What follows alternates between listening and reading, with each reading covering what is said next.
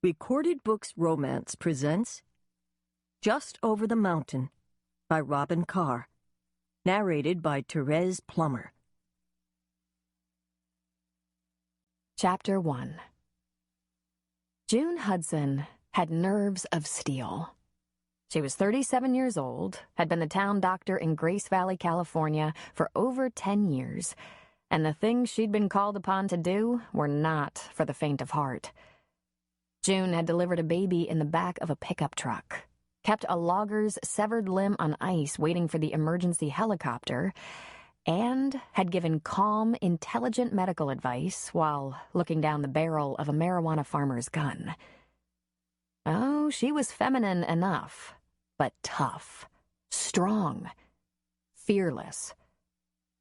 Maybe not fearless, but she'd certainly learned how to appear fearless.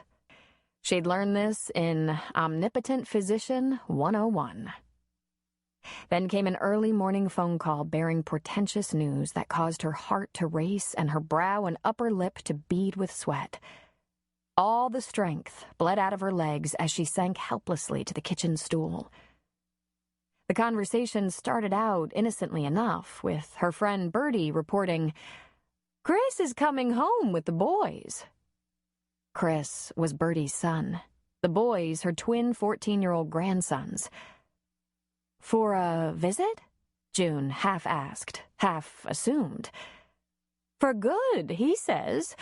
He and Nancy are divorcing."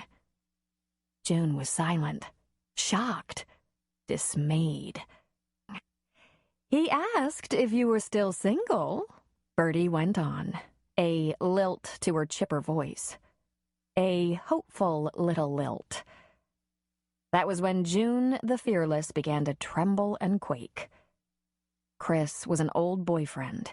In fact, her first love. Also her first and most terrible broken heart.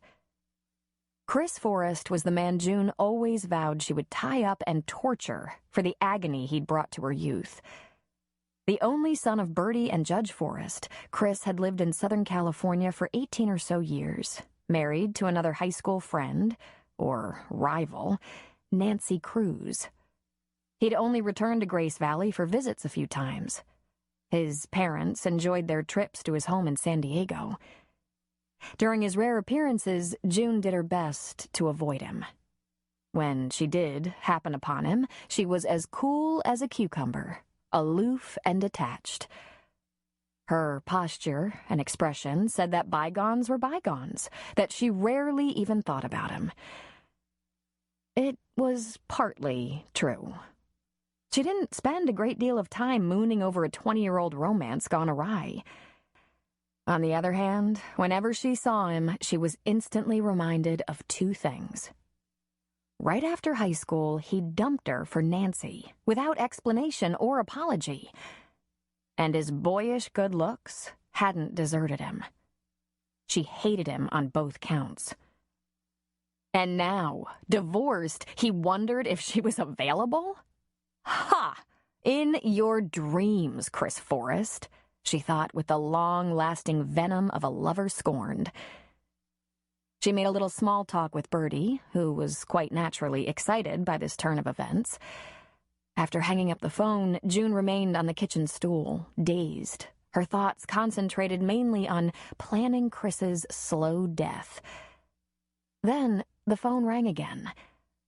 "Chris Forrest is moving back to Grace Valley," her father Elmer reported. "Really?" she faked. "Bertie and Judge must be delighted." "Seems he's split with Nancy and has custody of his kids, which I suppose makes sense, them being boys and all." "How nice." "Divorced," Elmer clarified. "I didn't mean that part was nice," June said. "Him coming back here with sons. That's nice, especially for Bertie and Judge."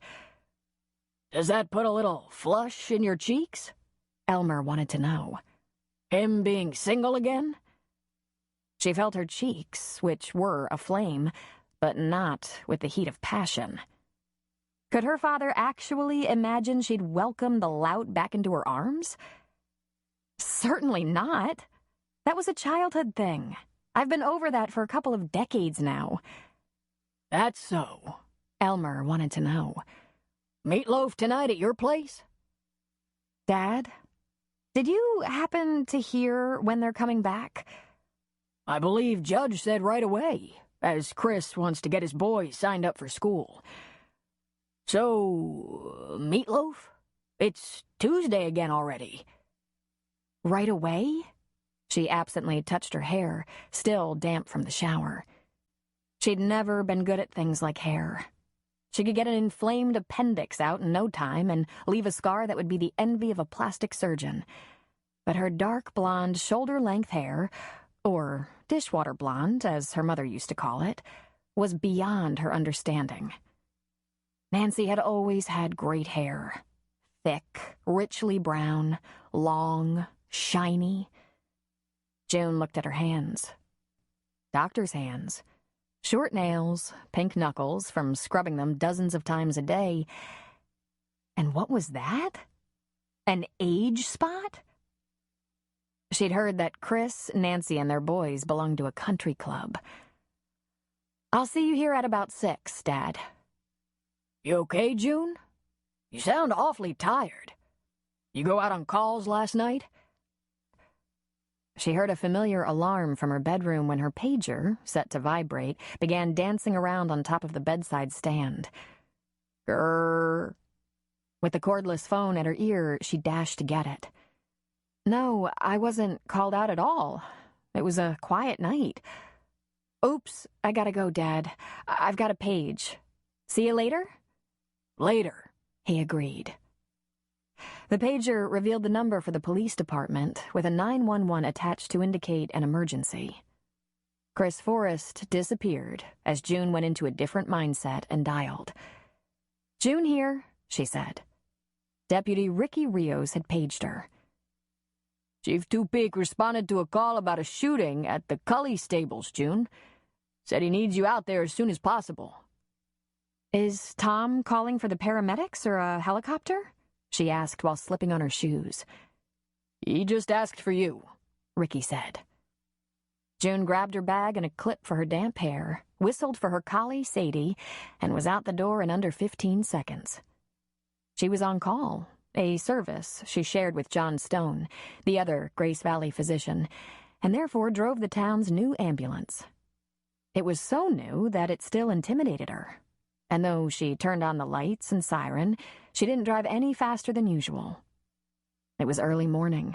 She didn't want to hit an animal or round a curve in the road and slam into slow-moving farm equipment.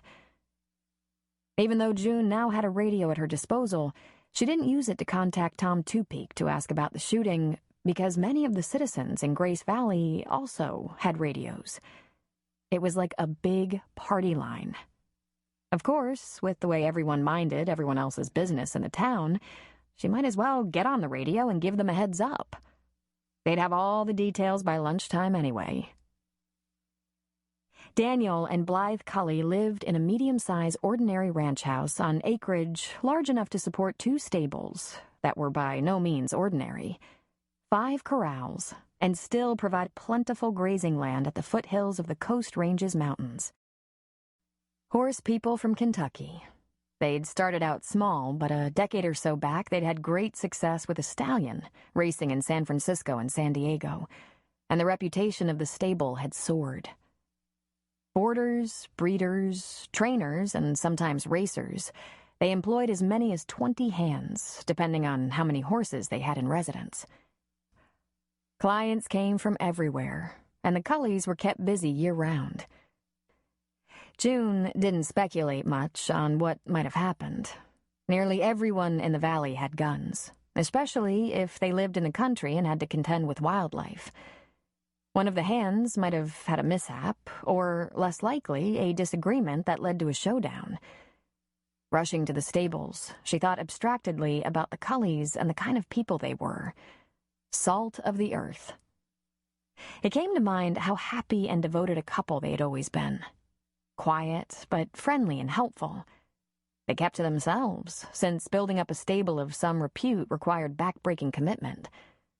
Farmers, ranchers, vintners, loggers, and the like worked from dawn to dusk, slept hard, and worked more. A strong partnership, a strong marriage, like what the Cullys had, was required. June thought it such a pity that they hadn't had children to raise on their land. They'd have made admirable parents.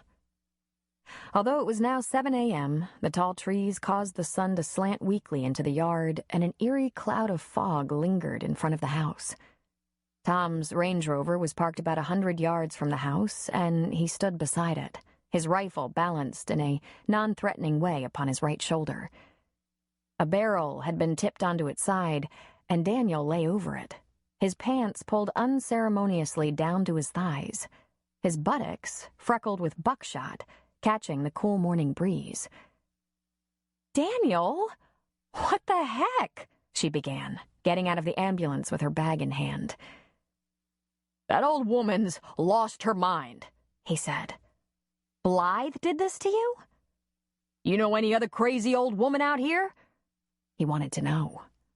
Well, First of all, she thought, they're not old. Blythe was around 55. Daniel maybe a little bit older. It was hard to tell. They were a young couple when they'd moved to Grace Valley, and June hadn't had occasion to treat either one of them. That in itself had never been curious to her until that moment. Why would they travel to another town for their medical needs? Had they not trusted her father, Elmer, the town doctor, before her? They were quite friendly with Elmer. Perhaps, unlike most of the townsfolk, they didn't want a doctor with whom they were well acquainted. "Where is Blythe?" she finally asked. Tom, not uttering a word, tipped his rifle slightly in the direction of the house. There, through the morning mist, June could see Blythe sitting in a rocking chair on the porch, the gun lying comfortably across her lap. "Have you talked to her?" she asked Tom. "Just from a safe distance. It appears she needs a little time to think about things." "You let that woman think much longer?" Daniel said. "She's likely to stomp down here and put the muzzle to my head, which I should have had examined about 30 years ago for getting into this bargain." June looked at his pocked, inflamed backside. "I'm gonna have to take you to the clinic, Daniel. We'll need some antiseptic and bandages, and nice, fine tweezers. But you'll be all right." She coughed lightly, and behind her hand, she said, "Perhaps scarred." "There's only one way I'm going to that clinic, Doc, and that's lying face down." "I can understand that. If I pull the stretcher out of the back of the ambulance, you think you can get yourself on it?" "I can give it a try." "Meanwhile, I do think someone needs to see if there's anything we can do for Blythe." "Do for Blythe?" he asked, incredulous. "You think I ought to lock her up?" Tom inquired. "What do you usually do when someone shoots someone?" Daniel said. "Throw a little jamboree?" "Come on, Daniel," June said patiently. "Let's see if we can stand you up and get you to the ambulance. I can't imagine what you must have done to upset Blythe to this degree, as sweet-natured as I've always known her to be." "Shows what you know," he grumbled, easing himself off the barrel, grabbing his pants in the front so they wouldn't drift any lower, and finally taking tiny, painful steps toward the back of the vehicle while leaning on June. "I do know her to be soft-hearted and sweet," June said. "Try not to bleed all over my new ambulance, Daniel. I'm just breaking it in." He stopped in his tracks, turned his head, and glowered at her. "Well?" She shrugged, apologetic. They moved on tenderly. Although the driver's door stood open, Sadie continued to sit rather majestically in the passenger seat. She never presumed. She thought of herself as a working dog. "Sadie, come on, girl. Have a grass break.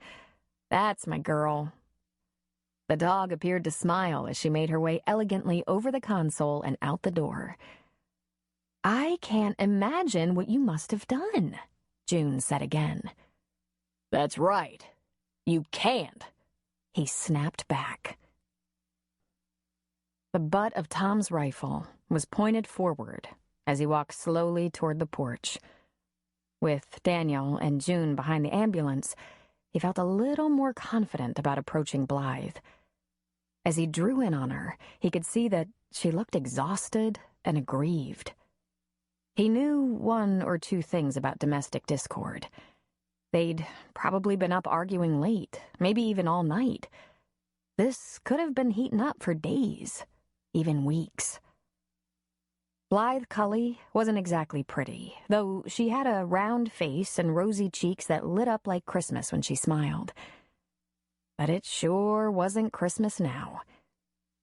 Middle age had put a few pounds on her, and her once pitch hair was now lightened by gray streaks. Usually, when she didn't have dark circles under red eyes, Tom thought of her as handsome. "You've had yourself a stressful morning," he said to her. "I might have been a bit testy." He lifted his dark eyebrows. Tom Two-Peak was of Cherokee Nation, transplanted from Oklahoma as a small boy. He hadn't been raised on the reservation, but he was raised in native ways by his parents, Philana and Lincoln, who lived with Tom's family still. It was natural for Tom to listen more than speak, to watch rather than act. The time to act and speak always seemed to come a little sooner than he expected. "I think we've got it all straightened out now," she said, and a large tear spilled over and ran down her cheek. Tom slowly lowered his rifle and leaned it against the porch railing. Then he took 2 slow steps up to the porch, helped himself to the gun that lay across her lap, and made sure there was no more shot in the chamber. He leaned the rifle against the railing beside his. "No, Blythe, it isn't straightened out. I spoke to Daniel." "What did he tell you?" Her eyes looked a little startled, as if she feared having all the secrets of their quarrel aired in public. "He thinks you're crazy, to put it simply." The fear drained quickly away and was replaced by a look of anger. He would. "You gonna tell me what possessed you to shoot your husband in the butt?" "He said some things to me he shouldn't ever have said." "Like?" "I don't believe we have to get into all that." "Maybe we should," Tom said. "I'd like to know what a man could say to a woman that would make her shoot him. Now, Daniel, he's not a drinking man, so I know he didn't go out and get drunk and break up the furniture. He's not a violent man. In fact, I'd call him gentle, though he's strong enough to hold back a stallion at breeding. If I had to guess, I'd say he's one of the better husbands in the valley. And I'd say you're lucky to have him." Blythe began to quietly cry. Her chin dropped, her face took on a pained expression, her shoulders began to shake, and tears fell onto her heavy bosom. "Well, there you have it. I've been lucky to have him. And now someone else is about to have him instead of me." That said, she got up from the rocker, went into the house, and slammed the front door. Tom wasn't able to leave Blythe alone. He was that uncertain of her frame of mind. She might hurt herself. But when he stretched his mind to which friend of hers he might call to talk to her, sit with her, get her the help she needed, he was stumped for a name. That was probably the first time he considered how isolated Daniel and Blythe had been from the town. How could they be both well-known and well-liked in a town as small as Grace Valley, yet have no close friends? Hands, who'd been lying low since the trouble started, slowly came into evidence around the corrals and stables. Tom asked a trio of them, "You know who I might call to come and tend to Blythe?" The men shrugged and shook their heads. Tom knew if he called a neighbor, one would come. But this wasn't a barn fire or illness. It was a serious domestic dispute. It required the presence of an intimate friend, or a professional. In the end, he called Jerry Powell, the only private therapist in town. Does she want to talk to me? Jerry asked. It doesn't matter, Jerry. She can either talk to you or go to the police station. Come on over. All this transpired at the stable, while in town at the clinic, June had been plucking shot out of Daniel's behind, asking repeatedly what he might have done to drive Blythe to such ends. Woman's just plain crazy, was all he would say on the matter. One of Daniel's hired men came for him in a pickup with a couple of bales of hay in the back, which he was happy to lie over on the ride home. Then there were patients to be seen, an uncomfortable number of them asking questions about Daniel's condition. It was mid-morning before June took the clip out of her hair and plied it with a brush. It was perfectly hopeless. After being twisted into a clip while damp, it had a mind of its own. She'd always assumed her natural wave would come in handy if she had any talent with hair, but alas, none.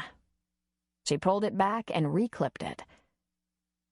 It was late for her to be getting her first cup of coffee at Fuller's Cafe across the street.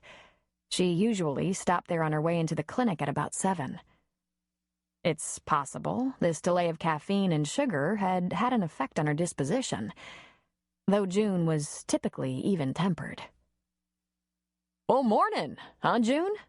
George Fuller wanted to know. Daniel Cully gets a rum full of shot and Chris Forrest is coming home, all divorced and everything. You still have a shine for him, June? George, that was high school. Don't be silly. Why else would he come back to Grace Valley? Well, George, gee, why indeed? Could it be because he has family here? Or could it be it's a good little town in which to raise teenagers? Or maybe he just likes the place where he grew up. George grinned stupidly. And what if he wants to get back together with you? George, it was high school. I wonder, does he know how cranky you've gotten over the years? If you'd just shut up and give me my coffee and a bear claw, I could mellow out. But every morning you have something to give me grief over. I've been giving you bear claws and sticky buns for 10 years now, June, and you're still as thin as you were in junior high. You reckon you have an overactive metabolism? Probably. George slapped a hand on his belly, which was straining the buttons on his shirt. He looked about 7 months along. You reckon mine's broken? He asked with a huge grin. That, and a few other of your mechanisms, she said, taking the coffee and bun.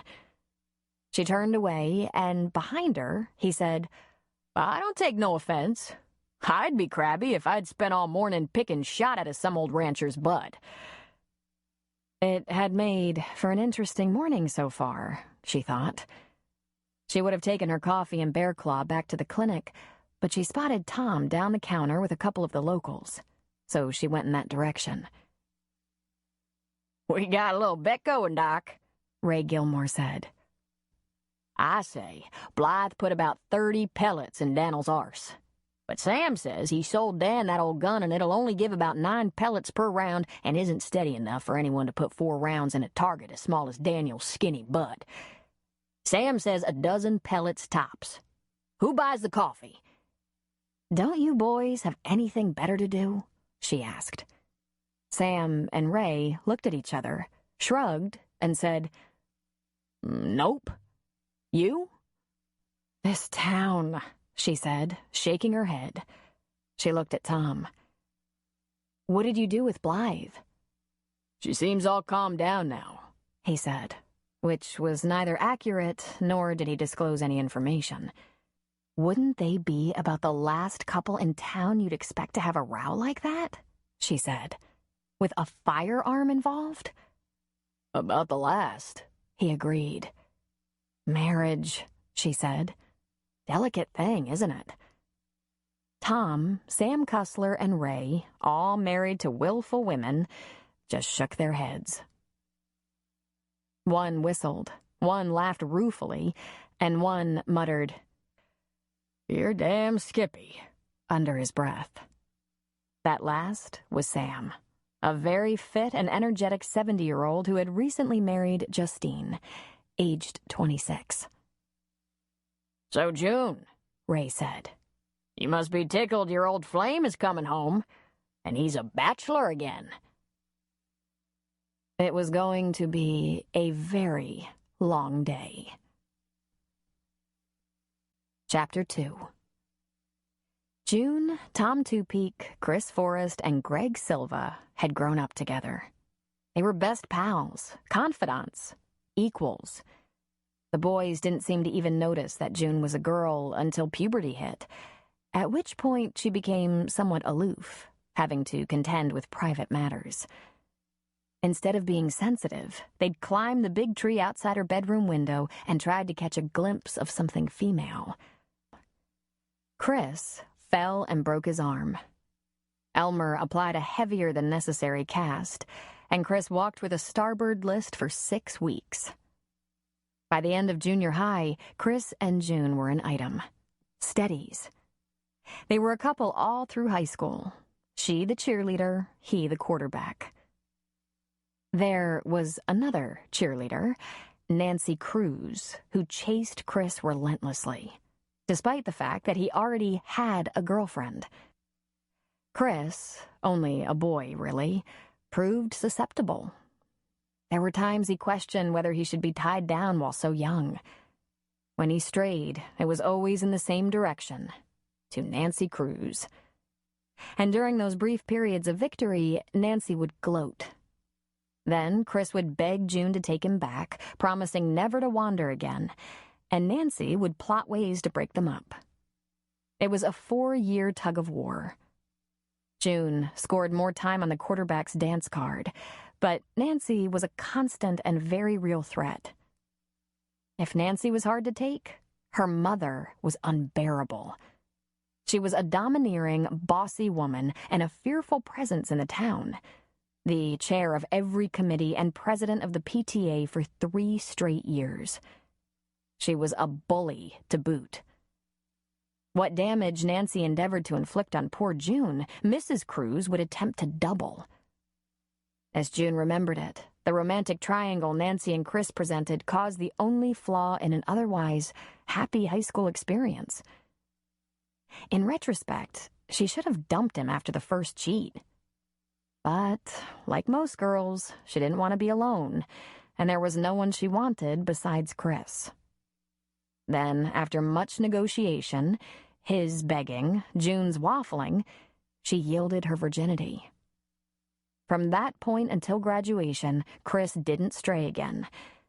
That June knew about, anyway. There was one area in which Chris and June weren't at all compatible, and that was the importance they put on performance in school. June enjoyed studying, which made her high grades appear effortless. Chris was restless, easily bored, and he struggled to stay focused. She was valedictorian. He barely graduated. When it was time for college, that difference played a major role in breaking them up. June got scholarships and went off to Berkeley, while Chris's parents were lucky to get him to enroll in the local junior college.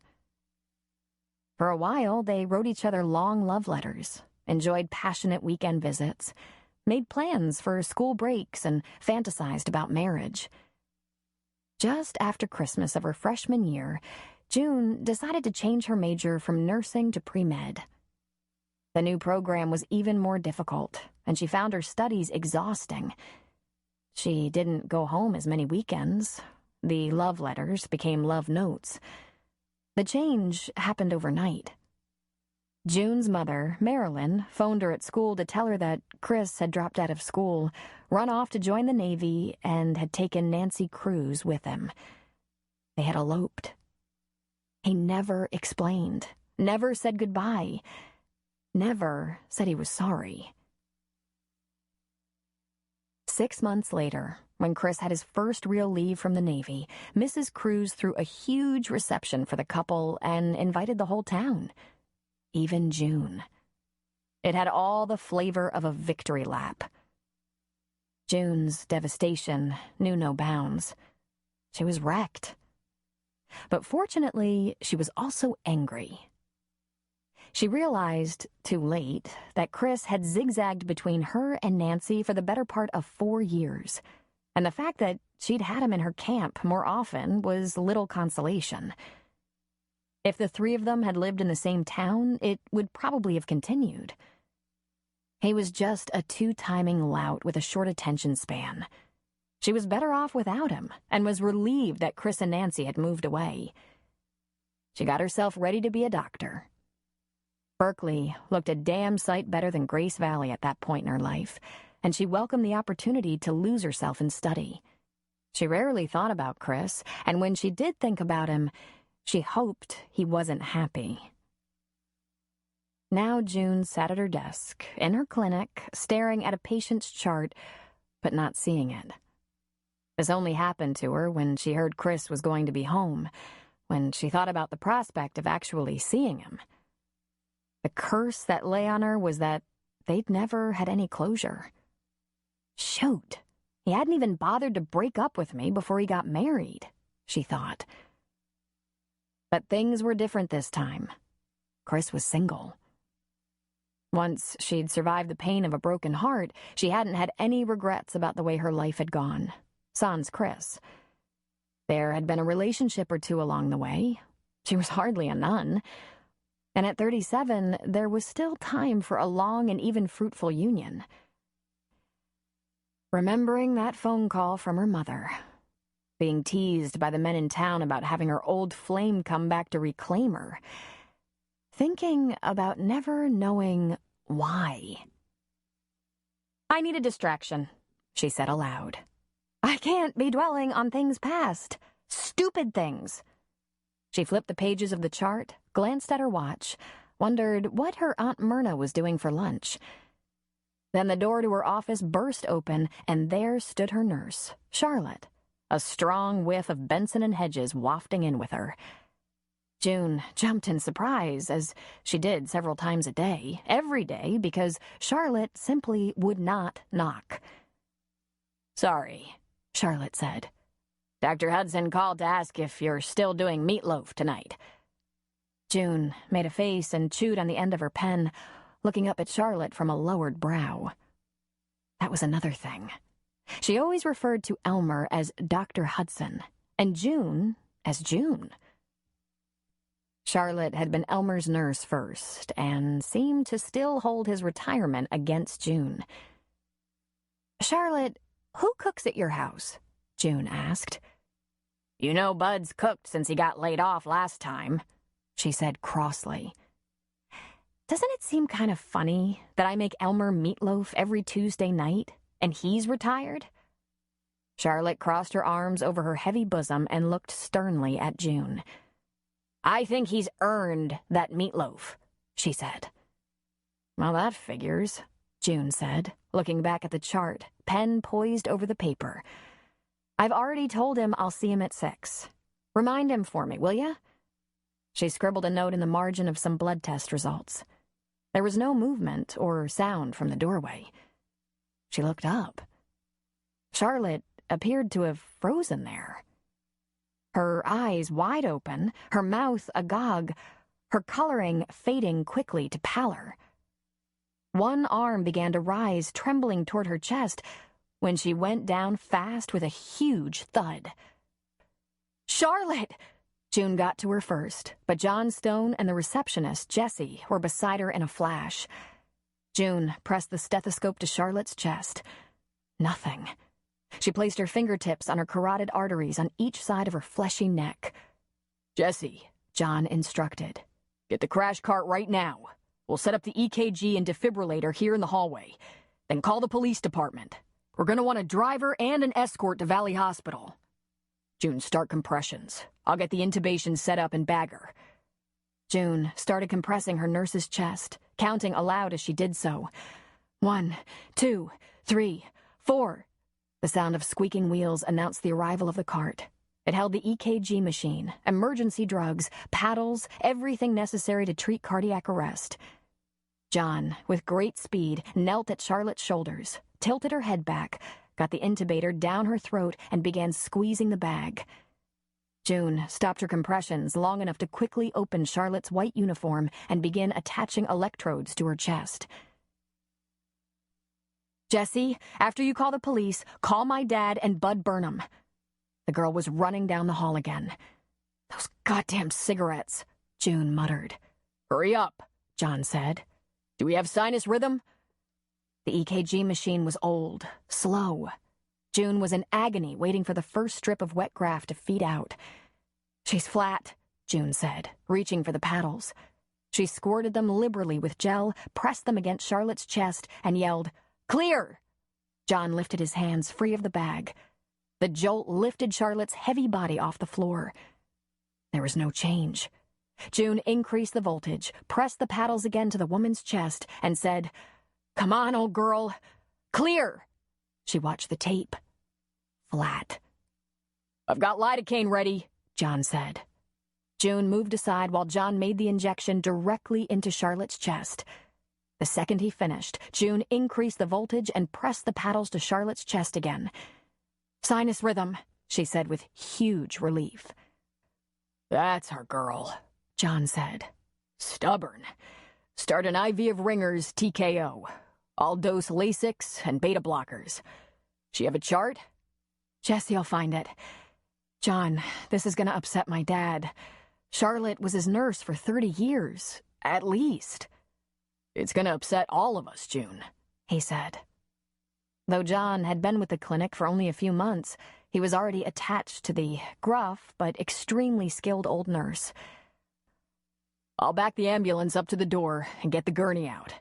If you think you can handle this now." "Go. The sooner we get her to Valley's cardiac unit, the better her chances." John ran down the clinic hall to the back door. June, kneeling beside her nurse, gently stroked the woman's forehead.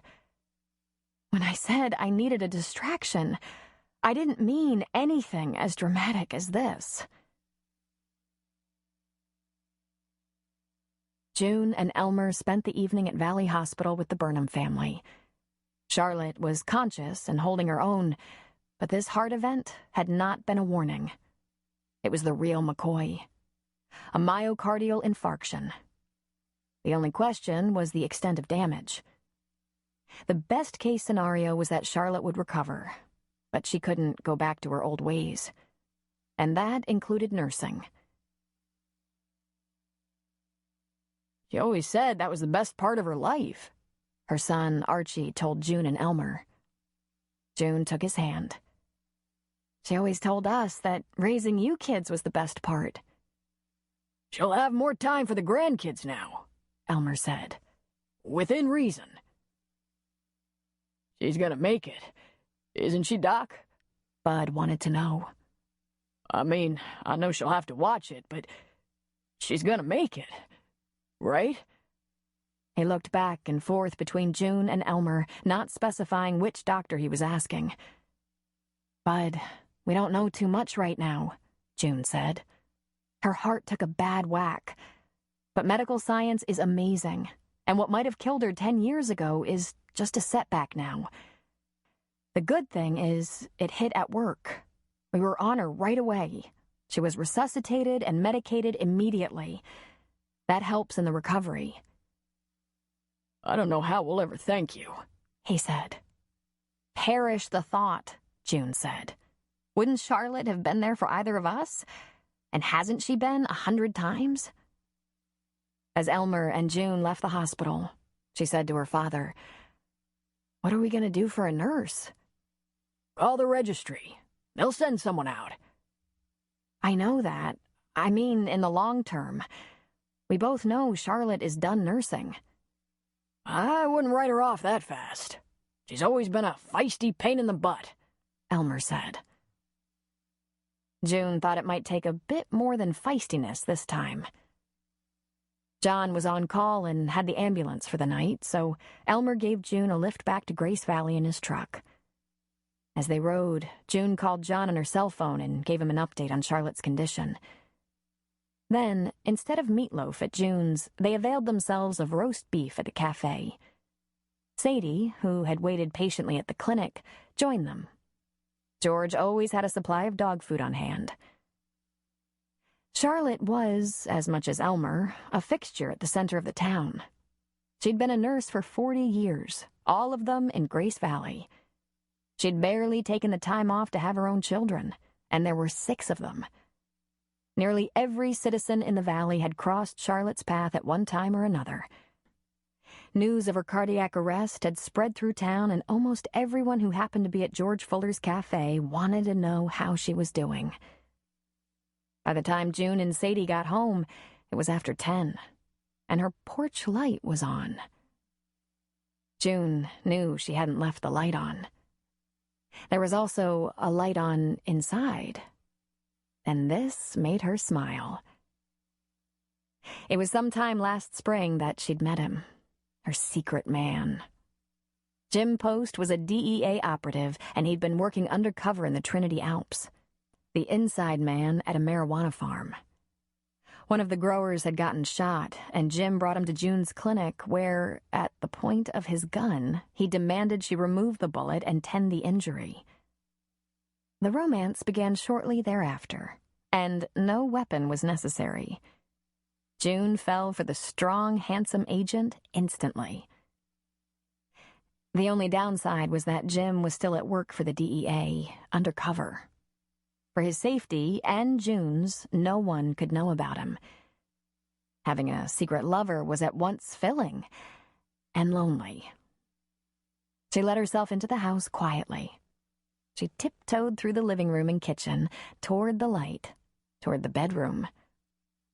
He reclined in the armchair in the corner, his feet up on the ottoman, the throw from the foot of her bed pulled over him, and a book face down on his chest. He'd grown a beard since the last time she'd seen him. A very handsome beard of light brown. His hair was shorter, though. It was almost a buzz cut. And he wasn't quite as tan, but then he'd been working in an office for the past couple of months, and summer was drawing to an end. There was a definite fall chill in the late-night air. Some secret agent, she thought with a smile. He didn't so much as stir while she and Sadie studied him. She crept closer, knelt beside the chair, stealthily pulled the book off his chest, and lay her head there. His arms came slowly and predictably around her. "What are you doing here?" she said. "You know it's meatloaf night." Meatloaf didn't appear to be happening. I waited till about 9, then decided if Elmer came home with you, you'd know by the porch light that I was inside. It's the middle of the week. This isn't a vacation, is it? No. It's good news and bad news. Oh, I hate those, she said, not asking for either. I have a couple of days. Is that the bad news? She asked, knowing better. I'm being sent to the Ozarks, because I have such a lot of good goddamn mountain experience. She was quiet for a moment. That's too far away. Don't I know it? Why didn't you just wait till morning to tell me that? I couldn't do that to you, he said. There aren't too many perks in this relationship. You're entitled to the truth, at least. She smiled against his chest, but didn't let him see. To tell the truth, she needed him right now. And he'd been the last person she'd expected to come along and give comfort of any kind, much less the best kind. Why isn't there meatloaf tonight? He asked. Patients? We had an emergency. My nurse, our nurse, Charlotte, she had a coronary on the job today. A real bad one. We almost lost her. Almost means you saved her? John and I, by the hair on our chins. She's not in good shape. I guess this means you can't get away for a couple of days, on short notice. If we'd met when we were much younger, she began, would you have chosen another line of work? Would you? He countered. You'd have made a terrible husband. You'd have made a dynamite wife. Flattery has never worked on me, she insisted. wondering if he could feel her smile against his chest. Hell, her whole body was smiling. If you can't get away for a couple of days, will you at least take all your clothes off? Well, she said, sighing heavily, I suppose, since you're going off to war again, it's the least I could do. His arms tightened around her. I have one more piece of news.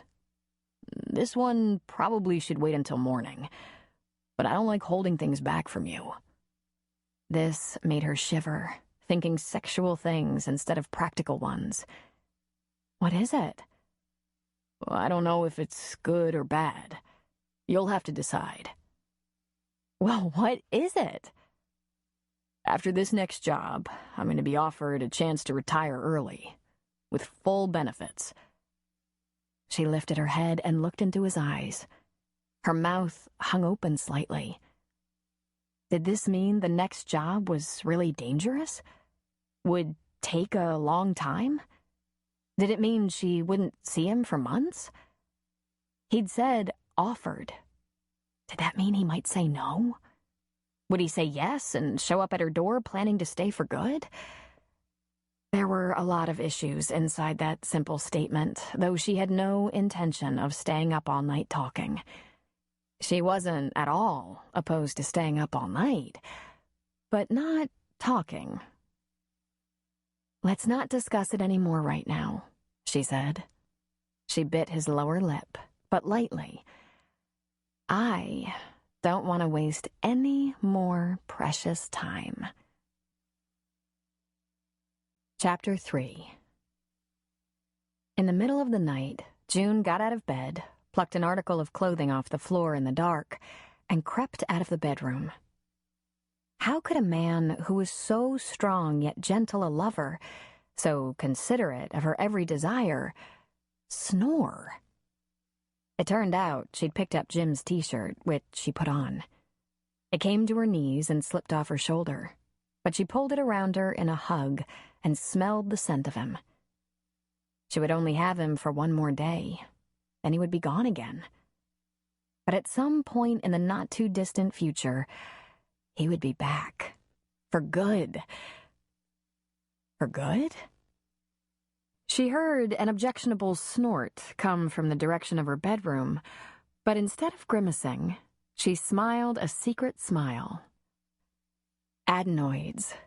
They'd have to come out. Sadie so liked having a man in the house, she hadn't even left the bedroom with June.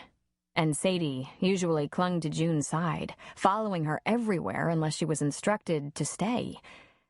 But even with that god-awful snoring, Sadie was content on the floor beside the bed. Jim was 40 and had never married. She was 37 and hadn't either. Their time together had been so brief, there were 100 things they hadn't discussed. What if he took that early retirement, came to Grace Valley to start a new life, and they found they were totally incompatible? She sat on the floor, legs crossed, in front of her 20-year-old record player. She leafed through old records in their dusty jackets. Her taste in music had always been odd. She liked things that would be more natural for her father. She put on a Perry Como record, the volume very low, and listened to his voice, like velvet, sing to her that she should make someone happy. Just one someone happy. Perry Como, Andy Williams, Nat King Cole, Mel Torme, Johnny Mathis. All were like drifting across a lake in a lolling rowboat. She heard the jingle of Sadie's collar and the click of her nails against the kitchen floor. Sadie flopped down beside her, but Jim came on silent feet and sat behind her on the floor, his long legs on either side of hers. His arms encircled her, and he kissed the back of her neck. "There's something I've been wanting to tell you," she said, "but only if you think you want a future with me. Not that I accept. I just want to know what your expectations are." "I want you forever," he said. "You think so?" "So far." But I'm sure you could do better if you applied yourself. Applied myself to getting a man? Never mind. What was I thinking? Okay, what I've been meaning to tell you is I'm pretty sure I can't have children. How do you feel about that?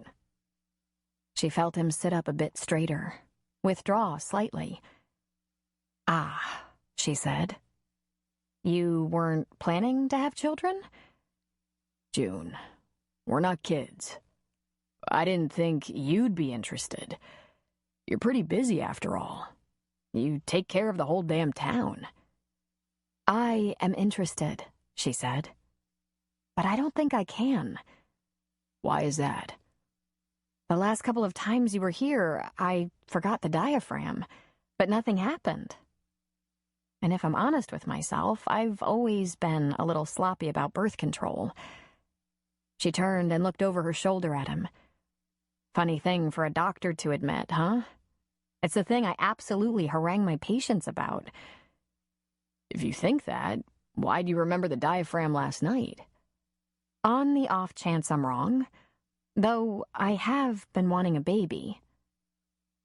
If you're wanting, Oh, I wouldn't do that to you. I wouldn't do that to any unsuspecting man. If I decided seriously to try to have a baby, I'd use an anonymous donor. Frank Sinatra began to sing, New York, New York. Women are very strange, he observed, right down to their taste in music. Would you be wanting children? She asked. He laughed softly. I'm very flexible. Well, then would you be willing to have your adenoids removed? In the morning, without the benefit of much sleep, June showered, dressed, and kissed the sleepy agent goodbye. I like this, kissing you goodbye in the morning. Oh, it won't be long before you're complaining that I don't have your breakfast ready on time. I have to go to the hospital at least twice today, since Charlotte's there, but I have an idea. After you've had a leisurely morning, why not drive over to Westport? There's a small inn near the sea. It's connected to a mediocre steakhouse, and you can hear the surf. We could spend the night there. It's pretty close to the hospital. Are you allowed to do that? He asked. Uh-huh, if I lie. Oh, I see. Well, that's your doing. Your job thing. Not for too much longer. He hadn't said yet how much longer, nor had he given her other details about this next mission or early retirement. She'd had her wish. They'd done things other than talk. Maybe we can talk about all that tonight while we listen to the surf. That way you won't have to stay invisible here at the house. Good idea. Just ask for Dr. Stump. Can you come up with a new alias? It sounds so, I don't know, awful. I'll specify that I'm an orthopedist. How's that? She stroked his beard, ignoring his crudity. It's interesting, this beard. Are you keeping it for a while? I'm taking it to the Ozarks. I'll probably have to shave it then. Why? It hides your face. Makes you so mysterious. It hides the scars. Remember? Too well, she said. After his mission in the Trinity Alps had been completed and the marijuana camp busted up, Jim had had to run for his life. He'd slid down a steep, rocky hill and was stopped once by a tree with fiercely sharp bark and once by the asphalt of the road. He'd been scuffed up all over, and one side of his face had been skinned raw. Without knowing whether he was safe, June had been in the clinic all that night, tending both law enforcement personnel and criminals who had been arrested, all injured in the raid. She'd come home to find Jim waiting for her in her house, bruised and bloody. Now she'd like to see how he had healed. June wasn't at all surprised to see Elmer's truck in the hospital parking lot. She had to pass through a clot of 4 of the 6 Burnham offspring circled around one of the few outdoor ashtrays. Sadie went with her as far as the information desk, where an elderly woman in a volunteer's pink coat offered to dog sit. June found the other 2 Burnham kids waiting in a special room off the intensive care area. Small town and country hospitals were used to whole families practically moving in and refusing to leave until their loved one did. June took one look at Charlotte and thought it quite possible they would leave without her. She was gray, the color of death, and though her eyes were open, there was very little life in them. She had a plethora of tubes coming out of her. Elmer sat at her bedside. Bud stood on the other side. June went to the nurse's station and asked to see Charlotte's chart. She reviewed the latest EKG tape, the meds that had been prescribed by the cardiologist, the doctor's orders for the day. The one thing she wished she could read here was not going to appear. Would Charlotte survive this? While June read the chart, the nurse urged Bud and Elmer away. "Okay, gentlemen, time's up. Charlotte needs her beauty sleep, you know. Someone can see her again in an hour." Intensive care personnel were very strict about limiting the visitors and the time spent at a patient's bedside during these critical hours. But June wasn't hustled out. With the chart in hand, she went to the bedside. She touched Charlotte's hand, which was clammy. She gave the hand a squeeze. Charlotte had a tracheotomy and oxygen, so couldn't speak, but she looked into June's eyes and mouthed, "Thank you, Doctor." Doctor. June felt a swell of tears. "You'll be okay, Charlotte. You're tough." Charlotte nodded, but there was no conviction in it. She closed her eyes. June found her dad in the waiting room, chatting with one of the Burnhams. "Dad, got a second?" He excused himself and went to June. "Are you needed here, or can you escape for a few moments?" "What for?" "I have another patient here. You might enjoy seeing her." "Who?" "Juria Mull. There's going to be an unveiling." "This morning? I wouldn't miss it." June had become acquainted with the Mull family for the first time several months ago. One early morning, she'd run for the kitchen phone wearing only a towel and found the 4 of them seated, nice as you please, in her living room. Clarence, a Vietnam vet, Juria, his wife, and teenagers, Clinton and Wanda. Although the Mulls had come in search of treatment for Clinton's injured foot, the first and most obvious thing June saw had been Juria Mull's morbidly scarred face. One whole side was crushed, leaving a cheekbone caved in and her eye sealed closed by scar tissue. The accident had happened when she was a little girl, and her family, mountain people, hadn't had medical treatment available. The injury had healed. Her cranium and facial bones grew, and the result was freakish.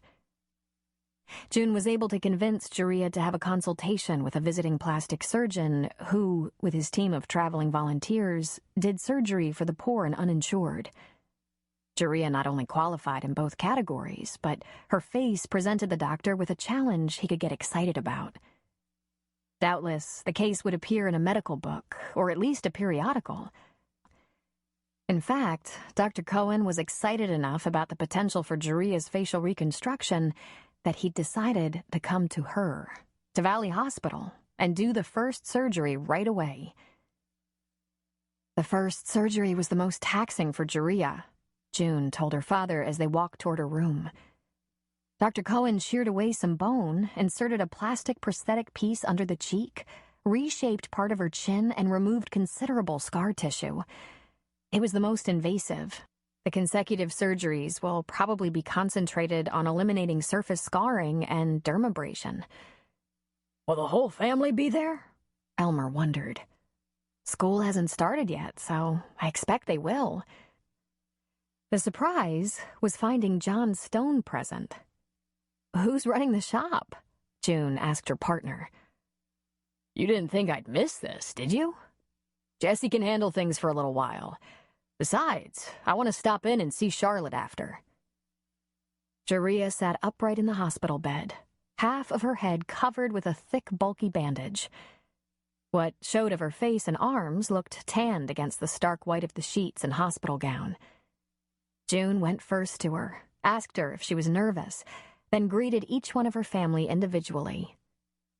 If Jeria looked nervous, Clarence looked terrified. 16-year-old Clinton and 14-year-old Wanda, however, appeared excited. For these two, their odd little family was only beginning to take on some semblance of normalcy. When June had first met them, they were isolated in a small backwoods shack, Jeria hiding her morbidly scarred face, and Clarence sheltering himself against the paranoia and post-traumatic stress disorder he'd brought back from Vietnam.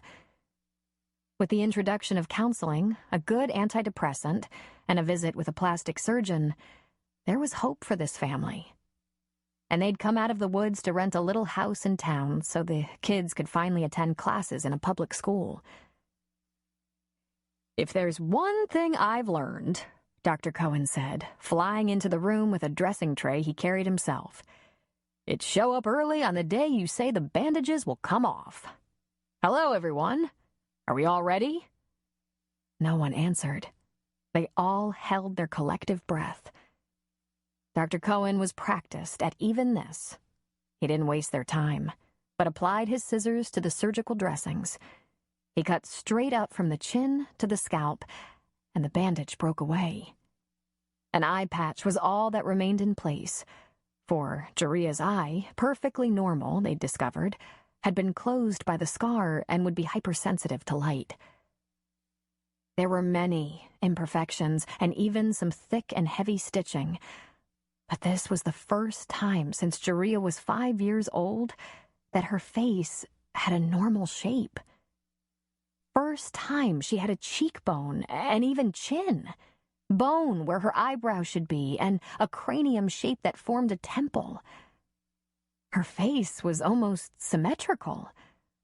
And even though there was stitched incisions, harsh redness, and some swelling, the improvement was almost too dramatic to believe. The silence in the room said it all. The quiet was reverent. "Mama," Wanda finally said, "you're beautiful." Dr. Cohen produced a hand mirror immediately. Jeria took it tentatively. It shook as she held it unsteadily. "My heavens," she said in a breath. Her trembling fingers rose to her cheek, touching carefully. "It's a small plastic disc inserted under the skin to give you the shape you need," Dr. Cohen explained. "We're going to let the doctor of ophthalmology remove the eye patch and test you for vision impairment. But, Jeria, underneath all that scar tissue, the eye appears to be normal. A few more surgeries, far more minor than this one was, will smooth out all the rough edges and give you a better finished product. A more beautiful face." She looked up at him, her fingers lightly touching her new cheek. "More beautiful than this?" she asked, stunned. He laughed softly. "Much better than this, Jeria. This is just the first step. It's the toughest surgery, so the worst is over now." "Never," she began. A tear spilled down her cheek. "I never would have believed." June looked at Clarence and saw that his face was wet with tears. But just as she met his eyes, he bolted. "Dad?" Clinton called out. "I'll go after him, Ma." "Poor Clarence. He just wasn't ready for it, I don't think," Jeria said. "When can I go home, Doctor?"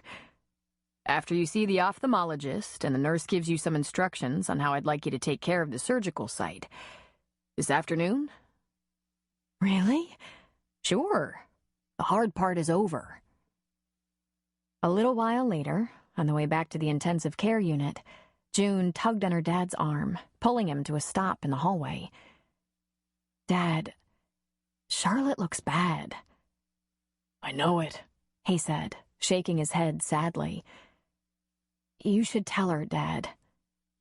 He knew exactly what she meant, for he hung his head, but he didn't speak. He was going to make her put it into words. Do it with Bud. Tell her if she wants to fight it out, you'll be there for her. But she doesn't have to fight for your sake. Tell her that it's okay. When she's had enough... I know, he said, and lifted his head. He was just a little guy, and worry made him appear smaller. I've been losing a lot of friends lately, he said. Wears on me. Think about Charlotte, Dad. You know she won't let go till she hears it from you. Even Bud doesn't have the kind of hold on her that you do. She's a good old girl. I'll do the right thing, June. But I have to work up to it. She kissed him on the cheek. Are you planning to be here this evening? Probably. Unless you want to try again for meatloaf. Actually, I heard from a friend I haven't seen in ages. He's gonna be up this way and asked if I'd like to meet him for dinner. Elmer squinted and looked at her over the top of his glasses. June? You blushing? She ignored his question. If you think you'll need me, or Charlotte will, I'll take a rain check. But if I can be spared... You are blushing. He must be quite a guy. I haven't seen you blush since high school. He cackled a little. It would do my heart good to see you give that Chris Forrest some competition. That killed the blush. Now don't you start, she warned. Go ahead, June. Enjoy yourself. I'll keep watch here and call you on your cell phone if there's any change. The day seemed to drag slowly toward evening, despite the fact that June stayed very busy and a great deal was accomplished. For one thing, Susan Stone came into the clinic and took over Charlotte's duties. Susan had been a practicing RN when John met and married her, but even so, June hadn't thought of the possibility of Susan helping out. It changed the whole culture of the clinic. For Susan was Charlotte's opposite. Where Charlotte was grouchy, Susan was cheerful. While Charlotte was hard-working, Susan was brisk and efficient. And while Charlotte had trouble getting along with 20-year-old Jessie, Susan acted like her older sister, and the two got on famously. Still, it seemed altogether wrong that Charlotte was not present. It was nearly 5, and June was getting ready to leave the clinic when her cell phone twittered in her pocket. She went into her office to answer. It's me, Jim said. I've been cursed. What is it? I'm already here. Can you hear the ocean in the background? It sounds like static.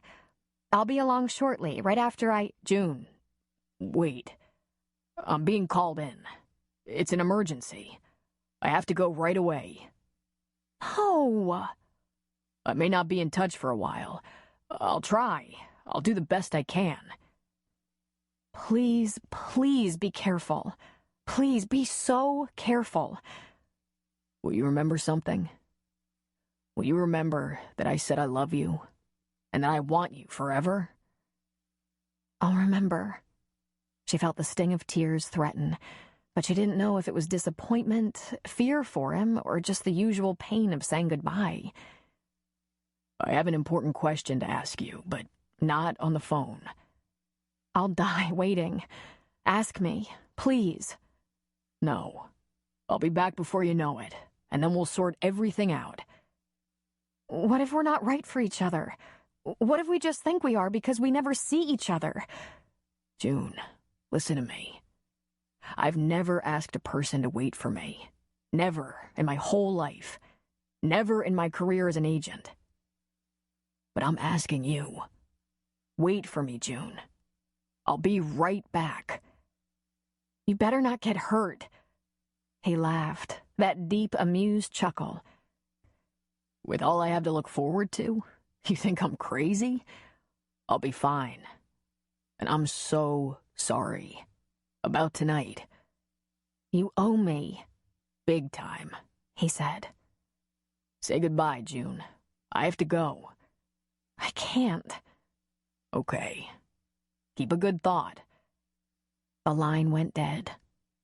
June sat at her desk, holding the phone. Once again, nothing had been resolved.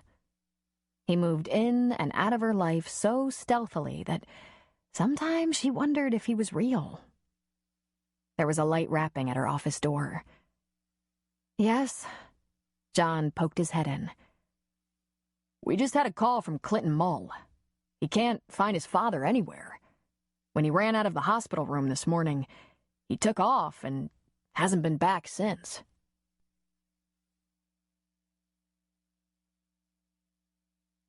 Chapter 4. June was feeling a little sorry for herself, to tell the truth. Charlotte was still barely holding on a few days after her heart attack, with Elmer sitting a painful vigil at her side. June was unable to spend much time comforting her father or her nurse because the clinic was full of kids whose parents had waited till the last minute to get them school and sports physicals and catch up on immunizations. Clarence Mull hadn't come home yet, leaving Juria wringing her hands in that stoic but distraught manner of hers. And June hadn't heard a word from Jim. She'd dreamed about Jim the night before, a dream so real and voluptuous. She woke, short of breath and with his scent on her. It took long moments for her to realize that it was only the pillow he'd used. That, combined with her longing, made the whole nocturnal event so real. Then she turned over and said a prayer that he'd be safe, and a second prayer that he'd still love her as passionately when his next assignment was past. There was a definite bright spot in the chaos, and that was Susan, who kept things moving with such efficient pacing that they were able to keep up with the heavy load without imposing on Elmer for help. It was difficult to believe she'd never been an office nurse, impossible to imagine that in the past 7 years she hadn't worked as a nurse at all. She was assisting in OB/GYN exams, removing stitches, helping Jessie schedule appointments, taking patient histories, giving shots, and, most importantly, keeping the doctors moving if they started to get behind. Although it felt like a sacrilege, June thought she was even more capable than Charlotte, and that was saying something. She caught John in the clinic hall between patients. "I don't know how we managed before we had Susan in here," she whispered to him. Now you know how I felt when I met her. She was a surgical nurse. My life was a mess, and she straightened me right out. At least you know how lucky you are. And if I don't, she'll be happy to remind me, he teased. Seriously, John, she's a fantastic nurse. Do you think there's any possibility she'd stay on? Full-time? With Sydney in first grade this year. Sorry, she'd never even consider it. Susan is completely devoted to being a full-time wife and mother. That's too bad, June said with disappointment. I mean, not too bad that she wants to be a full-time wife and mother, but too bad that she can't squeeze one more career into her day. You know what I mean. Sydney's already starting to complain, and she's been in here less than a week. She was just about to ask him if he was complaining as well, but she was distracted by the sight of 2 teenage boys, twins, who were replicas of her first boyfriend. Tall for their 14 years, lanky, freckled, with unruly curling brown hair, they wore identical sulks, typical of their age, and long, baggy shorts that hung low in their skinny frames. It was like stepping into the past. They had to be Chris's boys. "Right this way, gentlemen," Susan was commanding. She followed them into an examining room and closed the door. June shook her head with silent laughter. She considered what a handful those 2 must have been and felt a pang of momentary envy. A few moments later, she and Susan were exiting their examining rooms at the same time. Susan put 2 folders into the slot outside the door and said, "I'm giving the Forrest twins to John because he's a male doctor and they're at that age, you know." Good move. Physicals? For sports? Football.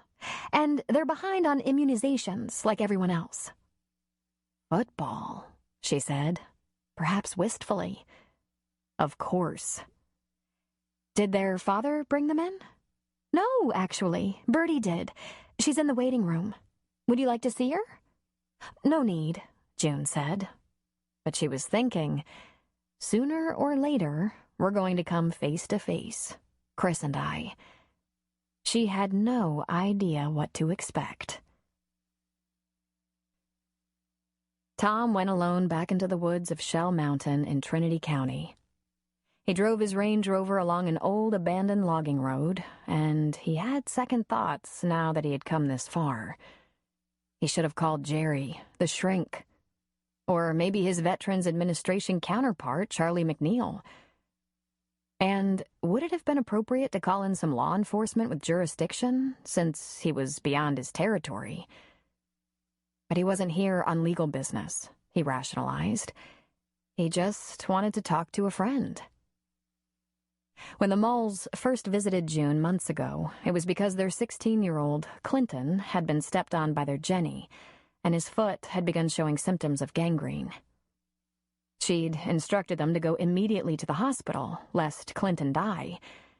But Clarence, who'd suffered from paranoia and delusion since the war, took the boy straight back home, to their little shanty in the woods. This was where Tom found him the first time, and where he suspected Clarence might have fled now.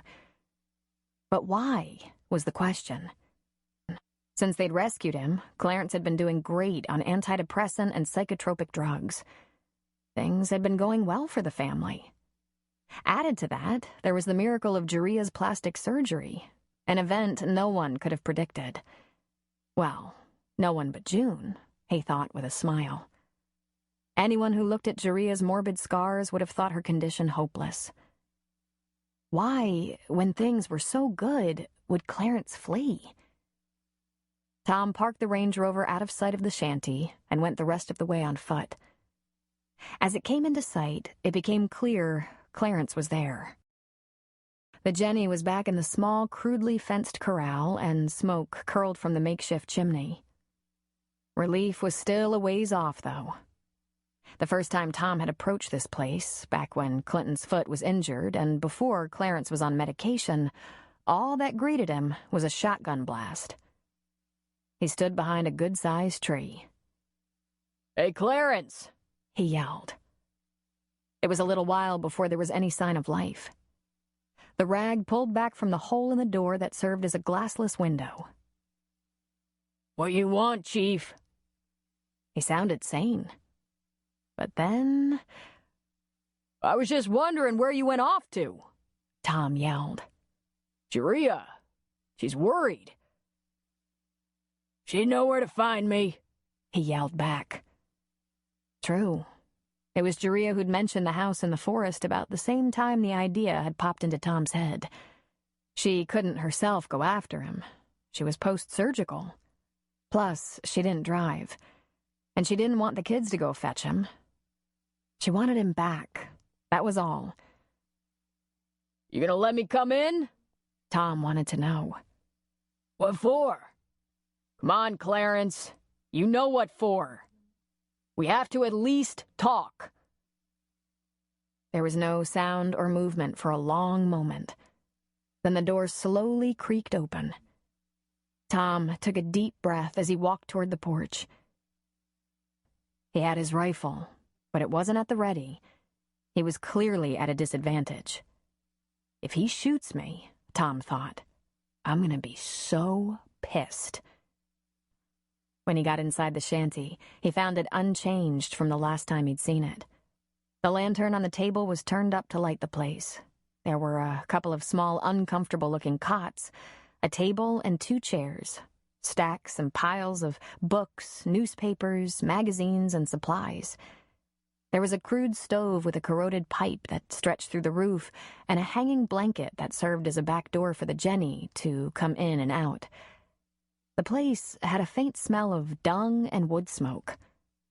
Clarence sat at the table, looking down. Lucky some squatter didn't come in here and take over your place, Clarence. I didn't realize you left it like it was. Make your point and leave, he said. Jesus, Clarence. When did you get so unfriendly? Last time we talked, we were like old friends. You upset about something? That your point? It was hardly worth the drive now, was it? Clarence still hadn't raised his eyes, and Tom really wanted to look at his pupils. Tom pulled out the other chair and took a seat opposite. Here's my point, Clarence. Your wife just had a meaningful operation. She's still a little under the weather, though she's healthy enough. But weak as a kitten. The kids are looking after her, but everyone is put out that you took off like you did. They'd be grateful to know why, at least. Clarence didn't take any time at all to answer. It was a little too much for me. What? The operation? That, and everything else. Being, you know. If I knew, I wouldn't have troubled myself to drive up here. Why did you then? I thought I explained that. Sharia and the kids are upset that you ran off. I just need some time to get used to the idea. What idea? Clarence hit the table, causing the lantern to rock. The idea that her face is gonna be all right. Well, for God's sake, Clarence. What they gonna need me for? Sharia and the kids, they got everything they need now. They don't need me.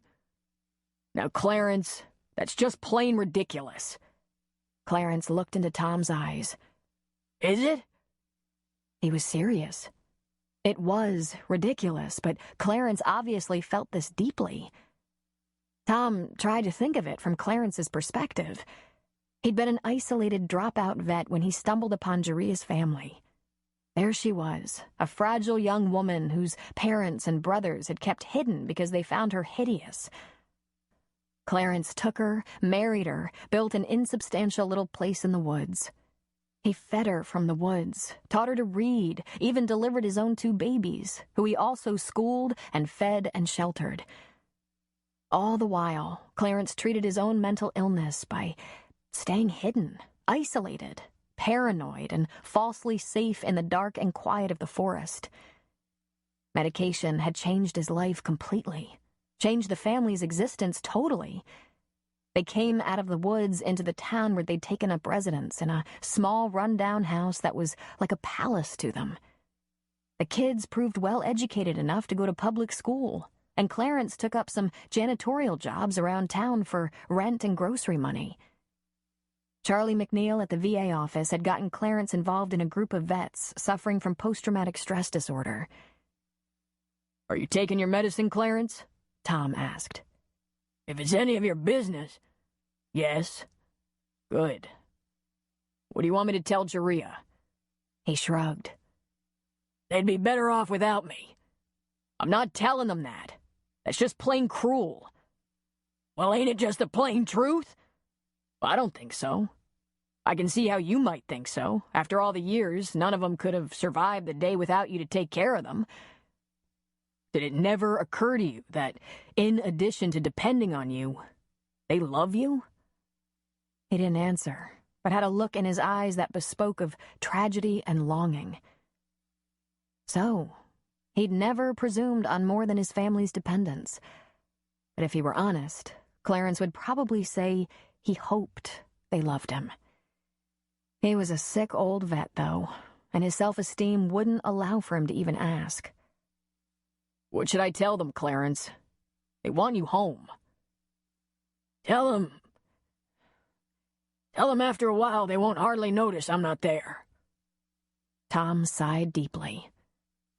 Clarence, you're some load. You know that? I'm not telling them anything like that. It would scare them to death and break their hearts. And I know you don't mean to hurt anyone. Do you? Of course not. Nor yourself? Of course not. Seems like you just need a little time to think about things. Seems like you might benefit from having someone come out and talk to you about things. I'd sooner be left alone, he said. So here's what I'm gonna do, Tom said. I'm gonna tell Sharia and the kids that it was too much too fast. and you're taking a breather. You need some time to get adjusted. That'd work. Meanwhile, I'm going to tell Charlie McNeil you're having some trouble adjusting to the changes in your family. Hey, that red-headed, freckled fella from the VA? Tom frowned. He didn't like that Clarence couldn't place Charlie any faster than that. He'd spent quite a bit of time with Charlie.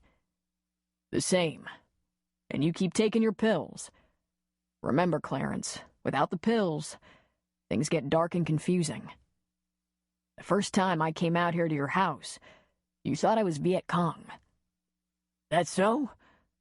You don't remember? He shrugged. The nicest part about the medicine is I don't have to remember how crazy I was. Don't worry, Chief. I'm taking the pills. Good. That why you came all the way out here? To tell me Jaria's worried and to ask if I'm taking my pills? Tom reached across the table and grabbed Clarence's fist in a rough grip. Well, Clarence, I consider you my friend. Friends look out for each other. That made Clarence almost smile. You were good in country, too. That's when he knew for sure. Tom had never been to Vietnam. Clarence was delusional. If he was taking his drugs, he wasn't taking them as prescribed.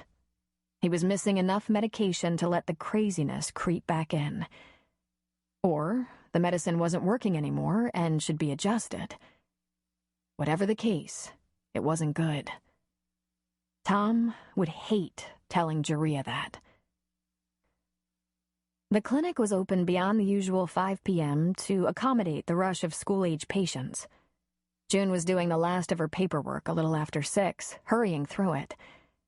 She'd received a note from Tom earlier asking her to meet him for coffee at the cafe after work, and she was curious about what he wanted. Susan tapped at the door and waited for June to invite her in. She carried a few charts and a tablet upon which she'd made notes. Here's what you have scheduled for tomorrow, and if you have time, I'd like to review the notes I've made in these charts to be sure I'm doing it the way you want it done. I'm sure you are, Susan. I can't tell you what a difference you've made around here. I can't believe you haven't worked in a family practice before.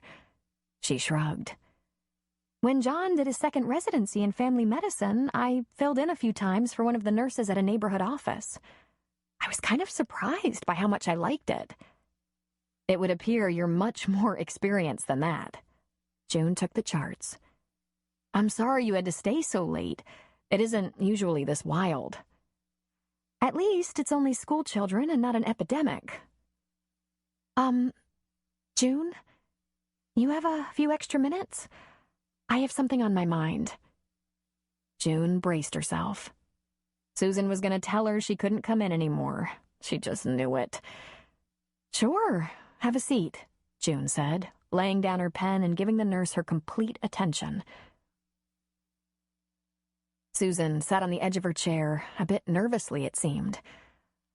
I know you've run ads in local papers and contacted the nurses' registry for a full-time nurse practitioner, and I know I'm only an old operating room RN with no special postgraduate training, but is there any way you could be persuaded to keep me on? Maybe even part-time? June's mouth fell open in shock. Susan, she said, afraid to believe what she'd just heard. I'm sure if there are other duties you'd require a nurse practitioner's skill for, like prenatal exams and that sort of thing, I could learn. Susan, I only advertised for a nurse practitioner, so I'd be sure to get at least RN applicants. When you run ads like this in small-town papers, every nurse's aide in a 60-mile radius wants an interview. You'd be amazed at how many people who have worked 2 weeks in a nursing home think they're registered nurses. I would die to have you. Seriously? Susan edged farther back into her chair, confidence melting her features into her usual smile. But John told me you'd never consider it. That's what he thinks, because he doesn't listen. But I've never had so much fun in my life. What about Sydney? Can you find daycare or a babysitter? My best friend, Juliana Dixon, has a first grader also. As long as I can get Sydney to school in the morning, Juliana will take her home in the afternoon. She's been doing that all this week, having the time of her life. June frowned. It didn't sound as if Sydney was complaining. As far as I'm concerned, it's a deal. But I'm worried about John. He obviously doesn't realize you'd like to do this full time. How are we going to handle that? Susan put up a finger, signaling, "Just a minute." She left the office, but was back in a flash. June accepted the piece of paper she was being handed. "Show him my resume, June. Tell him I applied for the job. The rest is between the two of you." "But Susan, I don't want to get into the middle of some marital—" "Would you hire any nurse without getting John's opinion?" "Of course not." "Then that's how you should do it. I've been telling John for a long time now that I'd like to work again.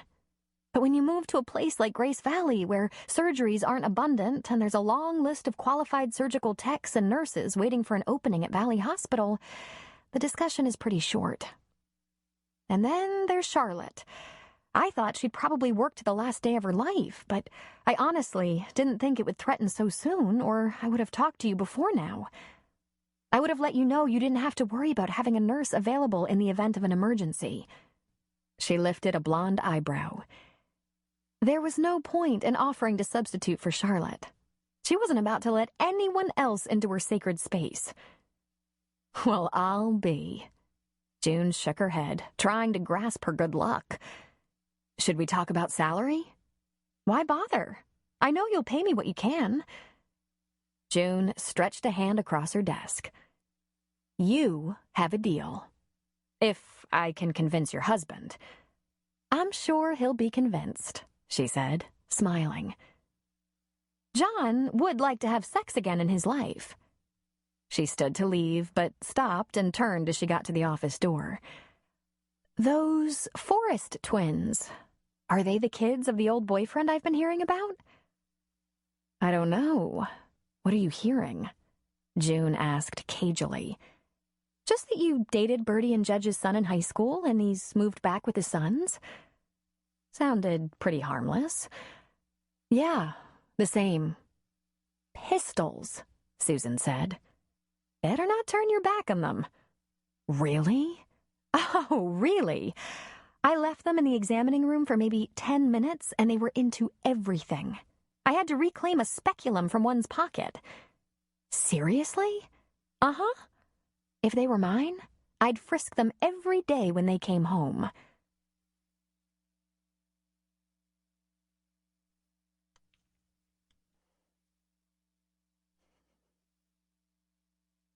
It was almost 7 by the time June was able to call Tom and tell him she could finally have that cup of coffee. Since it was so late, she ordered a hamburger for herself and a bowl of chow outside the back door for Sadie. Tom arrived just as June was taking her first bite. "I'm sorry, Tom. Have you eaten?" I took a dinner break at home a couple of hours ago. What's going on at the clinic? I think I saw every car I know over there today." "Back to school physicals. Nothing earth-shaking. What's on your mind?" You should have a heads up. I found Clarence. He's back in that hovel in the forest, and he's either not taking his drugs or they're not working." "Oh, no." "He's not real bad yet." "He was never real bad, Tom, as long as he had his environment under control." Tom scratched his chin. "That's right," he said facetiously. "I really shouldn't misinterpret him shooting me as evidence that he was in a bad way." June leaned forward. "We agreed. If he had wanted to hit you, you'd be dead." "June, he mistook me for someone he served with in Vietnam." "Poor Clarence," she said. "Did you get him out of there? Get him to the hospital? Or at least home?" Tom shook his head. "He won't budge.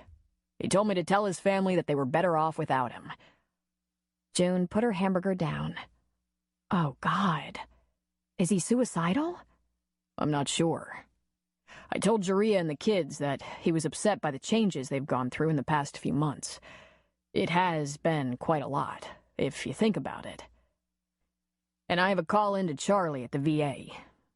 You might want to check on Jaria, see how she's doing. I might want to check on Clarence. Let's be careful not to bombard him with attention. I just wanted you to know that the moles are in trouble again. I am so disappointed to hear that. I'll give social services a call tomorrow, see if Corsica Rios or some other caseworker can drop by and see if Jaria and the kids need anything.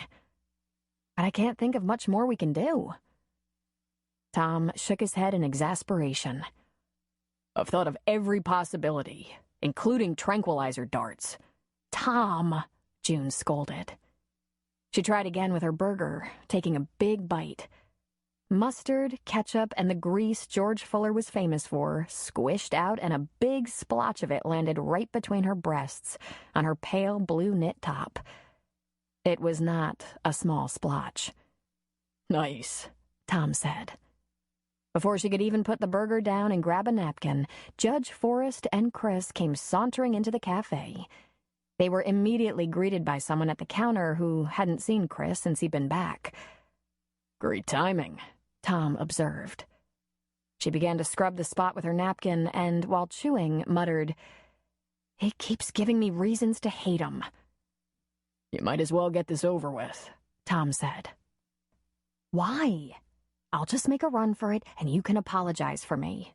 Say my beeper went off or something. Don't be a coward. Cowards die painfully in the end. God, she said, scrubbing. Cherokee wisdom, as if I don't suffer enough. Hi, June. She looked up, and there he was, looking down at her as she scrubbed her shirt. Well, she said, mortified. Looks like you got a little on you, he said, and winked. Winked. She heard a sound that she knew was Tom stifling a laugh, and she contemplated many punishments for him also. Well, hi there. I wondered when I'd run into you. Welcome back. Thanks. It's nice to... Oh, nuts, she said, reaching for the pager attached to her belt. She pressed a button on it, which lit up the last number phoned in. But he wouldn't know that, right? I'm sorry, Chris. We're gonna have to continue this later. She reached out to shake his hand. Good to see you, though. Then, to Tom, I'll talk to you about that other matter tomorrow, she said. She grabbed her plate and headed to the counter where George met her with a cardboard to-go box. He was a very well-trained cafe owner. She dropped her hamburger in and zipped out the door. 5 minutes later, she was again at her desk, this time finishing her dinner, when she looked up to see Tom leaning in the doorframe. Her mouth was full, but at least the food was all in her mouth. She chewed, swallowed, and lifted the napkin to her lips to blot them. All the while, Tom just watched, a slight curve to his lips. He was so damn patient, and his quiet appraisal seemed accusatory. Well, I didn't want to talk to him. And definitely not right after I'd spilled my dinner on my shirt, okay? You're not a good liar, he said. He knows you bolted. He does not. He thinks I bolted, but he'll never be sure.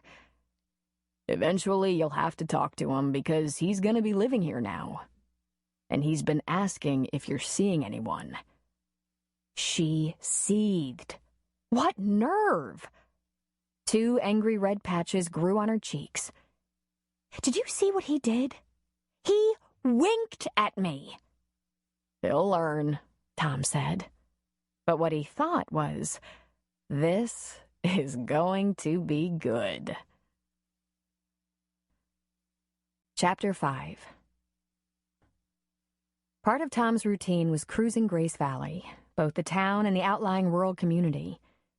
In town, a mere 10 blocks held 100 small homes and a half-dozen businesses, including the police department and the clinic. Grace Valley was mostly rural and didn't even have its own grocery store. The schools were located west of town, and the high school was shared with the town of Rockport.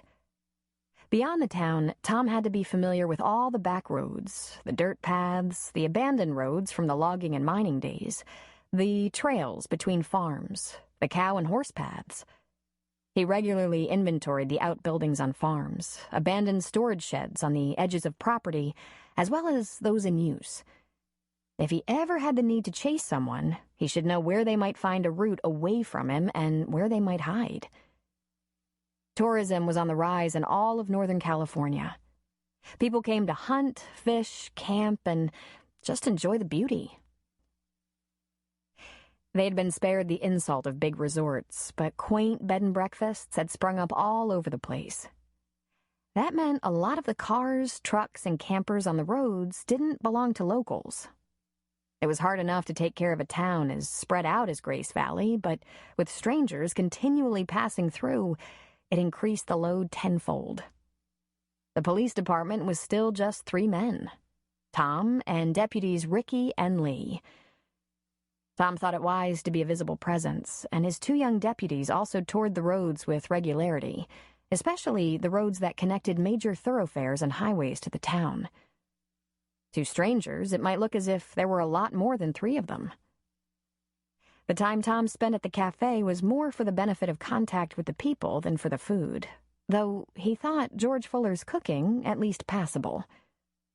Tom liked to take his meals at home whenever possible, and on his way to and from he would take different routes so he could have a look around. He covered a lot of territory just getting himself fed every day. On this particular day, he came across a covered pickup with California plates parked by the side of a well-traveled road. He pulled up behind it, got out of his Range Rover, and looked the pickup over. It was in pretty good shape for its age, but dirty. The owner had probably spent lots of time on back roads and hadn't visited a car wash in a long time. He shined his flashlight into the windows. The seats were covered with towels, and there were clothes, a bedroll, and camping gear in the back. It was important to talk to campers from out of the area whenever possible. A lot of people didn't realize the dangers hidden behind the great beauty of the mountains. There were fire hazards, wildlife that could be dangerous if misunderstood, and the human element. Clarence Mull wasn't the only squatter hidden in the forest. And there were marijuana farms hidden back there with very territorial landlords. A camper or hiker could easily stumble into unfriendly territory. "Oh, there!" a voice called. Tom saw a tall, red-headed man lumbering through the brush toward his truck. He had a shaggy and unkempt look about him, but he was dressed in the sort of clothing an old-fashioned college professor might wear. Khaki pants, brown laced shoes, sweater vest, and tweedy jacket with patches on the elbows. Around his neck dangled binoculars and a camera.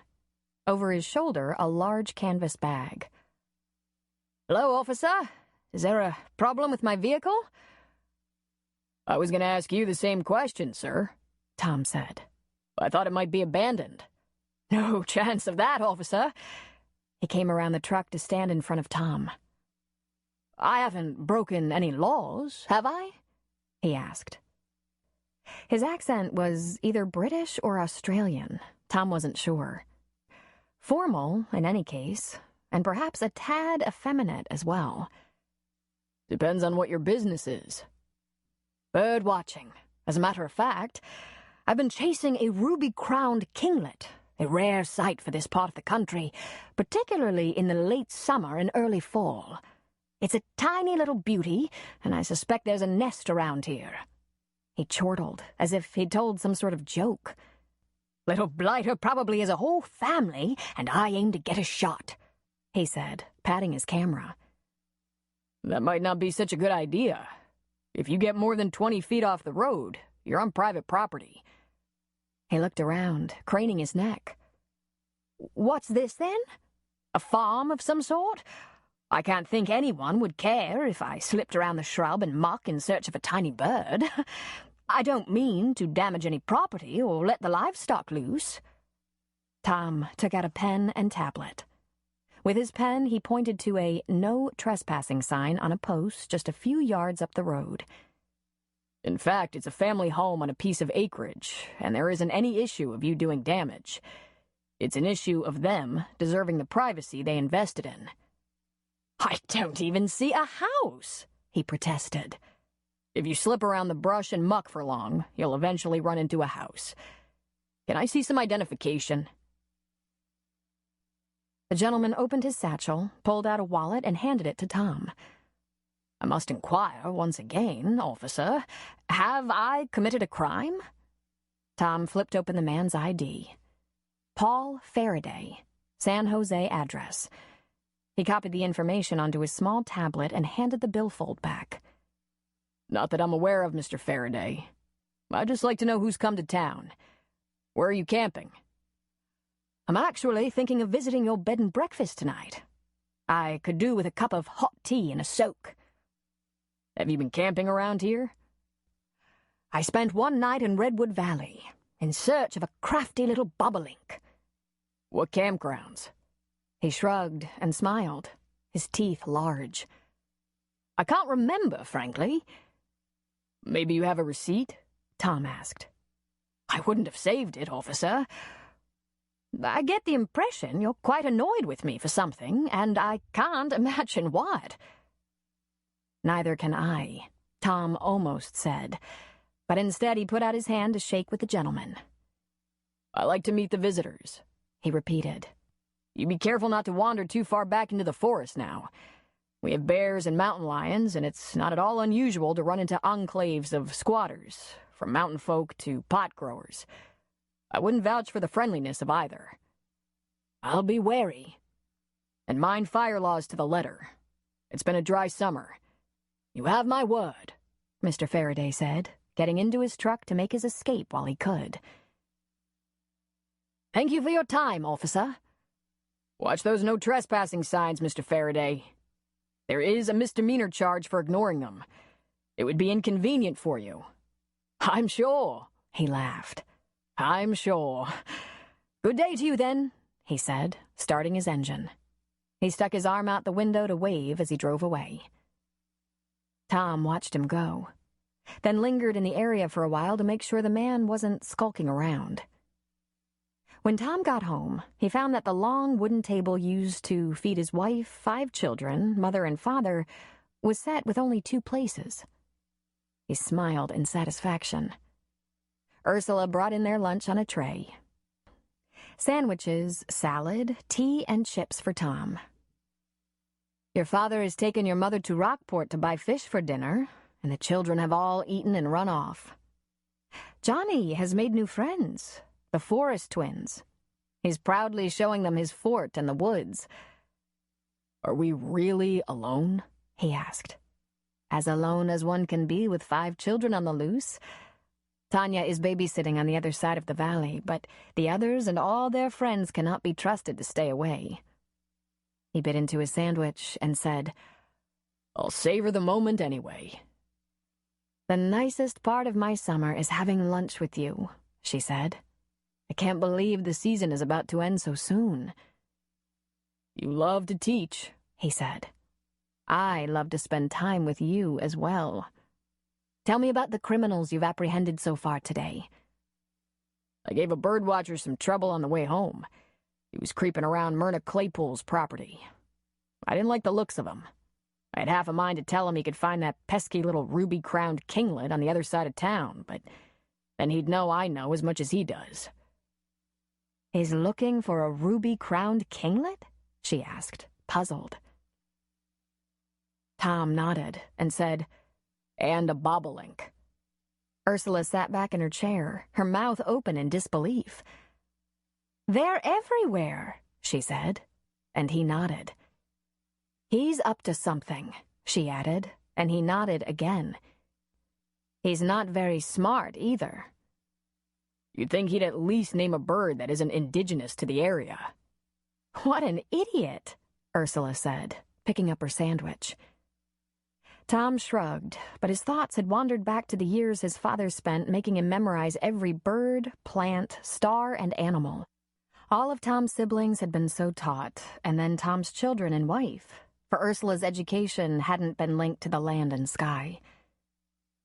"You're obviously native," she went on, "and that foot-long ponytail might suggest some old tribal ways, including an education in nature. What a dope. I hope you got a license number." Tom chuckled. "Yes, Ursula." But that afternoon, he called June. "I have a favor to ask," he started. At her groan, he said, "Just a small one. I found an alleged birdwatcher skulking around near Aunt Myrna's house. He was as phony as a wooden nickel, complete with fake accent. At least, I think it was fake. I ran him off and told him he was getting too close to private property, but I wonder if you'd drop in on Myrna. Tell her to keep an eye out for him and to call me or one of the boys if he seems particularly drawn to her property." "How do you know he's a phony?" "He was looking for a kinglet and a bobolink. He might as well have been hunting sparrows." "He named common birds to a native?" she asked, astonished. "Isn't that sort of like naming organs to a doctor?" She didn't give him time to answer. "Why didn't you stop in and see Myrna yourself?" "I could have done that, but tell you the truth, I was a little afraid she might go looking for him. Have him in for tea or martinis." "Yeah, I see the dilemma. I'll drop in on her, make sure she understands she should be careful. Do you think he could be a bothersome fan?"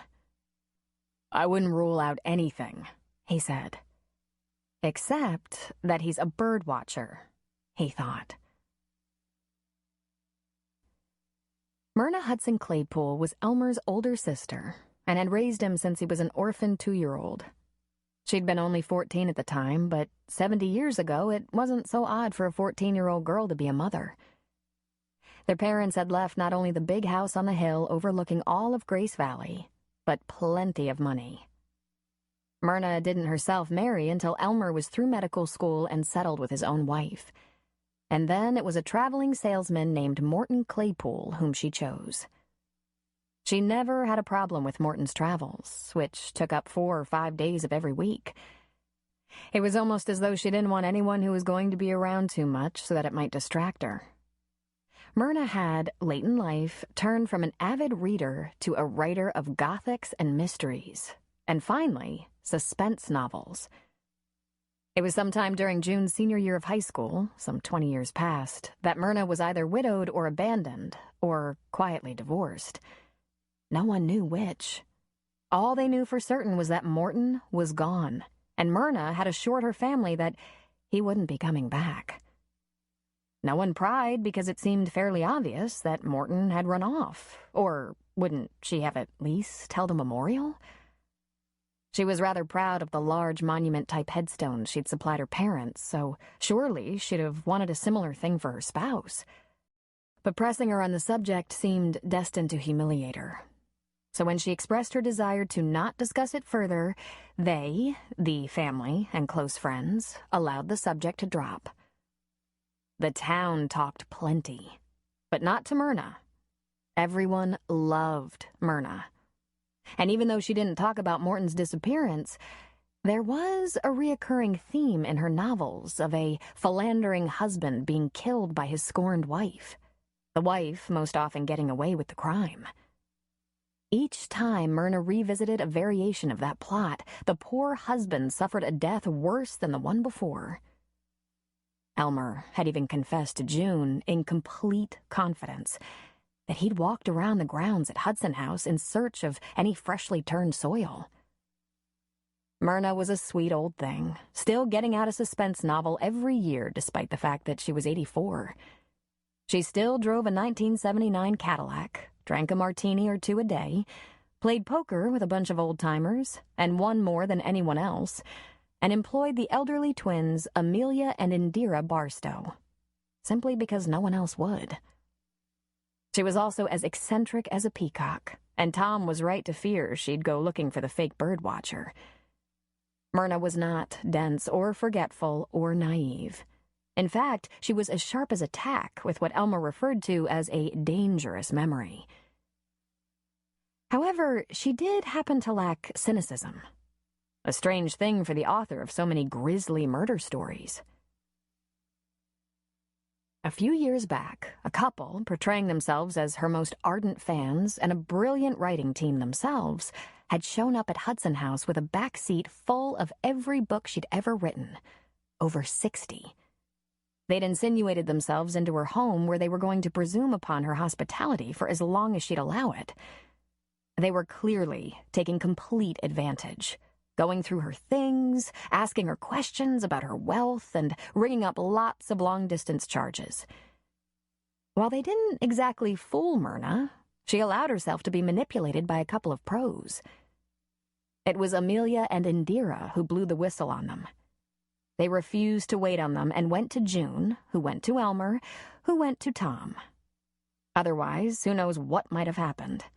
The enterprising writing couple was ousted, and fortunately for them, they were gone before Tom found out they had a long record for conning rich elderly people. "Aunt Myrna, you must be more careful," June had scolded. "I was being completely careful," she replied. "They were fascinating. You can't believe how stupid they thought me, or the wild tales they told me to keep me off their scent. I'm not exactly sure what their long-range plan was, but in the short term, they were trying to figure out just what I was worth. I crept around the house planting old bank statements, canceled checks, and investment records for accounts closed years ago." She cackled happily. "Must have made them drool.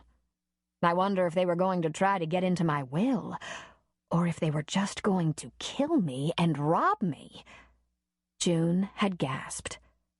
"How can you talk about that possibility so calmly?" Myrna had patted her arm gently. "I guess I just see it all as research."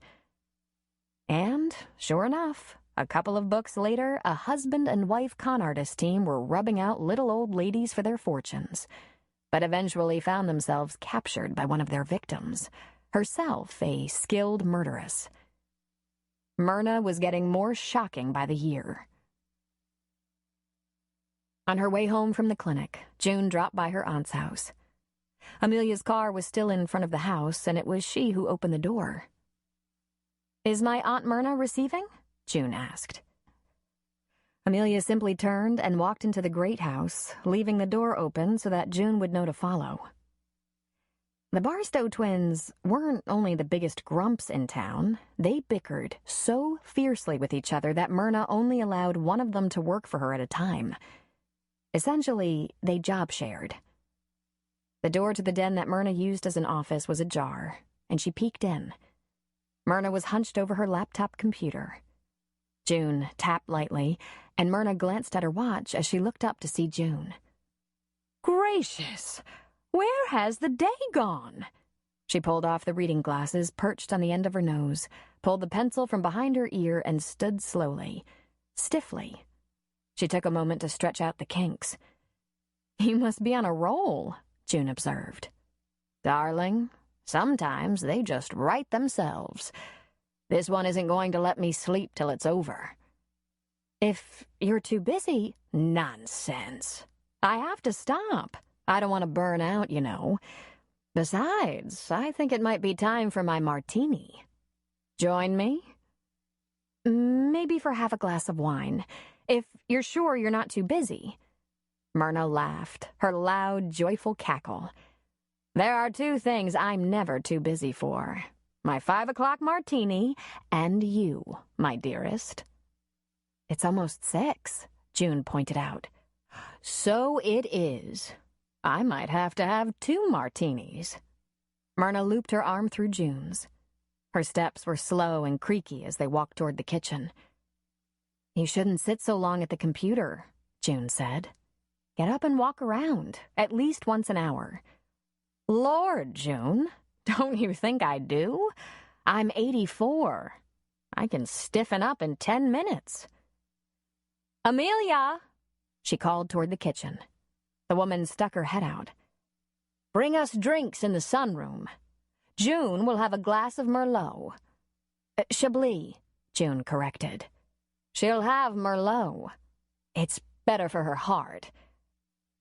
"Merlot," She accepted, knowing she'd only have a few sips anyway. I did stop by to talk to you about something specific. They came into the sunroom, an addition to Hudson House that was only 15 years old. It stuck out of the north end of the house, 75% glassed-in porch, so that it caught the morning and afternoon sunshine. At 6, the sun was slanting over the tall trees to the west and casting a soft light into the room. Dust motes floated in the soft rays of dusk light. Amelia and Indira, for all the hours they spent at Hudson House, weren't much for housekeeping. Myrna took another leisurely stretch before sitting in a large wicker chair. "Specifically, what?" she asked. Amelia arrived with drinks on a tray and a little bowl of goldfish snack crackers. "Tom called me earlier today. He said he'd run some birdwatcher off your property. He'd parked on the road and—" "Yes, I met him." Myrna closed her eyes and took a tiny sip of her martini. She smacked her lips, then opened her eyes. "Faraday.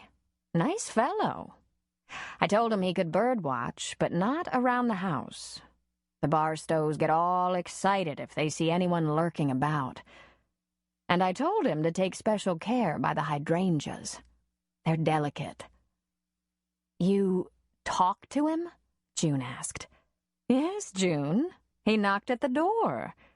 "You shouldn't be answering the door." Myrna looked both bored and annoyed. "June, I don't even lock the door." "Well, you should definitely lock the door." "You don't lock your door." June made a face. She was locking it now that she had a secret lover who sometimes appeared as though out of the mist. Her secret lover might be an expert lockpicker, but her father wasn't. "Well, you're a famous author. You remember that couple. What was their name?" "I'm not famous. Everyone but the neighbors thinks I'm dead. They think other writers are writing my books. Why, at my last signing in Garberville, there were only 2 people I haven't known for over 20 years. "But you let him in? You talked to him? I don't think he's really a—" "Actually, no. I didn't invite him in. I felt badly about that. I told him I was quite too busy to have him in, but he should feel free to birdwatch on Hudson land as long as he didn't hurt anything and stayed off the hydrangeas. He said the police had run him off, so he wanted to be sure to ask permission. He seems a perfectly nice young man." "But Tom doesn't think he's really a birdwatcher. So now, will you lock your doors?" Myrna sipped her martini and said, "If it'll make you feel better, June." By her expression, she had absolutely no intention of doing so.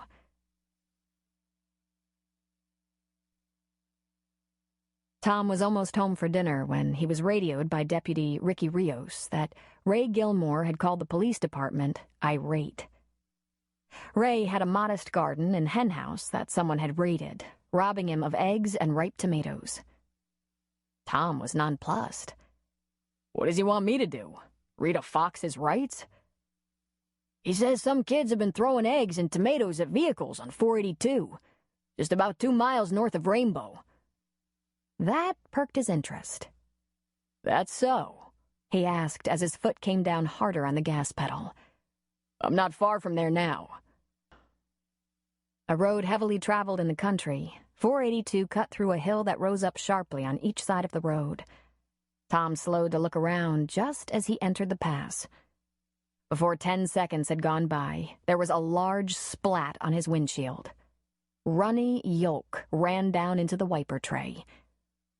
"I'll be goddamned," he swore in disbelief.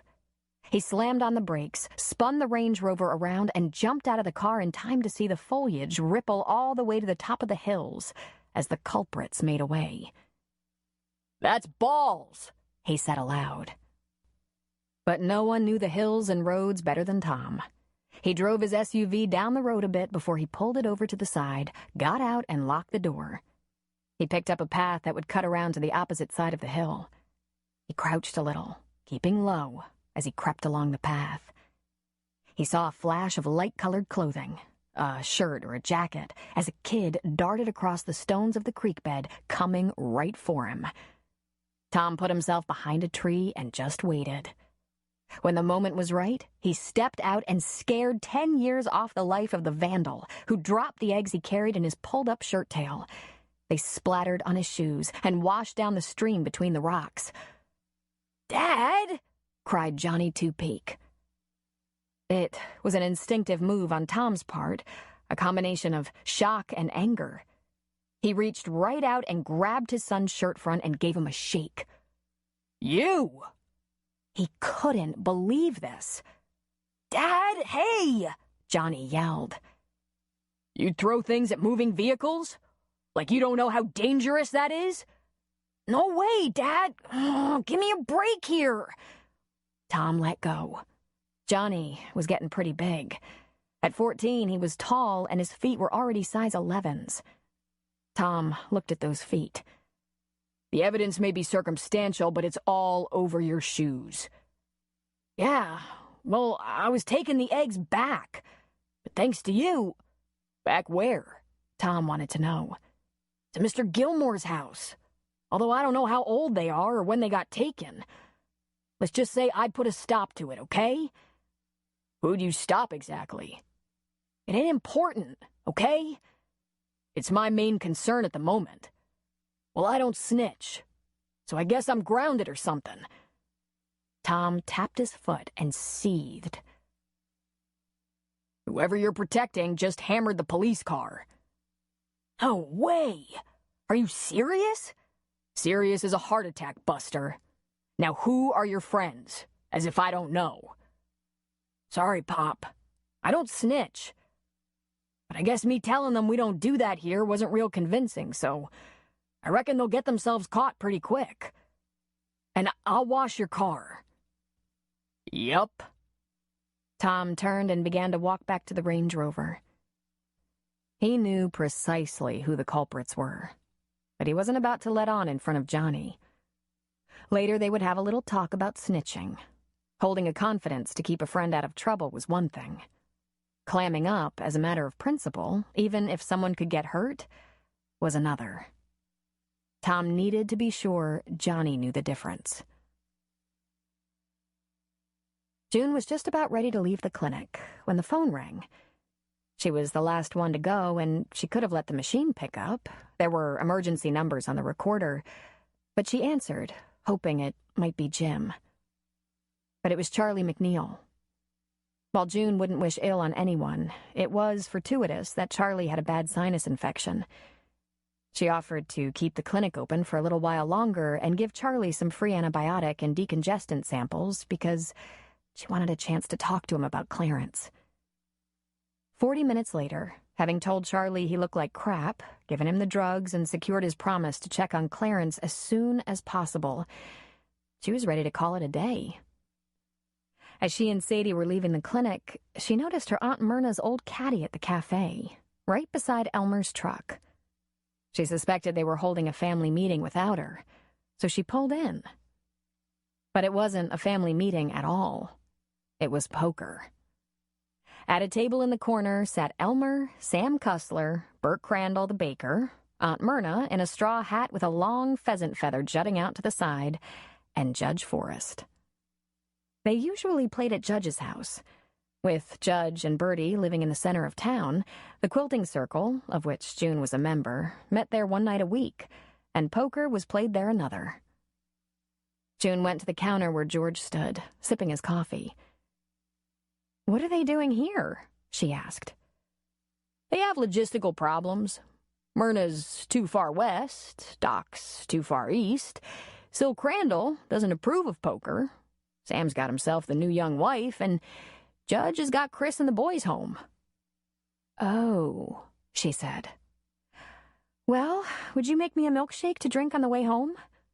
"Sure thing. I'll just go say hello." Since poker is serious business, no one put down their cards or looked at her except Myrna. "Hi, everyone," she said.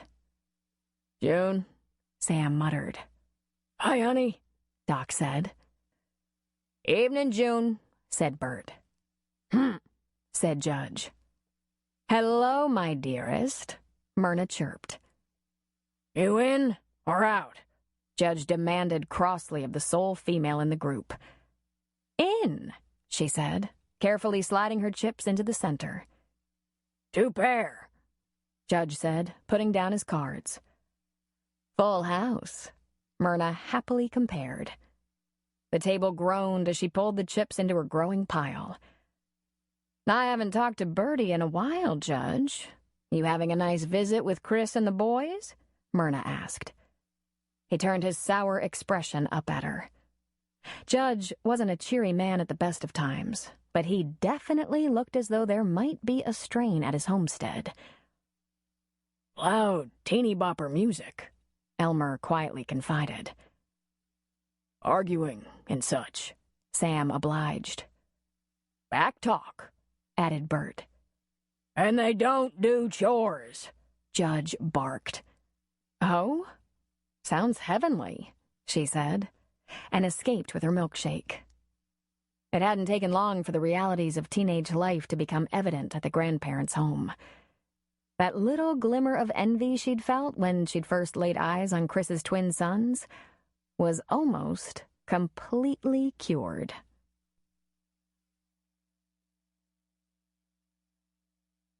Chapter 6. There was no one who appreciated Susan Stone's skills as a nurse quite as much as her husband did. But there was no one who appreciated her skills as a wife and mother more than John also. It was completely unfair of him to expect her not to work in her field, especially if she was unfulfilled. But she took care of all the housework, laundry, cooking, shopping, and childcare, and the harmonious atmosphere created by her efforts brought such a feeling of peace and comfort to his life, to Sydney's life. It wouldn't be easy to choose where he needed her most, but the way she managed their home and family was far more important to him than the way she managed the clinic. He tried to express this to her, but she must not have sympathized with his concerns too much, because she replied, "I wouldn't mind a deal like that either. Should we discuss role reversal?"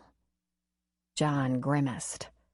They were having this conversation while they tidied up the kitchen and put out some snacks in anticipation of a quiet Saturday night card game with friends, Mike and Juliana Dixon. "Well, you're absolutely right. Anyone would like to have a stay-at-home wife." "Especially a working mother," Susan said. "John, you're not in a residency anymore. Sydney is now in school full-time. Your schedule is not as demanding as it was when you were full-time OBGYN. It's time for us to share the household chores a little better than we've been doing." "But Susan," he said, and it sounded miserably close to a whine. "Are you sure it will be good for our marriage to work together all the time?" Susan was petite and blonde, but she should never be mistaken for meek or submissive. She handed him a can of mixed nuts with the same force she would use snapping a scalpel into his palm in surgery. "It won't be good for our marriage if we don't work together, both at the clinic and at home." Her bright blue eyes glittered, warned. "You've made up your mind?" he asked weakly. "You want to work full-time?" Susan rolled her eyes and turned away. She took the tray of nuts, napkins, playing cards, and score sheet to the dining room table. "We've been over and over this, John," she called back to the kitchen. "If you don't want me to work full-time, you have to come up with a better reason than you like me doing all the scut work around the house." "I never said that." "Yes, you did, but you said it very carefully." "Things are gonna fall apart around here," he muttered under his breath. "What?" she asked from the dining room. "Nothing," he replied. It had only been a couple of days since June presented the resume to John, announcing that this candidate, Susan Stone, was interested in a full-time position. Charlotte had been gone roughly 2 weeks, so they knew very well that Susan was up to the job, and Susan had had time to decide for herself whether she wanted to work full-time. But She can't be, he had said, perhaps hopefully. Ask her, June had countered. And he had. John could tell that Susan was surprised he didn't warm up to the idea. After all, they worked together very well. It's not as though they got on each other's nerves. At least, they hadn't before this debate began. She went back into the kitchen for glasses. I never took you for a chauvinist, she said. And you, a woman's doctor. I'm not a chauvinist. Anyone who wants his wife to stay home and do the housework so he doesn't have to help with it is a chauvinist, she informed him. No, Susan, that would be lazy. A chauvinist doesn't respect women. I respect women. I just like to keep home and business separate. My home is my sanctuary. She had 4 glasses in her hands and miraculously did not fire them one at a time at his head. You have not 1, but 2 medical specialties. It's hard to believe you're dumb as a rock. She took the glasses to the table just as the doorbell rang. Sydney ran to the door and flung it open, knowing that the Dixons were bringing her best friend, Lindsay, to spend the night. While the grown-ups played cards, Sydney and Lindsay would watch a movie and eat popcorn in the big bedroom, just like at a pajama party. Susan and John put on their host faces to welcome the Dixons, and the discussion was tabled for the time being. But the irritation wasn't very far beneath the surface for either of them. Seconds after saying hello at the door, John said, Come on, Mike, let's have a beer. I'm not on call. Sounds good to me, he said, and the men disappeared into the kitchen. Put some popcorn in the microwave for the girls, Susan shouted after them. Yes, ma'am, John said, a hint of sarcasm in his voice. The Dixons had 5 children between the ages of 8 and 6 months. Juliana had brought the new baby, Douglas, and a homemade cake for something sweet after a few hands of bridge. The other kids were at home with Grandma Dixon, who lived with them. Juliana dropped her purse and the diaper bag onto the sofa, saying nothing about the last exchange of words. Then she chanced it. Is there tension in the air? She asked in a whisper. The job, Susan whispered back. He doesn't want you to keep it? It's not just that. It's the way he doesn't want me to. Like, it's a hobby. Like, I won't get my chores done if I have a job. Uh-oh. You want a soda? Tea? Susan asked. What are you having? Arsenic, she muttered. Juliana handed Susan a small quilt from the diaper bag to spread on the floor for Douglas. She knelt to settle the already sleeping baby, using 2 couch pillows to form a barrier, while Susan went to the master bedroom to put a movie in the VCR for the little girls. Douglas came from a busy household full of noisy children. The card game wouldn't bother him a bit. Besides, Juliana liked to keep him close enough to check on him frequently. Juliana was a true domestic engineer, involved in lots of home projects, everything from quilting to canning. She also participated in every activity, from church to school, that involved her 5 kids. She was content and happy and challenged. Juliana and Susan were such close friends because they completely understood one another, though different passions drove them. Susan was a gifted nurse with great medical instincts, and Juliana admired that. Indeed, she relied on Susan almost as much as she relied on her doctors, June and John. When Douglas was born, he had a SIDS episode in which he briefly stopped breathing. Juliana had been terrified of losing him. She'd had a million concerns and questions, and Susan had listened and answered patiently, compassionately, helping her new best friend through the crisis. Likewise, Susan admired and respected Juliana, understanding that she worked in a career field she had chosen. In fact, it was Juliana who'd offered to keep Sydney after school if Susan decided to go back to nursing full-time, and Susan couldn't have dreamed of a better solution to that problem. There wasn't a person she'd rather have care for her only child. The women had only known each other since the Stones had moved to the valley 6 months ago, but they were instant best friends, confidants, soul sisters. The men came back to the dining room with more snacks: corn chips, salsa, bean dip, and 2 frosty mugs of beer, half gone. Susan looked at Juliana, raised a slim eyebrow, and said, "How about a tiny dollop of Chablis?" "If my OB says it's okay. I'm nursing." Your OB says you can have a dollop, and Susan may have 2 dollops as she is nursing, but not, nursing. "You are as funny as a rubber crutch," Susan said, going to the kitchen to fetch wine and a pitcher of ice water. Without further sniping, popcorn was delivered to the girls. Douglas was checked once more, and the foursome settled down to cards. They hadn't played long when Juliana asked about Charlotte, and John reported, "She rallied. They did an angioplasty and got her out of CCU and into a double room. She's up, walking, and criticizing the nurses." "Good as new?" "Not exactly," John said. "If the blockage had been detected before the heart attack, she might be good as new. But unfortunately, she sustained some damage. She'll have to overhaul her entire lifestyle, or she'll have another one. And it could easily be the big one." "That's tough. Mike's dad passed away from heart failure," Juliana said. "If he hadn't been out in the orchard, we might have saved him. It's so lucky for Charlotte she had the attack at work, where all the people and supplies were handy." "I knew she'd make it, given half a chance," Susan said. "She's tough." "You don't want to mess with these Grace Valley women," Juliana said. "We're tougher than we look." "Ain't that the truth?" Mike agreed. "Lately, I think they've been getting a little too tough." Juliana glared at him. "Not you, honey. I mean, we got ourselves a bunch of real macho gals around here." John laughed. "When you think about it." He fanned his cards and studied them.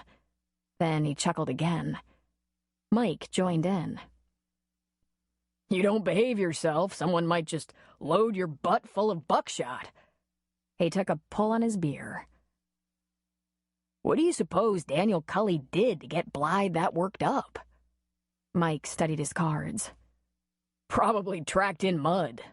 I know the last time I did that, Juliana chased me out of the house with a broom." "At least she didn't chase you down with a gun." Both men laughed at themselves. Susan and Juliana exchanged looks. Unamused looks. "She comes at the end of a long line of women who call the shots," Mike said. "You're going to get into trouble," Juliana warned. "What? I'm just telling it straight.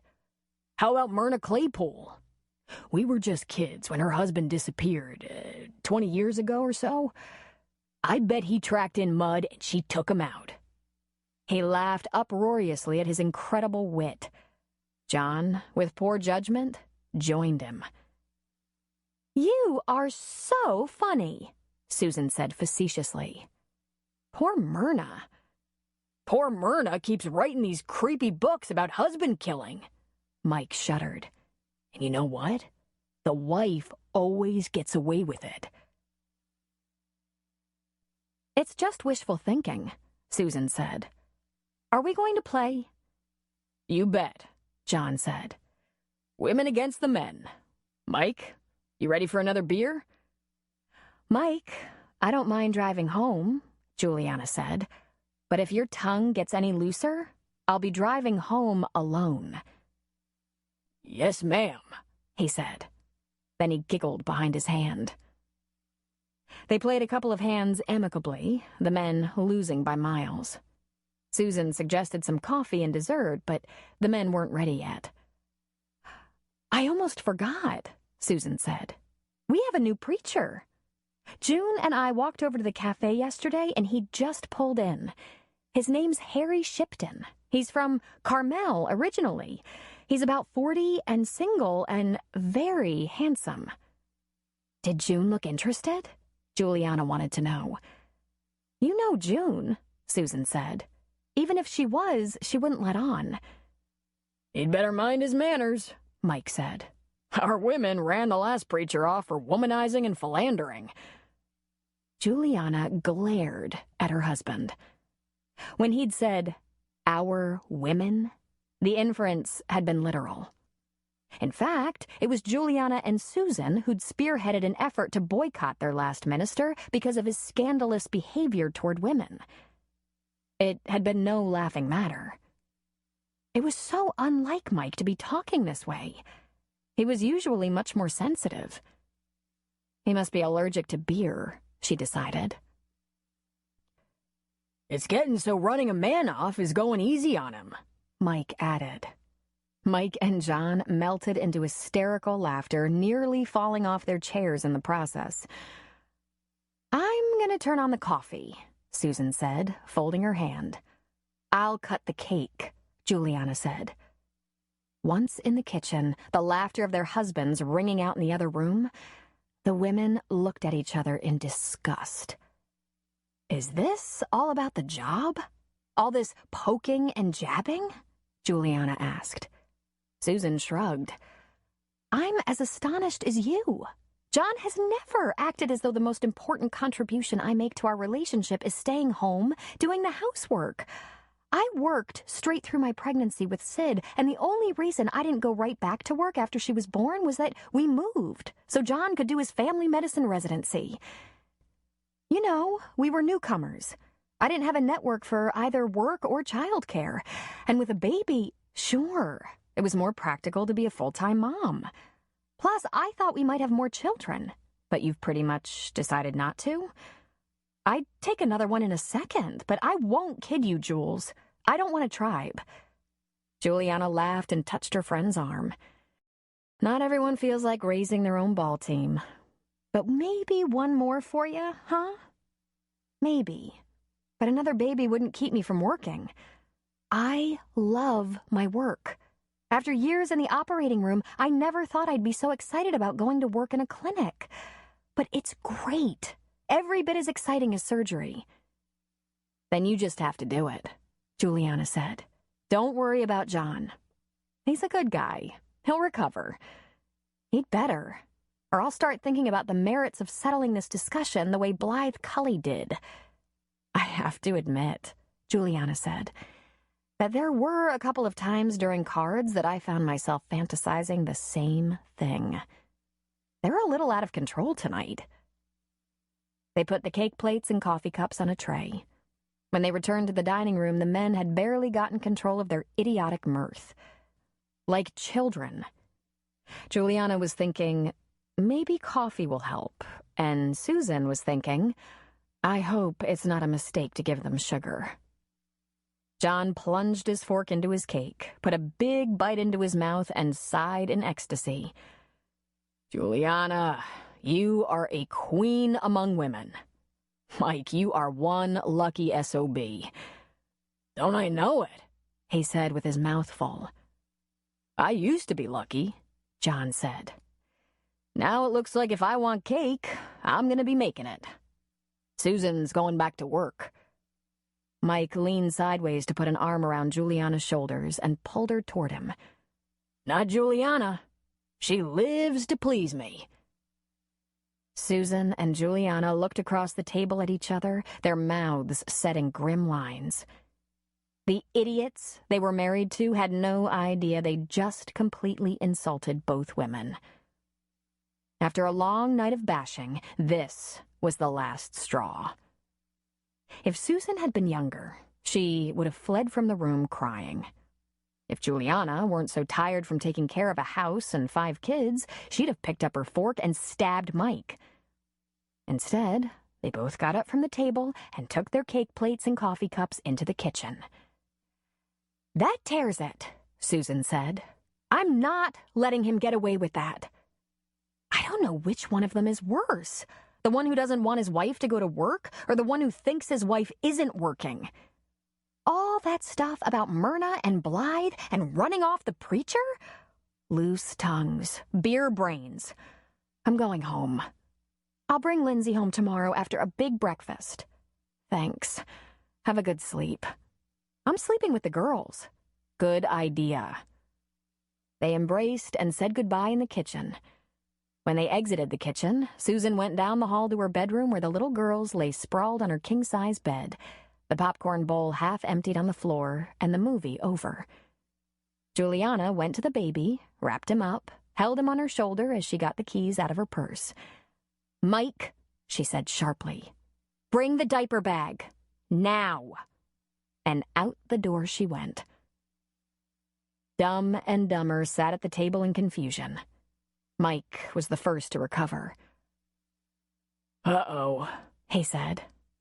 "We're in trouble." "No way! What did we do?" Mike stood from the table. "I think it's what we didn't do, pal. I think we didn't have, humor." "Oh, man," John whined. "I was just joking around." Mike grabbed the strap of the diaper bag and headed for the door, left open. "Good luck, bud. You're gonna need it." The door was barely closed when Susan returned to the living dining area. She held a pillow and 2 blankets. Late summer nights were chilly in the valley. She tossed them on the sofa. "Aw, Susan." "If you get uncomfortable, Sydney will be in my bed, so hers will be vacant." "Susan, honey." "Every time you opened your mouth tonight, things got worse. So do yourself a favor and shut up." "But Susan," he said to her departing form. He was stopped by the closing of his bedroom door. It closed with soft but unmistakable finality.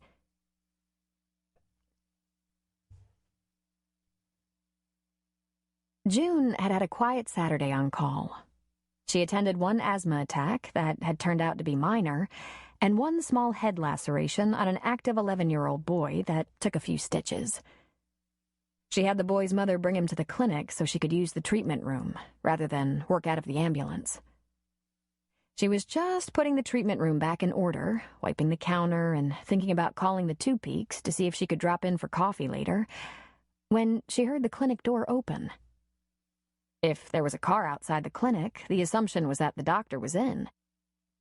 She poked her head out of the treatment room door and looked down the long hallway toward the reception area and front door.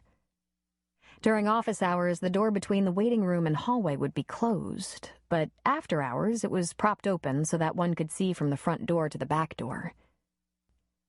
"Hey, Junebug," Chris Forrest said. She felt her cheeks grow immediately warm at the sight of him coming in the door. His years in San Diego had caused him to lose those small-town looks, leaving him a little more citified. The pants he wore were pleated and cuffed. His shirt was a polo. His watch was gold. His shoes, loafers. His shoulders were broad, his waist narrow. And he was tall, so tall. When they dated in high school, Elmer used to refer to them as a couple of noodles.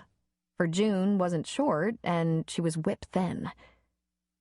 He came down the hall, and as he drew nearer, he ran his hand through his errant dark brown hair.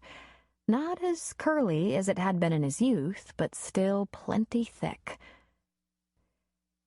"You have a few minutes to talk, June?" he asked. "What's up?" she asked, resisting the urge to fan her cheeks. Why was she flushing anyway? She wondered. He took a deep breath. "This is way overdue. I have lots of explaining to do." She tossed the paper towel she'd used on the counter into the trash and washed her hands. "You do? I don't understand." But she did understand. "It's been 20 years. We never talked about it, and..." "Hey, Chris." She turned to him, held up a hand, and forced a smile. "Let it go. It was a long time ago. Forget about it." "But you're still mad, and you have every right to be." "Mad? Me? Don't be ridiculous." "Junebug, I know you, and you're still mad at me." "You don't know me.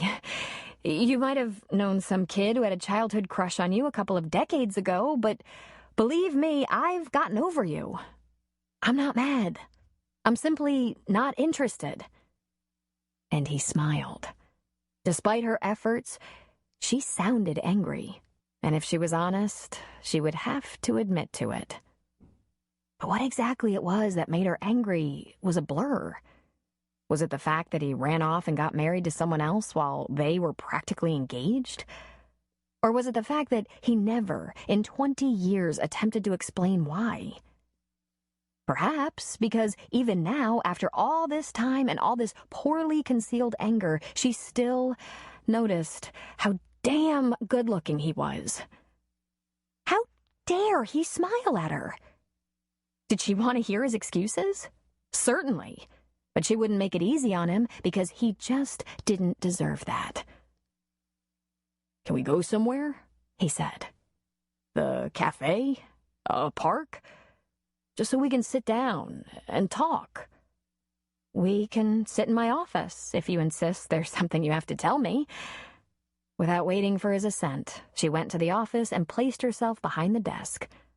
Sadie perked up at the prospect of company and wagged a greeting to Chris, who responded with a friendly pat. "My mom told me you had old Miko Silva's dog." Sadie was willed to me, actually. I was treating Miko's for congestive heart failure. He left a note asking me to take her. Now she's my very best friend. Have a seat. June folded her hands on top of her desk and waited.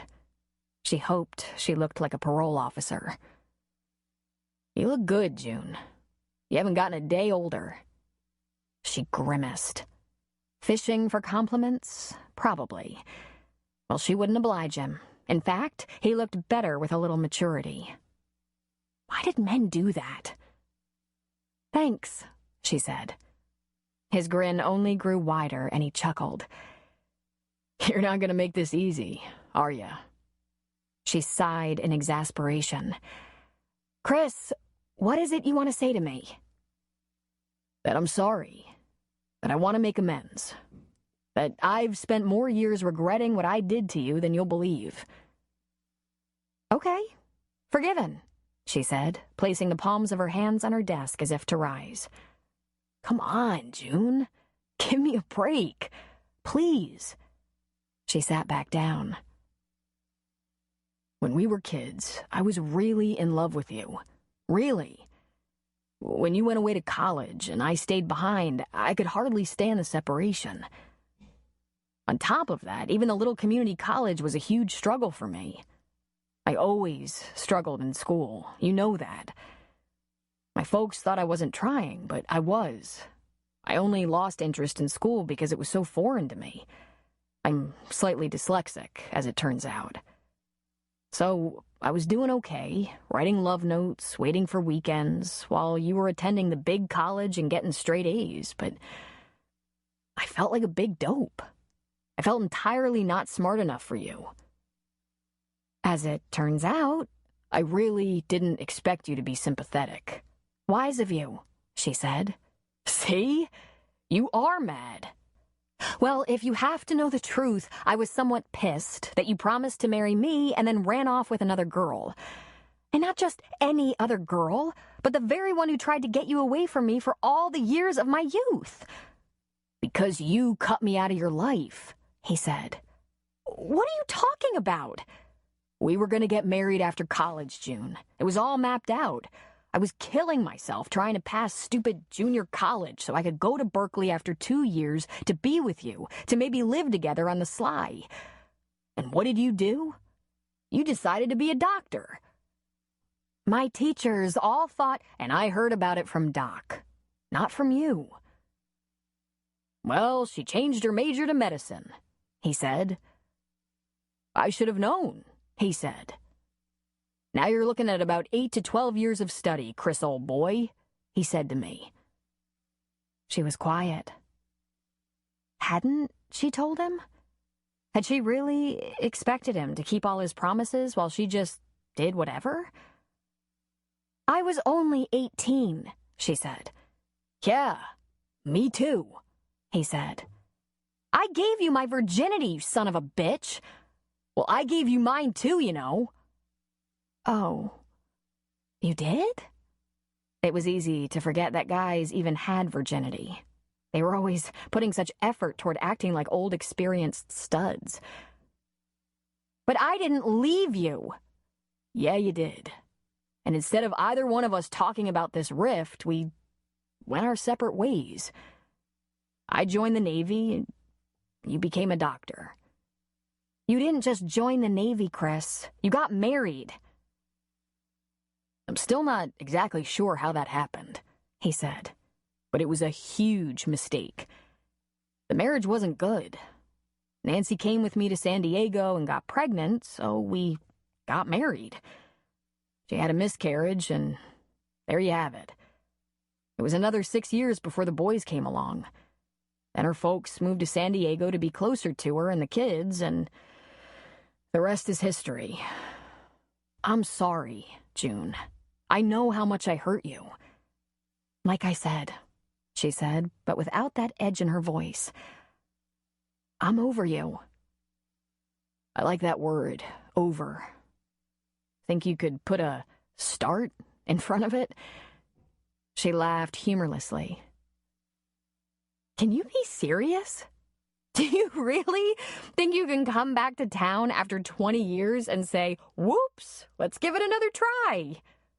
Well, not just like that.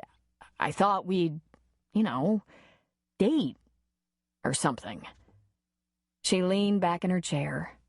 It would be so much more convenient if she could just say she had someone in her life and wasn't available. But when you were sleeping with an undercover cop no one was supposed to know about, things got dicey. She found herself smiling. How like Chris to waltz back into her life like that, explain in less than 10 minutes how this little misunderstanding had resulted in one bad marriage and one broken heart, and how simple it would be to just start over and make it right. The phone rang and she picked it up. Dr. Hudson, she answered. She listened, threw in an occasional, scribbled on a pad, and finally said, Sarah, give him an aspirin, and if he stops breathing, do you know CPR? Good. I'm on my way. She stood up and headed for the door. Come on, Sadie. Gotta run, Chris. Gotta lock up. Let's go. What is it? He was asking, running out the door so she could lock it. A patient with chest pains. She locked the clinic door, let Sadie jump into the ambulance ahead of her, and then started it up. She lowered her window and said, Oh, Chris, we're not gonna date. Or anything. She raised the window and turned on the bells and whistles. Chapter 7. June called the police department for assistance at the Kelleher farm and asked Deputy Lee Stafford to meet her there. June couldn't imagine what Daniel Cully would be doing at the Kelleher place. Sarah was an artist in her early 50s who'd moved to the valley from the Bay Area 10 years ago.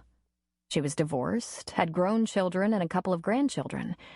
After years of creating, teaching, and showing her work in the chaos of the big city, she'd decided on the quiet beauty of the country. She'd purchased a big old farmhouse on the edge of town and converted the garage into a mammoth studio with skylights and windows. There she painted, sculpted, threw pots, sewed and crafted. She also gardened voraciously and shared her produce.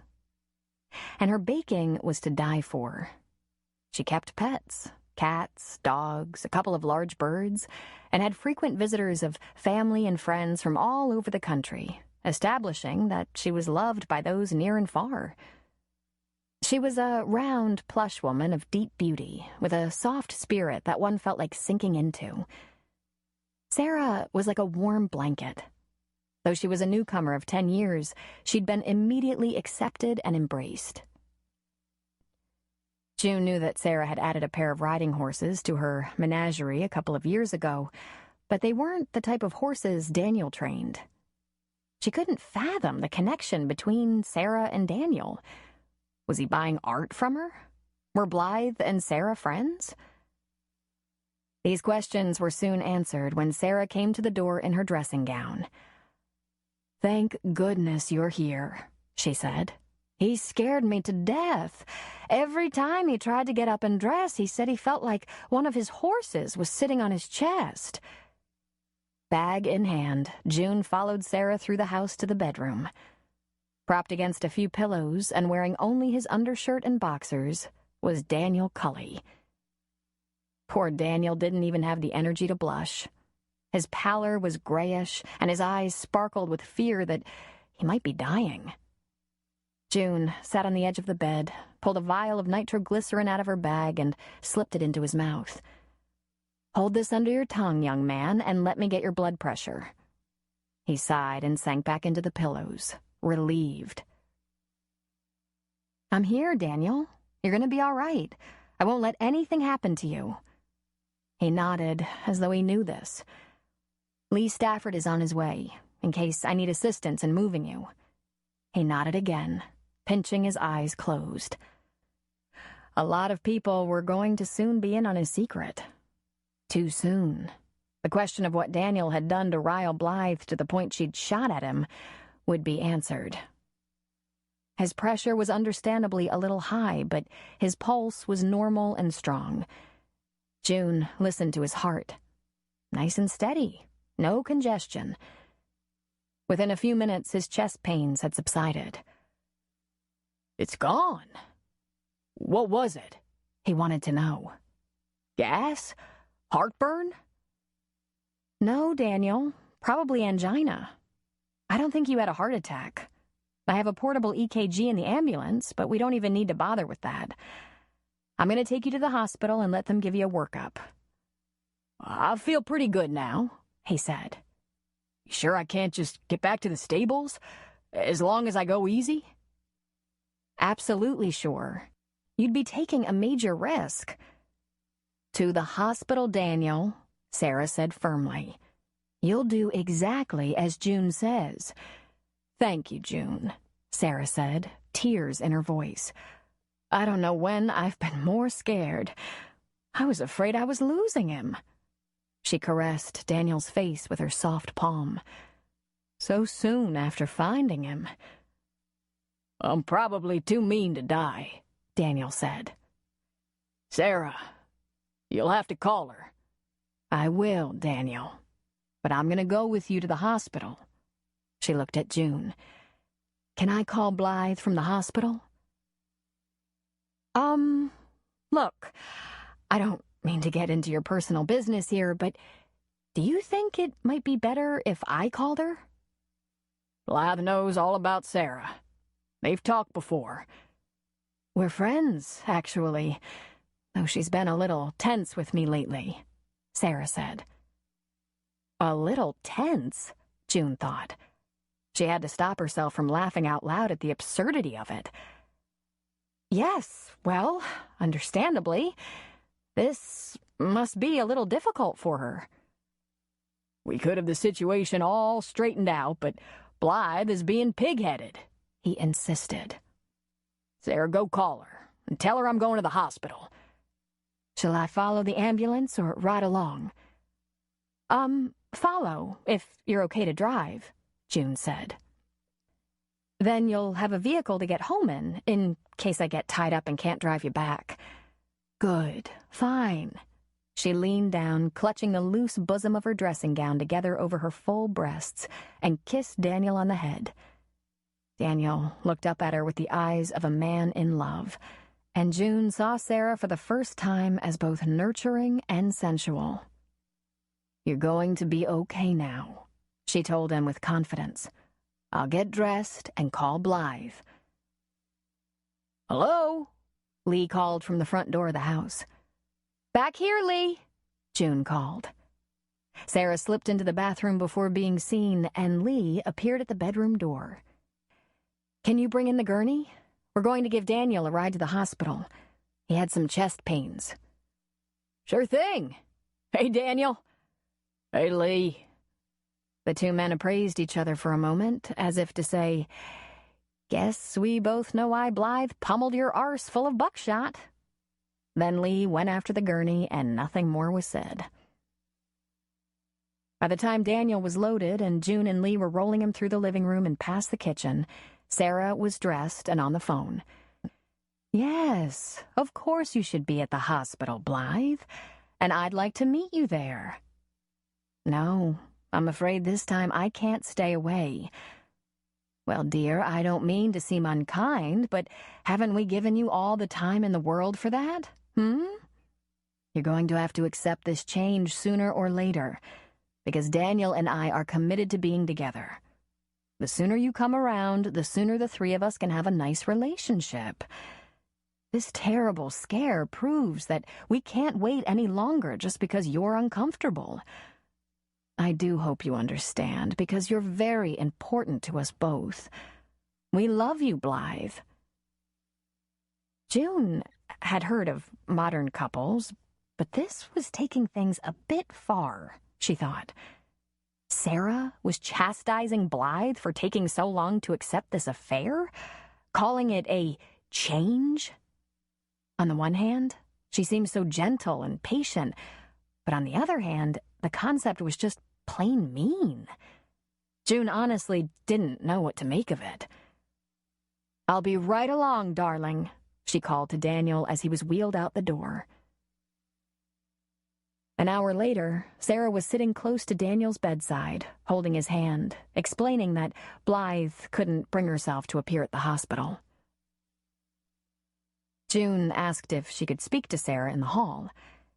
It was difficult to think of Sarah as a predator, a woman who would go after another's husband. She was so sweet, so loving, so devoted to peacefulness.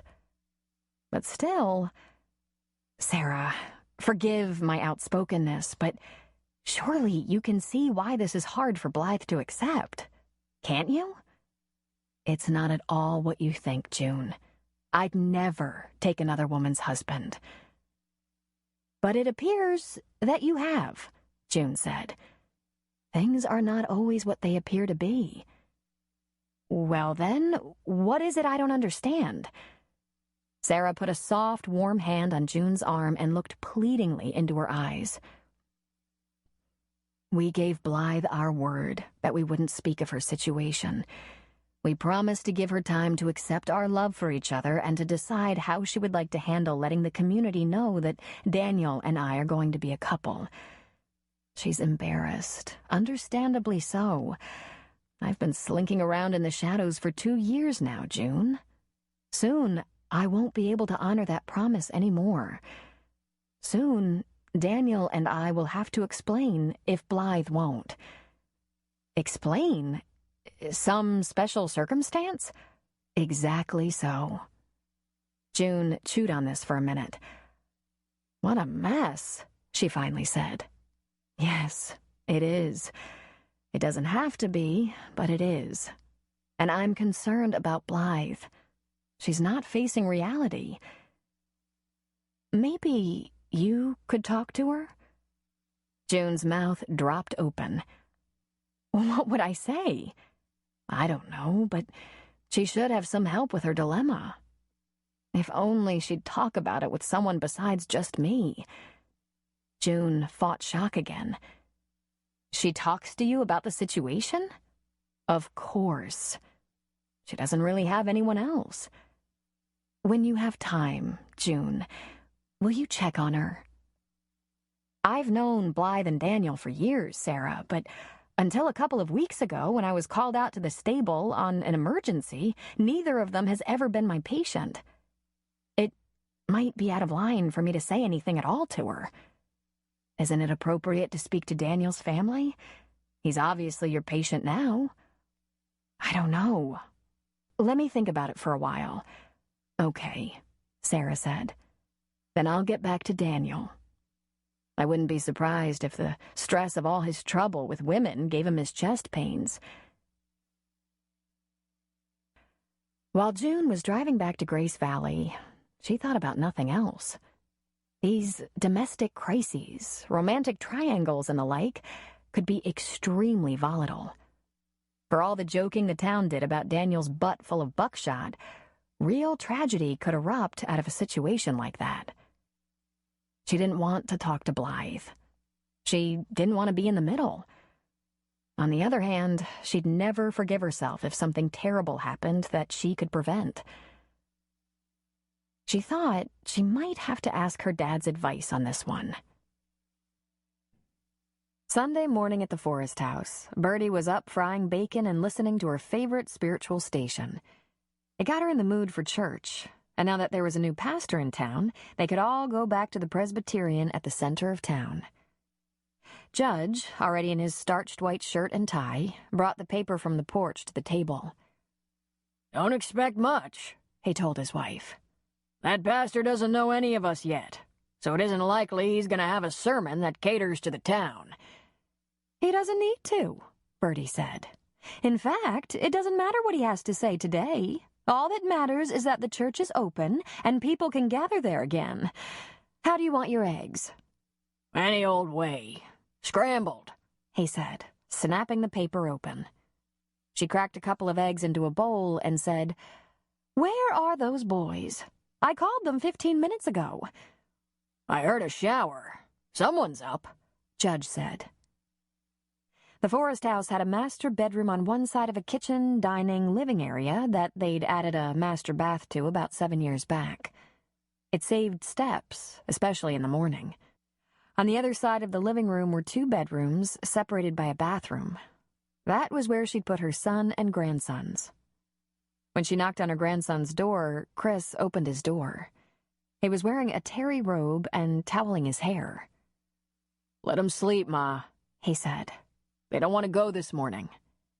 "But we always go, Chris," she said. "It's a family thing." "They've been through a lot, with Nancy and me and all that. Give 'em another week or 2, huh?" "Well, all right. You know best, I suppose. How would you like your eggs?" "Any old way," he said, grinning. "Scrambled." She patted his cheek, so happy to have him around. "I think you should have them up, dressed, and eating, but you know best." Routine was important to Bertie, and at her age, one didn't change easily. She liked to get up early on a Sunday morning, have the one big breakfast of the week, clean up the kitchen, appoint the dining table, and put in a pot roast or chicken and vegetables. She'd set the timer on the oven, dress for church, have a little time with the Sunday paper, and go off to church, leaving the radio on. They would come home to soft spiritual music, a tidy and welcoming home, and the savory smells of their Sunday meal.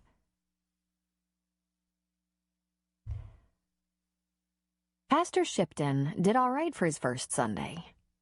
The church wasn't half full. It would take time for people to get back into the routine.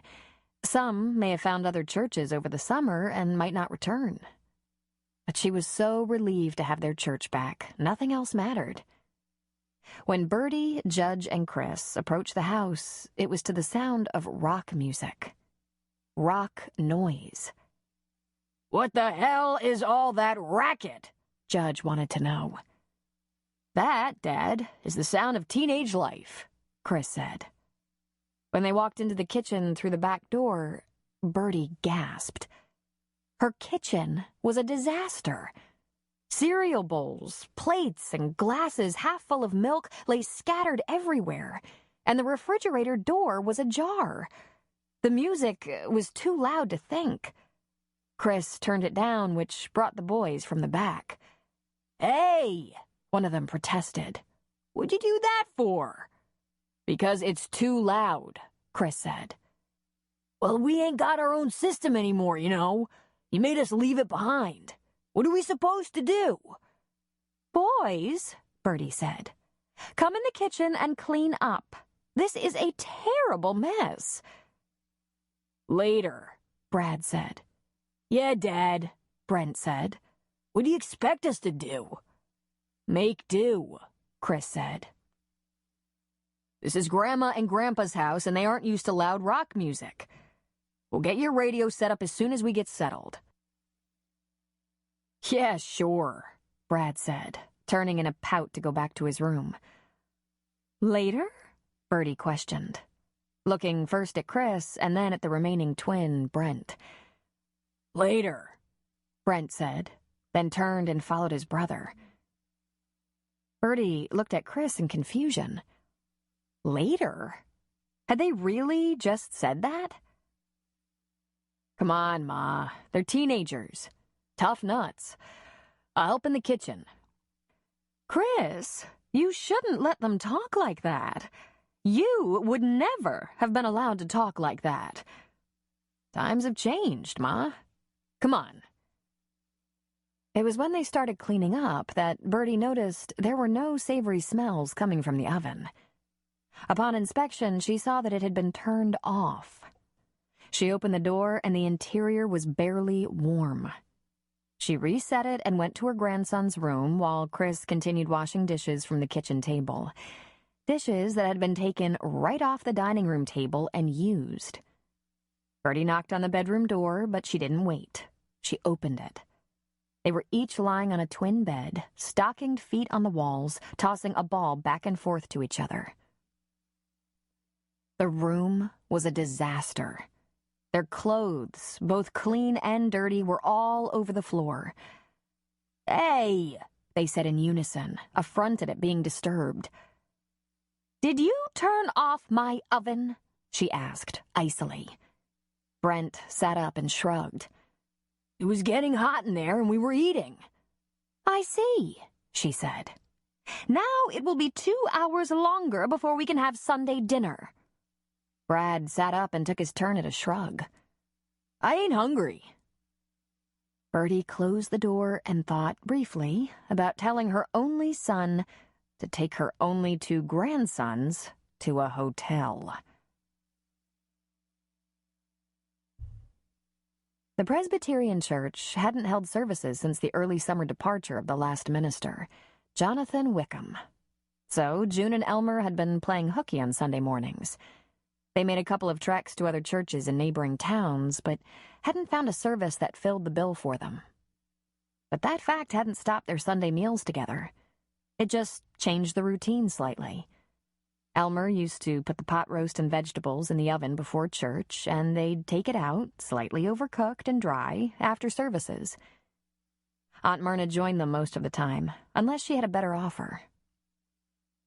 Staying home from church allowed Elmer to put the roast in and keep a closer eye on it, adding water when the meat began to dry out. His Sunday meals had improved measurably since, and he was usually finishing the crossword puzzle in ink before June and Sadie arrived.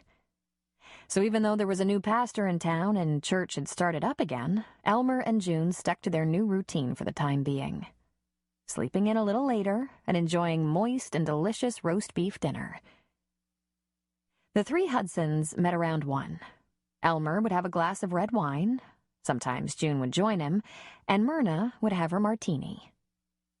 Sunday was the only day she had it before 5, and she confessed to looking forward to the drink all week.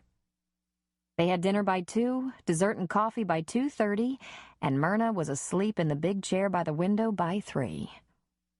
It was just as well, Elmer was fond of saying, because he wouldn't let her drive home in that big old caddy till she worked off her martini. That Sunday found June and Elmer settled in rockers on the front porch, their coffee cups on the table between them, Sadie at June's feet. June noticed the window ajar about 6 inches. Myrna, not far away on the other side, her head tipped back and her mouth opened slightly. She snored softly. "She can't hear me, can she?" she asked her dad, her voice lowered. She appears pretty well out. Why? You have gossip? I don't know if it's gossip or a medical issue. Maybe both. Last night I attended Daniel Cully. He was having chest pains. He was in Sarah Kelleher's bed. Elmer's eyes widened and sparkled in anticipation. Truly? When the decision was made to take him to the hospital, he told Sarah to call Blythe and tell her. And you should have heard the way Sarah talked to her, telling her she'd been given plenty of time to accept the situation, that she'd have to come around sooner or later, and the sooner the better, so the 3 of them could have a relationship, etc., etc. Whoa, that's direct now, ain't it? I admit, I was in a state of shock. Elmer tisked and shook his head. Hard to imagine Sarah being like that. She's so sweet. So... what's the word? Like Mother Earth. I pulled her aside at the hospital and said I thought it was completely understandable that Blythe would be upset. Sarah said things were not as they appeared, that she'd never steal another woman's husband, even though it appears another woman's husband was certainly in her bed. June went on to recap the conversation she'd had with Sarah as best she could recall it. Neither Daniel nor Sarah seemed in any way embarrassed. June went on. They act as though Blythe's stubbornness is getting to be a bit drawn out. She shook her head. Their relationship has been going on for 2 years, and they're getting tired of waiting for Blythe to accept it. She said there were special circumstances, and she's worried about Blythe. She asked me to speak to her. And say what? That's my second question. My first question is, why would I get myself involved? She's not my patient. Neither is Daniel, really. I just gave him emergency care and transport and put him in the hands of a staff doctor. You're certainly not obligated. But what if she's in trouble, Dad? What if she's badly depressed or despondent because of this affair her husband is having? I guess we know why he got his butt filled with buckshot, don't we? What if next time she shoots him in the head or hurts Sarah? Maybe the person you should talk to about this is Tom. If you think this could lead to some crime, some danger. June groaned and let her head fall into her hands. Oh, God. How do people get themselves into messes like this? What in the world sort of special circumstances could Sarah be talking about? Maybe they're not married, Myrna said from the living room. They both cast startled looks through the living room window. Blythe and Daniel. Maybe they're not legally married. For whatever reason. Myrna? I thought you were asleep. I was. But it sounds like I woke up just in time. The following Monday morning, the Stones came to work in separate vehicles. June didn't think anything of it. It made sense, especially for those days when John would take the ambulance home after clinic and Susan went to the Dixons to pick up Sydney. Any working couple who didn't want to be stuck waiting around for each other would do the same. A couple of hours later, when Susan said, "You have Carl Bertrand in room 2, doctor," June thought, was that a tad stiff?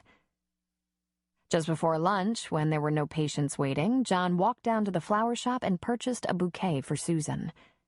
Jessie fairly gushed at the romantic gesture. Susan placed the flowers on Jessie's desk and left them there, but didn't seem to warm up to John. June was the last one to leave the clinic at about 6 p.m., and as she passed the trash can, there were the flowers. "Oh, boy," she muttered to herself. She was afraid their falling out might have something to do with the clinic job, but she wasn't about to ask. There were areas of life in which she was a coward.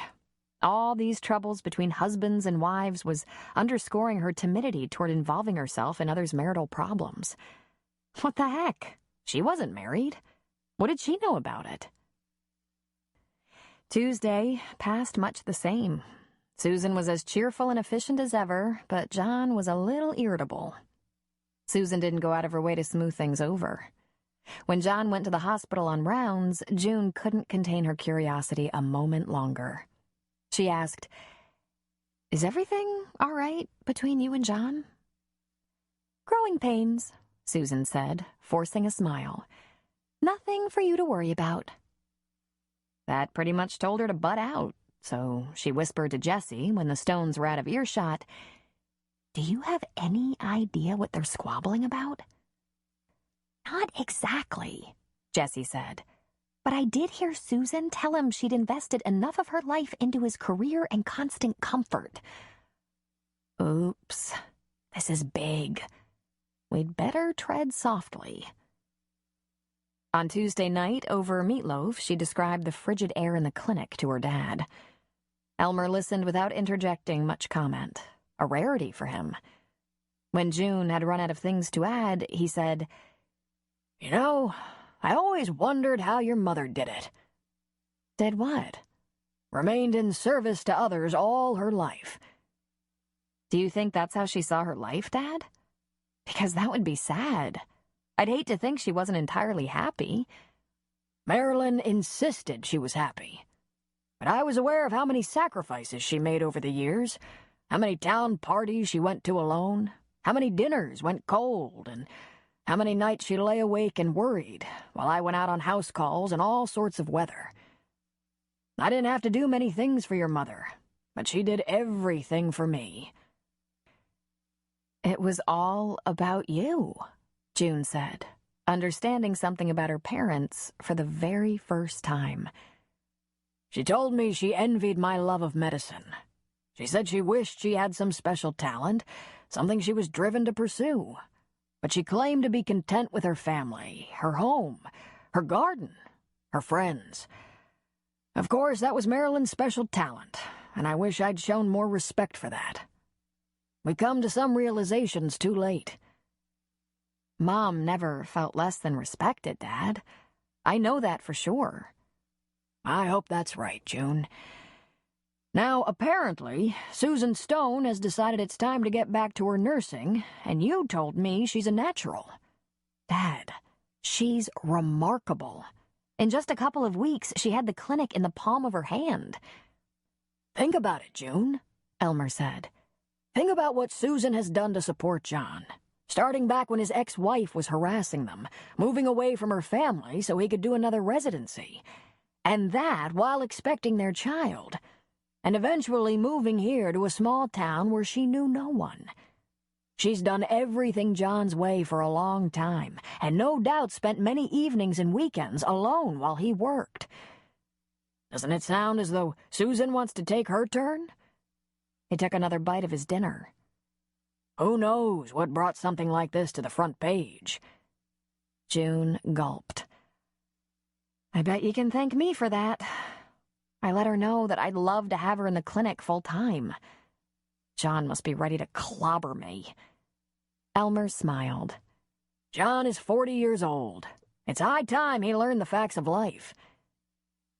For some reason, it was that statement that caused June to speak up about something she'd fully intended to hold quiet on. "Dad, Chris Forrest came to the clinic after hours to see me."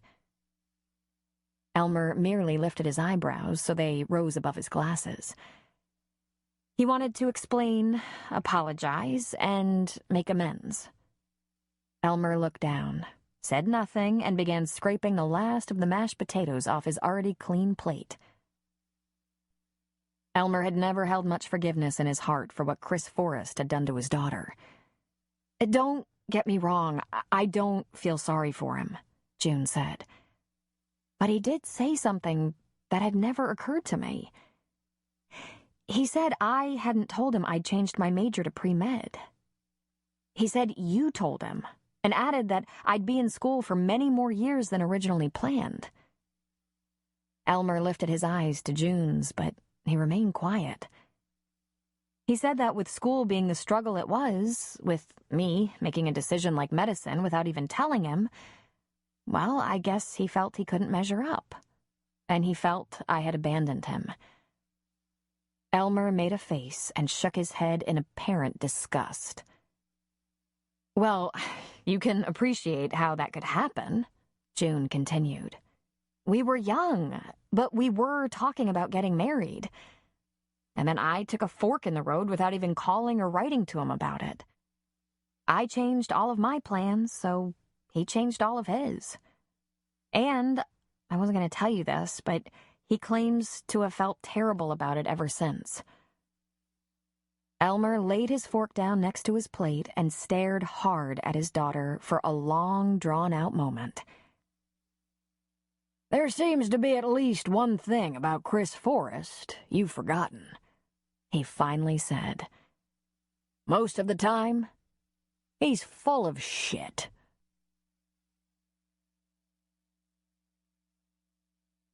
Chapter 8. The last patient of the morning had left the clinic, and June fancied something sweet. Maybe a little trip to the bakery would satisfy. As she was leaving the clinic, she almost tripped over Juliana and Susan in deep conversation right outside the door. They hushed and bolted apart guiltily. "Uh-oh," June said. "What are you two up to?" "Come with us and find out. Unless you're chicken," Susan invited. Every instinct told June to be chicken this once, but these two intrigued her. And if she was honest, she was a little bit jealous of their fast and firm camaraderie. She had good friends, sure, but there was something very special about the bond between the two women. It made you want to play. "Chicken?" June asked. "Who you callin' chicken?" "We're going to see the new preacher," Juliana said, "to tell him what we did to the old preacher." June gulped. Why not leave well enough alone? "I can think of about 1,500 reasons," Susan said, citing the approximate population of Grace Valley. "I brought a cake," Juliana said. "That should make it go down easier." They found the pastor in his office, sitting on the floor, sorting through a mound of papers. The place was in terrible disarray. The new pastor's things tossed into a room left a mess by the previous pastor. He looked up to see 3 women standing there, looking down at him, and at first it made him frown. Then he smiled, cautiously. "Has the women's circle come to help?" Well, if a cake helps, then we have," Juliana said. "Actually, Pastor, we were hoping you'd have a minute to talk," Susan said. Harry Shipton got clumsily to his feet, accidentally knocked a few folders from a nearby chair, and watched helplessly as even more papers fanned out over the floor. He bent his long legs to stretch, clearly stiff from having been cross-legged on the floor for a while. He was lanky, but had a handsome face, younger than his 40-something age. "We met a week or so ago," she said, sticking out her hand to renew the introduction. "Susan Stone, and my boss and friend, June Hudson." He nodded to June. "And the baker is Juliana Dixon." "How do you do?" he said. He peeked at the cake, and his warm smile became a grin. "I don't keep a very nutritious diet. Cake is perfect." "We should get this over with, Pastor," Susan said. "We have something to tell you." The minister half sat, half leaned upon his cluttered desk, crossed his arms over his chest, and said, "Shoot." "I don't know how much you know about our last minister." "That would be Jonathan Wickham?" he offered. "The same," Susan said. "Well, we want you to hear it from us. We ran him off. Juliana and I. June wasn't really in on it till the end." "But I didn't disapprove," June said. "And when it came down to it, I participated. Besides, he wasn't really run off. He was boycotted." Harry tilted his head, listening, but said nothing. Jonathan was a notorious flirt, an awful womanizer. He was always making passes, and at married women, too, Juliana said. "Driving his wife crazy," Susan added, "offending the entire congregation except for the old men in town. They just laughed at him, which made it worse." "We had a lot going on in town at the time that wasn't real woman-friendly," June said. "One young pregnant woman was battered into an early and critical childbirth by her husband. Another woman, the mother of 5, barely escaped a life of terrible abuse when she... Well, she said in frustration, when she whacked her abusive husband over the head with a shovel and killed him." Harry winced. "What happened to her?" "Oh, she was acquitted," Susan said quickly. "She works part-time as a waitress at the cafe. You'll run into her soon if you haven't already. Her name is Leah." "Acquitted?" he asked. "Acquitted," the 3 women said in unison. The climate wasn't real patient toward men who didn't respect women. So we tried talking to him, Susan said. Juliana and I and another young mother he'd made passes at. But he blew us off. Clearly he wasn't interested in better manners. He had an affair with a very vulnerable young woman, Juliana said. Then, remembering that Harry Shipton was single, hurriedly added, "No one here stands in judgment of romance, Pastor," which caused Harry to smile, though weakly. But Pastor Wickham was clearly on the prowl. "He took such advantage whenever he could," Susan added. "We weren't real sure what to do," Juliana said. "We could have written letters to the Signet in hopes of having him removed. But we were in search of a bigger solution than having his hand slapped. We wanted Pastor Wickham to understand that he was in our church, not that we were in his." Susan clamped her mouth shut suddenly, put a hand over her lips, and began to flush. "I mean, that's what she meant," June said before Susan could try to wiggle out of that statement. And it turned out that most of the congregation agreed, because at the first suggestion of a boycott, no one went to church, and Jonathan and his family left us. "He had become such a problem for the women of this church," Susan said. "He was always asking young married women if they'd like a little private counseling, that sort of thing." Harry's eyes widened in surprise. "That's bold for a single minister, much less—" "We wanted to tell you ourselves before you heard it from someone else," Juliana said. "We're not really a bunch of hard-headed, bossy women. Even if we are, we're not mean-spirited," Susan said, shaking her head. "It's been said that we're dangerous to cross, but that's such an overstatement," Juliana put in. "I mean, we're the most reasonable women in town. Don't you think, June?" June nodded. "Absolutely. Extraordinarily reasonable. So if you hear rumors, gossip about us, well, if you could just not believe the worst, or maybe even," Susan said, "ask us. Yes, ask us to clarify before you start thinking we're the scariest women in the world," Juliana continued. "Honestly, we want you to enjoy your stay here. I mean, you're a single man, right? No reason for you to be afraid to ask a woman for a date, based on what you've heard about the women." Susan stopped talking as she noticed Harry's frown. "You know what I mean." Harry straightened, standing from his perch on the desk. A pile of books seemed to topple from the surface for no apparent reason. It was almost as though things fell or scattered just because he was near. "You must have your hands full," he said to them. Juliana sighed deeply. Susan shook her head and said, "You don't know the half." "Well, not to worry. I'm not very good with the ladies," he said. "I have a ex-wife who will be happy to attest to that." "But Pastor Shipton, we don't mean you shouldn't flirt or date or—" He held up a hand. "Please, Harry." "Fine, Harry. By all means, you're a single man. But we'd appreciate it if you'd—" "I'll try not to force you into a repeat performance of the boycott," he said in good humor. "We could even tell you who some of the single women in your congregation are," Juliana offered hopefully. "I imagine I'll run into the single women in church, one way or another, but I hear there's a fantastic poker game in town. Any possibility I could get in on that?" He rubbed his chin. "Might be a safer bet." As the last days of summer gave way to fall, June saw Harry Shipton at the cafe from time to time, visiting with the locals and getting on just fine. He'd found the poker table for himself. Elmer, Myrna, Sam Cussler, Bert Crandall, and Judge Forrest. They'd continued to meet at the cafe because of the commotion at Judge's house.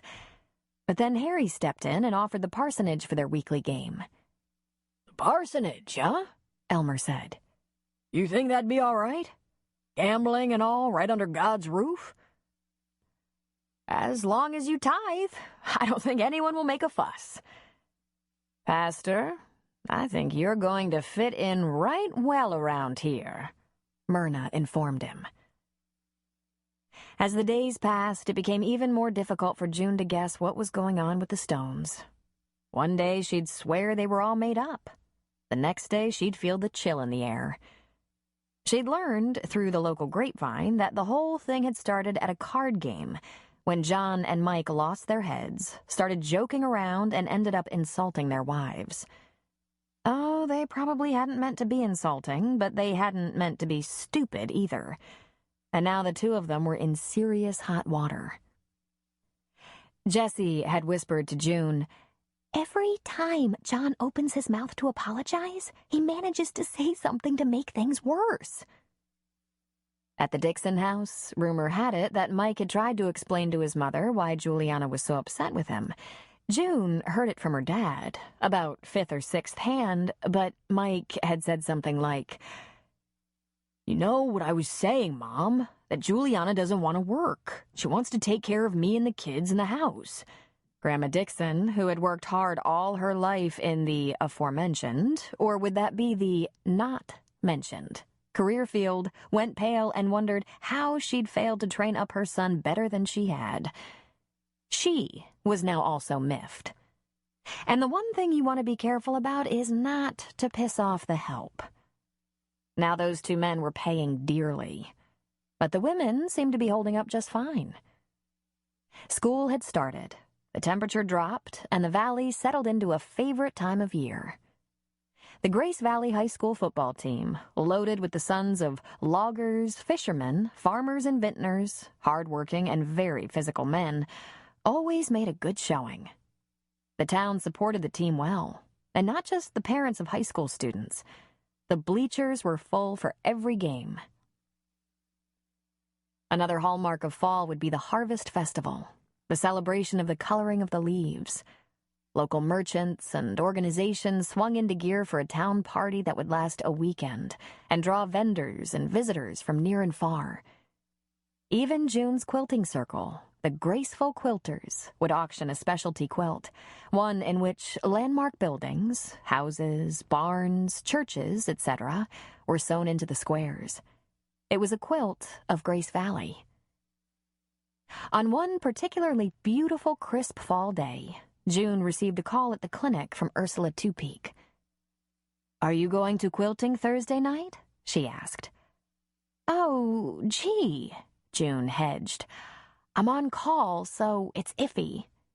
"Listen, June, get out of being on call and go to quilting. Bertie thinks you're avoiding her because Chris and the boys are staying there, and you can't allow that. She's not very young, and she's one of your very best friends." "I haven't been avoiding her." "Are you sure?" No, she wasn't. But she said, "Of course not. There's been a lot going on." "There's always a lot going on.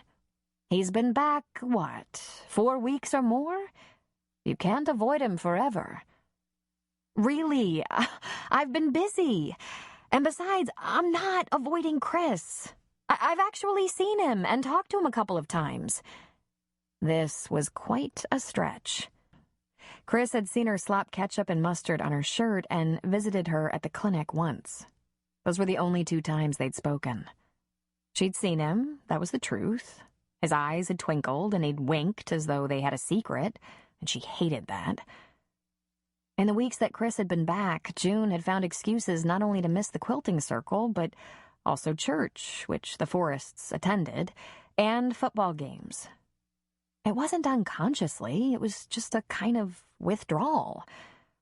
If Chris had been back 4 weeks, then Jim had been gone longer. Chris was lurking, ever present, suggesting with his sparkling eyes that they could start over, while Jim, far away and working undercover, hadn't even found the opportunity to phone. "Come Thursday night," Ursula insisted now. "Trade on call with John. He doesn't have anyone at home who'll talk to him anyway." This made June laugh. "I guess that little spat is all over town." "Well," Ursula said, "John's been buying lots of flowers lately." June knew she had to do it.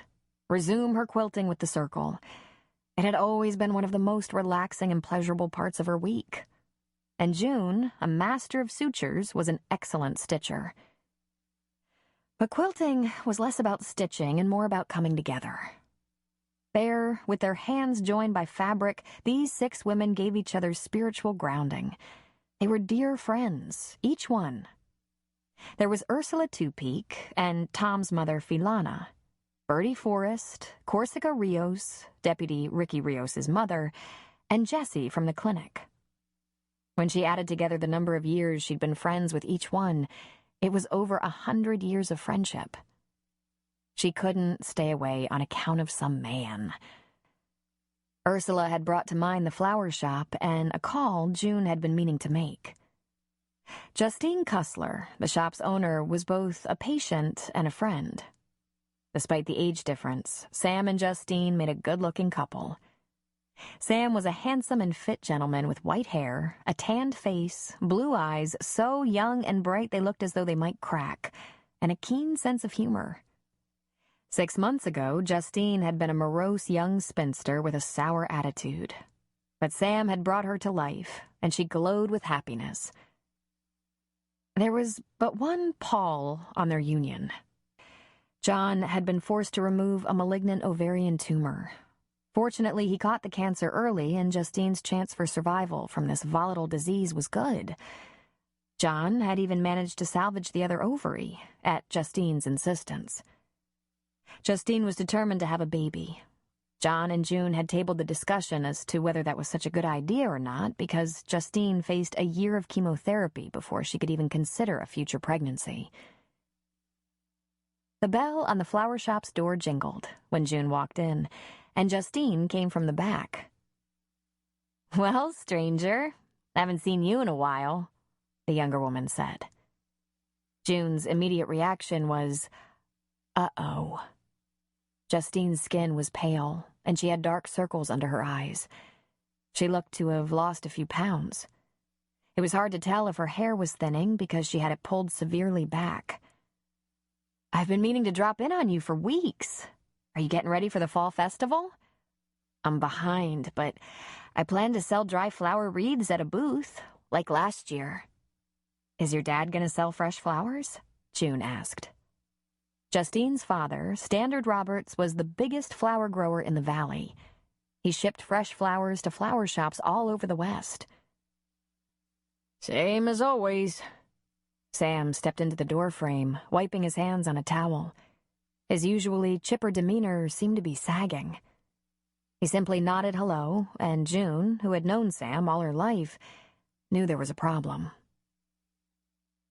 "How's the chemo going, Justine? Have you been feeling okay?" "Oh, I have my ups and downs, but everything's okay." "What's the doctor saying?" "Same old stuff, you know. I'll just be glad when it's all behind me." "I know you will." "Well, how about a nice bouquet for my office? Something with fall colors to get me in the mood." "I've got something made up in the back. I'll get it." When Justine edged past Sam in the doorway, he barely moved. Keeping his eyes connected to June's, his mouth turned down. It was painful to even look at him. For Sam, unsmiling was such a rarity. It meant something devastating. June feared the worst, that treatment wasn't going well and the cancer was advancing. Justine brought out a bouquet of yellow and red and brown accented with large maple leaves and fall hues. "Perfect," June said, her voice well-trained in not giving away her concerns. "How much?" 12? Justine asked. "How about 15? June countered. Justine laughed. "You're supposed to negotiate me down, June. You're not doing it right. I'm surprised you're not out of business the way you give your beautiful flowers away. I don't give just anyone the bargains. If it makes you feel any better, Steph Reynolds was in earlier for a centerpiece for that 10-foot dining table of hers, and I gouged her good." "Well, thank heavens," June replied, taking the flowers and handing over a 5 and a 10. "Take care of yourself. If you need anything, Justine—" "Thanks, June. I'll be fine. June left the flower shop, flirting with ideas about how she'd get Sam alone and ask a few questions. Maybe Elmer could wiggle some information out of him at weekly poker, out of earshot of the others. If the chemo was making Justine extremely ill, there were counteracting drugs to help her with fatigue and nausea. There was even pharmaceutical marijuana, but she'd have to communicate with Justine's oncologist. Stoicism, saying everything's going to be all right and I'll just be glad when it's over, is no way to go through cancer treatment. June? She was almost to the clinic when Sam came up behind her. Sam, I was just wondering how I was going to get you alone and ask you a few questions about Justine. She's looking a little peaked. She should tell her oncologist if she's... She hasn't been to the oncologist. She stopped the chemo. June was speechless. This couldn't be. It was so dangerous, especially in the case of ovarian cancer, perhaps the most dangerous for a woman. But Sam, you can't have let her do that. I didn't know. She lied about going to the doctor. Oh, God. But she doesn't look so good. She needs to get in right away. Let us see what's wrong. We know what's wrong, June. Can't you guess? She frowned in confusion. Guess? The woman looked ill. Justine is pregnant. She stopped chemo, had her IUD removed, and got pregnant almost immediately. I don't know that she had even 2 chemo treatments. But Sam, maybe she's not pregnant. It was a pregnancy scare that caused John to find the tumor. Haven't you reminded her of that? Believe me, Sam said tiredly. It's hard to know what to do. Let me think about this, June said. Let me talk to John. Maybe he'll have some ideas. But you can't force treatment on a person, so the options are pretty limited. His eyes glistened slightly. I just hate the thought of being widowed again. So soon, after we... He looked away uncomfortably. She's gonna kill me when she finds out I told. If she's pregnant, she can't expect to keep it secret for long, June said, matter of fact. I don't think she thought this one through. She didn't think at all, Sam said. It's like an obsession. She's driven. Like she needs this more than she needs her own life. June touched Sam's arm in sympathy and commiseration. I hope she isn't obliged.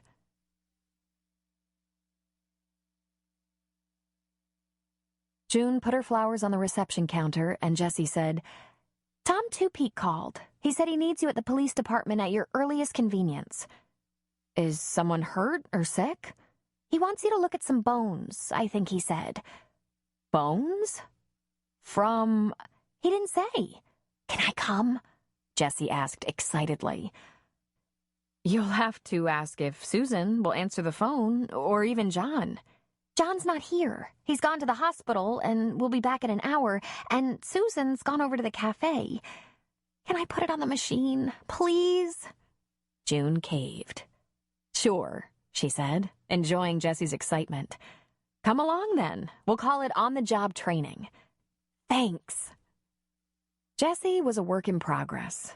A high school dropout, she'd taken the job at the clinic to appease her father, who insisted that if she wasn't going to go to school, she had to work full-time.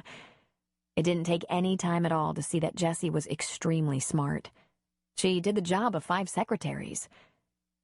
Jessie had a gift for sewing and quirky fashions, so she'd always believed that she'd break into the clothing industry as an avant-garde designer. Her father was an artist, a painter, and Jessie had inherited a beautiful drawing hand and flair for color. But then she'd witnessed some medical treatments and procedures and fallen in love with medicine. Now she was finishing her GED and applying to colleges. She had miles to go, but Jessie wanted to be a doctor. This discovery had changed her remarkably. Last spring found the girl dressed as a goth, her head shaved, her lips and nails colored black, pierces all over the place. This fall, she was a foxy young lady whose normal hair color was a peachy blonde, and many of her pierces were no longer in use. "Do you do this often?" she asked June. "Look at bones?" "More often than you'd think. People run into old bones in their gardens or cellars, and they worry that they've stumbled upon some hidden human grave. But the remains are almost always those of an animal. A big dog, a deer, even a horse or cow. Can't they tell by the skull? If it's been a long time and the bones get separated, they can't." The police department was located at the end of the block in a small brick 3-bedroom house. The living room was a reception waiting area, and the dining room was divided, with a counter behind which sat the desk, computer, radios, fax, and phones. One of the bedrooms made a good-size office for Tom, and the others were holding cells. June found Tom standing in the driveway behind his Range Rover. Parked next to him was a tan truck and, supposedly, its owner, a tall, red-headed gentleman with a camera hanging around his neck. June walked up to them. "Hi, Tom. What have you got?" Tom didn't speak. He didn't introduce his companion either, but silently went to the back of the man's pickup. He pulled down the back hatch and drew toward him an old army blanket. He gently opened it to reveal 4 bones. June picked up the largest. It was old, but she had no idea how old. It was clearly sawed off on one end, but the other 3 smaller bones were whole. Unmistakably, they were human. "Humerus," she said. "Rib, clavicle, and probably metacarpal." She tapped the back of her hand. "Palm bone. The humerus has been sawed or hacked through." "You're certain?" Tom asked. Jesse reached around June and lifted one of the bones, examining it, turning it to and fro, feeling the texture of it. "I'm certain they're human bones," June said. "But old." "You have any idea how old?" "I really don't. But that isn't difficult for a pathologist or forensic anthropologist to figure out. Where'd they come from?" Tom glanced at Jesse. "I'd like this to be confidential." He then glanced at the tall man. "For now." Jesse made a face. "I work in a doctor's office, Tom. I keep secrets all day long." He looked back at June. "They came from your Aunt Myrna's backyard." After the shock of the news settled a bit, June was introduced to Paul Faraday, the bird watcher who'd been poking around Hudson House.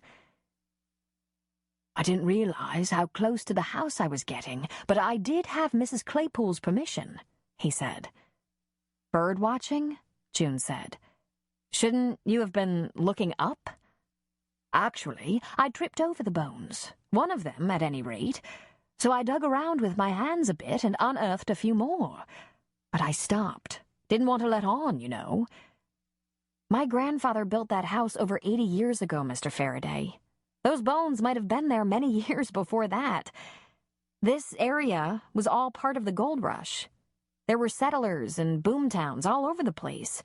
Natives, Spaniards, squatters.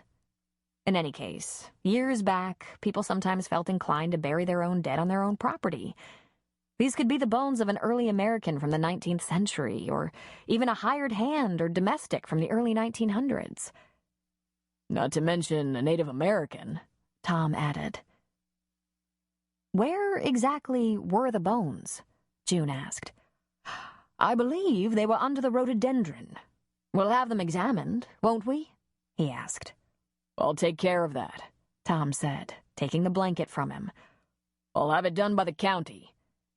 "But I'd like to know, of course," Faraday said, "since I found them." Both June and Tom stared at the man in some confusion. What was his interest in old bones, even if he'd found them? "I can arrange to let you know when the investigation is complete." "Very good. How long do you suppose it'll take?" "I plan to be around the general area for the next few weeks. Until the weather turns. I have no idea. Leave a number inside with my deputy, Ricky Rios, and we'll give you a call," Tom offered. "Now that it's necessary to investigate the bones and the area, you are ordered to stay away. Even with permission of the owner, the area will be sealed off. You understand?" "Oh, certainly. It's a potential crime scene," Faraday said, puffing up a bit. "That isn't what I meant. In fact, I find it highly unlikely. I just don't want the area disturbed." "I do understand," Faraday said. "Shall I go tell Mrs. Claypool that I found bones on her property?" "Why don't you let me handle that?" June said. "She's my aunt, after all." "Charming woman, Mrs. Claypool. We had tea just days ago." "Did you now?" June asked. "How was it you had tea?" "I thought the least I could do was stop by and say hello, since I was haunting the grounds, so to speak. Most understanding. A delightful lady. Quite a sense of humor for an old girl." June said. "I'll be off then," he said. "I'll check back with you before I leave the area to head for home, Chief Two-Peak. If you haven't discovered anything about the bones by then, I'll give you my home number." Tom nodded. "Doctor? Miss?" he said, bobbing in each direction. He then got into his truck. Tom and the women stepped out of the way so he could back out of the driveway and leave. "I've already got his number," Tom said.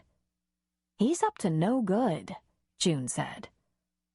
"Are you going to speak to Myrna right away?" Tom asked. "Sure. Not only should she know about this discovery, I want to ask her to stay away from this Faraday man. I don't think I like him." "Will you also ask her if, in any of her books, she had a body buried under the rhododendron?" June chewed her lip. "I think it was in Dead by Dawn."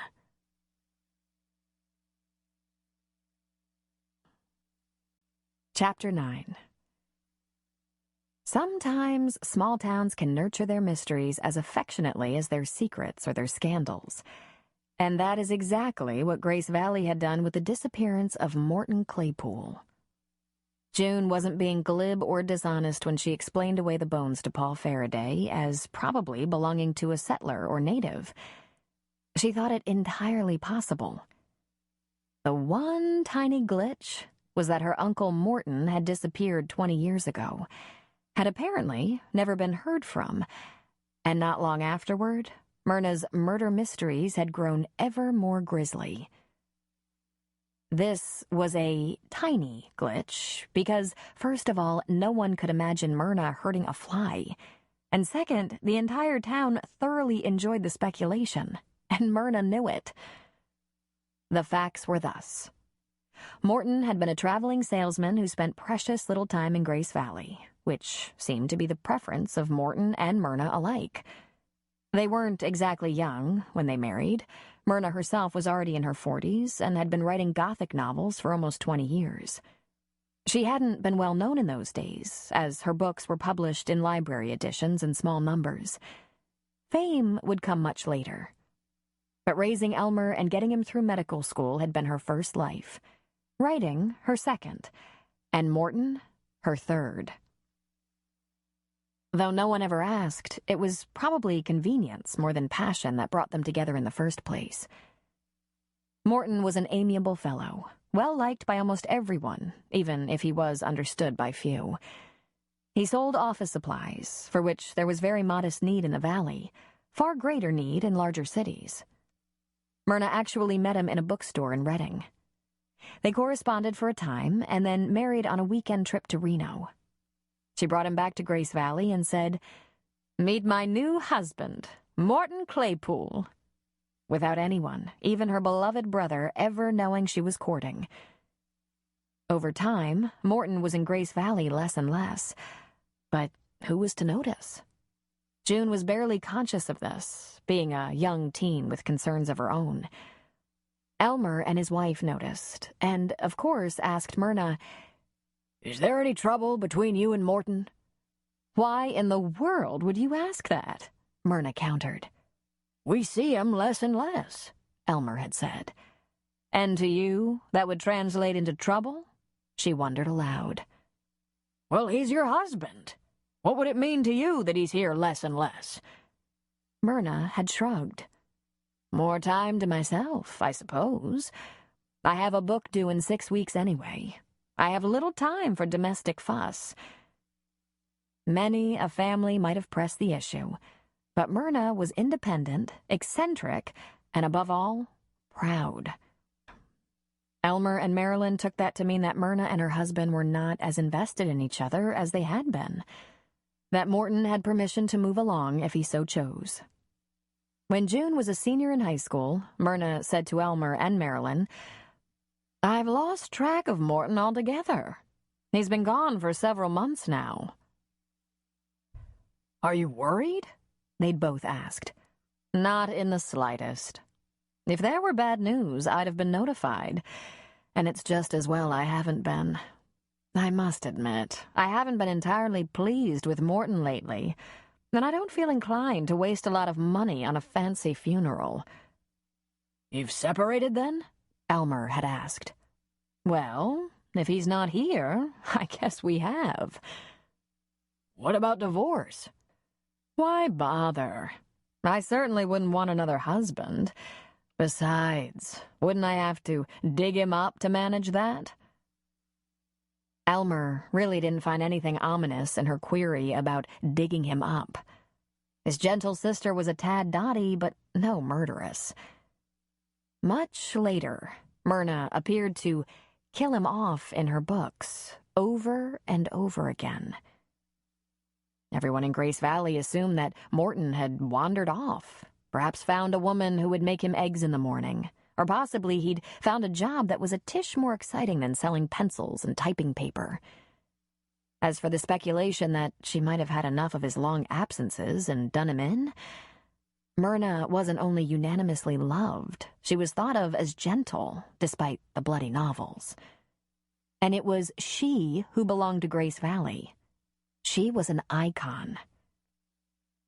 Her father had founded the town. Morton was the newcomer. People who know small towns know that you can be a newcomer for 20 years without ever quite being one of them. People would worry a lot if something happened to Myrna, but they didn't worry over much about Morton. When the bones were found under her rhododendron at the far south end of her huge yard on top of the hill, June went immediately to her dad and said, "Some bird watcher found 4 human bones on Aunt Myrna's property." Elmer got a look near panic and said, "Shoot." Then, in a soft yet urgent tone, he said, "June, I checked under the rhododendron." An emotional picture of little, skinny Aunt Myrna in handcuffs and leg irons came to June's mind, and, unbelievably, she got all teary. Her nose pinkened and dripped. "Oh, Dad," she sniveled. "What if she's in trouble? Real trouble?" "June?" Elmer queried, confused. "Are you crying?" "Jeez," she said, turning away in embarrassment. She was so much tougher than this. She didn't dissolve into tears like some schoolgirl. "It's just that the picture that came to mind." Elmer grabbed both of June's upper arms and gave a squeeze. "She can't ever be in so much trouble that we can't help her, June. Not after all she's done for us." "Sorry," June said, sniffing. "This is no time to fall apart." "That's for sure. Not with bones in her yard, for God's sake."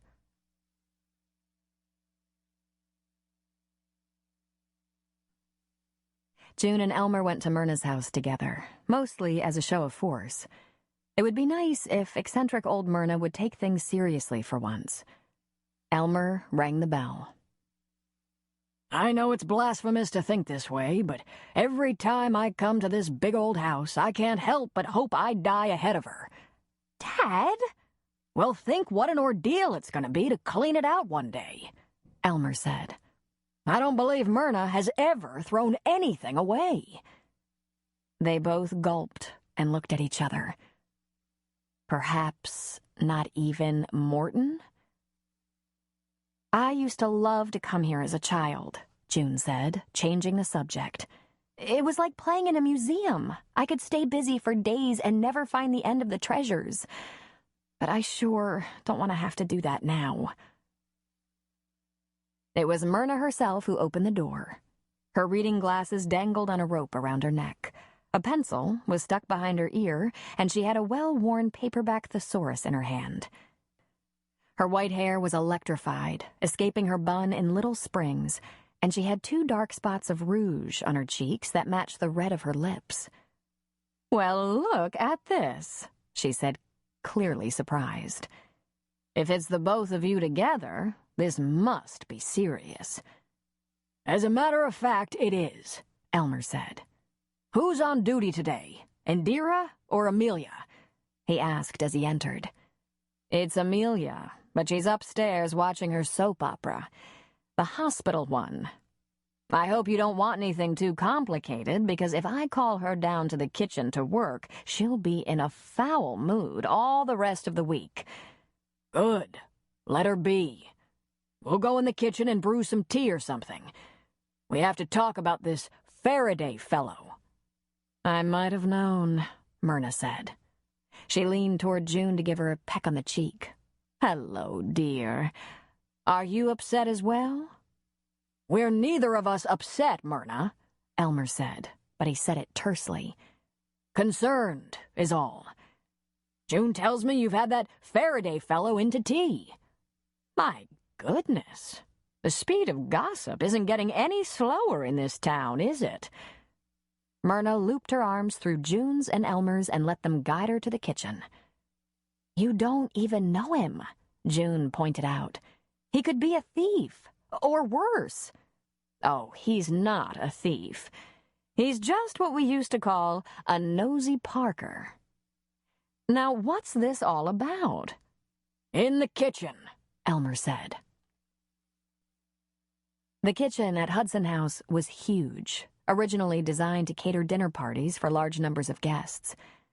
Charles Hudson had been a rich banker from San Francisco who fell in love with the area later known as Grace Valley. He built the house for his young wife and expected to entertain many friends who would stay for long periods of time. He hadn't scrimped on space. Myrna, following suit, had always opened her home to guests for dinner parties, committee meetings, any event that justified the space. Elmer closed the kitchen door. "This is going to be a shock. Sit down." Myrna sat at the kitchen table. June moved to put on the kettle. Elmer sat across from her and said, "Faraday found human bones in your backyard." "Oh, is that all?" she said, relieved. "They're probably the remains of some old prospector." "Very likely," Elmer said. "But Myrna, it's going to demand an answer to the Morton Claypool question." "I don't see why. They wouldn't be Morton's remains." "You're quite sure?" She leaned forward, a bit impatient. "Don't you think I'd have noticed?" "They were under the rhododendron," June said from the stove. "Definitely human remains." "A skeleton?" Myrna wanted to know. "No, actually just a few bones. Which leads to the question, did some old prospector die, dismember himself, and scatter his remains around the yard?" Myrna shrugged. "Daddy didn't intentionally disturb any graveyard or burial ground when building Hudson House, but that was a long time ago, you know. It's possible the builders were less than cautious when they were excavating for the foundation. We have an ample cellar." She rolled her eyes. "I haven't been down there in years. The steps creak as bad as my knees, and I'm not sure which will go first." "Did you hear me, Myrna? It's time to take the question of what became of Morton Claypool seriously. You're going to have to stop hedging for the fun of it," Elmer demanded. "Elmer Hudson," dare you?" she replied. "You don't really think I do that on purpose?" "I'm absolutely sure of it. You enjoy alluding to having done him in. You write about women who kill their husbands all the damn time. Now that's simply not true. My last 2 books had male killers." She smiled snidely. "You don't read my books, do you, Elmer?" "I buy them," he said. "I read them," June said. "And Dad is right, Aunt Myrna. You're going to be asked a serious question, and you'll have to give a serious answer, or there could be problems. You have a missing husband. Human remains have been found in your yard. You may not always write about women bent on revenge who get away with murdering their husbands, but you have enough times to get the tongues wagging." June stopped and looked at Myrna, who positively beamed. "Look at yourself. You think it's fun." "Now, don't be ridiculous. I'm just proud as can be that you read my books." She sneered at Elmer. "Not everyone does." All right, talk to me about Morton, Auntie, please," June implored. "May I have tea first?" "Of course," June said. Then she realized that Myrna wasn't being shy or decorous. She wanted time to drum up a story. "No, wait. The water has to boil. I'm fixing the tea, and you will have it the second it's ready. For now, just tell us about Morton before Amelia is finished with her soap opera." "My, but you're impatient." Elmer leaned into Myrna's space. "Hardly," he said sternly, a tone rarely taken with his sister. "We've waited over 20 years. Myrna sighed deeply, as if bored. Then she shook a bony finger in Elmer's face. "You're the only person I'll allow to take that tone with me, you know." "I might not be by the end of this. That Faraday fellow turned the bones over to the police, you know." "Ugh, Tom Two-Peak. Well, I dare say he knows the score. He's not likely to overreact to the extent the 2 of you are." "Myrna?" All right. But you're going to be so disappointed. It's a terribly dull story." She took a breath. "Morton saw himself as suave. But of course, if you remember him at all, you know he was terribly boring. Very sweet, but boring. If he hadn't had his job selling paper supplies to businesses, he'd have had absolutely nothing to drive him. Morton was a sincere man and smart in his own way. Our favorite thing to talk about were the books we read. He was an incredible reader. He particularly liked my books, which drew me to him, I suppose. I could nearly use him for research. He read so fast and remembered everything. But strangely, he never could apply anything he learned. No matter how hard he worked at his small business, he was never successful. He lost things, mismanaged customers, handled his records badly. He was something of a brilliant dunderhead. You know what he was? He was steady, that's what. We had but one area of disagreement that was serious. I wouldn't even consider letting him help me manage my inheritance and earnings. He had investment and business ideas, but I couldn't. He was perfectly useless. He'd have bungled it all, so I kept making excuses and kept control. It bothered him, but he seemed to get used to that idea over time. Morton was easily distracted, she went on, and no one around Grace Valley seemed to notice that there were periods of time he wouldn't appear for months. I suppose I contributed to that illusion by saying things like, "Oh my, you've just missed Morton," when in fact he hadn't been around in quite a while. Then, for a period of months, he'd be around every week. Myrna leaned into Elmer's space and whispered, I suspected other women. You should have told me, he said. Why? This didn't seem to be a problem for Morton and I. Myrna, you're an intelligent woman. What about things like disease? Myrna looked stricken. You don't imagine I'd sleep with a man who spends weeks, if not months, gone off to unexplained places. Morton was the dunderhead, not I. She straightened, indignantly, brushing invisible lint off one shoulder. Besides, he wasn't nearly as accomplished as he thought he was.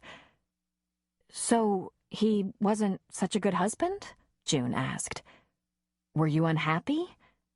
June, she said earnestly, it depends entirely on what kind of husband you need. Since I hadn't imagined having any kind of husband at all, Morton wasn't really much trouble. And I've always enjoyed talking books. She looked skyward. I really don't know what happened to Morton. Suddenly he was gone. There was no getting him back. She looked at her brother.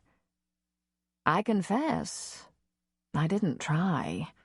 I knew we'd both be better off if we just let things lie.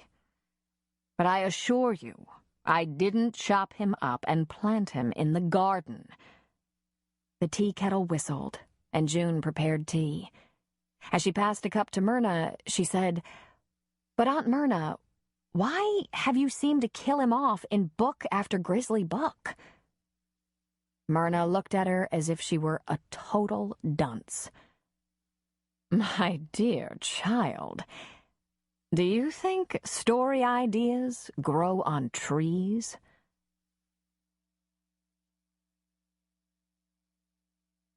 The quilting circle always met at Bertie's house because it was centrally located and because she was the most senior member. She was just shy of being the eldest as well, but Tom Two-Peak's mother, Philana, was older by a couple of years. They wouldn't have wanted to meet at the Two-Peaks' house, however, because there were so many distractions there. Quilting, Bertie always said, is a quiet sport.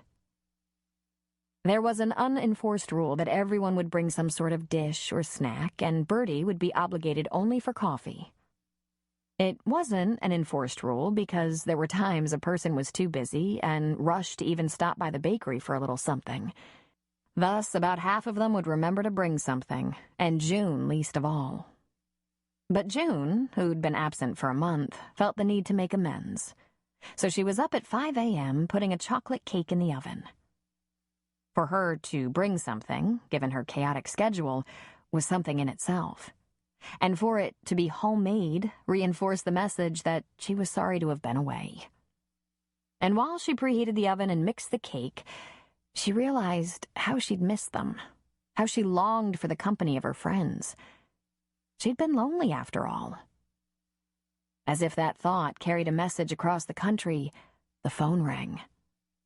Somehow she knew. In some psychic way, she never for a second thought her cake would be ruined by a medical emergency. She picked up the receiver and heard the rich, deep voice of Jim. He said, God, how I've missed you. Are you still my girl? She felt a warm flush pass through her. The sound of his voice, so familiar yet far from memory, filled her with new longing. And then a bizarre thing happened. When she wished to murmur back to him in loving tones, instead she sniped, Barely. Uh-oh.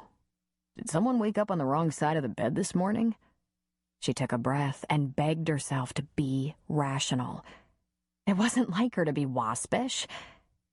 Do you have any idea how many weeks I've waited for a call? I'm sorry, he said patiently. I wanted to. June sighed. No, I'm sorry. I don't know why. It's tough, the situation we've gotten ourselves into. I understand, June. You can't understand because even I don't understand. It's just that... She couldn't finish. Just that what? I didn't want it to be so long, he said. I know I miss you as much as you miss me. More, probably. Are you in danger? She asked. No. Really, no. I mean, that may come before we're finished here, but at the moment, everything's cool. If it's cool, then why couldn't you at least have gotten a message to me that you're all right? She was stunned.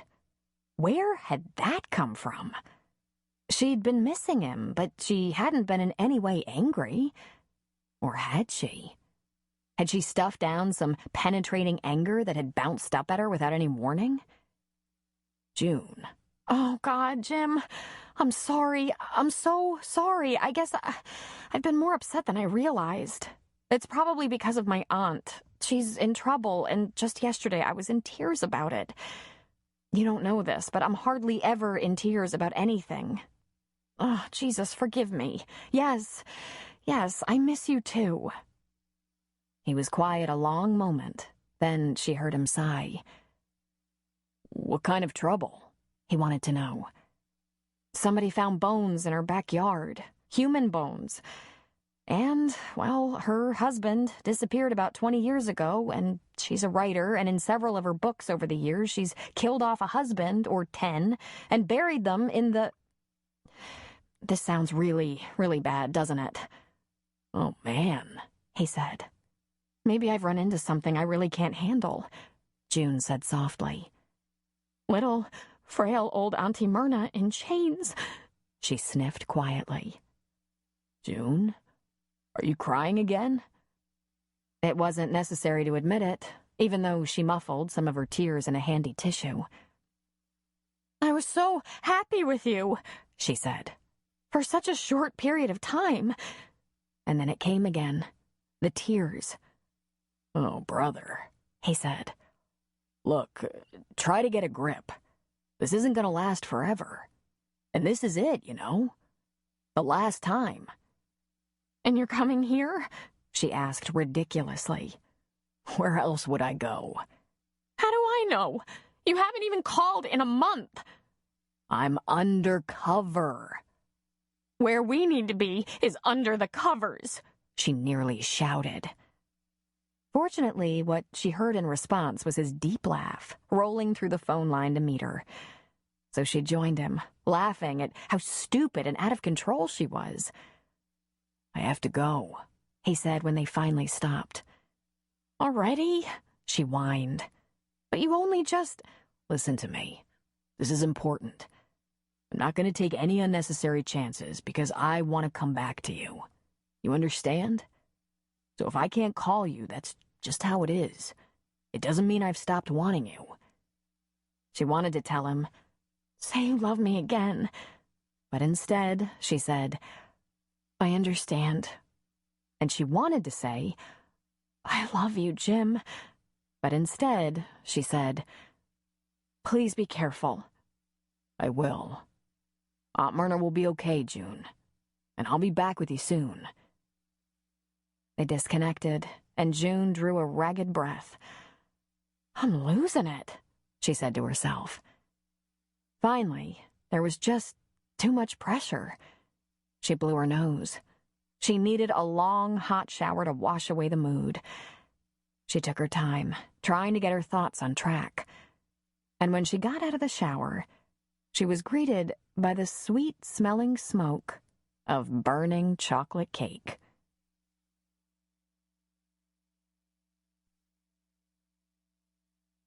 The women of the Graceful Quilters made something of a fuss over June and Sadie. They would never know how much June needed the extra attention, after the way she'd started the day, and Sadie never turned down a pet. It wasn't as if she hadn't seen them, for she saw them all the time, in various settings around town. But it was different seeing them here, in a quiet room, alone, sharing secrets and trusting the confidentiality of the group. She presented them with a chocolate cake made by Bert Crandall at the bakery, and confessed it was her second cake of the day. And then she noticed that her darling Bertie was looking positively haggard. June's bond with Bertie went back to her infancy. Bertie was June's godmother, her deceased mother's best friend. There wasn't a thing June couldn't tell Bertie, or ask Bertie, except on the subject of her son, Chris. Both Bertie and June had some ragged edges where he was concerned. Sadie was relegated to the kitchen, where she cozied up to the radiator. When they all sat down to quilt, Corsica asked, "Where are your house guests tonight, Bertie?" Chris put some money on a house out by Robert's flower fields, not too far from the Two Peaks, but it's not habitable yet. It's been vacant for years and needs lots of work. Judge, Chris, and the boys are doing repairs out there tonight while we quilt." "They need to get their own place," Filana said, not looking up from her stitch. Take a break from the words, not the journey. This gentle tune is here to guide your mind towards stillness. Thank you for your time.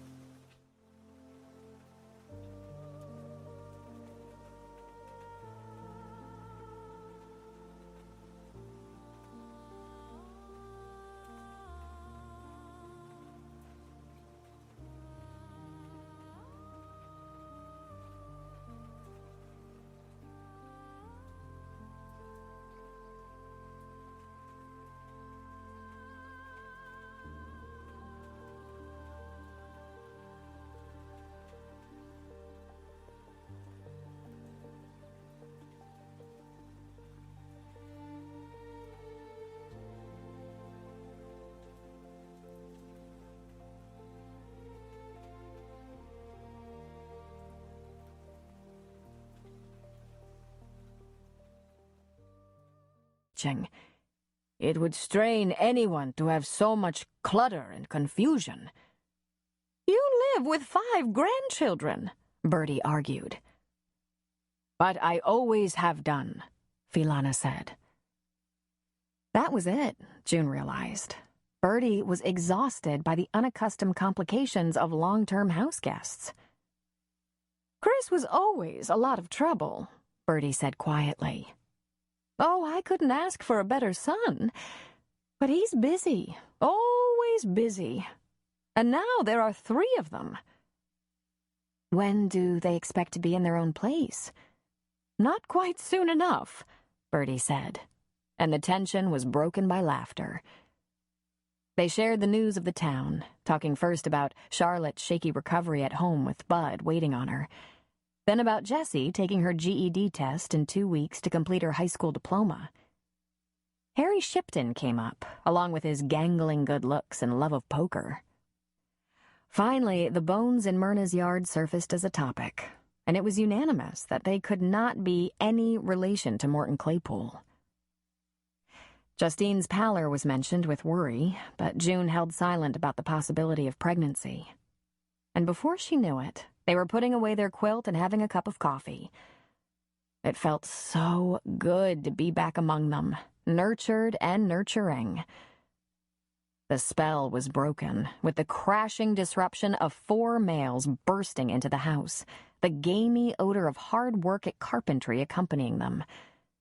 June gave Judge a kiss on his weathered old cheek, said hello to Chris and the boys, and quickly made her excuses. But it wasn't awkward because all the women dispersed. No one wanted to linger over coffee and cake with the men present. The twins headed for the kitchen where they made fast work of what was left of the cake, calling to their grandmother for milk. Sadie was up and wagging hopefully, but the boys ignored her. What manner of boy didn't stoop to pet a wagging dog? June wondered with a frown. "Come, Sadie," she called. "Time for us to go." They all said their goodbyes on the porch, June being the only one on foot. Corsica and Jessie had ridden together, as had Ursula and her mother-in-law. Bertie went back into the house to attempt to regain control of her kitchen, while June headed down the street to the clinic where she'd left her little truck. The nights were cooling down faster as mid-September approached, and she shivered in the chill air. As she passed under one of the 2 street lamps, she heard her name. "Hey, June, hold up." When she turned, Chris came out of the darkness toward her.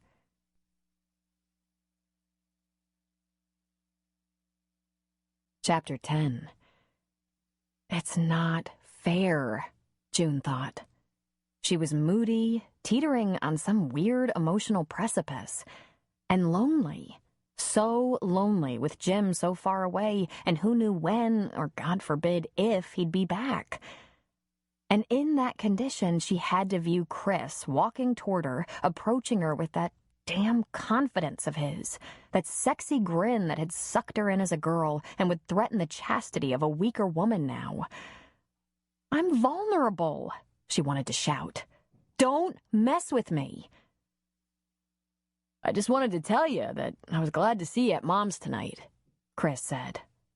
She was complaining about hardly seeing you lately.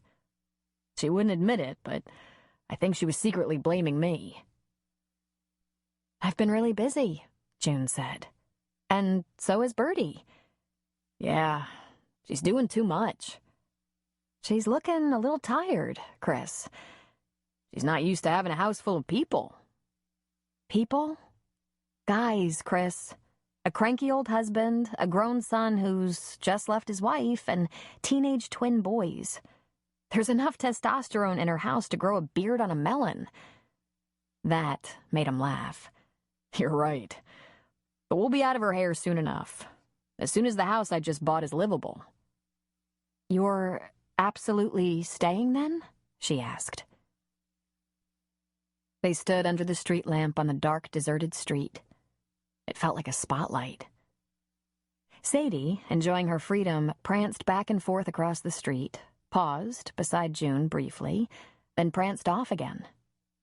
The world was a place of plentiful smells for a collie, but she always circled back to make sure June wouldn't leave without her. I'm absolutely staying, which is why I wanted to talk to you, for just a minute. He glanced over his shoulder at the cafe as if looking for a haven and a cup of coffee, but it appeared to be closed. George didn't keep regular hours, but if anything was going on, like a town meeting, high school ball game, or special event, you could count on him to be open. He was just about the only game in town. But on this ordinary Thursday night, it was lights out at 9 p.m. I was just heading back to the clinic for my truck, then home. I have an early morning and... I'll walk you, he said. But he didn't just walk alongside. He took her elbow and steered her in that direction. Out of the spotlight, at least. I'm really bothered by something.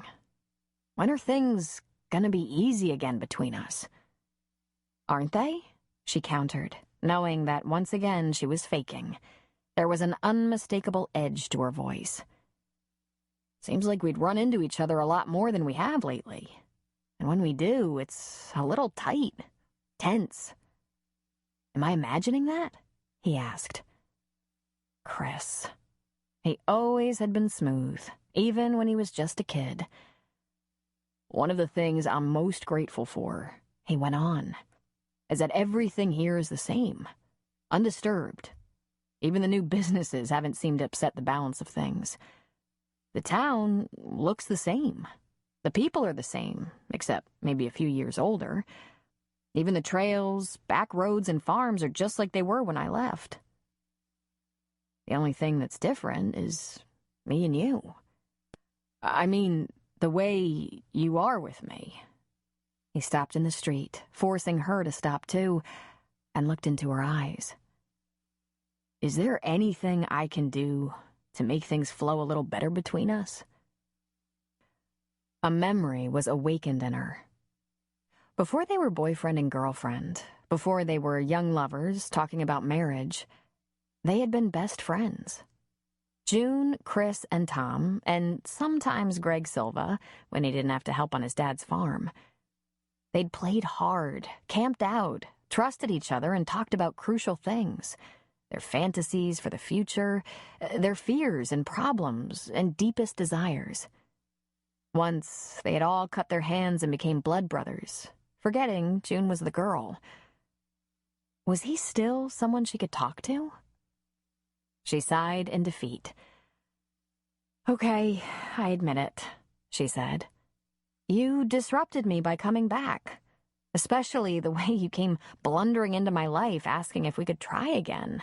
Jesus. Disrupted, huh? He asked, grinning from ear to ear. I bet you wanted to kill me. Kill? She laughed slyly. Don't be silly, Chris. Death was too good for you. Aha! He shouted as though victorious. He spread his hands wide. A lady admits to violent thoughts.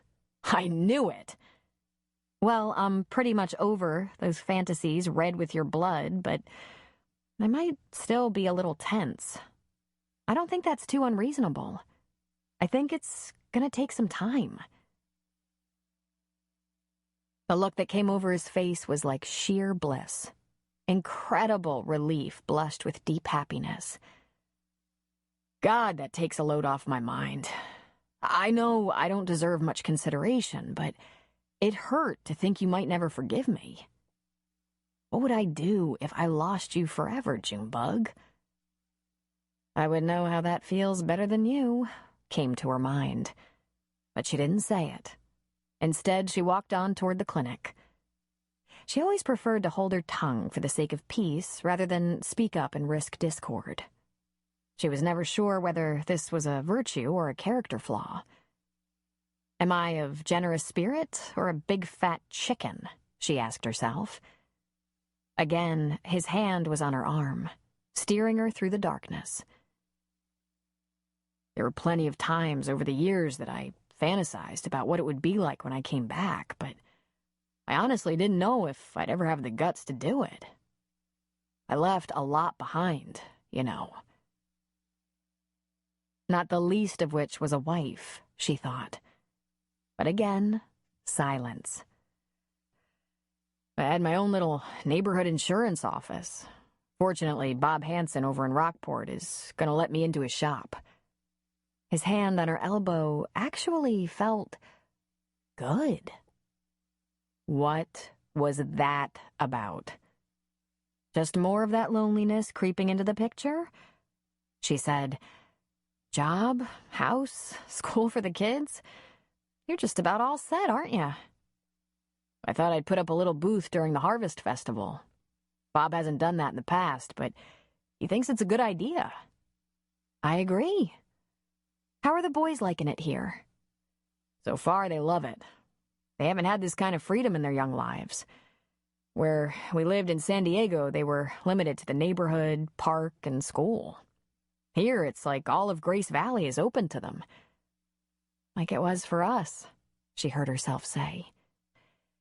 It was a great way to grow up, wasn't it, Junebug? We sure can't complain of the childhood we had in this town. It's not a bad adulthood either. I hope you don't mind me asking, but how is it you didn't get married? She laughed hollowly. Who was I gonna marry, you nitwit? Well, hell, you were away at school for about 10 years. Didn't they have men where you were? Yeah, they had men there, but do you have any idea what medical school is like? Or internship and residency? They reached her truck and she stopped. Be fair, she told herself. Getting along is better than being bitter. Actually, I had a couple of close calls, but in the end, neither of them would have wanted to come here with me. And this was exactly where I've always wanted to be. That's true, huh? He said, as if he'd just remembered. There were lots of kids we went to school with. Farmers' kids and loggers' kids especially, who couldn't wait to shake the dust of this dumpy little town off the soles of their shoes. But you always said this was the only place you ever wanted to live. So, you couldn't find a small-town type to fall in love with. She shrugged. There weren't a whole lot of med students who just couldn't wait to move to a tiny little burg where they'd be paid in vegetables or eggs. But for me, it's the perfect life. Most of the time. She opened her truck door. I'd better get home, Chris. I've had a long day. I was up at 5 a.m. burning up a cake. What? She shook her head in exasperation. Long story.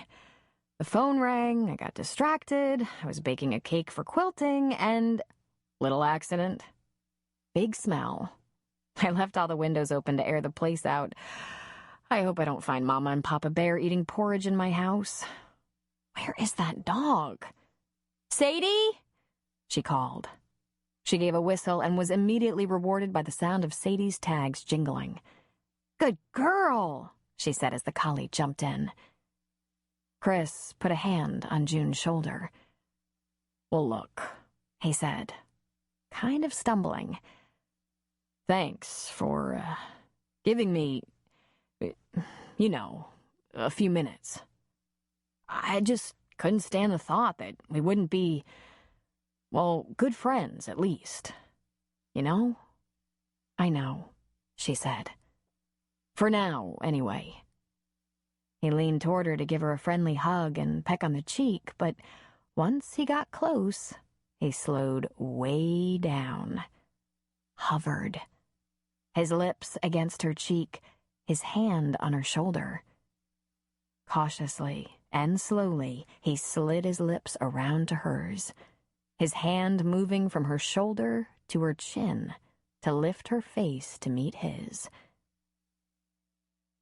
She would ask herself later why she allowed this, for to lead Chris on would be a huge mistake, with him in this condition of wanting a second chance with her.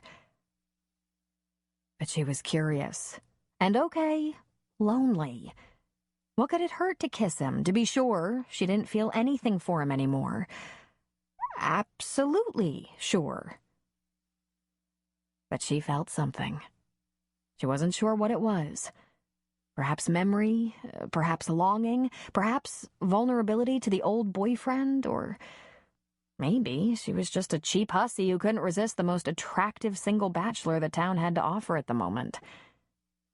Damn, she thought, kissing him back. Some things never change. And Chris's lips had not. He had always had great, soft lips that moved familiarly over hers. If her life weren't so complicated right now, it would be very easy to fall back into a routine with him. This was just what she remembered, and it felt good. But with the good-feeling kiss came the memory of what kind of boyfriend he'd been. When he tried to part her lips with his, she pulled back. I'm sorry, she said, and immediately thought, why am I sorry? I shouldn't have let you do that because, well, I don't want to have a romantic, she stammered and stuttered and couldn't spit it out. I was just curious, not interested. Think of it as old time's sake. He grinned down at her, but she could see in his smile that he thought he'd scored one. It's okay, Junebug. Don't be sorry. I'm sure not sorry. Chris, listen, you mustn't think... Hey, don't worry. I'm a patient guy. But... She was cut off by the lights from a vehicle that was heading straight at them. There was a loud whoop, and the police SUV pulled up. Ricky Rios rolled down the window. Mr. Forrest? Chris? You have any idea where your boys might be? At home, brushing their teeth and getting ready for bed, I hope. At my folks. Well, sir, your mom thinks they might have come in the front door and gone right out the back. Damn little shits. Is she worried about them? They probably just... No, sir. She didn't call me. I went by the house. Someone was egging some houses over on 4th Street. The back door to Bert's Bakery is jimmied open, and it's just a half block from Judge and Bertie's, and... Okay, Ricky, let's see if we can rein 'em in, Chris said, walking around the SUV to the passenger side. Little devils sure can find plenty of trouble in just 30 minutes, can't they? Bye, June. I'll catch you later. There will be no catching, she thought. Good luck, was what she said. June woke up earlier than usual the next morning, and the very first thing on her mind was that she'd kissed Chris while she was seriously involved with Jim. Why had she let that happen? Was it because no one knew about Jim? Was it because he was invisible to everyone but her? And second, mystical, almost non-existent? But if she examined her feelings for Jim, they were bold. She was pretty sure she was in love with him. The hell of it was, with Chris, she had history. And with Jim, uncertainty. With Chris, there was unfinished business, and it was high time there be closure. With Jim, there was hope, but it was clouded by distance and time. She sat up and shook her head. Maybe it was a good thing that she had to deal with the Chris issue before she made a permanent commitment to Jim. It gave her a little time. Though she hadn't pined over Chris all these years, her first love, her first broken heart, he had never been very far from her thoughts. But now she had time to reckon with this issue once and for all. Close it out. Be sure she was done with that whole thing. She would be smart. This would finally be over. She showered and dressed, though it wasn't yet dawn. The prospect of beating everyone else to the clinic appealed to her. She wanted to think, undisturbed and undistracted, about the kind of life she wanted. She couldn't help but feel, deep down, that she was on the threshold of a new beginning. And she did her best thinking while alone at the clinic. To say she had a special feeling about the place was an understatement. When she'd come back to Grace Valley, her dad was still practicing out of his house, and that's where she began her work in the valley. But the little country doctor's office in his home wasn't even close to accommodating the growing population. Elmer had been thinking of moving his practice over to Rockport, near the hospital. June's idea was build the clinic. She'd been dreaming of just such a clinic for the town for as long as she'd been studying medicine. And the town rallied to support the construction. Each person in whatever way possible, no matter how slim their means. Free tile for the floor, a little gratis construction work, donated supplies, a few dollars tossed into the hat. In the end, it was Aunt Myrna who secured the building loan and guaranteed it. She also bought the ambulance after June wrecked her Jeep on a dangerous curve while out on an emergency call. Myrna was loaded. And how loaded, only she knew for sure. When June pulled into town, she noticed that the cafe was already open, a good hour early. And next, with a bit of disappointment, she saw that she wasn't the first to arrive at the clinic. The ambulance was already parked outside at this pre-dawn hour. The building was dark, however, and when June and Sadie got to the back door, she found it locked. She opened the door and flipped on the hall light. "John?" she called. But there was no answer. The first room to her right contained 2 beds and functioned as a recovery room for patients who had outpatient procedures that required sedatives or local anesthesia. The other rooms held examining tables and gurneys. In one of the beds, sleeping in his clothes, was John Stone. He must have had a patient in the middle of the night and decided not to go all the way back home, June reasoned. She glanced at her watch. It was almost 5:30.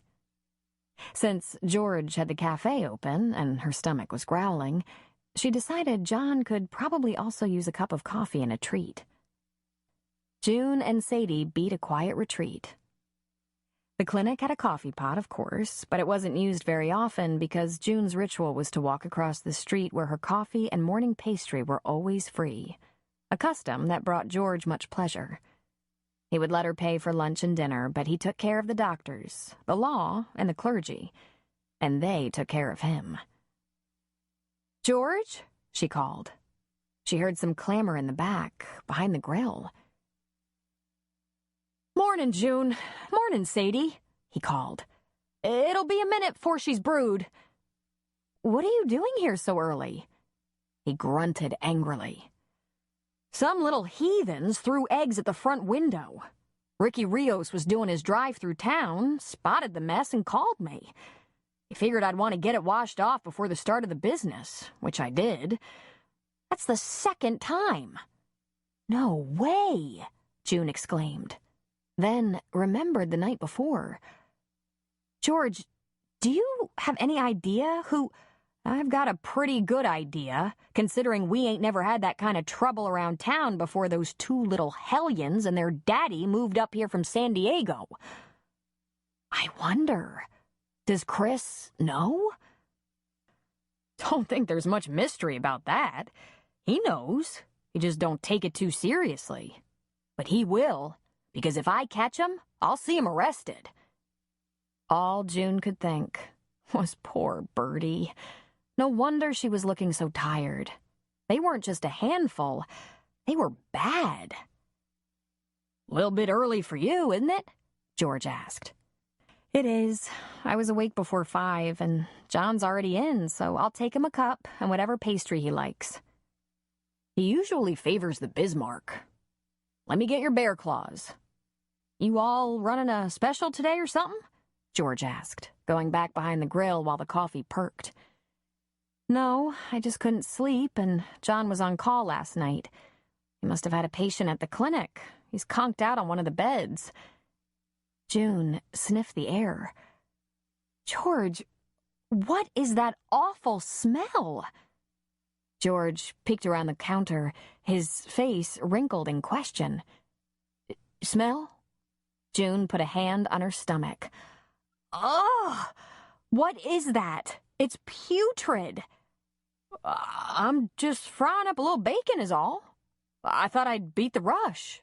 Have some breakfast." "You'd better check that bacon, or I'm going to be treating you for food poisoning later today. I think it's gone bad." George sniffed. "The smell's okay to me, June." "You sure?" "I have a good nose," she said. "Is that coffee ready yet? Can you cheat the pot so I can get out of here?" "Sure thing, June," he said, hurrying back around the grill. "Gee, it sure don't smell that bad to me. But if you think so, I'll pitch it and start again." "Do yourself a favor," she said. She took her coffees and sweets and got out of the cafe before she turned green. George made a mean pie, but he'd never been much of a cook. Passable was all. She went into the room where John slept. She sat on the stool between the two beds, her tray of coffees and pastries on her lap. She hadn't turned on the light. She didn't want to startle him awake. The only light in the room came from the hall. He opened one eye and peered at her. "Late night?" He groaned and pulled the blanket over his head. "I brought you coffee and a Bismarck." George said that's your usual. "He's frying up roadkill over there, and it stinks to high heaven, so be glad you got room service." John groaned again and slowly came to a sitting position. Known for his GQ good looks, John was rumpled, bristly, and his hair was spiky. "Gee, you don't look that great first thing in the morning, do you?" she observed. He reached for a cup of coffee, took a sip, and scratched his head. "So," she said, "who was in?" "In where?" he asked. "Here. What brought you to the clinic?" He looked at her with a hard, level stare. "I was tired of the lumps on my couch." Her mouth fell open. "No way," she said when she'd recovered. There were tiffs, and then there were tiffs. "Haven't you two made up yet?" "We have brief ceasefires, then I try opening my mouth again." "Jesus, John, you must have really stepped in it good." "You can't imagine."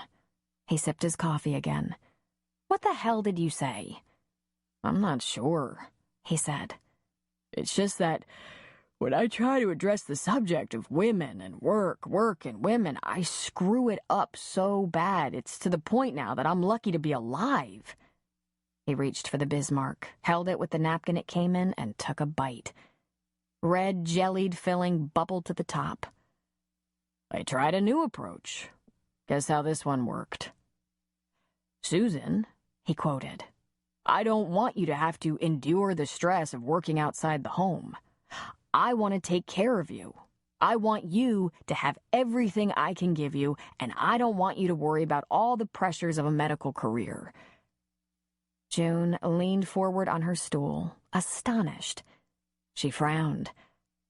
"John, you didn't say, 'Worry your pretty little head,' did you? Because I'd be picking shot out of your butt if you had." He sighed in helplessness. "I might as well have." She couldn't help but laugh. "God, you are stupid." "I don't want you to have to worry about being an adult, dear," she mocked. "Just let Daddy do all the worrying, and you just rest your teeny tiny little brain." John frowned. The deeper his frown, the harder she laughed. "And while you rest your teeny little brain, do you mind doing the housework, laundry, shopping, ironing, cooking, landscaping, childcare? And could you manage the budget, write to my parents and get the car repaired?" "Thanks. And don't fret, honey. I'll worry about the important things." She howled. She thought she was extremely funny. "I didn't mean that," he said darkly. "Tell me something," she asked. "What did Mike Dixon do to get himself in trouble?" "I probably shouldn't tell you." "I don't think Juliana wants to get a job other than the one she has, so—" John began to color, his cheeks slowly growing crimson. "Oh, no," she said. John nodded. "Mike commented that his wife didn't want to work. She wanted to take care of him, his house, and his children. Like his mother had." June erupted into hysterical laughter. 5 kids, an orchard, farmhouse, and an extended family living on the property? God, sounds like a paid vacation to me. "See, that's the thing," John said pleadingly. "It's all semantics. That's not what we meant." "John," June said, tears beginning to show on her cheeks, "you guys need to go to remedial husband classes. The two of you are as dumb as a box of hammers."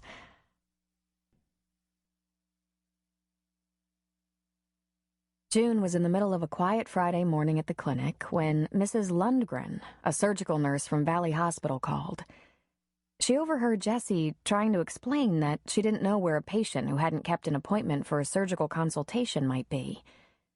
There were no patients in the waiting room. Susan was at her desk filling out a schedule, and June was scribbling in a chart. Jessie put the caller on hold and looked at June pleadingly. "June, this is about Mrs. Mull, and I don't know what to—" "Here, let me," June said, taking the receiver. "This is Dr. Hudson," she said. "Hello, doctor. Sorry to bother. Your patient, Mrs. Mull, hasn't kept up her appointments for pre-surgical blood work or her appointment with the plastic surgeon who's doing the next surgery. And as far as I can see, there's no phone number." "The Mulls have no phone," June said. "But they live in town.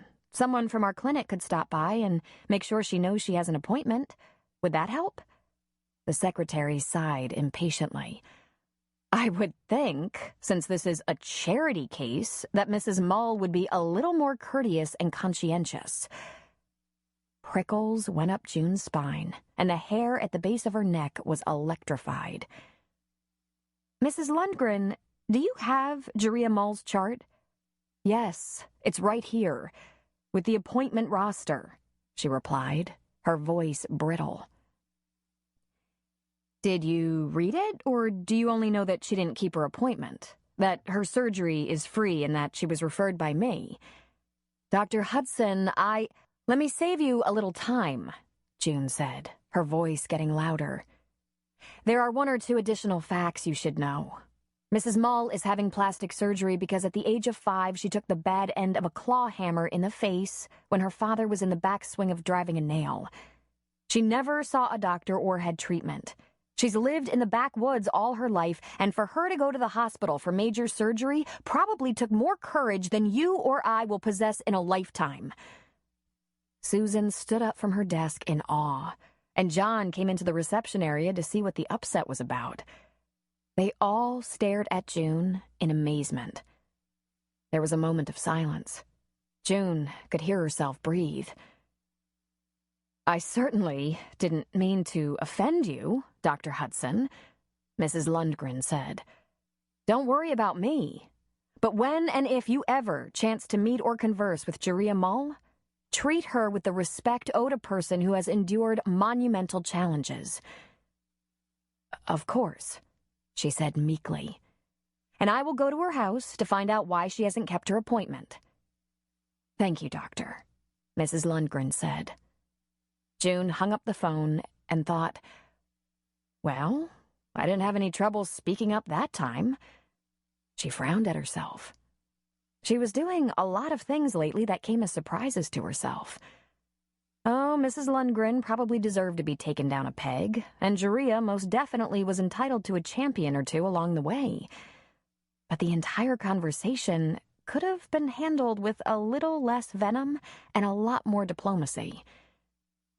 So why was she smiling? Had it felt that good just to chew someone's ass? She then noticed her entire staff staring at her. "I'm becoming very strange," she said to them, "and I think I like it." Chapter 11. The tiny two-bedroom house that the Mull family rented wasn't quite upscale enough to be called modest, but it was the finest thing they'd ever had. There was electricity and hot and cold running water, luxuries that had sent Jeria into an explosion of excitement. She'd never dreamed she could live so well, which was an exhibition of perspective that many an American could use as a lesson. Charlie McNeil, the Veterans Administration counselor, had been able to fix Clarence up with a disability pension based on Clarence's PTSD, clearly a byproduct of the war. It was the first time the Mulls had had a regular income. Charlie also managed to get the family furnishings, kitchenware, and clothing from the Vietnam Vets Charity. And finally, the kids had worked with volunteer tutors all summer so that they could enter school in the fall. It turned out that Jeria and Clarence hadn't done too badly with their ad hoc homeschooling. Clinton was a mere 2 years behind, and Wanda only 1. They had come so far. But as June pulled up to the little house, she was reminded that, for Clarence, at least, it had been too much too fast. She hoped against hope that he'd come back to the house in town, but his old truck wasn't parked anywhere in sight. Already disappointed, June went up on the creaky porch, followed by Sadie. Clinton answered the door, and he beamed when he saw her. "Dr. Hudson, I'll be danged. What are you doing here?" "I hope I'm not interrupting dinner or anything," she said. "I was looking for your mom." "Ma ain't here, but come on in and sit. Say hello to Wanda." "Can Sadie come in, Clinton? She's well behaved." "Sure. We've been talking about getting us a dog. Come ahead." He turned to lead the way into the house. Her powers of observation kicked in, and she studied his gait. He had a prosthetic leg and foot made necessary by the below-the-knee amputation done in the spring. He did well on it. His stride was strong and even. Clinton led her into the kitchen where Wanda sat at the table with her schoolbooks out. There was bread, cookies, and chips open on the counter as though they'd had a cold supper while they did their homework. Wanda smiled at June, but her expression beamed with delight when she saw Sadie. She immediately kneeled on the floor so she could pet her. Here was a girl who could do with a pet, June thought. "How's school going, Wanda?" she asked. "It's going a little fast for me, but Clinton gets most of it and helps me. I gotta try harder than most, you know." "But do you like it?" "Oh, yes, ma'am. It's the best thing. I even have a friend to listen to CDs with." "Wanda's in love with the Backstreet Boys. Clinton teased, grinning. I'm not, she protested, coloring a little. Sit a spell, Dr. Hudson. Have a cookie with us, he invited, grabbing the package and unceremoniously plopping it on the table. Okay, but don't let me have more than one, she said, pulling out a chair. I get going on these things and can eat the whole bag. You can have as many as you want, he said. Ma'll be sorry she wasn't here for your visit. I need to see her, Clinton. When will she be back? He shrugged. I got no way of knowing. Do you know where she is? She's back in Shell Mountain with Daddy, he said. For the day? June asked. No, ma'am. For the time being. June sighed and chewed on the cookie. They weren't getting anywhere fast. Clinton, help me out here. She had an appointment with the plastic surgeon to schedule her next surgery, and she didn't show up. The hospital couldn't call and remind her since you don't have a phone yet. Maybe I could give her a lift to the hospital tomorrow? Clinton shrugged again, as if he didn't get what June didn't get. I don't know if she'll be back tomorrow. She said she had to see about Daddy because he's having a hard spell. A cold dawning came over June. Clinton, when did she go back to your old place in Shell Mountain? Clinton rolled his eyes upward, remembering. Let's see. Right about 2 weeks ago now. But you didn't go. Why? Oh, Ma didn't want us to go back there. She knew we were both intent on school and living in town. Besides, it's Daddy can't take change, not us. We like it in town, Wanda said. A flash of squeaking fur streaked across the kitchen and under the cupboard. Sadie bolted after the little mouse but didn't stop fast enough. She skidded to a stop and banged her head into the cupboard door. When June found her breath again, she asked, You don't have any rodents bigger than a field mouse, do you, Clinton? Because you know they carry disease. That's just Algernon, Doc. He lives mostly under the sink, and we keep the food sealed up in that ice box. We had to keep our wits on the mountain so as not to get run out by the mice. Good. That's good. I hope Algernon doesn't invite his family in. I like the little fella, but I'm not above doing what I have to if he gets pushy. So, you and Wanda have been on your own for 2 weeks? What are you doing for food? For money to buy food? Rent payments, that sort of thing. Ma showed us where to sign Daddy's check, and Mr. Fuller at the cafe gives us the money for it. He said he's glad to do it, but we should think about banking. Ma doesn't like the idea of banking, but I think Mr. Fuller is right. He said after I get settled in at school, if I get good enough grades, he'll let me have some part-time work. Mr. Fuller is right. You have to get settled into school first. See how it goes. Now here's my next question. Do you have any idea how long your mother plans to stay on the mountain with your father? No, ma'am. Only that she said we're all right, and he's not, so he needs looking after. What about her face? Her surgeries? Did she mention that? She did, Dr. Hudson. She said there'd be time enough for that when Daddy can abide it. She said he'd never have left her scared and sick, so she wasn't inclined to do that to him. I suppose I could go out to Shell Mountain and pay a visit. You could, Clinton said uneasily. But you'll want to have a care. I can't say what kind of temper Daddy's in. I don't know if he's head up or quiet. He's much like he was before we came to town. He's not taking his medicine, is he? I don't rightly know, Doc. Mr. McNeil said that sometimes medicine like that can stop working, too, and has to be changed. But it's like starting over if it stopped working. You know what it took to get Daddy to try it in the first place. I'd have sooner wrestled a bull to the ground. I know, June said. She was saddened to know Clarence was having his old troubles again, but knowing Jeria had gone to him was even worse. They might begin to feed off each other's disabilities again, as they had done in the past. that they had produced these children with few emotional problems, remarkable courage, and relatively healthy self-esteem was miraculous.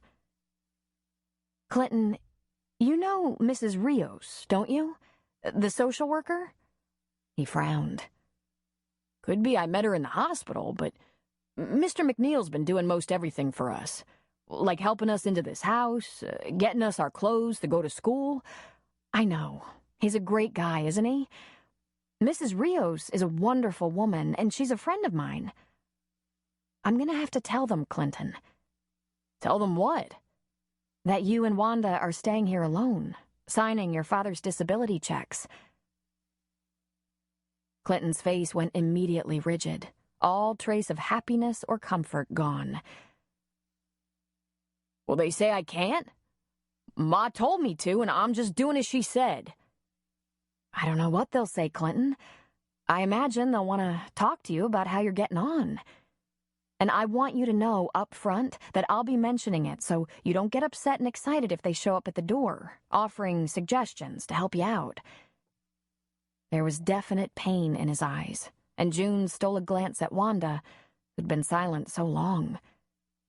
She was back to stroking Sadie, but she'd grown pale and looked afraid. "Doc Hudson," he said gravely, "don't go making trouble. All we want's to go to school." John Stone was walking on eggshells around Susan. He had very little contact with Mike Dixon these days, but when they last talked, Mike confirmed he'd not had a warm breakfast in weeks, and his bed was about the same temperature. Frosty. June had left the clinic early to go see the moles, and John putzed around until Jessie left. He then took a steadying breath and approached his wife. Coward that he was, he approached her from behind. She was busy filing charts. He took a long, agonizing look at her slim waist, her shapely legs. When she had to bend to put a chart in a low-file drawer, he almost gasped. In days past, before he allowed himself to speak his mind, he might have taken this opportunity to grab her, spin her around, and make lewd suggestions about new examination techniques. "Susan," he said to her back, "I need to come home. I'll do anything you want, but I have to sleep in my bed again." She slowly rose and turned to face him, the sweetest smile on her face. For a second, he thought he'd finally been forgiven. "Of course you can come home, John. It's your house.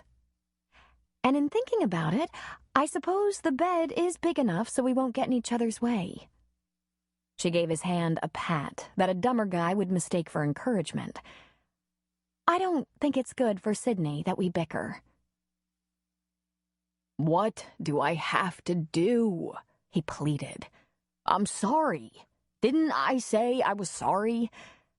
"John," she said patiently, as though speaking to someone mentally impaired, "I don't need you to be sorry. I need you to be changed. Cast off that old cloak of Victorian misogyny," she said dramatically, gesturing as though casting a cape off her shoulders, "and don the garment of the 21st century. "I'm trying," he said pathetically. "But you spoiled me, and I'm 40 now." "I don't feel sorry for you, John. You're not going to somehow make this my fault." "Why can't we just kiss and make up?" he wanted to know.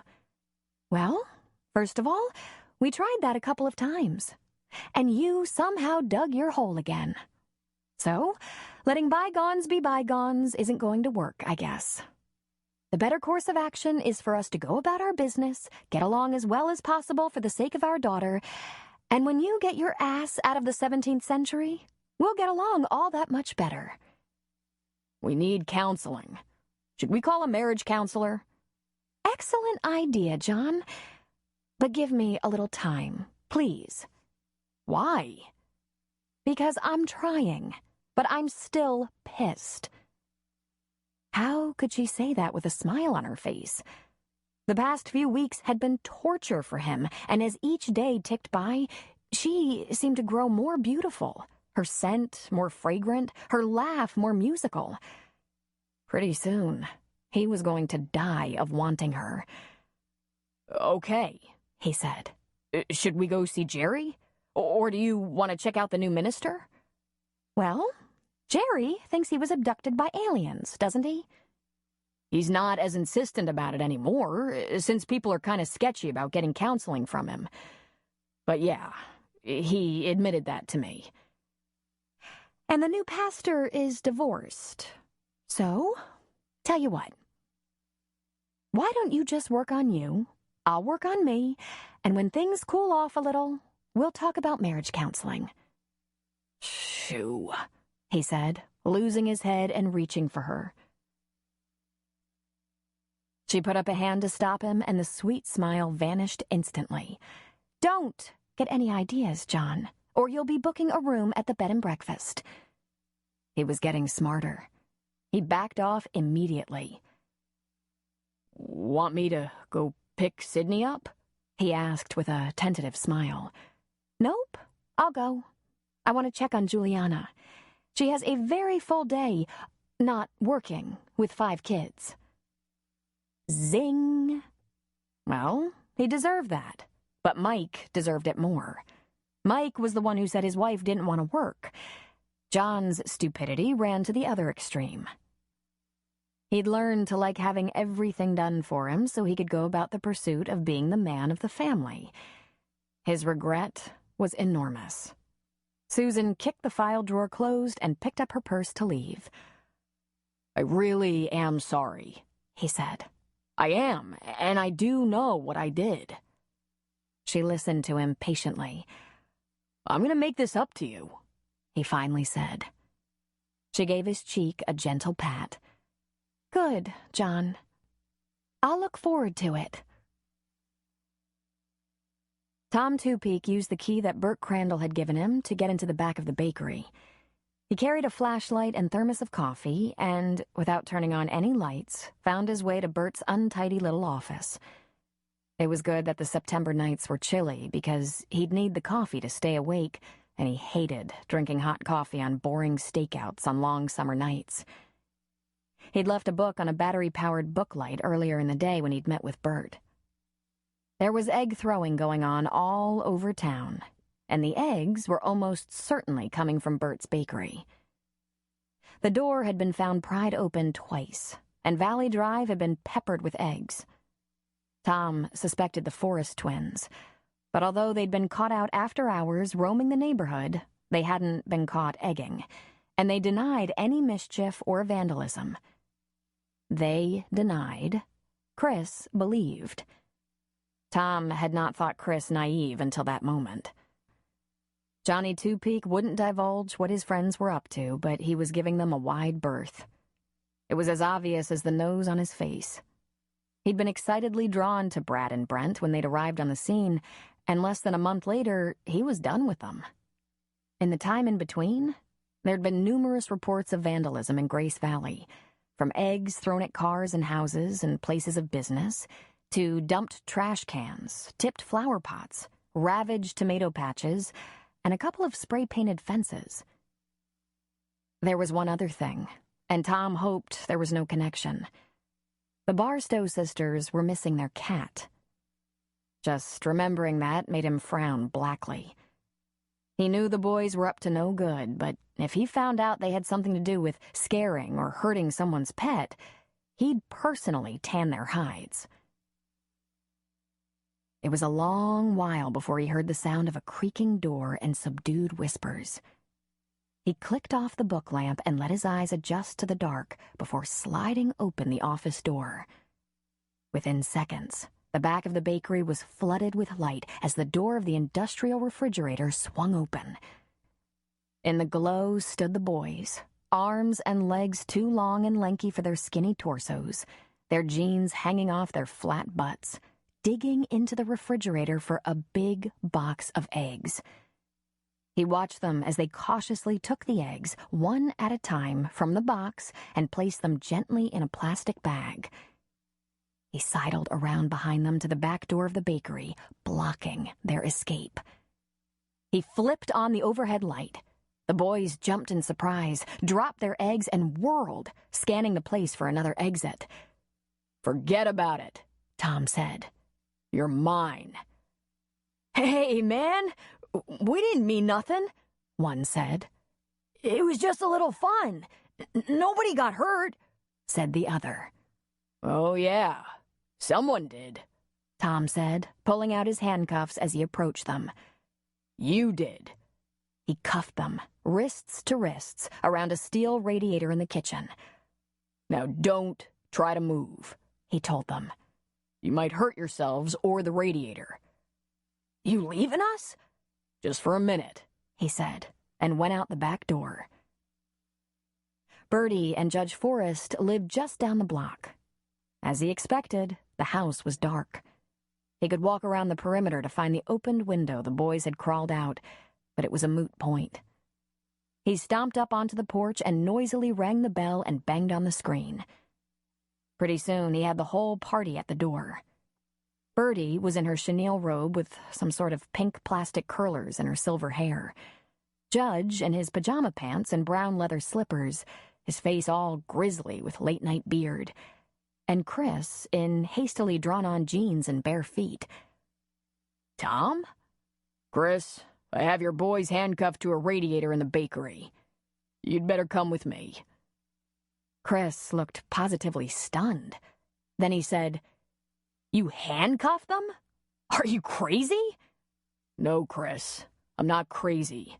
I caught them stealing." Judge snorted and turned away, saying, "Ought to read the little beggars their rights." Bertie sighed in exasperation and followed her husband. "What were they stealing?" Chris wanted to know. "Eggs." "Eggs? Oh, for God's sake. Eggs? You handcuff them for eggs?" Tom got a look of sheer impatience, which no one could affect better than a very large Cherokee. "They weren't planning to make an omelet. You want me to just lock them up?" Tom asked, more than a little put out that Chris had so little concern over them breaking the law. But then again, maybe that's how they'd gotten to this place in their young lives. "Give me a second," Chris said, retreating into the house. He returned in shoes and shirt. "So, you're trying to scare them, huh?" he asked Tom as they walked. "No, but it wouldn't hurt if they got a little scared. Fact is, I was trying to hold them still until I could get you to the bakery. We don't question or cite juveniles without an advocate, usually a parent or guardian. So now what? I'll take them home and they'll get... We're going to the police station, Chris. There's been a lot of vandalism around town, and I have a feeling these young men are responsible for all of it." "What kind of vandalism? You mean like egging?" "And dumped trash cans, smashed flower pots, some spray painting. And you've decided it's gotta be my kids? Why my kids?" he wanted to know. Tom stopped walking. He was getting a little tired of this cat and mouse. "Do you have any doubts your kids are vandalizing property? Because I've been in this business for a while, and one thing I know, they didn't just dream up this idea. They're experienced vandals who know what they're doing." "You have some sort of proof of that?" Chris replied, defensive. Tom lifted an eyebrow. "If I make a call to San Diego PD, will I find out these boys have been in trouble before?" "Come on. They're boys. You know, boys will be boys." "These boys will be felons before long, Chris. They're bold, they're arrogant, and they don't appear to have any remorse." "Hey, that's pretty insulting talk. I thought we were friends." Tom resumed walking. He said nothing, but what he thought was, the one who could stand a good scare is Chris. "Lighten up, Tom. We were kids once. We pulled our share of pranks. We got in trouble. We weren't handcuffed or put in jail, for God's sake." Tom stopped again. "No," he said solemnly. "because what we'd have gotten from our own fathers would have made jail look like a day at the beach. maybe I should just turn these two over to Judge. He's no candy ass." "You calling me a candy ass?" Chris challenged, pressing his face close to Tom's. Tom had not wanted it to come to this, but he wouldn't back away. The fact was, if Chris was spoiling for a fight on behalf of his kids, he was seriously misjudging the prospect of success.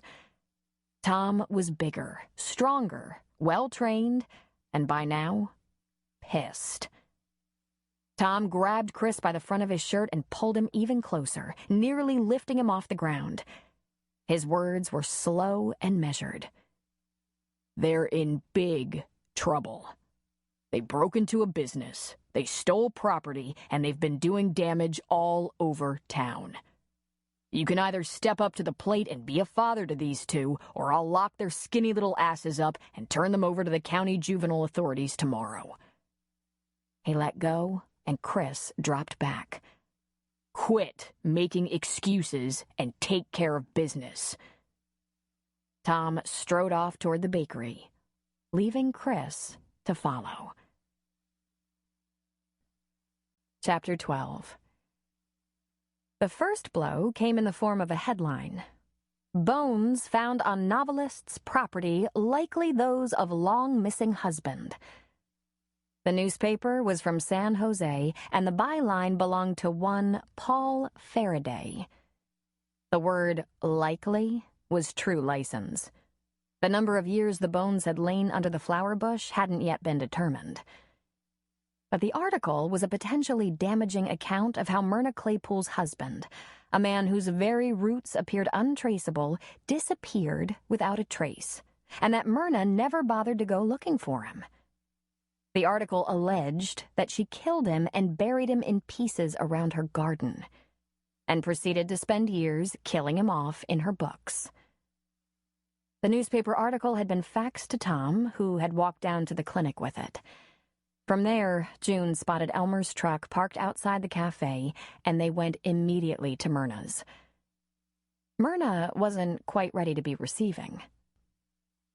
She was still in her dressing gown, her white hair flat on one side and springy on the other, a pencil behind one ear, a pen behind the other, her glasses dangling around her neck, and her face all crepe-like wrinkles from sleep. When she opened the door to find them standing there, she said, "Oh, no, not again. Now what?"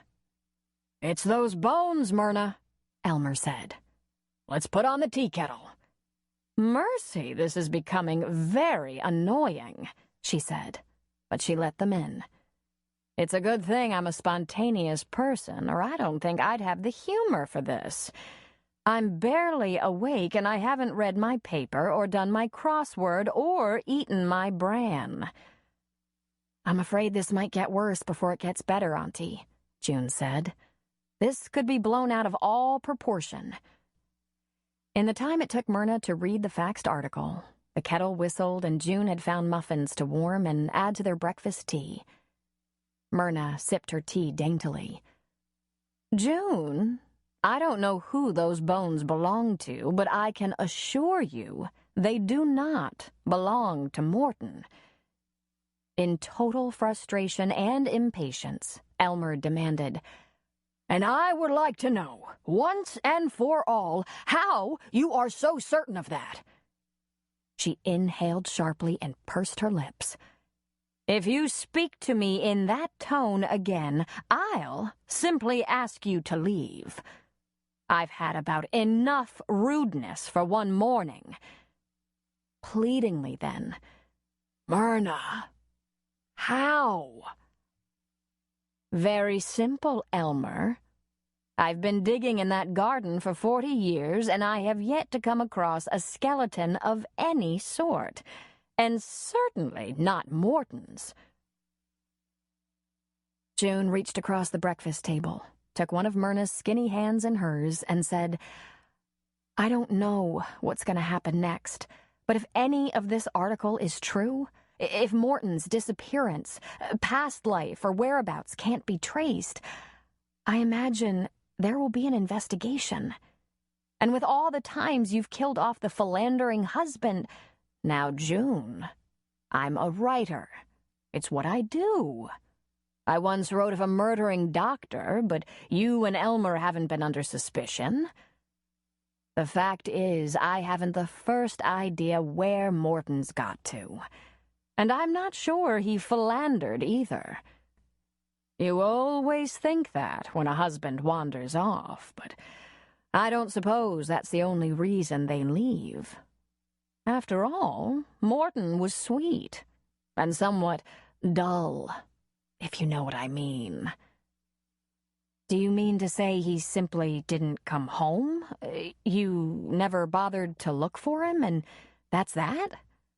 Myrna stiffened slightly, and with a bent finger she toyed with the doily beneath her teacup. She was so tiny and frail that to imagine her chopping up a dead body was impossible, to say the least. But it also made the whole idea intriguing. It was not quite so simple as that. But then again, perhaps it was.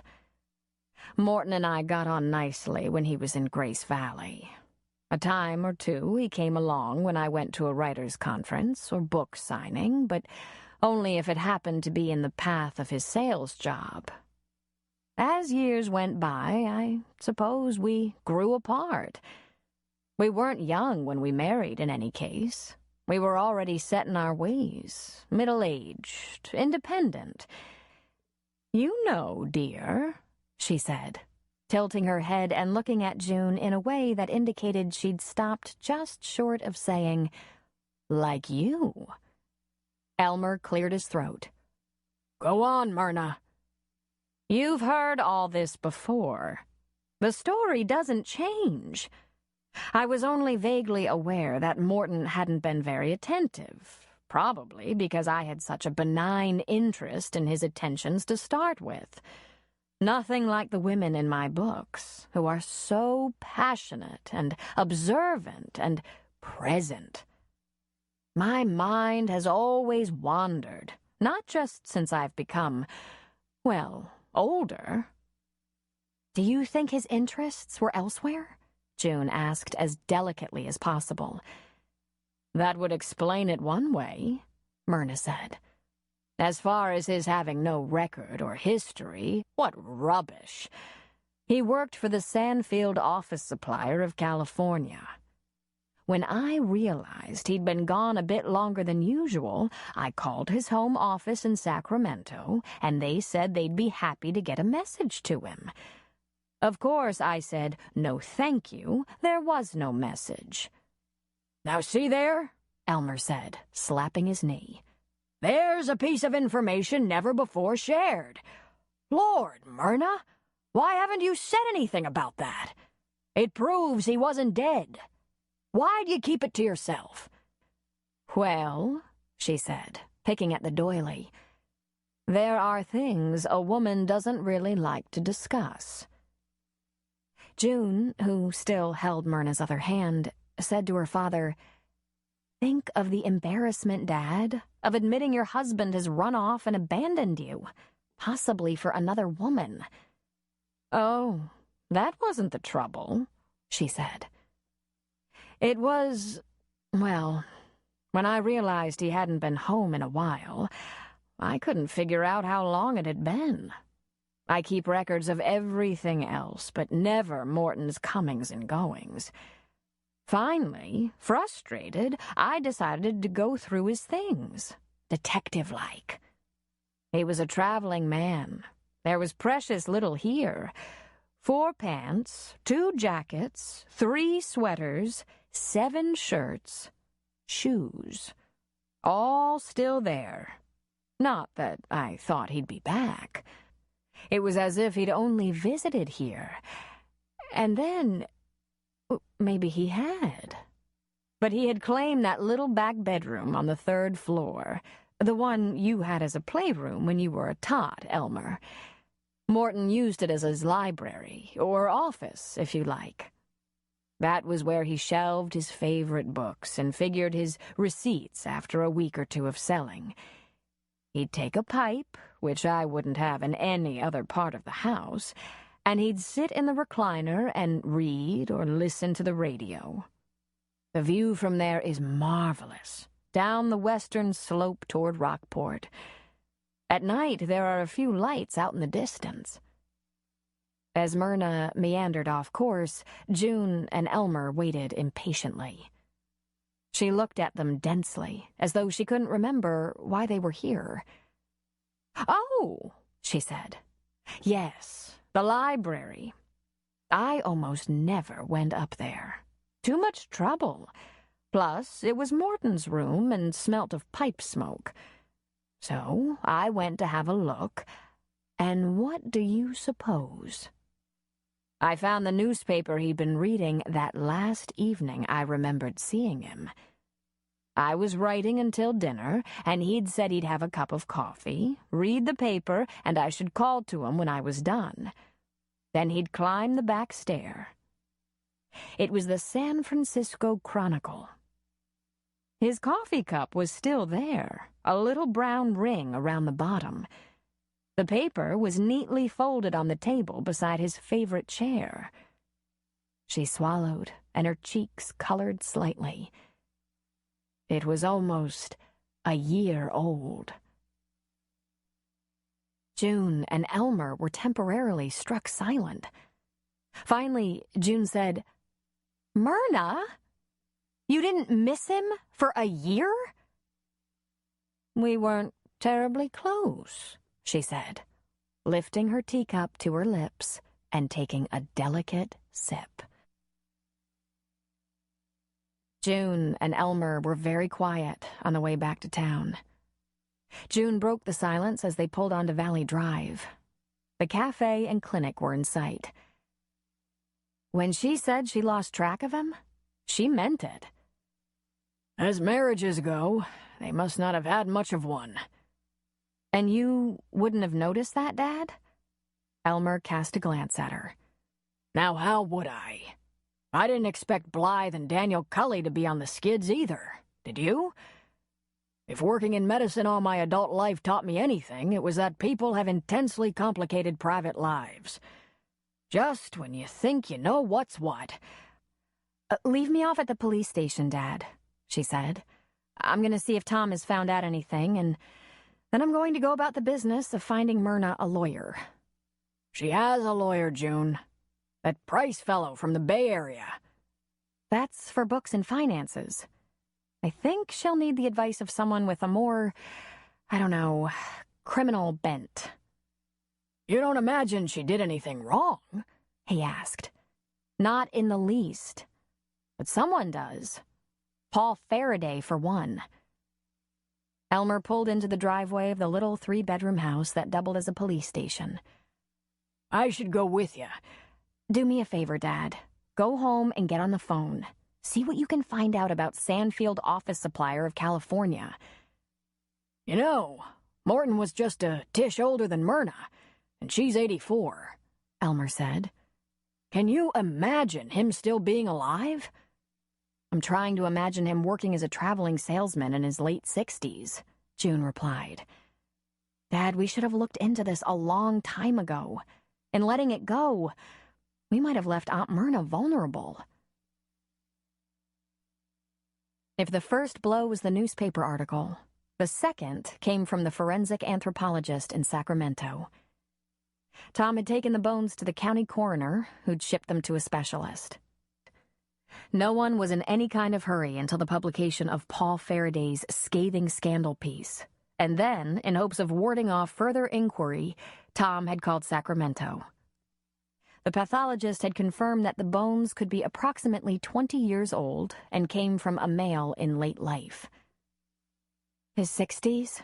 June asked in a desperate whisper, though the only other person in the police station was one of the Wydell brothers, who had gotten drunk, beaten up his cousin, and was sleeping it off in a back bedroom holding cell. Tom nodded yes to the question. But none of this is official. The doctor needs more time. Maybe weeks more. I'm gonna walk over to Birdie's and talk to her about a lawyer for Myrna. I think Faraday's got it in for her. A pained expression came across Tom's features. I've had a call from the prosecutor's office. They want the county sheriff's office to look into this. Look into it how? June demanded, panicked. They'd like to search the house and grounds, Tom said, almost wincing. Oh, Tom, I don't know what that would do to Myrna. She's too old for this. Don't get yourself all shook up, he said. First of all, no one around here is tougher than Myrna, and with all the friends she has, she'll have lots of support. Second, she hasn't thrown anything away in better than 40 years. I was able to convince the prosecutor's office that we'd keep an eye on her, be sure she's not getting rid of evidence, at least until there's more conclusive information about those bones. In the meantime, I'm going to ask her very politely if she'll let me have a look around. June got a faraway look. His clothes are still hanging in the closet he used. I wouldn't be surprised if the newspaper he was reading the last evening she saw him is still folded on the table by his chair in that third-floor study. The only place she'd let him take his pipe. Tom frowned. Don't the Barstow twins cook and clean for Myrna? He asked, perplexed. Sort of. They're all just a bunch of eccentric old women who barely keep the dust off the mantel. But they do for each other pretty well. Without Myrna, the Barstows would starve to death. And without the Barstows, Myrna would be in far worse shape than she is. That house is huge. It's like a castle filled to the brim with junk. When she goes, I think Dad and I will just light a match to it. That's good then, he said. It's all still the way it was when he left.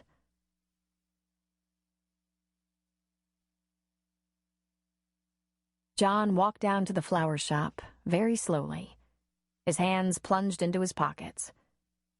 He paused in thought outside the door and looked inside. Justine wasn't in view. She must be in the back, designing, he decided.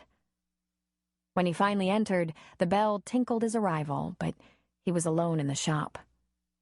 He leisurely looked at the displays of Justine's floral arrangements, both dried and fresh. Having grown up around flowers, she was an artistic genius when working with them. If her business were in a larger city, likely she'd have grown and expanded. "Well, Dr. Stone," she greeted, coming from the back. She wore a stained bib apron and was wiping her hands on a towel. She rubbed at fingers that were stained brown, red, and green. "As long as Mrs. Stone stays annoyed with you, I can save for my retirement. Haven't you two made up yet?" "There are days I think we have," he said. He shrugged lamely. "And days no amount of floral art can help." She laughed at him. "If you men would give more flowers on occasions when your wives are happy, you'd save money. What do you feel like today?" "I feel like talking," he said. By her expression, she knew at once why he was there. Her eyes first registered shock, then her gaze was downcast, possibly in shame in being caught. "I gave Dr. Worth a call. He says you've stopped the chemo." "Well, He said you only had one treatment, Justine. Why didn't you talk to me about this? Why didn't you talk to June?" Her head snapped up. "Because I knew what you would say. You would say I had to have chemo. You'd say there was no discussion. Why discuss something that has no discussion?" "It's a time bomb. A killer. Ovarian cancer is the worst. And you won't even know it's getting you until it's too late." "I want a baby." He shook his head sadly. "Your odds are so bad. I'd almost go with hopeless." "Of conceiving? Ha! Well, I've got news for you. Of surviving," he said somberly. "But the baby?" He shook his head. "A baby takes 9 months, Justine. 7 at the very least. Ovarian cancer doesn't need that much time. She bit her lower lip and looked away from him. She was pale. There were dark rings under her eyes. She wore a bald cap with her brown ponytail sticking out the back, probably because she hadn't fixed her hair. Probably because she didn't have much energy. Tears gathered in her eyes, and she looked back at him. I just want a chance to be normal. To have a baby and be normal.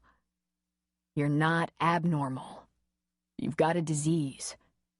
We thought we had a good chance, but every day you ignore treatment, that chance slips farther away. Please, Justine, come to the clinic. Let's at least see what we have. Let's at least confirm the pregnancy. I don't want to get in your clutches, she said pathetically. You'll get rid of the baby. Don't be crazy. No one does anything to you that you don't agree to. You know that. You'll talk me into it.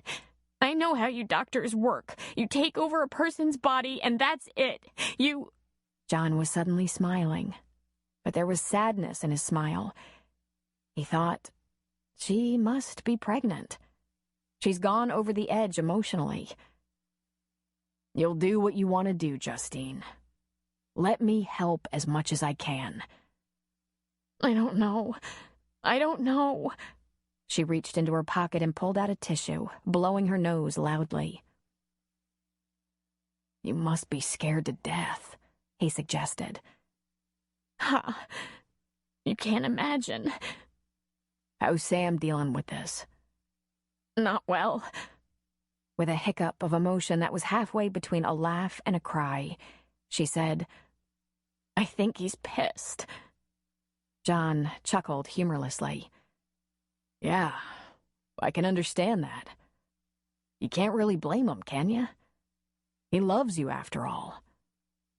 Some way to show love, being all cranky and pissy. You held out on him, John argued, shrugging. No, I never. He knew I wanted a baby, all along.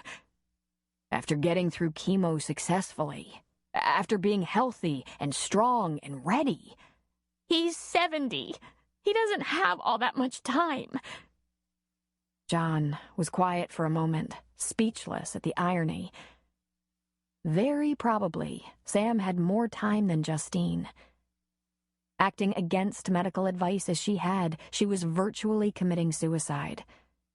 And if she truly was pregnant, she'd be taking the baby with her. He wondered how Sam would get through that. This is going to be rough for Sam, John said. He's so devoted to you. Just look at him. When you married him, he dropped 25 years, but lately he's got it back and gained some. If you aren't going to worry about yourself and the baby, could you at least consider Sam? Justine, this is just plain cruel. She sobbed softly into her tissue. John walked around the corner and took her into his arms. He comforted by instinct, holding her while she got his shoulder all wet. And then he thought, what's the matter with me? I don't screw up with female patients. I know what to say and when to say it. I'm good with them, and they feel safe and protected and respected. How could I have erred so badly with my own wife? When Justine's tears abated, he pulled back from her and asked, Will you come to the clinic? She nodded in defeat. When? Whenever you like. Just call Jessie. She'll fix it so you don't have to wait. Trembling, she leaned toward him and kissed his cheek. Thanks, John. Hey, you'd do the same for a friend. Anybody would. You'll see, she said, her smile tremulous. I'm gonna live.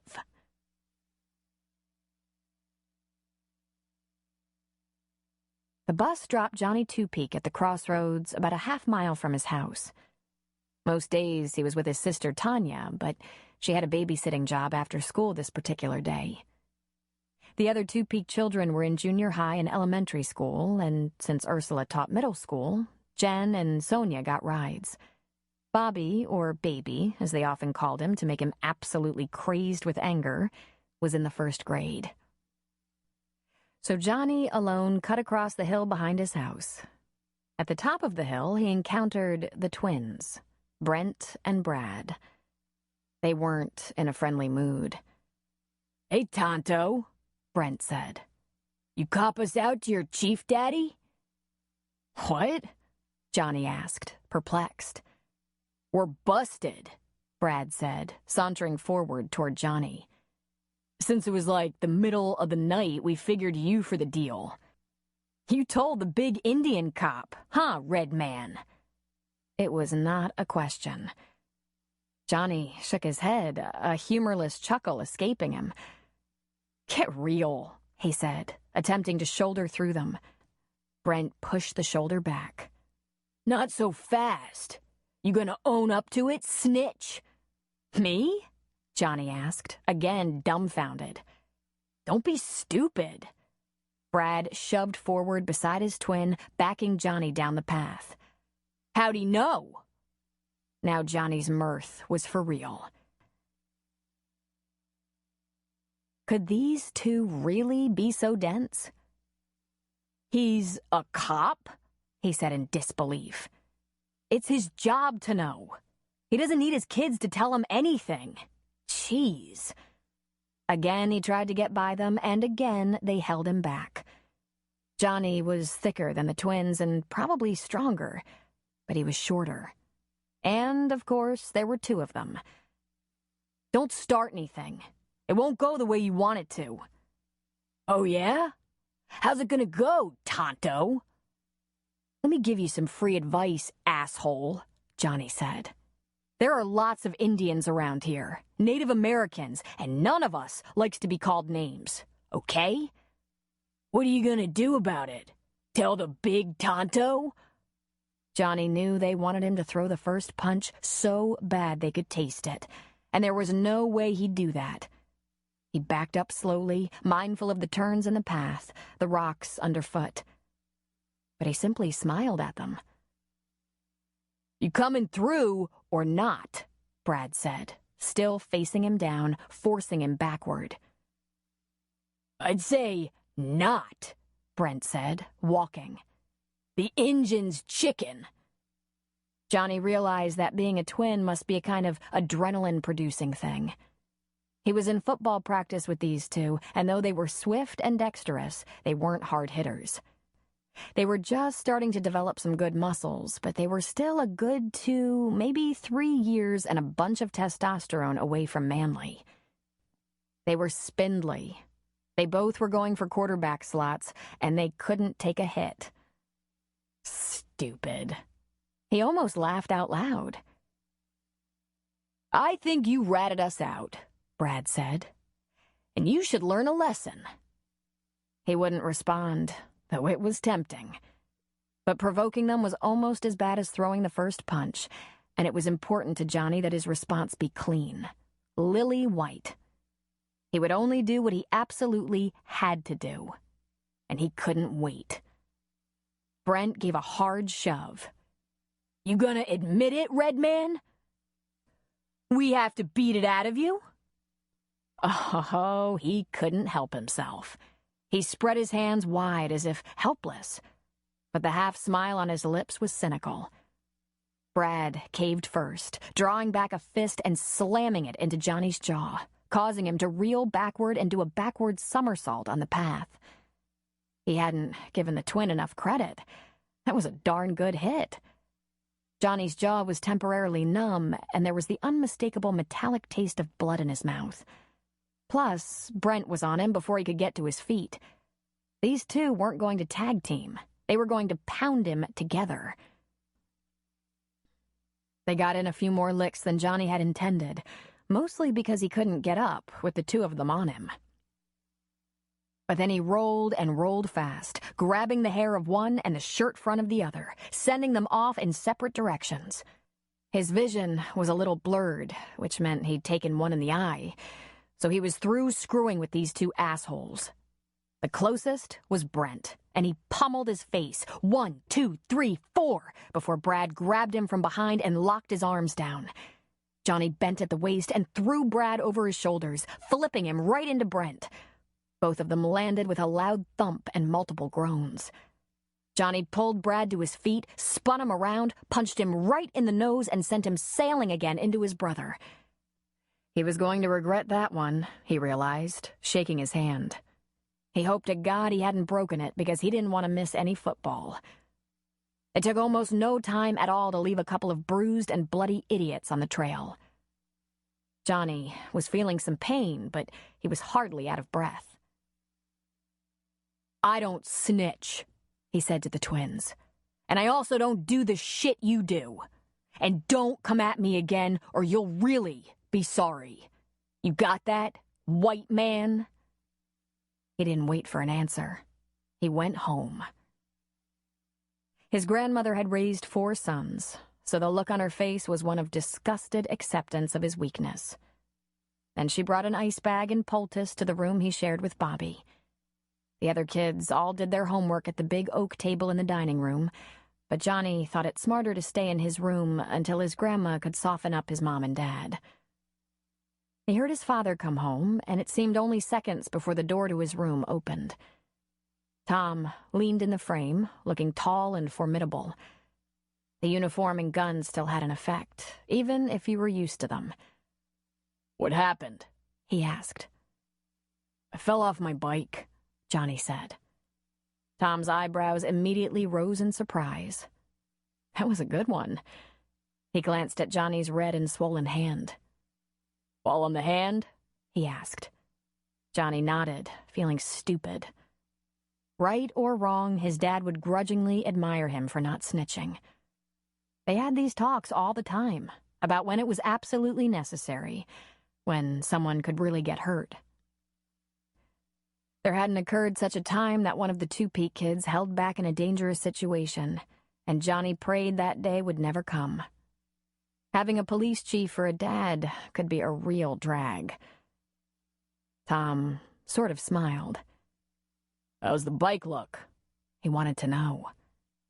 Johnny almost smiled back, but held it in check. "It took a few pretty bad dings, Dad. Sorry." "Hey, don't beat yourself up," Tom said. "Let's eat. Maybe we'll have June look at that hand, if the swelling doesn't go down." "You mad? You do something wrong?" "No, Dad. Honest." "Then I'm not mad. Honest." Chapter 13. The day held a feeling of futility for June. She hadn't connected with either Bertie or Judge, so getting some sort of legal advice from Myrna hadn't been resolved. She was going to have to be patient with regard to the age and origin of the bones found on Hudson land, although the suspense was killing her. And Elmer had found that the Sandfield office supplier had gone out of business 15 years ago.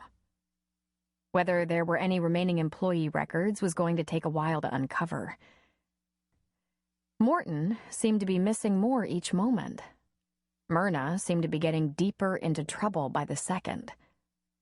June was discouraged. In an effort to salvage something of the day, she did an impetuous, perhaps dangerous thing.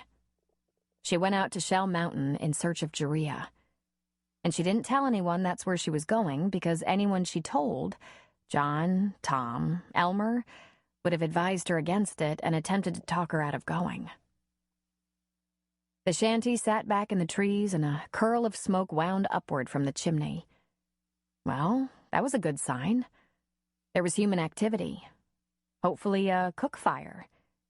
Clarence's truck was there, but that didn't mean he was at home. The entire forest was his backyard. "Hello," she called. Though she approached the shack slowly, she was encouraged by the lack of hostile action from within. Better still, Jeria opened the door before she even had a chance to knock. "I figured you'd be coming. You or Chief Two Peak, or maybe that Charlie McNeil from the VA. But someone would come, she said. June smiled with awe. I just can't get over the change, Jeria. Your face, it's so remarkable. Ain't it, though? She replied, laying a palm against her new cheek. Don't have much feeling here. I have a little mirror, and whenever I see it, I can't believe it all over again. She stood aside, opening the door wider so June could enter. Are you coming in? I'd like to. Is Clarence at home? Oh, he's never very far away. I can offer you some coffee. It's not the best, but it's hot. June went in and sat at the table. Jeria poured a cup from the pot on their wood stove, and once it was in front of June, she turned up the oil lamp, illuminating the room. A change had come over the little hovel. June looked around in appreciation, noting that Jeria had brought back to the woods some items to make the place more comfortable. There were a couple of quilts folded at the foot of 2 cots, cups, plates, utensils, and pots. There were also candles, towels, and store-bought supplies like soap, sugar, flour, coffee, lard, salt, and pepper. June knew that Jeria didn't drive and had only one way to get back and forth to Grace Valley. I visited your children, June said, and Jeria's eyes brightened, perhaps with tears. They're doing very well. They love going to school. They understand about this, she said. They want me to see about their daddy. But you can't leave them alone for long. It will appear you've abandoned them. Jeria looked shocked. But isn't Clinton of an age to live away from his parents? Yes, I think so, but just barely. And Wanda isn't. She's only 14. The county could decide to put her in a foster home. Jeria, it would be good if you went back to them. Continued with the doctor. I can't leave Clarence, Doc. You know he wouldn't leave me. But he did, June said pleadingly. He ran right out of the hospital and fled for his life. He was only afraid. That's how our life has been. When we're afraid, we at least have each other. I know. I'm sympathetic to that. But now there's more at stake. No more than usual. This plastic surgery is wonderful, and I'm grateful, but it ain't more important than Clarence's peace of mind. That's not what I mean, Jeria. Try to understand. The kids are in school now, and an education is the single thing that can change their lives. Assure them a place to live and food to eat so they aren't forced to forage the forest. It's important that they continue going. And so, are they? Yes, but leaving them there alone and coming out here to the mountain makes it easier for Clarence to choose this, to withdraw again and live with his fears, away from people. Maybe, just maybe, if you hadn't come back here to be with him, he'd miss you and the children enough to try the town again, to take his medicine again. Jeria frowned. You don't mean to say this could be my fault? June shrugged. You've made this choice a little easier for him. And I know you know it's better that he see the doctor, take his medicine, and try living among people. For his own sake and that of the children. Jeria lowered her gaze. He's nowhere near ready to talk about that. June took a sip of her coffee. Delicious coffee, made with the water of a mountain stream. Then she stood. You know Clarence better than anyone. You should start to let him know what's good for you, too. Meanwhile, can I get you a ride into town to see the kids? And someone to bring you back? Maybe so, she said uncertainly. Not tonight, though. I'll have to warm Clarence up to the idea. Of course. In a couple of days? That would be nice, she said, almost smiling. I'll be on my way then. Please give Clarence my regards and tell him we miss him. That'll make him feel good, she said. He don't admit it, but I think he misses some of his new friends. It occurred to June to brag a little about how the people in town were looking after Clinton and Wanda without being asked. George was cashing the checks, though he had to know it wasn't Clarence endorsing them. The kids were getting all the extra help they needed with schoolwork, and June wasn't the first, nor would she be the last, to drop by and check on them.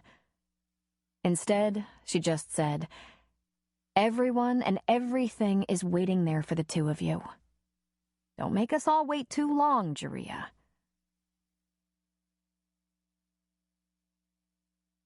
In the very darkest part of a moonless night, June heard a sound. She lay very still, tensely waiting, not even drawing a breath. Sadie got up and wandered out of the bedroom to investigate. June could hear the soft jingling of her tags, but the collie didn't whine or growl. In just another moment, he was there, leaning over her. He still had his beard. "I'm gonna have to start locking my doors," she said. "I locked it for you. Move over." He sat down on the bed beside her. "Am I dreaming you?" she whispered. He kissed her, and in an instant she knew that it was not with Jim that she had uncertainty and with Chris history, but very much the opposite. With Jim she had a history that she could trust, and with Chris she had only the uncertainty of a jaded past. She put her arms around Jim's neck, holding him close, kissing him deeply. A tear of sheer gladness coursed down her temple into her hair, and her heart beat wildly. "Are you here for good?" she asked, still whispering. It was as if she spoke loudly. She might cause him to bolt. "No, only for tonight." She slugged him in the chest. "Then why did you bother?" she wanted to know. "I had a sense that you needed me, if only for a little while." Her protest caught in her throat. "Okay, I did. I do. But it's so damn hard when you leave again." "Tell me about it," he said. "It's not going to be very much longer. A few months at the very most. But I'm thinking way less. The people I'm dealing with are stupid and impatient." That almost made her laugh. "What funny good news." You think it's funny, but it's not. It is excellent news, though. I'm tired of dealing with smart guys. They wear me out. It takes too much mental energy. These idiots are going to be ready for jail in no time." He brushed back her hair. "I hate it when I leave, too." "But you're right. I really needed you. Grace Valley is full of crazy people, and I'm leading the pack." "Is that so?" he asked. He stood and took off his shoes, then his shirt, then his pants. She pulled back the coverlet and made room. As though he'd been doing it every night for the past 20 years, he slipped in beside her. She snuggled into the crook of his arm and played with the hair on his chest while he inhaled the smell of her hair. "I've been more unstable and neurotic than usual.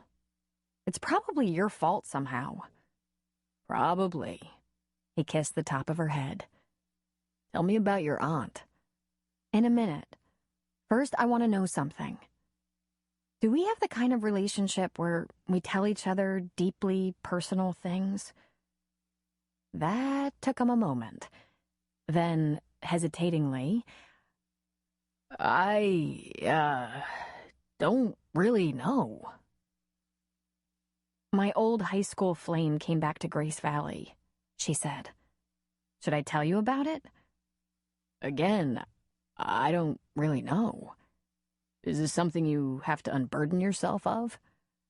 "He's a divorced single father now," she said, ignoring his question. "He's been hell-bent we should try again, though I haven't encouraged him at all." Jim rose up on an elbow, looking down at her while she talked. You can certainly look fierce with that beard. It's a little scary. Go on, he said, urging her to continue.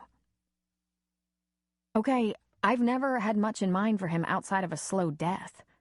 However, I did let him kiss me. Jim frowned darkly. Did you sleep with him? Of course not. I never even let him get to first base. But when he kissed me, I just let him. I'm not sure why. I guess you're entitled to be curious. It was her turn to frown. That was awfully understanding. Have you been kissing people since you've been away? He began to laugh. If you could see the people I've been hanging out with, you wouldn't even have to ask. You don't want to go messing with some Colombian drug lord's mistress, Jim. I hear they're short-tempered and jealous. These are backwoods mountain men with matted beards and ropes for belts. It's like Dogpatch, except they're making a small fortune growing cannabis. The big question is, where's the money going? I suspect the sheriff. Where is this happening? Never mind. Tell me about the boyfriend. Are you angry with me for letting him kiss me? She asked. Because if that sort of thing upsets you, I won't bare my soul in the future. He sighed. June, I have a better idea. Don't kiss any old boyfriends in the future. Ah, you plan on sticking it out with me? She snuggled against him, and he lay back down on the pillow. I wish you knew how hard it is to not tell anyone I have someone. People can't understand why I'm not tempted by Chris, or by the new preacher who came into town, who's attractive and single. You haven't kissed him, have you? Oh, no. And I don't see any danger of that. I'm not attracted to him. He has, however, asked if I'm single. Are you trying to scare me? He asked. No, she said, snuggling closer. I'm trying to hurry you. The night was deep and soft, and they talked in hushed tones of things both complex and banal. She told him about Aunt Myrna and the bones, about Chris and his explanation of why he'd broken her heart. He told her about the acting job he was doing undercover, pretending to be an IRS agent, a revenuer in search of illegal stills, when he was really after the marijuana patches the locals thought he was too dumb to recognize.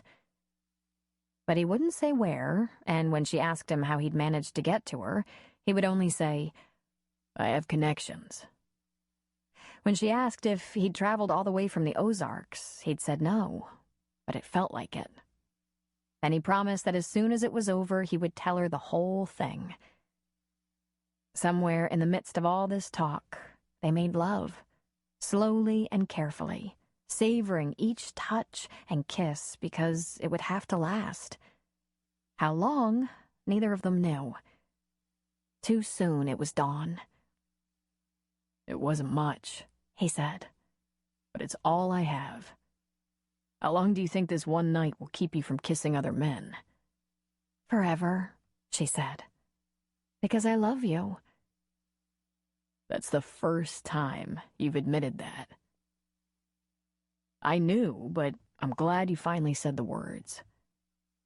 What do you mean you knew? How could you know? How could you be sure? I'm sure of the way you feel, June. You're very convincing. And I love you too. She watched him leave by the back door, walk across the porch and backyard, and enter the trees at the edge of her property. There was an overgrown path that led out onto an old logging road about 100 yards through the trees. When he'd been working undercover in her mountains, he'd parked his truck back there and snuck into her late at night. This time he would take the hidden truck to the airport. She wouldn't let herself cry, because that would be ungrateful. To weep because it was temporarily over would ruin the miracle of his appearance, of what they had had together.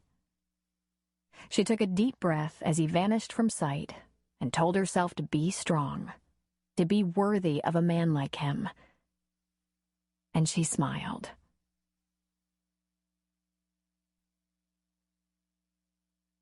Early that same morning, 2 sheriff's deputies drove their sedan up to Myrna Claypool's house. They were followed by an unobtrusive white van that pulled a medium-sized trailer. Behind the van were 2 more officers in a California Highway Patrol SUV. There was no sign of life around Hudson House.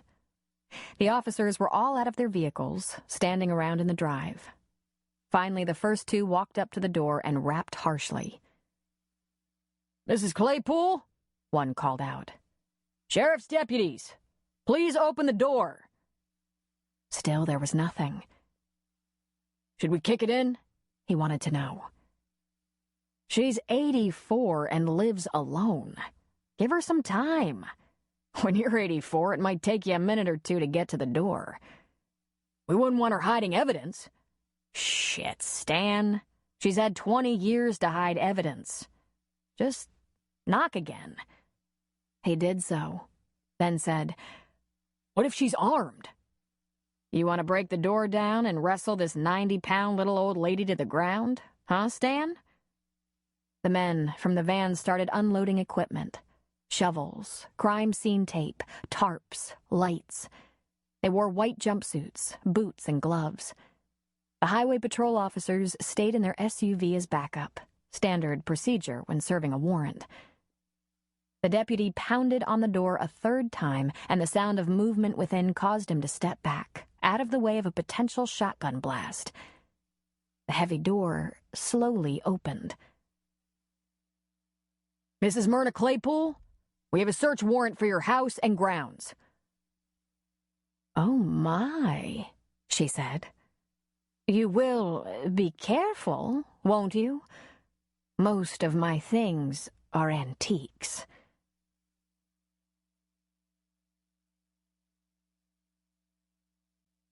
Chapter 14. After Jim's departure, June couldn't go back to bed.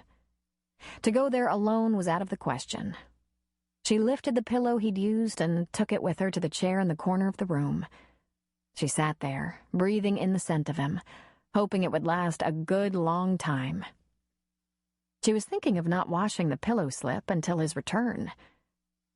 She decided to take this opportunity of being up extra early to drive by Cully's stables. It might have been on account of the night she'd spent with Jim, which had left her feeling sentimental toward all couples. Or perhaps the fact that relationships suddenly felt so fragile, so vulnerable.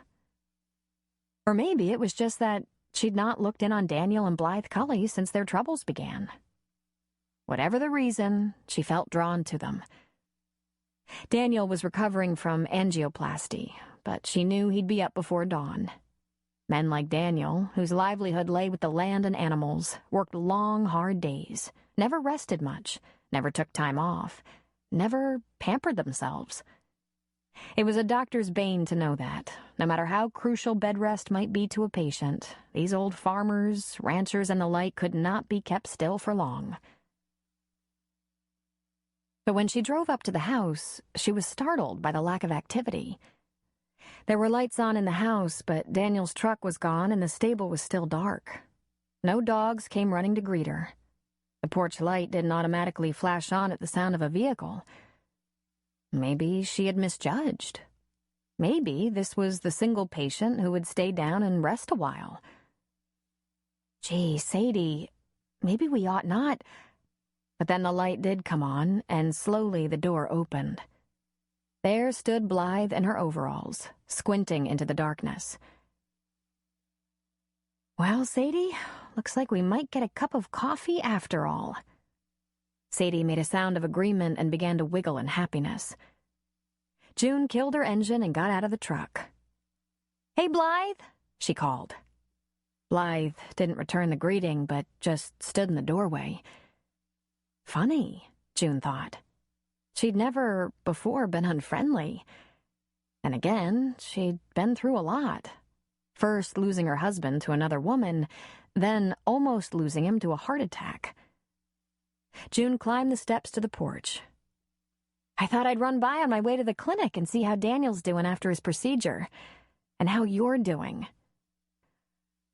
"I'm doing the same, I reckon," she said with that lilting Kentucky cadence. "If you have a mind to check on Daniel, you won't be finding him here." June was brought up short, though when she thought about it, she shouldn't have been.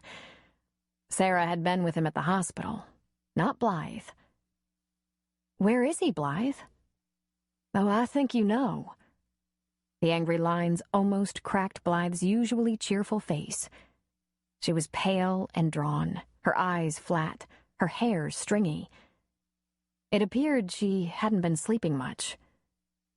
June whiffed the air. Aha! She might not have slept, but she'd gotten up and put the coffee on like always. "Can I talk you out of a cup of coffee?" June asked. It wasn't that she craved the coffee so much, but this woman was in trouble. Patient or not, you don't walk away from a neighbor in trouble. "I haven't got time to dawdle. There's a lot that needs doing today." But she held the door open so that June could come in. June told Sadie to stay on the porch and stepped into the house. What she saw stunned her. Moving boxes were scattered around the living room and dining room, and Blythe appeared to be packing household goods into them. The dining table was covered with earthenware and glassware. The living room couch was covered with stacks of linens. "Blythe, what's going on?" "I'd appreciate it if you'd keep this between us, June. Daniel has himself a new partner, and I've made up my mind to move on." "Move? But where?" "I haven't quite decided that, but maybe south. Maybe back to Kentucky. And to tell the truth, I always wanted to see Florida." "What does Daniel say?" Blythe smiled, but it was a mean smile. "You don't reckon I need to get his permission, do you? He seems to have made up his own mind about what he wants." Blythe walked into the kitchen, and June followed. There was more order in there. Only a couple of boxes, already closed and labeled, sat in the corner. Blythe pulled a cup off the wall rack and poured. June took a seat at the kitchen table. "Sit down with me, will you, Blythe? And tell me about it." Blythe put the cup of coffee in front of June, then fetched her own from the counter. She didn't sit down as invited, but merely turned toward June, leaning against the sink, holding her cup with two hands. "There isn't anything to tell, June. Daniel found himself a woman he feels at home with." The anger seemed to melt from her eyes and was replaced by sadness. "I don't even have bad will for Sarah." She shrugged. "I liked her once." "Blythe, I know this is very painful, but you must remember, divorce isn't unknown in this valley. You aren't the first person to suffer through it, and you won't be the last. But this is your home, your livelihood. You don't have to give that up, too. You and Daniel can work out some arrangement." Blythe looked away impatiently. She sighed heavily as if to say, "What do you know about it?" Then she looked back and said, "What do I want with all the talk?" she asked. "The humiliation of it." June reached toward Blythe, but the other woman drew back. "That's just it, Blythe," June said. "We might hear a little chatter about Daniel and Sarah, but it won't last long. And no one's going to hold it against you. You're the underdog here. You'll get sympathy and understanding." Blythe made a derisive sound. "You're right. That sounds so much more appealing." "Oh, Blythe, don't run away." Blythe merely looked down into her coffee cup. June held her tongue, knowing she shouldn't harangue her. Maybe she could find someone who Blythe might listen to. "I'm just thinking of it being a fresh start is all," Blythe said. "If Daniel can start over, I can start over." Something occurred to June. "I didn't see anyone around the stable," she said. "Since Daniel fell ill, we're just boarding, not training or breeding. I let all but 2 hands go and had most of the stock returned or sent to another stable. When Daniel's better and wants to work again, he can do what he wants." "She's given up everything," June thought. Giving up and slinking away, ashamed that she lost her man. It was so painful to see. What would become of her now? Are you planning to leave soon?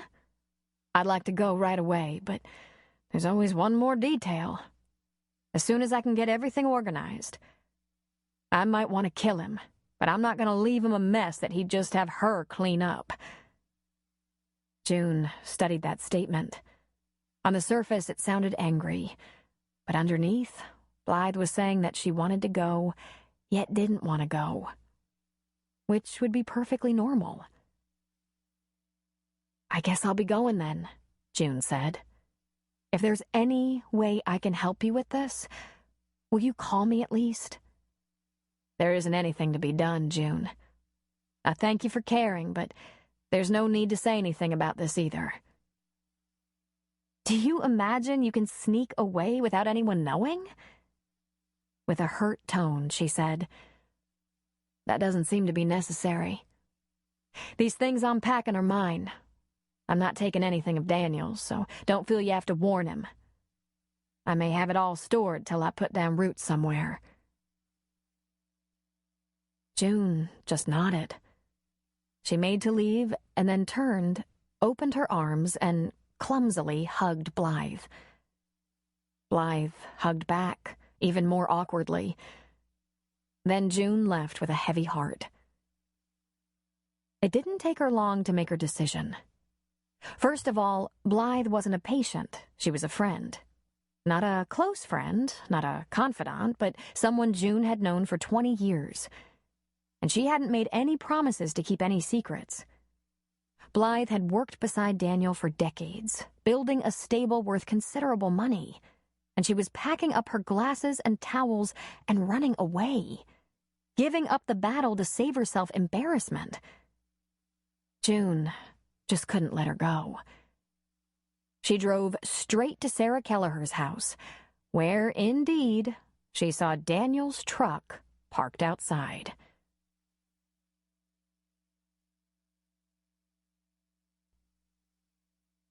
Tom was usually the first one into the office in the morning, unless some police business called him before morning even arrived. He would routinely listen to any messages left on the answering machine during the night, look at the headlines on the 5 newspapers that were delivered to the police department, check the schedule to see when Ricky and Lee would be working, look over his appointments, then head down to George's for his complimentary coffee and the first gossip of the day. This morning, he found Chris Forrest waiting for him at the door. By his posture and expression, this wasn't a friendly visit. "Morning, Chris," he said. "Tom?" Chris returned with a nod. "Got a minute?" "Got several. Come on in." He picked up his newspapers from the front step and piled them on top of the leather folder full of reports he carried from home. Paperwork traveled with him daily, from home to office to home. He opened up the door and preceded Chris into the office. He let Chris follow him down the hall where he put his papers and folders on his desk. Then he turned to his old friend, who he understood was no longer a good friend of his. "What's up?" "Our boys. They've got some issues." Tom's left eyebrow lifted into a questioning arc. "That's so? Like?" "Like they've been fighting." "How do you know this?" "What do you mean, how do I know?" Chris shot back, anger in his voice. "My guys have black eyes and bloody noses. They're bruised up pretty good. They were real reluctant to snitch, but they said Johnny and a bunch of Indian friends jumped them." "What?" Tom asked, a smile breaking across his face in spite of himself. "You heard me. That pack he hangs with." Tom laughed outright. "Give me a break," he said. "Johnny doesn't run with any pack of Indians. Or, as we PC people like to refer to them, Native Americans. Their tribal names will work also." Chris plunged his hands into his pockets, a sour expression on his face.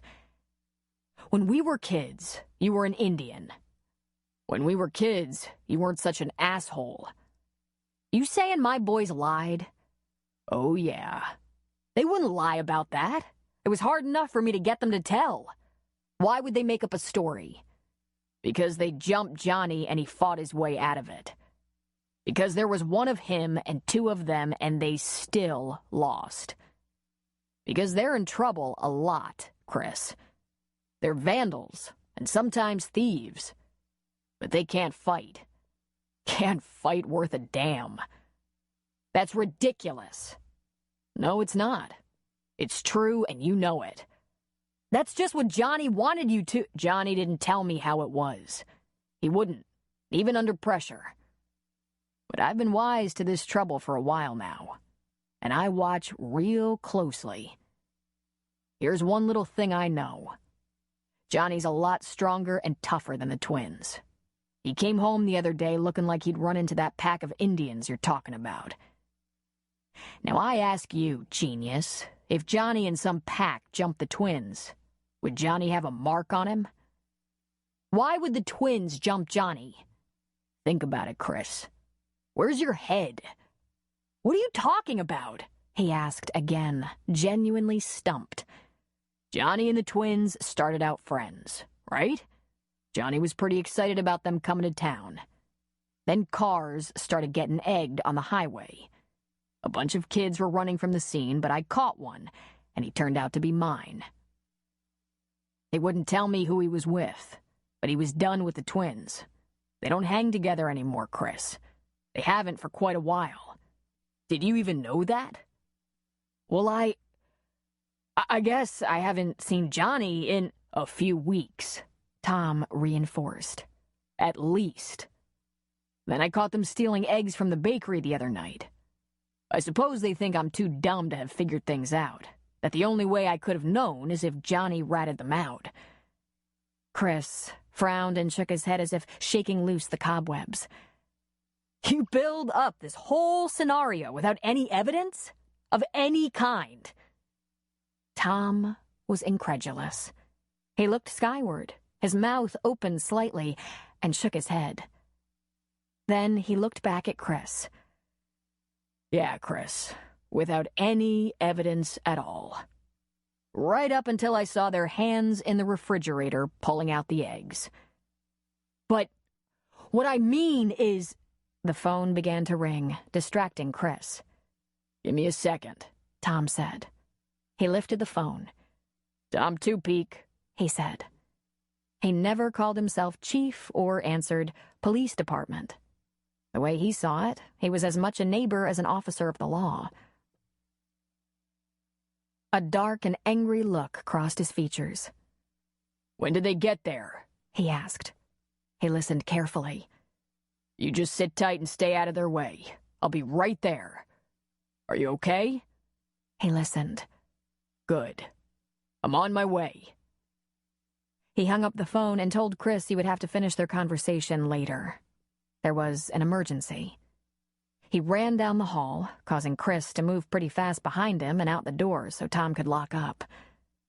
Leaving Chris on the stoop, Tom jumped in his Range Rover and, with lights and siren going, wasted no time getting to Myrna Claypool's house.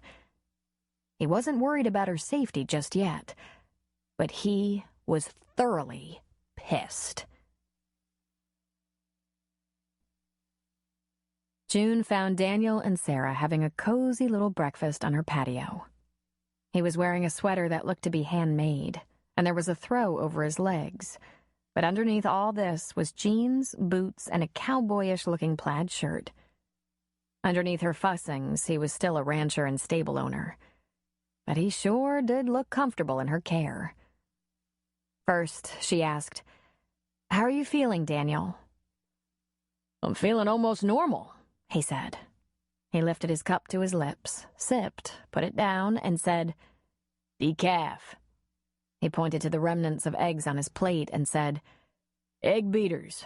No fat, no cholesterol." She nodded, though something told her that if Blythe had provided these things, he'd be complaining about this treatment. He'd demand his bacon and butter and would have given that lap throw to the dog.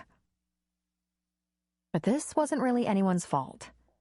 Sarah's house was like a nest, while the house he shared with Blythe had always been functional, practical. "Very good, Daniel," she said. "Diet is the first line of defense." "Coffee?" Sarah asked. The idea suddenly made her queasy. She'd slept very little, if at all, and had already had a stronger-than-strong cup at Blythe's. "Tea?" Sarah asked, noticing the grimace. "Something to settle your stomach?" June's hand went to her stomach. "Too much black coffee before breakfast," she said. "The water's hot," Sarah said, heading for the kitchen. June sat down across from Daniel. "I went out to the stables, Daniel. I guess I thought I'd find you there." I haven't been out there nights in a real long time, June. Maybe a year. I didn't know. Which would explain why Blythe didn't expect Daniel to have any idea she was packing. Doubt anyone would notice. I was never late for work in the morning. Never left the stable wanting for attention. But what about Blythe, Daniel? Didn't leave her wanting either. The situation was starting to take on the ring of a harem. Yet these people, all three of them, were the sweetest, kindest, most apparently moral and upstanding she knew. Daniel and Blythe seemed not only devoted to each other, but almost prudish. And Sarah was so nurturing, it seemed impossible she could allow Blythe to feel this hurt. June realized that this situation was so confusing for her because she would have fully expected either Sarah or Daniel to turn away from temptation and do the right thing. Instead, they seemed to blame Blythe for her own discomfort. June pressed a hand against her queasy stomach. Sarah put a cup of tea in front of her and said, "Now, Daniel, June doesn't understand. She thinks you're making sinful suggestions. He only means he always has and always will take good care of Blythe. She should never worry about her future, or her retirement." Sarah touched the saucer. "This is a special blend, June. It'll settle your stomach." June took a hopeful sip. "I came right out here after talking to Blythe. She asked me not to say anything to you, but I can't keep a secret that I'm afraid might hurt someone. She's packing. She's planning to leave Grace Valley." Sarah gasped. Suddenly, June's eyes filled with tears. "What did the two of you expect?" she asked, her voice taking on a desperate tone. "She's devastated, humiliated." Daniel's fist came down on the patio table. Damn stubborn, pig-headed woman. She promised me over 30 years ago that it would never come to this. We were partners, best friends. We shared everything. I always wanted what's best for her and she for me, and now she's gonna bring all we worked for to ruin. Damn pig-headed woman. Sarah covered his ham fist with her round, soft hand, but she looked at June. "We'll take care of this right away, June. This surely has to stop." "Blythe is going to be so upset that I came to you," she said, then sniffed. Sarah gave her a tissue, which she used, but she thought, "What the devil is the matter with me? Why the hell am I crying?" She felt sorry for Blythe, true, but she was hardly overcome. They weren't even close friends. "We're going to make sure she isn't upset with you, June. You're not to worry. Now, how's your stomach? Has the tea worked?" She let herself concentrate for a moment and realized she had not a hint of nausea. It was magic. "Yes," she said. "Yes, it has." And at that moment, her pager began to vibrate. Tom's cell phone number showed in the window. Without asking, she went the short distance into Sarah's kitchen and dialed. "Your Aunt Myrna has been served with a search warrant by the county sheriff's department. I'm on my way there now. You'd better come."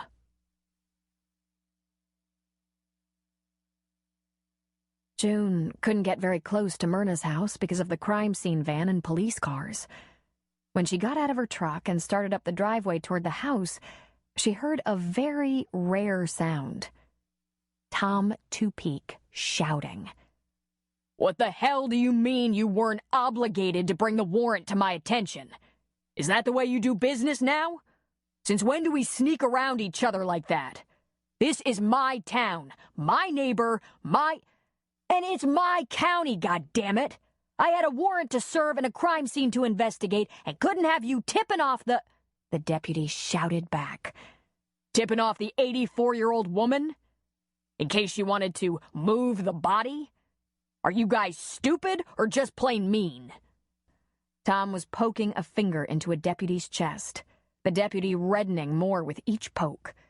If that old woman has any problems, health or emotional, because of the indelicate way you've handled an idiotic and asinine... The deputy swatted Tom's hand out of the way. Listen, Tonto, you'd better keep your grimy little hands... Pushed to the limit already, Tom grabbed him by the front of the shirt and had nearly lifted him off the ground, ready to do some serious damage, when the man's partner came to the rescue. Hey, hey, hey! He shouted, putting his arms between the two of them. June jumped in as well, pulling at Tom, shouting, "Tom, stop it!" Tom came under control faster than Stan. The latter, a little overweight and wheezy, had trouble calming down. Stan, Chief Two-Peak is right. We should have informed his office of the warrant, had him meet us here to talk to the old lady. He's right to be offended. Now back off. Stan jabbed a finger in Tom's direction. You put your hands on me! Don't you ever put your hands on me! I apologize, Tom said. Don't call me names. He's sorry, the other deputy said. He can be stupid, but he's a good cop. Don't tell him I'm stupid, Stan ground out between clenched teeth, giving his partner a shove. Incredibly stupid, the man clarified. Go sit in the car before I help him clean your clock. Stan seemed to quiver with anger. Go, his partner said. He reluctantly turned away. June left the men to sort things out while she ran into the house to find her aunt. There was no one in the living room, but she could hear sounds coming from upstairs. As she passed the parlor, she looked out the back window and saw that yellow crime scene tape had been stretched across the backyard, strung between trees. 2 men were out back, digging. "Myrna?" she called, but no one answered. She checked the kitchen, where the tea kettle whistled, but no one was there. She took the kettle off the fire. She could hear typing and was driven to the study. Myrna sat at her word processor in her robe and slippers, her springy white hair flat on one side and puffy on the other, a pencil behind each ear, her glasses on her nose, her fingers going a mile a minute on the keyboard. "Myrna?" June asked. "Come in, darling. Have they completely destroyed the house yet?" "I haven't even looked. Oh, Myrna, I'm so sorry about this." She looked completely perplexed. "Sorry? June, darling, why are you apologizing? You didn't call for the warrant, did you?"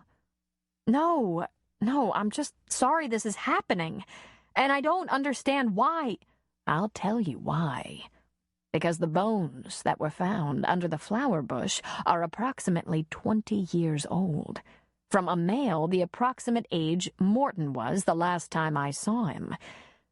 She frowned angrily, an expression Myrna almost never wore.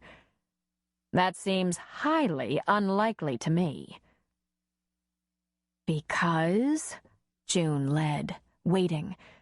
"Because if a piece of someone were buried 20 years ago in my garden, don't you think I'd know about it? I had much more time for my garden 20 years ago than I've had lately." There was a crash from upstairs. "Louts," she said, glancing at the ceiling. A worried look crossed her features. If they make much of a mess, it's going to take more than the Barstows to tidy up. They've never really been that domestic, you know. June reached out and held her aunt's hand. She was so dear, so generous. She'd employed the 60-something Bickersome twins for years, despite the fact that they had very few domestic talents. How she loved Myrna. Who could possibly suspect her of a crime? If not for those books. What are you writing, Auntie? I've never been this close to a house search before, so I thought I'd get as much material out of it as possible. What I've always thought is true. I feel completely violated. The sound of something heavy being dragged across the floor of the bedroom upstairs caused them both to look at the ceiling. Myrna sighed heavily. Believe it or not, I know where everything is in this cluttered old house. She looked again at June, her eyes quite sad. June, darling, I think you'd better call me a lawyer.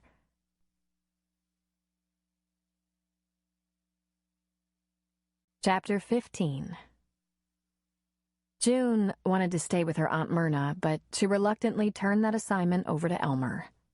She not only had patience, but other promises to keep. Fortunately, the most important items on her list could be delegated, which she did from her cell phone as she drove.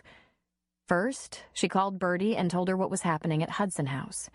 Bertie promised to get the name of a good lawyer from Judge. Next, Charlie McNeil offered to provide transportation for Jeria Mall so that she could visit with her children. And it was imperative that June find the time to visit Charlotte, who was barely able to get from bed to chair without help from Bud. But not today, she decided. She was coming down with a bug, possibly the flu. Either that or she'd gotten a bad bean. When she got into town, she stopped at Sam Cussler's gas station. The Gone Fishing sign was on the door, so she pumped her own, cleaned her windows, and slipped her IOU for the cost of gas into Sam's mail slot. When she drove on toward the clinic, she slowed down as she passed the flower shop. When she realized what she'd seen, she slammed on the brakes and backed up. There was a sign on the door of Justine's place of business that read, "Closed until further notice." "Oh no," she said aloud, and headed toward their home. Justine and Sam lived in the house that had been Sam's for better than 50 years. There were a couple of cars parked out front, in addition to Sam's old truck. Instinct told June to take her medical bag with her. Justine had 4 sisters, and one of them wordlessly opened the door for June. She looked down at the floor. June could sense the doom in the house, and, without being directed, went to the bedroom. There was Justine, pale as the sheets against which she lay, Sam sitting beside her, holding her hand. Justine's gaze left Sam's face and found June's. She smiled weakly. "Oh, June," she whispered. "I've made a terrible mistake." A short time later, John brought the ambulance and helped June load their patient into the back. He bent over Justine and placed a kiss on her forehead. "I'll call Dr. Worth and have him meet you at Valley Hospital," he told her. "Are you very angry with me, Dr. Stone?" she asked. "Of course not, Justine. But there's no reason for you to be in pain. Let Dr. Worth help." She nodded and closed her eyes. Justine's sister got into the back of the ambulance, while Sam elected to follow in his truck so that he'd have transportation. "How did you know to come?" he asked June. She shrugged. "We've all known she's sick," she said. And the flower shop was closed. Sam hung his head. It was the first time in June's memory she'd seen him look old. And all June could do for him now was take his young bride to the hospital. "Her father's gonna blame me for this," Sam said. "And maybe he'll be right to. I couldn't seem to change her mind. We all tried, Sam. John and I did. You did.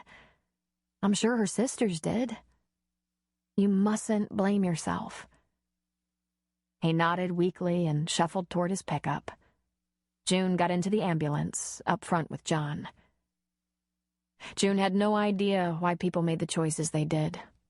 This wasn't the first time a patient of hers had refused to be treated for a dangerous disease, nor was it the first time that denial of the illness was more catastrophic than the illness itself. But it was the first time a woman so young had made this choice. It was very likely Justine would die, and she'd been diagnosed only a few months ago. Ovarian cancer was the worst. Without aggressive treatment, it was fatal. In fact, all too often, even aggressive treatment couldn't save the patient. Justine had brushed everyone's worry aside and thought she was choosing motherhood over chemotherapy. In the end, June believed there would prove to be no pregnancy, only cancer. This was by far one of the hardest parts of being a doctor. Having a patient you might have saved ignore your advice. June felt strongly that the decision to fight illness was an individual's right, but it was often made more palatable when strong religious beliefs were involved, or when one was choosing quality of life over a painful treatment. Or, in old age, when a patient was comfortable with passing on. But in this case, June couldn't help but believe Justine had been irrational. And while that might be her right, it was damn hard to accept.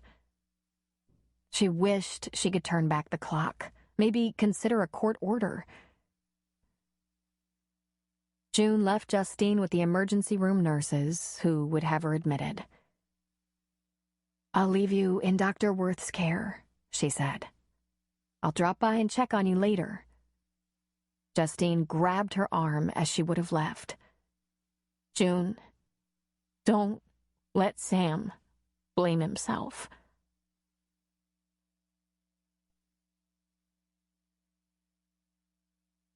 The morning had been full and not especially pleasant. By the time June got to the clinic, the place was deserted. The clinic was unlocked, so they couldn't be far. "Hello?" she called down the hall. No answer. Someone might have crossed the street to grab something from the cafe for an early lunch or to run a quick errand. She went to Jessie's desk to look for a note, but found none. The piece of paper she moved first right and then left, looking for a message, finally caught her attention. It was a class schedule for the community college, and the name of the registrant was Jessica Wiley. Biology 101, English primer, anatomy, algebra, and geology. She stared at the paper for a long time. When she looked up, Jessie was standing in the front door of the clinic, holding a large plastic cup with a frothy swirl of ice milk adorning the top. She was smiling broadly. "I got my GED and enrolled last week. Just in time," she said. "Oh, Jessie, that's wonderful," June said. "I'm not sure yet whether I can make it all the way to being a doctor, but I know that for sure I'll be a nurse." "Of course you will." "Because of you and John and Susan." "No, Jessie. Because of you." "My dad thinks I'm totally crazy."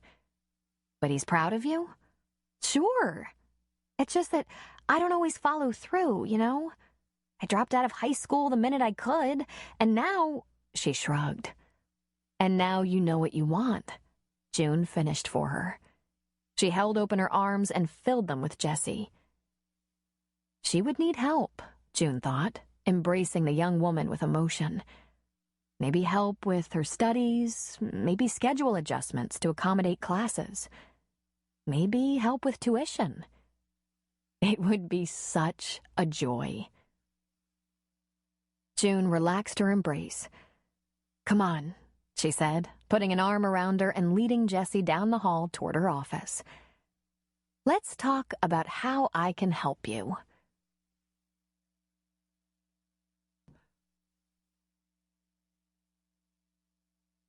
At day's end, June drove out to the Two-Peak home.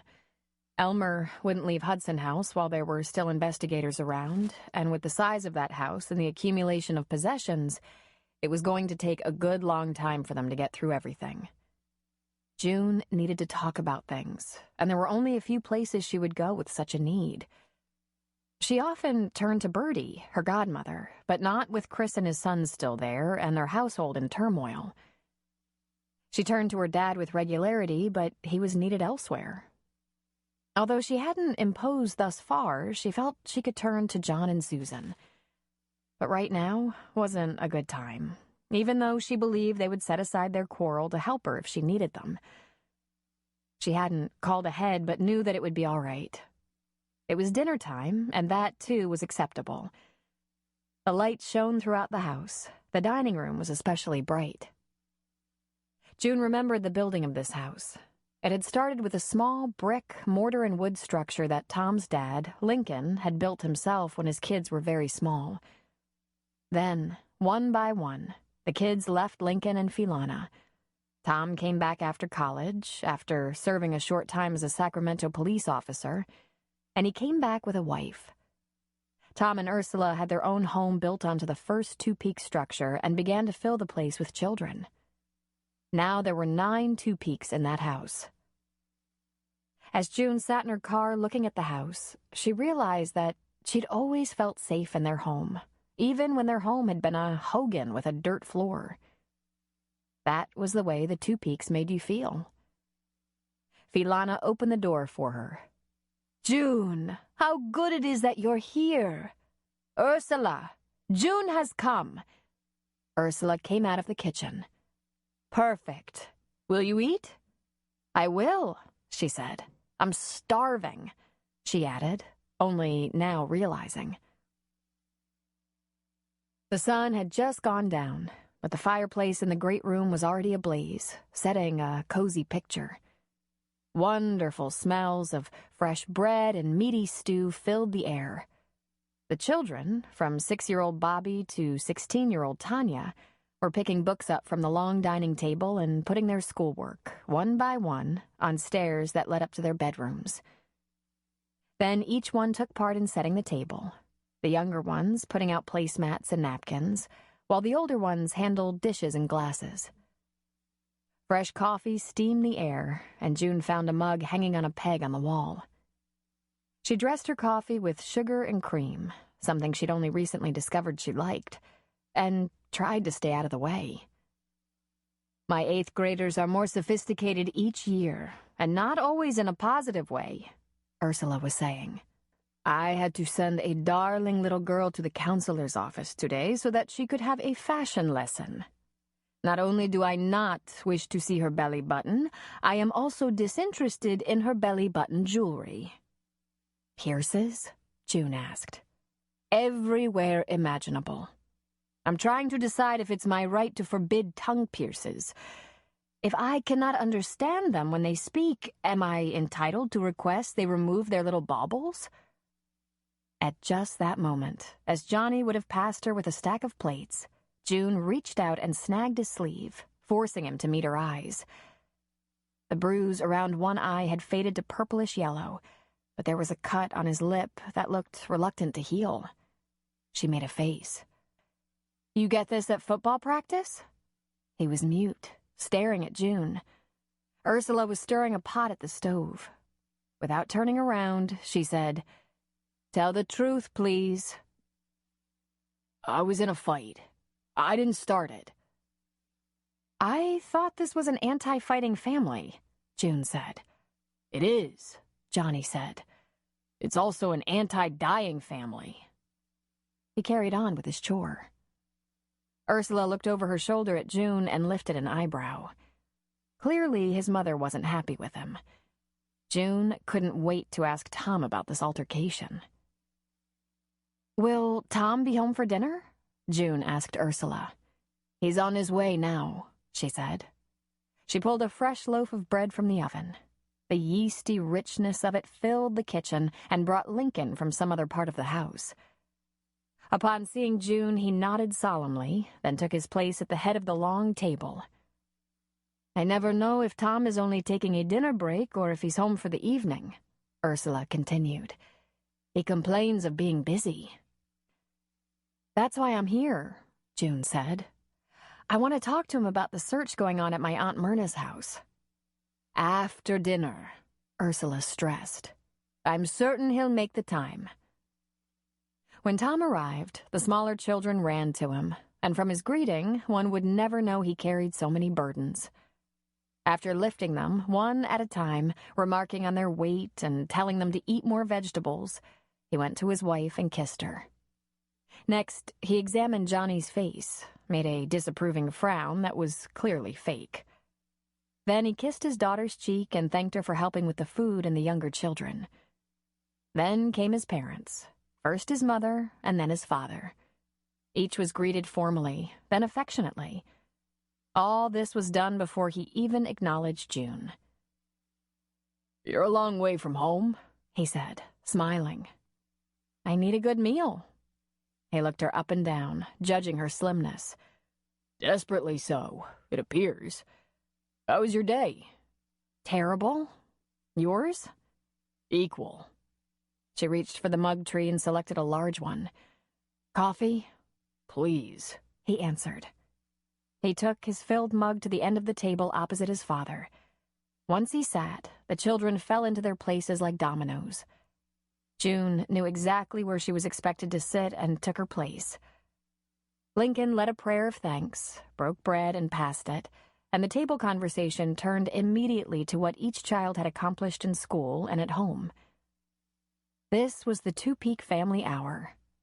There were occasions when this child or that had a job or activity and a plate had to be saved, but it was rare. The family hour was important to all of them.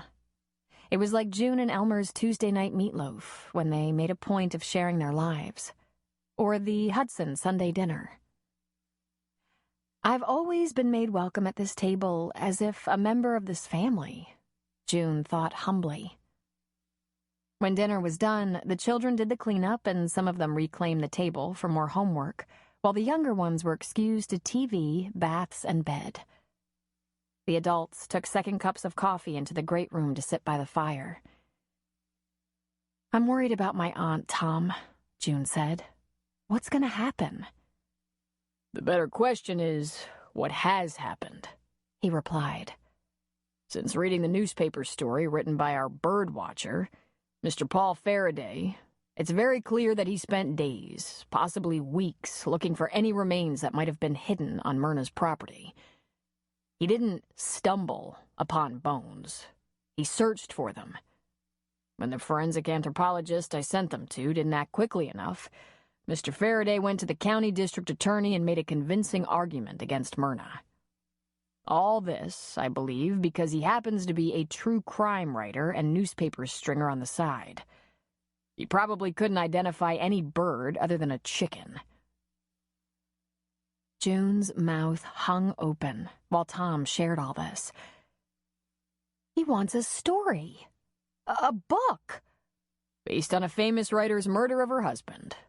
This is what I believe." "But Myrna doesn't know anything about those old bones, Tom. Dad and I asked her pointedly. She doesn't know what became of Morton. He wandered off. We're trying to get information from the company he worked for, but they went out of business years ago." "I'm afraid my bad news doesn't stop there," Tom said. "Do you remember the name Marge Glazer?" "That sounds familiar." "The assistant district attorney who prosecuted Leah Craven for murder in the death of Gus Craven." "Yes," June said. "That's right. That case went before Judge Forrest and Leah was acquitted." Tom nodded solemnly. "I don't think Marge will ever get over that. When Paul Faraday wanted some action, he went to Marge. Marge got the search warrant from another judge. She knew better than to go to Judge Forrest." "Judge Forrest would never have given a search warrant to my Aunt Myrna's—" "June, Your Aunt Myrna would have invited them in and had the Barstows bake a pie for them. If Marge Blazer had called me, I'd have asked the sheriff's department for assistance and gone to Myrna's myself to explain. The way they're all trying to keep us out of it, from the ADA to the deputies, is an insult. Might they arrest her? June asked in a fearful whisper. I'm afraid that's a possibility. A few days passed tensely as the crime investigators made a terrible mess of Myrna's house and grounds. The Barstows were driven nearly mad with rage over the amount of tidying up they'd be expected to do. Myrna declared she wasn't going to do a thing to the grounds until certain they were done digging and tearing things up. Myrna settled on John Cutler as her attorney, a disheveled young man who had actually represented Leah Craven in her murder trial. Whether Myrna did that because she liked Cutler or to further annoy Marge Blazer was uncertain. Myrna could have afforded the best criminal attorney in California. Cutler wasn't only young, the bulk of his experience had been gained in the public defender's office. This worried June terribly.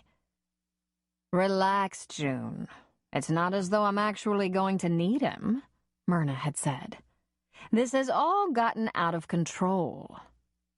Myrna seemed to be holding up well. In fact, she was probably the most stable of them all. June was upset, Elmer was angry, and the Barstows were in such a fit they weren't even bickering with each other. But Myrna merely frowned her displeasure, took copious notes, and made comments like, "Aren't they going to feel ridiculous in the end?" In the midst of this, evidence that the Harvest Festival was nearly upon them began to show around town. As June arrived at the clinic one early morning, she saw the portable walls of a few booths that belonged to businesses of Grace Valley stacked up in the parking lot that separated the Presbyterian Church from the cafe. Behind those two buildings was a large grassy yard that led to Windle River.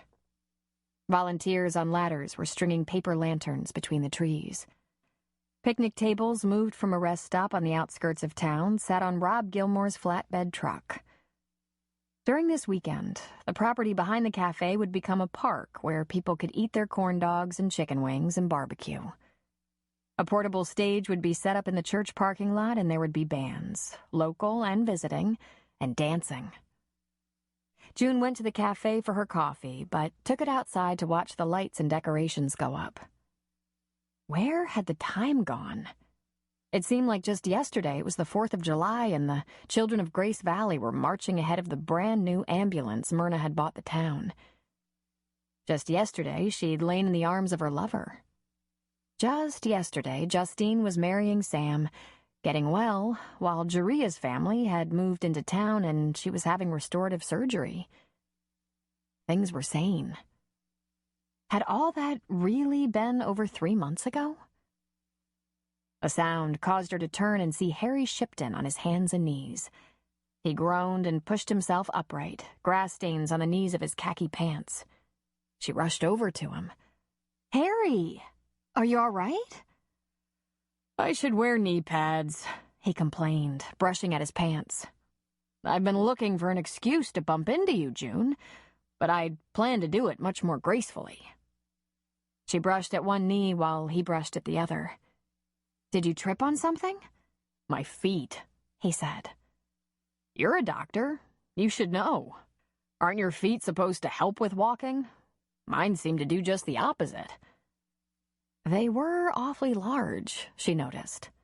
But he was very tall and needed a firm base. "As I said, I've been hoping to see you. I heard about this terrible business with your aunt. Is there any way I can help?"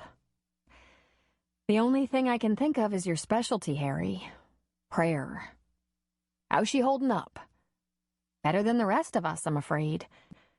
Even though she's this frail, elderly, tiny thing, she's also a tough old bird. She doesn't let this get to her beyond annoying her. She says they're going to feel ridiculous in the end." "Good for her. I know from experience. They shouldn't play poker with her. Do you think she'd like it if I dropped in on her?" "Oh, Harry, that would be so nice of you. I think most of her friends are keeping a distance right now, what with all those investigators around. You should see the yard. And I'm afraid they're far from finished. Isn't there a point at which they have to concede there's nothing to be found? I'm not sure. I'm just grateful that Myrna isn't in a worse state over it. My dad tried to get her to leave Hudson House, but she won't hear of it, so he's been staying there with her. Meanwhile, it's time for the fair. The best town celebration within 500 miles, I hear. Since you're taken, maybe your Aunt Myrna would be my date. June was shocked, momentarily speechless. Taken? She asked, weakly. Spoken for, he clarified. She put a hand on his arm. Forgive my stupidity, Harry, but what are you talking about? You and Chris Forrest. I do have that right, don't I? She laughed in some embarrassment. No, Harry, that's old news. Chris and I dated in high school, and don't make me tell you how long ago that was. Even though he's back and a divorced single father, I have absolutely no interest. The old men in town have been giving me the business about it. But I got it from him, Harry said. Chris said you two were seeing each other.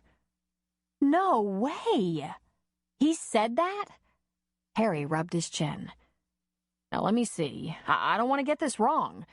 What exactly did he say? Something like, the best part about coming home was having you on his arm again, just like the old days. June growled, and her eyes became narrow slits.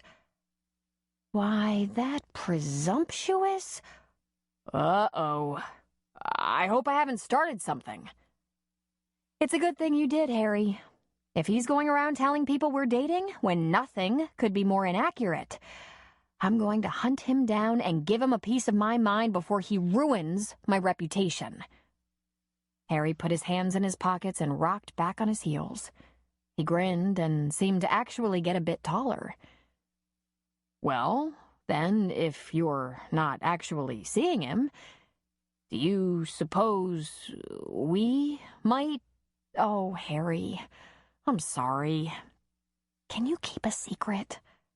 I'm completely unavailable. I am spoken for, as it turns out, just not by Chris. Oh, well then, who's the lucky man? That's the secret, Harry. Not only can't I tell you who, you mustn't tell a soul that I have a special man in my life. Not a soul. I'm counting on your pastoral discretion here. He made a face. Sometimes it sucks being a pastor.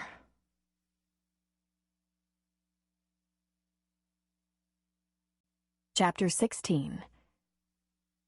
The Thursday night graceful quilters were in for a shock. They were expecting to finish their heirloom quilt just in time for the fair, but instead, they would be entertaining a guest. Sarah Kelleher had contacted Bertie and asked if she could speak to the quilters. She wanted help with a problem she was having with Blythe, though Blythe was about as far from being a fabric and needle type as one could be. Blythe was more the pick-and-shovel type and had worked beside Daniel from the beginning. Still, there are a few little enclaves in town that seem to anchor Grace Valley, Sarah explained to Bertie. This group is one. Judge Forrest's poker table is another. The Presbyterian Women's League is another. I just want to talk to someone who will help me keep Blythe from moving away. And I'm in a terrible hurry. Bertie wasn't one to take credit for such influence, but neither was she naive enough to suggest it didn't exist. Calling the quilting group an enclave was a kindness.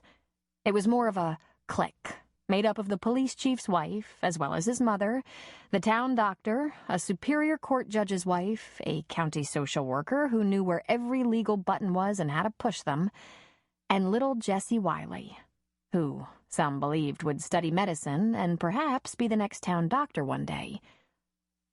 Yes, they could be a formidable group, But how in the world were they to convince a person to stay in Grace Valley if leaving was what she wanted to do? When they hear the story, they'll want to help, Sarah assured her. I can't predict the outcome, Bertie said. But these women are my friends, and they'll listen to you politely. That much I can promise. So Sarah went home and made the most delicious fudge cake imaginable as her offering. She was already waiting with Bertie when the first of the group, Philana and Ursula Two-Peak, arrived. To say they were surprised would be an understatement. Philana said hello and stared shyly at her hands. Ursula, whose standard for marriage was high, lifted her chin and glared. Save your anger, Mrs. Two-Peak, Sarah said sweetly. When I tell you the story, you'll find no reason for it. And I've brought a delicious cake. June came next. She was confused by Sarah's presence. It had only been a few days since she'd visited the woman's home with news that Blythe was packing. Sarah, what are you doing here? Is Daniel all right? This made Sarah smile, for she knew she could count on the town doctor to put judgments aside and show concern where concern was due. Better every day, June. He's anxious to get back to work. Not too fast, the doctor warned. Jessie was just behind June. Jessie's own mother had died when she was young, and she'd been raised as the only child of an eccentric artist father. When she came to quilting, it was like coming to all her surrogate mothers. Jessie didn't really know Sarah, though she'd seen her at town meetings and events. But she knew of her because she was a part of the art world and acquainted with Jessie's father. Sarah, she greeted in thinly veiled disbelief. Have you joined the quilting circle? Unfortunately, no, Jessie. I've just come for a visit. How's your father doing? He's madly painting, so the answer must be good. Of course. The last to arrive was Corsica Rios. She came in a whirlwind, straight from her job in social services, toting her huge case purse, chattering about just experiencing the longest day she'd had in months. She said a cheery hello to every quilter until her eyes fell on Sarah. Then her expression turned dark and unwelcoming. Is the coffee ready, Bertie? Sarah asked somewhat nervously. It is. May I have a cup? For courage? Ladies, I've come to ask your help. We can't let Blythe leave Grace Valley. Although Daniel's putting an angry face on his feelings, he'd be lost without her. The cups were stacked by the electric pot, and Sarah helped herself. The voice behind her must have been that of Corsica. You hadn't considered that before? Sarah's back stiffened in discomfort. She'd been through an awful lot for Daniel and Blythe. It was a good thing she had a forgiving nature. She turned back to the uneasy group. Can we sit in a circle, like you do for quilting? And I'll tell you the whole story, the whole truth about it, even though to do so breaks a solemn promise I made. Get your coffee or tea, everyone, Bertie said. I promised Sarah you'd listen, but I didn't promise anything beyond that. So the story began. About 2 years earlier, Sarah had sought out Blythe's help in training 2 saddle horses she wanted to keep on her property for her grandchildren. Sarah had known nothing about horses and needed a full education in order to feed and care for them. But she'd never been shy about taking on some huge project. Inexperience was no excuse. Blythe helped her some, Daniel helped her some, and she found herself attracted to Daniel. But so what? She never let it show. He was a married man. Still, he kept coming around, long after Sarah was doing fine on her own. Finally, she had to confront the situation head on. I told him, I can't have this, Daniel. You're a married man, and I have strong feelings about that. Someone in the quilting circle groaned. Sarah wasn't sure who, but she narrowed down the culprit to Ursula or Corsica. She let it slide. He only said, "It's not the way you think it is." I fully expected him to tell me his wife didn't understand him or some other nonsense, but before he would tell me a word, he asked a question. If he were not a married man, could I be persuaded to keep his company? An odd thing to ask, isn't it? He'd lived in Grace Valley with his wife for over 30 years. I answered that if he were a single man, I might consider a date, a dinner or two, but I couldn't promise anything. I've been divorced for years. I've been quite satisfied with my life, independent of a spouse. She smiled, and for a moment the women could see the light she had from within, the beauty and gentleness that Daniel might have been drawn to. I had never been lonely. I had never wanted another husband. But Daniel was persistent, and he told me that he and Blythe were not married, nor had they ever been. They are brother and sister. June actually gasped. Jessie's mouth dropped open in shocked disbelief. Corsica made a sound of distaste. Philana reached for Ursula's hand, and Bertie said, "That can't be." "Oh, but it's true. They haven't lived their adult lives incestuously, believe me, but as business partners and best friends. At first, it was a huge relief for Blythe to have someone in on the secret, but as you can see, it has now become a terrible burden for her. Let me begin at the beginning so you can understand. When Blythe and Daniel were just children back in Kentucky, their father died and their mother remarried a man who handled horses. He was a hard man in the best of times, abusive and cold. Then their mother died. Blythe was only 15 and Daniel 17. They were turned into free labor by their cruel and greedy stepfather. There were many beatings and fights. Many nights, Blythe cried herself to sleep, and Daniel lay aching from the last thrashing. On a particularly terrible night, the fighting escalated until the kids actually fought back. Daniel hit his stepfather over the head with an iron skillet, and the man fell. Still. They couldn't find a pulse. Well, they ran. They changed their names, worked odd jobs, and hitched rides across the United States.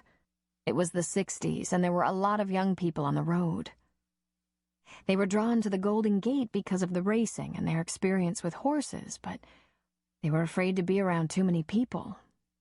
They thought it very likely they were being hunted for the murder of their stepfather. By the time they got to Grace Valley, they were 19 and 21.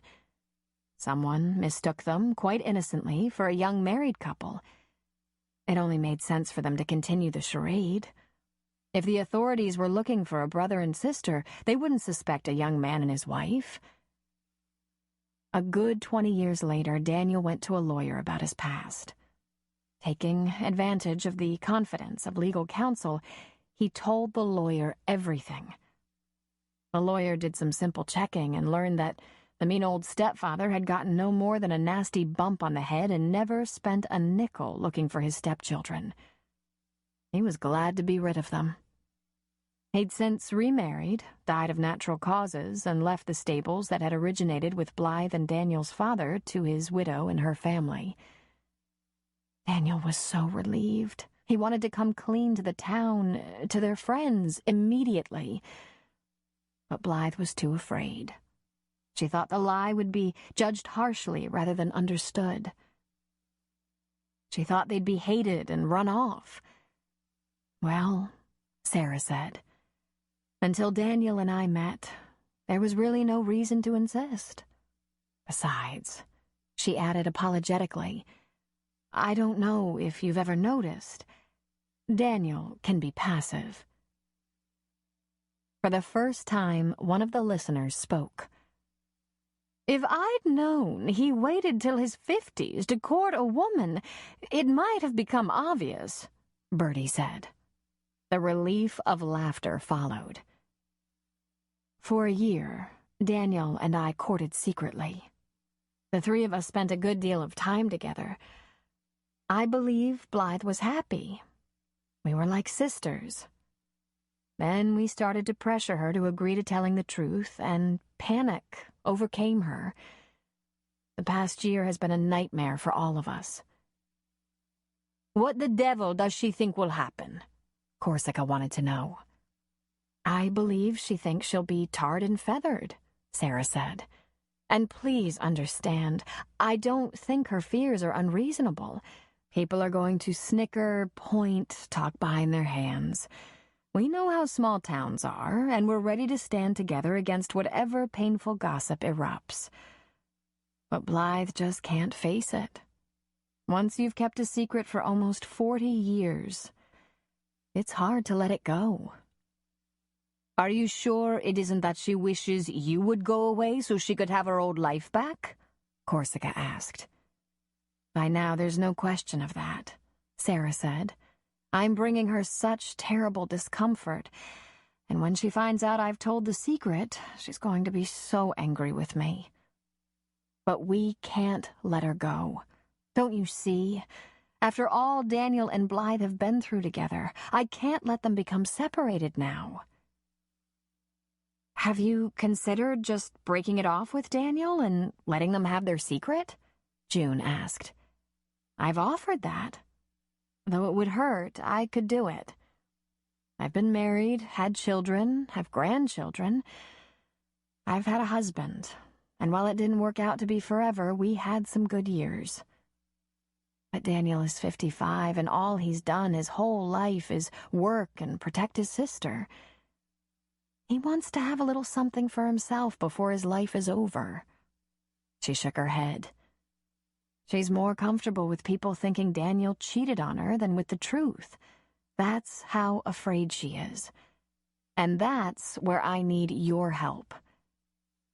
You think we can convince her the town won't treat her meanly if she and Daniel open up? Tell the story?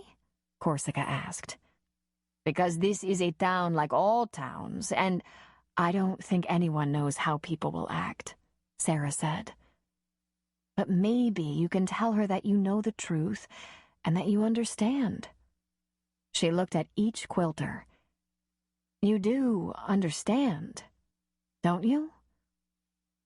June was thinking that, for the first time, she finally did understand. June had a piece of business with Chris Forrest that she wasn't about to let anyone in on, especially Bertie. She could have hung around after quilting to talk to him, but talking to him wasn't really what she had in mind. Besides, she'd prefer to do this in daylight. She asked John to cover her appointments while she did rounds at Valley Hospital in Rockport. After rounds, she took a side trip to Bob Hansen's insurance office. Her timing was good. She was there at lunchtime. But Chris had already walked down the street to a Rockport pub for a sandwich. She'd been rehearsing what she'd say. Did you tell the new preacher that we were a couple, you slimeball? Or maybe, who do you think you are, telling people you had me on your arm again? But nothing seemed to carry the force she was looking for. She could only hope that something magnificent would pop to her lips when she saw him. And then she saw him. She was driving her truck toward the pub, and he was out front. There were benches on either side of the pub's double doors, and an attractive woman in her early 30s sat on one. She wore business attire, skirt, hose, heels. Her shapely legs were crossed, and her coppery hair bounced in thick tendrils on her shoulders as she laughed in amusement at whatever entertaining thing Chris was saying to her. His back was to the street. He'd raised one foot to the bench and was leaning on the raised knee so that he hovered over her. It looked as though he was telling her secret, intimate, playful stories. He leaned closer and closer to her face, smiling, whispering. She chuckled again and gazed up at him with adoration. She gently caressed the calf of his raised leg, and he twisted one of the coppery tresses around his finger. He hadn't changed a bit since high school. It all came flooding back to June, how he'd always been this big flirt who wanted to have his cake and eat it too. He'd wanted June as his official girlfriend, but he'd wanted others on the side. That's right, others. It hadn't just been Nancy, though it had been mostly Nancy. Indeed, Nancy had done her the biggest favor by winning him. The louse. He had the temerity to tell people he was happy to be back and wanted another chance with June, yet he was clearly courting this pretty young woman. He was a joke, and he needed a taste of his own medicine. Talk about closure. It certainly wouldn't take much more than this. She stopped at the curb, but the couple on the bench were oblivious. She rolled down the window on the passenger side, then leaned on the horn in a huge, long blast that caused them to jump. The woman grabbed her heart, and Chris whirled around in surprise. "How can you do this to me?" June cried out. "After telling Pastor Shipton we're a couple?" Chris looked completely perplexed. His mouth opened and closed a couple of times in a silent stammer. His hands moved in futile gestures that said nothing. He lumbered unsteadily toward her truck and, placing his hands on the door at the opened window, leaned down. "June," he began. "How many times in one life do you plan to break my heart? How many women will you cheat with, you oaf?" she yelled. He looked stunned, and that made it all the harder to keep a straight face. She might have felt a little bit bad about the way the attractive young woman went pale, her eyes as huge as saucers. Of course, she thought she was the only one. "June," he attempted. "Don't you ever speak my name again, you monster!" "Hey, Junebug, I was just..." She pressed the heel of her hand against the horn for another long, loud blast, causing him to jump back from the truck and put his hands over his ears. "Bye now," she said, and drove away. She laughed all the way back to Grace Valley.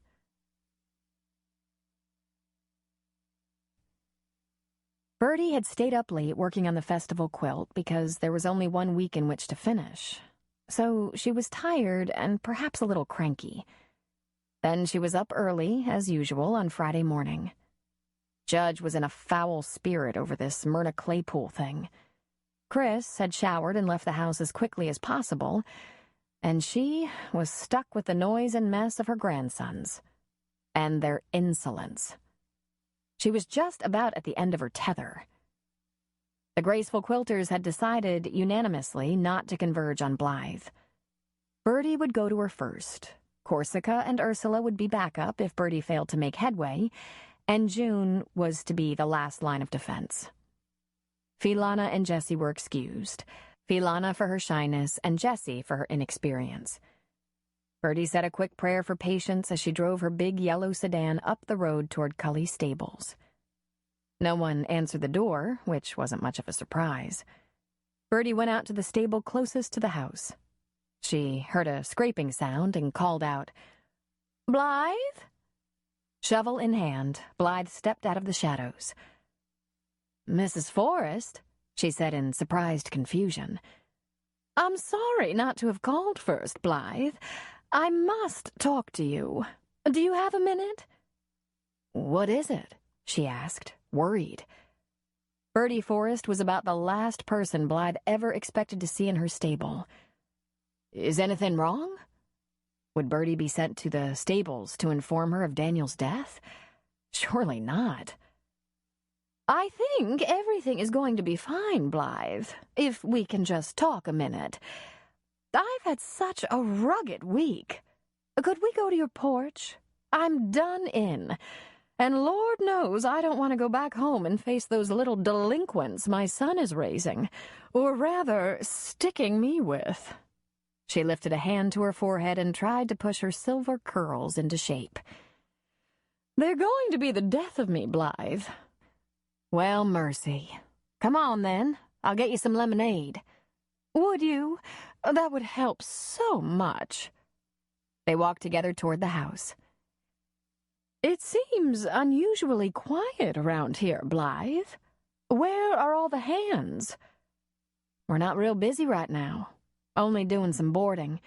No training or breeding. We're down to just a couple of hands. Bertie looped her arm through Blythe's. Is that because Daniel isn't here? They made an odd-looking couple. Bertie in her wool plaid skirt, sweater, and brown lace-up shoes, and Blythe in jeans, flannel shirt, and cowboy hat. Plus, Bertie had almost 20 years on Blythe. But they walked along like girlfriends, and when Bertie asked about Daniel, Blythe dropped her gaze and looked down. He's had a heart problem, you know, Blythe answered. Indeed. From what I understand, you've had a heart problem, too. The three of you have. It sounds like you're here on a mission. You should save your breath, she said. Whatever you want in the end, Blythe. But can I please have that lemonade? I'm completely exhausted. And you know that thing you did to Daniel with the buckshot?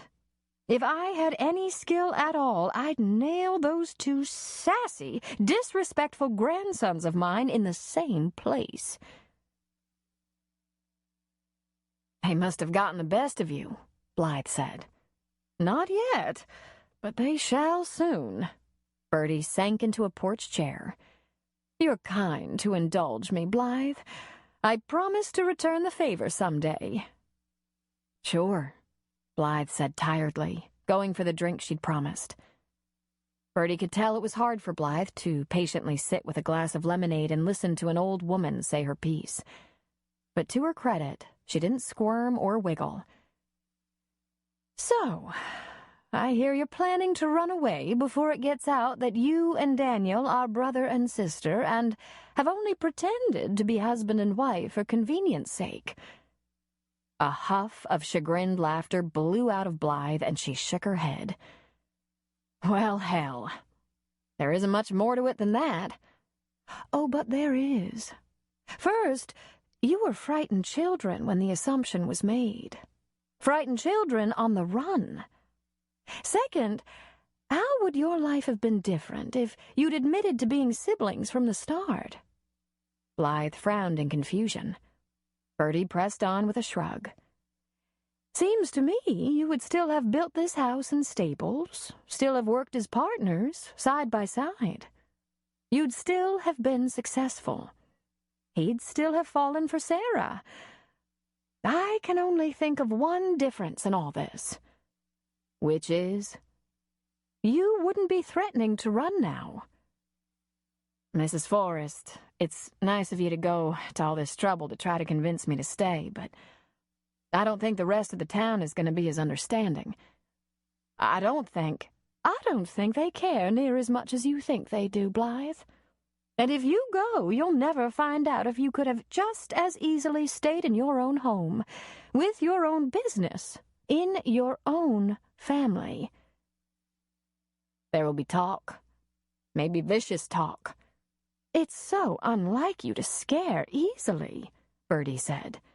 Even less like you to be ungrateful and self-pitying.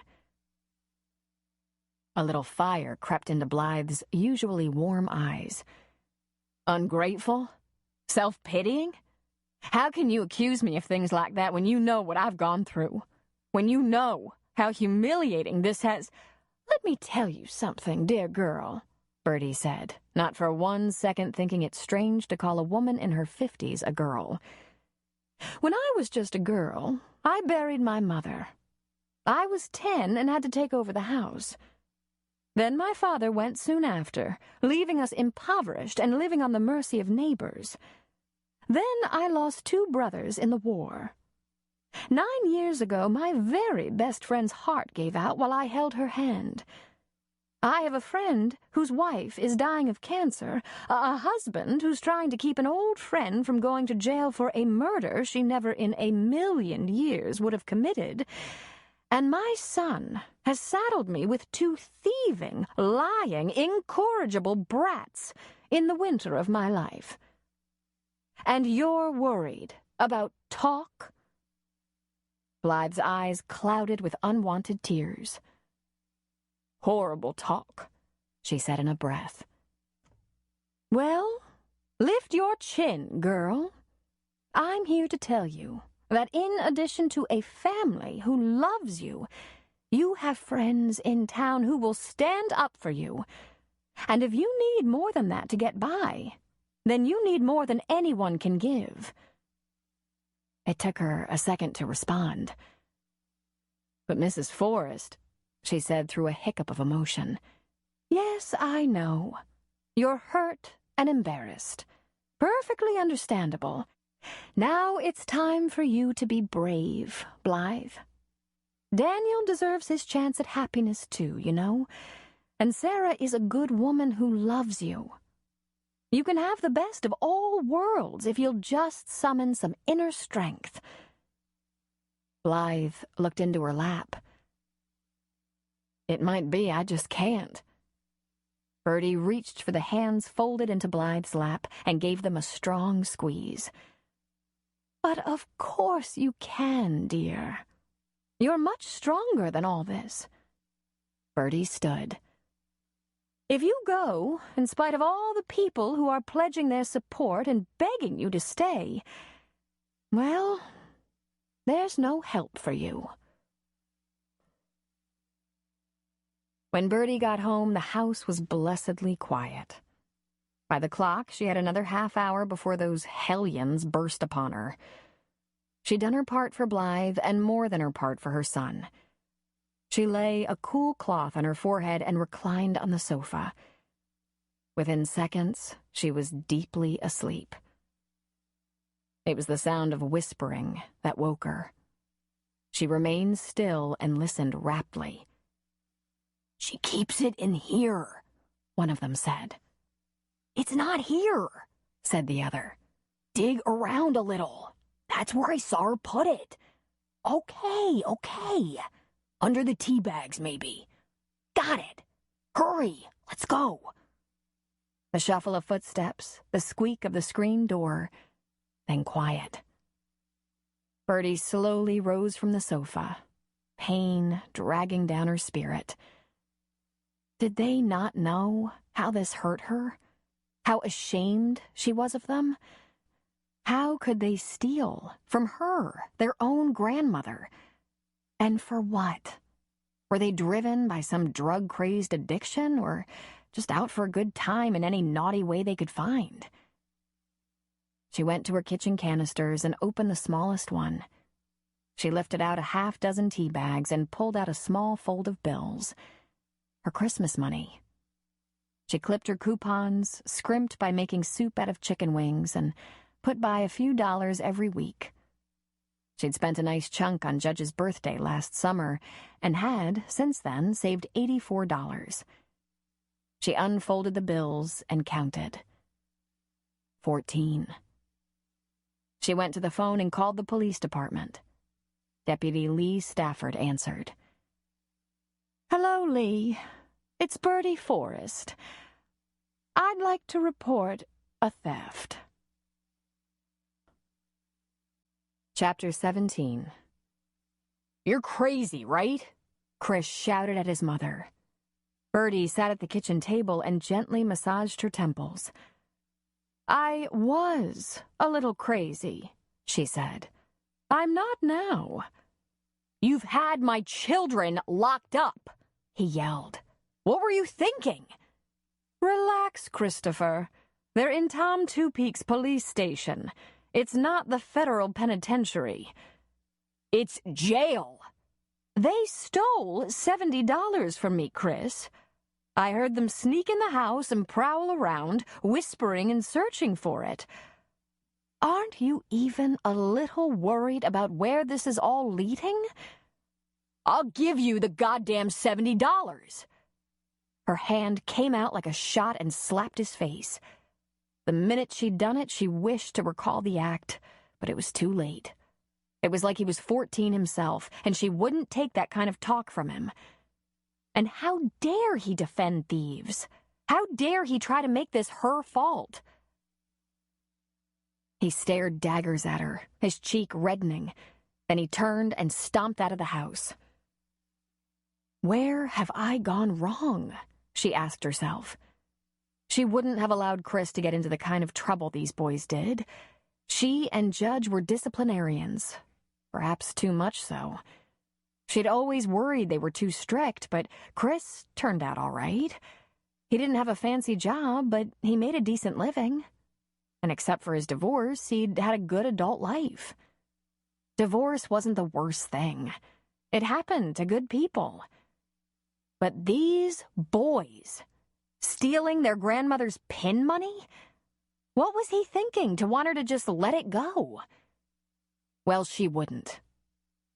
Chris was back, stomping through the house to his room. He began throwing his things in a duffel bag. She followed him and stood in the doorway, watching. So now you're going to punish me by packing up and running away, just like a boy. Mother, don't start with me. I've been through enough, and I don't want to argue with you. The house isn't quite ready, but it's close, and we can stay there now. It'll be like camping. I think the boys are just plain too much for you. They definitely are. And they're apparently too much for you, too. And with that, Bertie went to her bedroom and slammed the door. Bertie sat on her bed for a long time while the sounds from without indicated that Chris was packing to leave. On the one hand, she hated to see him go. It made her feel as though she'd failed him.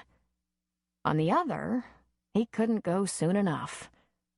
She was exhausted with trying to do a good job, to make things right. And the fact that he'd have quite a lot to do to organize his son's messy room enough to pack almost made her smile in sinister delight. He never should have run off and married Nancy. He'd complained about his wife and his marriage on and off since the beginning.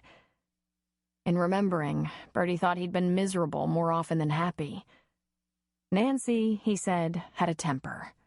She spent frivolously, though he worked hard to provide. She spoiled the boys, then expected them to behave as if disciplined.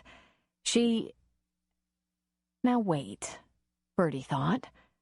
Nancy spoiled the boys and didn't discipline them? That may have been, but clearly Chris was no disciplinarian. He was in such denial about their behavior, even his best friend catching them red-handed as they stole couldn't get his attention.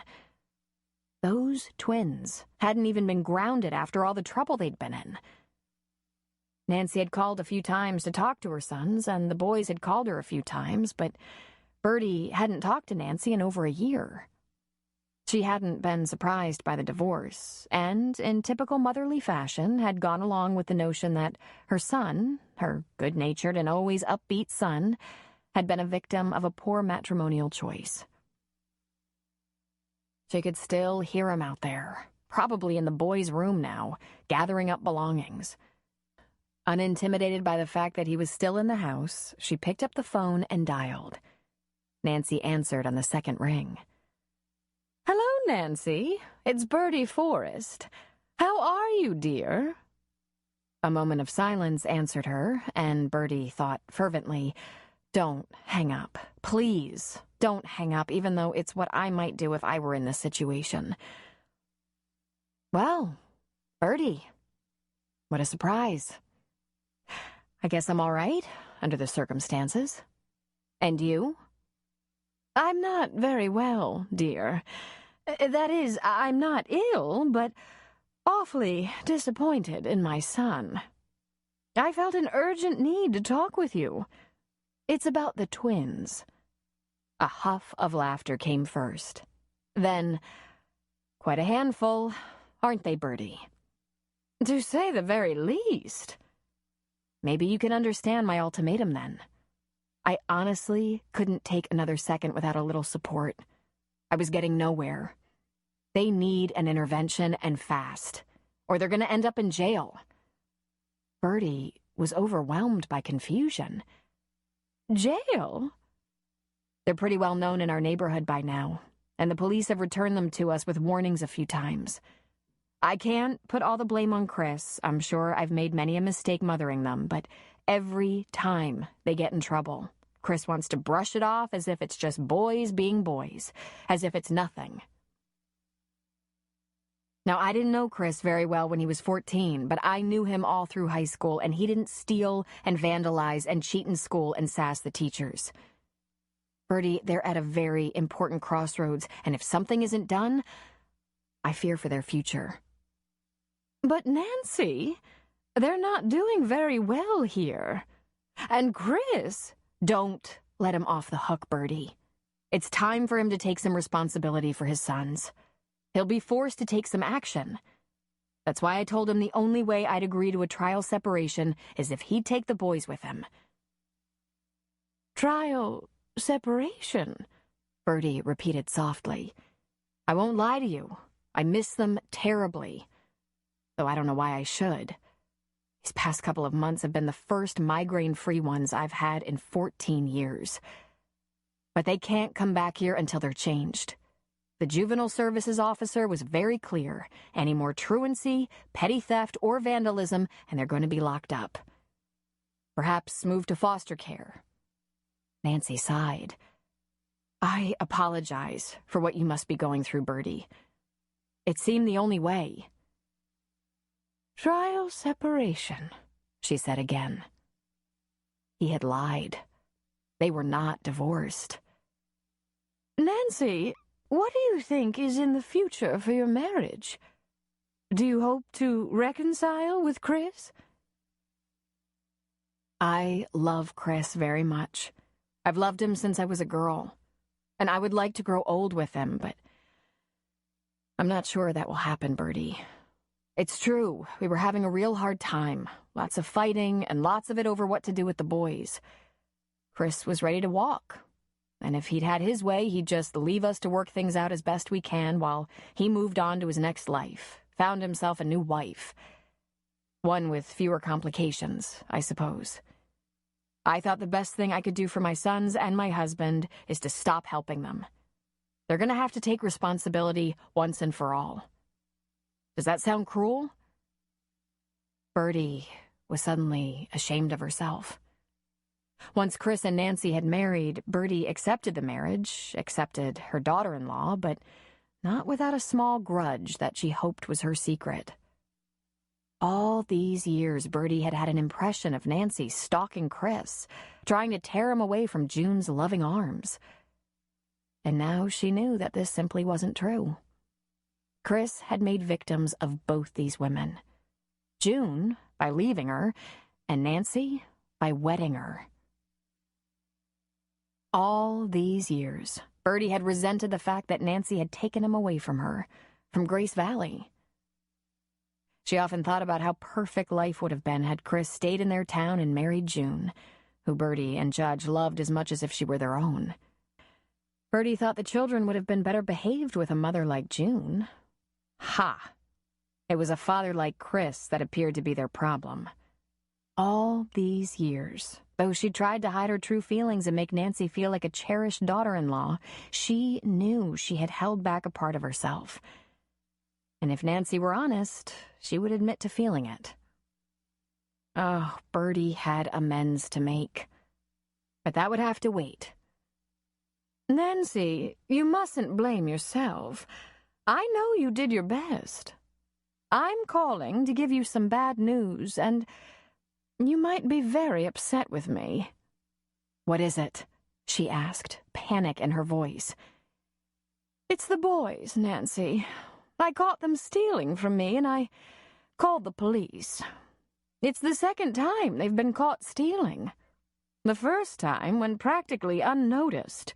So this time, despite very vocal protests from Chris, I'm pressing charges. They're in Tom Two-Peak's office jail. There was complete silence on the other end of the line. They're completely safe, Bertie went on. There aren't any other inmates or prisoners or whatever they'd be called. But I'm unwilling to ignore this blatant disregard for the rules. Bertie, Nancy said, You go, girl.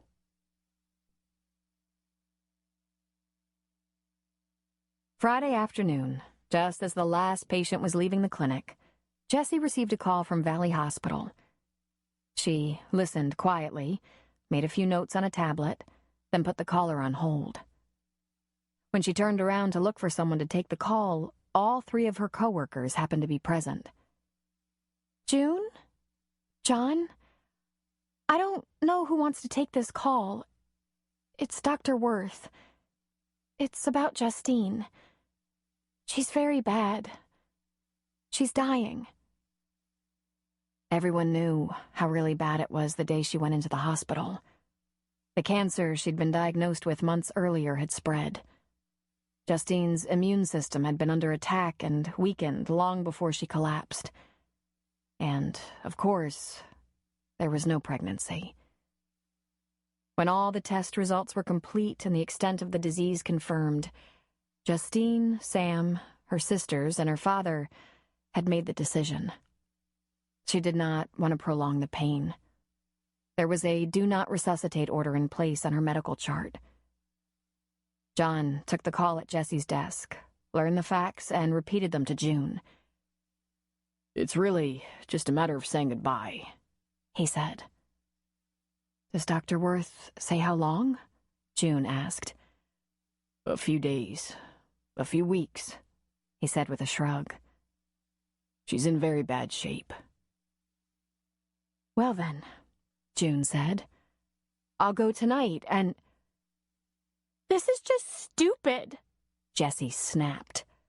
Why was she so stupid? I don't know if I can be a doctor if people are going to waste good medicine and sign a damn death certificate. John dropped an arm about her shoulders and gave her a squeeze. There are several things you need to think about right now, he said patiently. One is, Justine might not have made it even with treatment. Another thing is, there are often no symptoms until ovarian cancer is advanced. So, undetected and untreated, she might not have had even the last few months. But finally, Jessie, what you have to know is that each patient is allowed the dignity to decide for herself, for himself, what kind of life they want to have. Be it short or long. Be it filled with the struggle to survive or the peace of letting go. We're only here to help, not to remove choice. First, do no harm, June said. Jessie let a tear drop. Well, it really sucks. Doesn't it just? John said, hugging her. Pretty soon, Susan and June joined their hug, and the 4 of them stood embraced in the center of the office for a long time.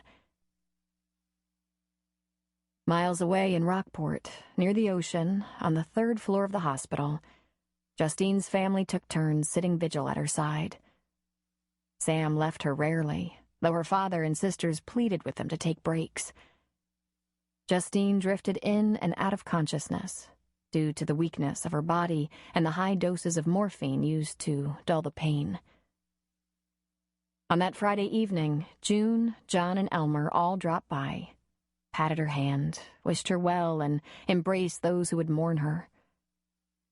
On Saturday, a few people from Grace Valley stopped by, reminding Sam and the family that they weren't really alone.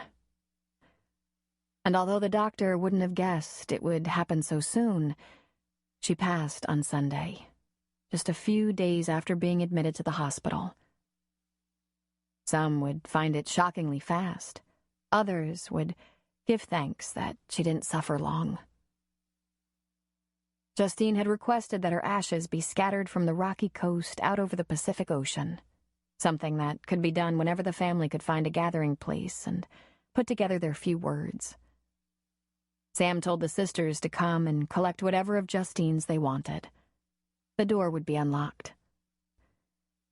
Sam hadn't done too much fishing since marrying Justine. In the first place, he'd only been trying to help her get over a broken heart by being complimentary and friendly.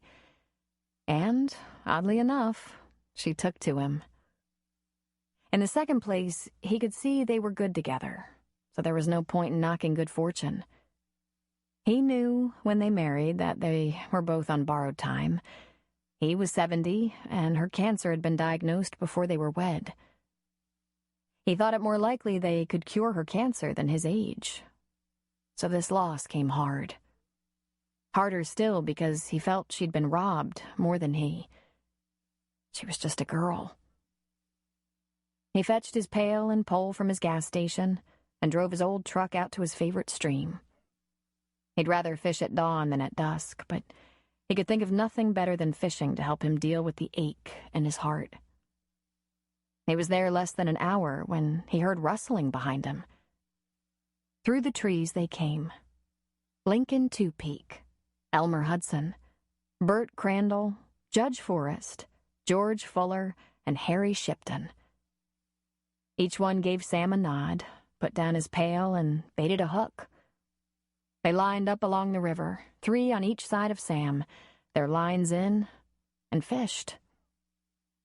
In a little while, there was more rustling, and Standard Roberts walked up behind them. There was some shifting at the edge of the river as they made room for Stan next to Sam. Stan clapped a hand on Sam's shoulder. Sam clapped a hand on Stan's back.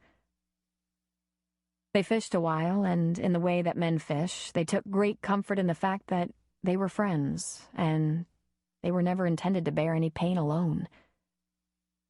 When the sun was nearly down, Harry Shipton said, "May each fish thank God for the time he has given them to swim in the river." And all the men said, "Amen." Jeria Mull wasn't an educated woman. In fact, her husband had taught her to read, a pastime that had become a passion for her. She lived for the used books, magazines, and newspapers Clarence would scrounge and bring to their little shanty in the woods. And when they'd moved to town and Jeria learned of the library in Rockport, not far from the hospital where she'd had her surgery, she was giddy with excitement. Imagine a place where you could borrow the books for free and keep them for up to 4 weeks in your own home. But she'd gone back to the woods with Clarence after only 2 brief visits to that library in Rockport. Jeria wasn't educated, nor would she consider herself clever, but she did have good sense and sound instincts. It took her a little while, but she knew that what June had told her was true. As long as she coddled Clarence, he would stay back in the woods. And it would be better for their whole family, including Clarence, if they lived together in town and Clarence tried the medicine and therapy again. Charlie McNeil thought he was coming to the forest to pick up Jeria and take her for a visit with her children in town, but Jeria was packing up the few articles of clothing she owned, waiting for Clarence. If he didn't come back, she would attempt to write him a note. But he came. He walked in with his rifle balanced over his shoulder, a couple of rabbits strung together and dangling lifelessly from a rope. He trapped them. He was an excellent trapper. "I'm glad you're back, Clarence," she said. "I'm going back to town. Much as I want to stay and help you figure things out, I need to go back." He nodded curtly and tossed his rabbits on the ground in front of the wood stove. He pulled a crude bowl from the shelf to hold the innards, drew his hunting knife from his belt, and got ready to clean them on a board on the dirt floor. "Clarence, I think you should try and show a little courage and come back to town. For the sake of your kids, who need you." I'll get over that soon enough. "No, I don't think so. Just like I still feel the need to see my family, though I haven't lived with them in 20 years. Your kids will always feel the need to have you. They won't be with us much longer, Clarence. They're growing up. I just can't have them spend their lives hiding in the forest." He turned around and looked her in the eye. You go on, Jeria. You go on, have a better life. I don't need you here. He turned back to his rabbits and, kneeling, began to gut and skin them. His words had stung, but she knew he didn't mean them the way they sounded. He needed her, but he could exist without her help. Well, I need you, Clarence. I hope you decide to come back to town. Come back and go to the VA clinic and get you some new medicine and have a good life with us again. If it's easier for you, I'll promise not to have no more operations on my face." Clarence, on his knees, slowly turned toward her, looked up at her and asked, "You would do that?" "I would do just about anything to help, except keep our family apart. If I didn't think it would hurt the kids real bad to live back here, I'd bring 'em back. But you should see 'em, Clarence. They're so happy going to school. They're learning real fast and making some friends. I mean, Clarence, you got to go to school when you was a boy. It wasn't a town and family and friends that made you sick. It was a war. The kids deserve our best, not our worst fears." Charlie McNeil had arrived and gave the horn on his car a toot. Jeria opened the door, waved to him that she'd heard, then went to her husband. She bent at the waist so that she might kiss him on the cheek, but he turned away from her and she was left to kiss the top of his head. She picked up her bundle and made to leave. "I hope you get over hurting, Clarence. I hope you come back to town, because that's where I'll be." Tears smarted in her eyes as she left the shack in the woods, knowing she would never return to it, hoping Clarence wouldn't die there alone.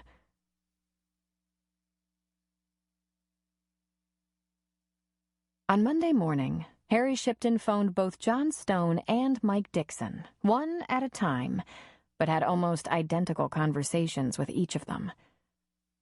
"I understand you've been in trouble with the missus for weeks now." "More like months," John said. "My wife and mother," said Mike. "With any hope of patching it up anytime soon?" Harry asked.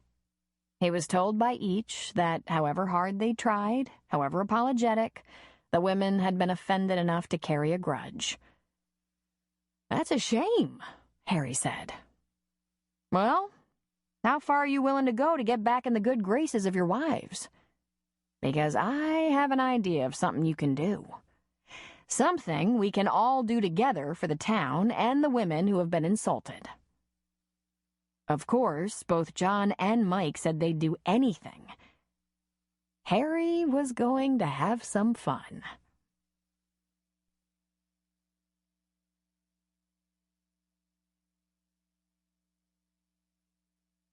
Every time Myrna Claypool looked out the window of her study into the yard around Hudson House, it irked her more. She was no longer the gardener she'd once been, and she was too old and frail, something she hated to admit, to put that mess to rights again. It was not as though she couldn't afford to have a professional landscaping crew come in from one of the larger towns and make the grounds more beautiful than ever. It was the idea that this could be done to her without conscience, without substantial probable cause. Someone was going to pay for this, but she wasn't quite sure who it would be. Her attorney, John Cutler, was positioned in the sunroom, using the coffee table as a desk. He used his cell phone while Myrna used her house phone. They were working on separate research projects, either of which could bring this mystery to a close. Myrna was trying to find out what Paul Faraday really had to do with the discovery of the bones, and Cutler was trying to get information on what had become of Morton Claypool. Myrna peeked into the sunroom to steal a look at Cutler. His name was John, but she addressed him as Cutler because she liked the sound of it. He'd corrected her a couple of times, then let her be. He was a rumpled mess, and June thought they should hire an older, more experienced lawyer, but after having a brief conversation with him on the phone, Myrna knew he was exactly what she wanted. He was a little socially inept, but very bright, and most important, he was perfectly willing to do things her way. At her age, after all the years of independence, virtually from the age of 14, it wasn't likely she was going to be ordered around by anyone. Cutler scribbled something on a yellow pad and simultaneously looked up to see Myrna peeking in. He lifted his eyebrows and inclined his head in a gesture that meant she should enter. Thank you. Thank you very much, he said into the phone. Mrs. Claypool, we have something important. Your husband took retirement from Sandfield Office Supplier. He was 62, and his retirement income from them was very modest, but he continued to pay into his Social Security for 5 years after the last time you saw him. Well, that old dog. I always suspected another woman. Where was the old coot? That's the problem. He had his check sent to a post office box. So I wouldn't find him, I suppose. She tapped her pen idly on the rim of her glasses. I should have thought of Social Security. He's either dead or collecting it now. There's the problem. They don't have records of either. At her alarmed look, he said, Now, that doesn't mean anything, Mrs. Claypool. He could have stopped paying in because he had no further income. His pension with the office supplier dried up when they went bankrupt. The pension fund, like the rest of the company, was mismanaged. Oh, my. I wonder, did they let Morton run the place for a while? She asked facetiously. Cutler ignored her sarcasm. He stopped paying into Social Security. He didn't file for receipt of Social Security, which could have been because he didn't need it. Not everyone collects, you know. Now, why in the world would Morton stop paying in and fail to collect? Unless he was dead, she wanted to know. Cutler shrugged. He could have married a rich woman. He could have left the country. In fact, he could have died out of the country and been unidentified. There are a million possible explanations. I just want to be sure we can prove he wasn't buried out there, he said, giving his head a jerk toward the window. My dear Cutler, if he were out there, don't you suppose he'd have been found by now? He grinned, then asked, How are you doing on your detective work? Not nearly as well, I'm afraid. Mr. Paul Faraday is a true crime writer and stringer for the San Jose paper. I gather from some of his interviews that he fancies himself a screenwriter as well, but hasn't had any success. Obviously, he's targeted me for a story, but I can't understand why. Your books, Mrs. Claypool. I'm afraid you might have set yourself up for this investigation.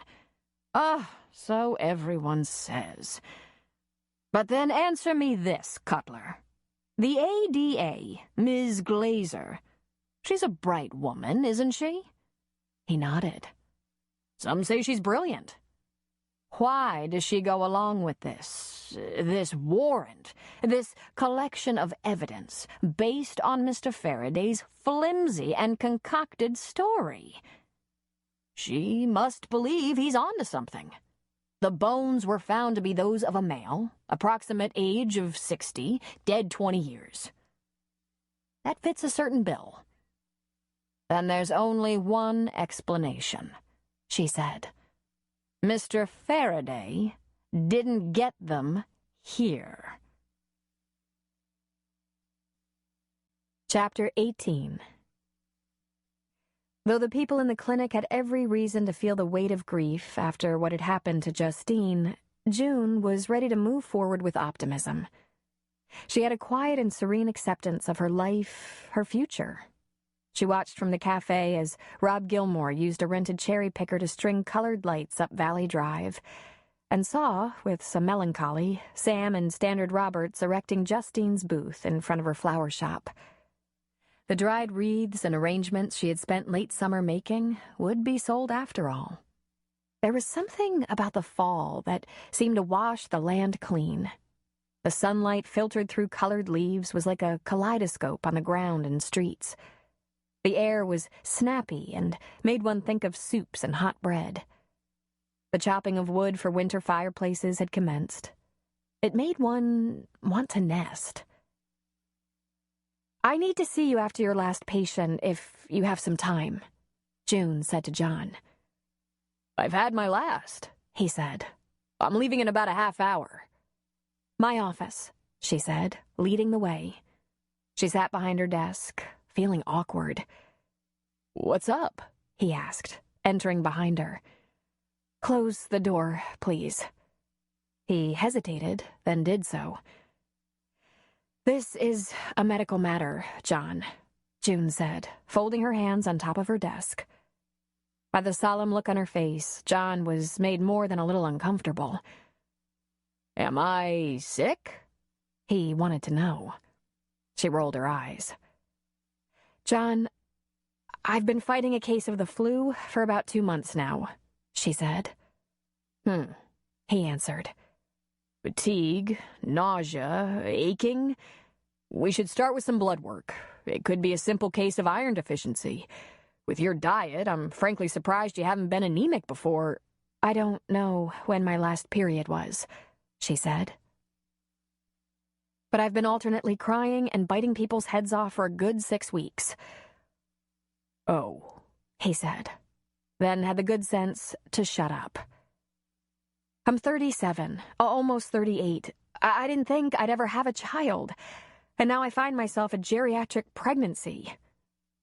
I need a good OBGYN, and you're the best I know." "Well then," he said, "I'd be honored. Go ahead to exam 1 and I'll get Susan." "I'm not ready to share this with Jessie," June said. "You can have your chart. Lock it in your file cabinet if you like. But before we make any diagnoses, we examine. Besides, we're done for the day. I'll go ahead and send Jessie home." A short time later, June assumed the position. She wasn't sure what she was feeling, excitement or dread. It certainly wouldn't be dread at having a pregnancy, but at having one accidentally and being left to hope the gentleman wouldn't be too upset. In her entire experience with Jim, she'd never seen him upset about anything. Of course, she had to wonder when he'd return and what she'd tell people if she began to show before she had a partner. "It's not Chris Forrest," she said suddenly, forcefully. Susan, who'd been at the counter compiling her chart information, looked over with a curious frown. John peeked over the sheet that covered June's knees. He lifted his eyebrows. He hadn't been about to ask. "Obviously," he said. "It's not," she said more sanely. John pulled out the speculum and stood over her. He palpated her uterus. He did this thoughtfully, she decided, his eyes rolling to the ceiling. Then he looked at her. "That last period, whenever it was, could it have been a lighter than usual one?" She shook her head. "Can't even remember. I pay no attention." "You don't keep track? At all?" "Periods have never been a problem," she said. "So uneventful that you don't even know you're having them?" "Well, He snapped off his gloves and said, "Congratulations. You're definitely pregnant." "I thought so. Damn. Talk about a surprise." "Oh, your surprises are just beginning. We'll need an ultrasound, but it looks a little more advanced than you're prepared for. I don't think you're going to be able to keep this quiet for long, June." She sat up, bracing on her elbows. "Well, how long?" "You might be able to keep it to yourself till the Harvest Festival this weekend. You're about 4 months. Haven't you felt anything?" "Like fluttering?" "Oh, Jesus. I can't be that far along." "Can't you figure it out? By when you had contact?" He didn't want to say relations because, for all John knew, this could be a donor baby. "Maybe, but I don't know." June fell back onto the exam table and felt the emotion begin to well up inside her. As often as it had happened lately, she was beginning to recognize the phenomenon very well. Tears spilled over and splashed down her cheeks. She pulled a trembling hand to a nose that was beginning to redden. John reached out to help her sit up, and Susan aided from behind, pushing gently on her back. She sat on the edge of the examining table with a bare bottom and a paper sheet covering her, and wept. "I'm not too old, am I?" "Certainly not," You're in excellent health, despite your crappy diet, and you're as fit as a racehorse." "Racehorse?" she choked. "That's nice, John." "Just be glad he didn't say broodmare," Susan interjected, getting herself a glare from John. "Well?" she shrugged. "By the way, I don't mean to make so many assumptions," John said. "Of course you have options." "Don't be ridiculous. I'm thrilled," she said, but tears ran down her cheeks. She wished she could tell them that she cried because there was no one to share her excitement with, and she didn't know when there would be. In fact, though she didn't think it likely, it was possible she could get all the way to the delivery alone. And there was also the chance that when she told Jim, he'd be less than pleased and would leave her to have a family on her own. Would he? He could. But would he? Susan was hugging her, telling her she'd be a wonderful mother. John was asking if there was anything he could do for her. She said yes. Prenatal vitamins and a night off. June and Sadie went home. She couldn't remember the last time she'd gone home from the clinic at a reasonable hour to spend an evening relaxing by herself. The best she could do was rush home at 6 on Tuesdays for meatloaf with her dad, but she always felt as if she was on the run. On this night, this very special night, she wanted to celebrate what she'd done.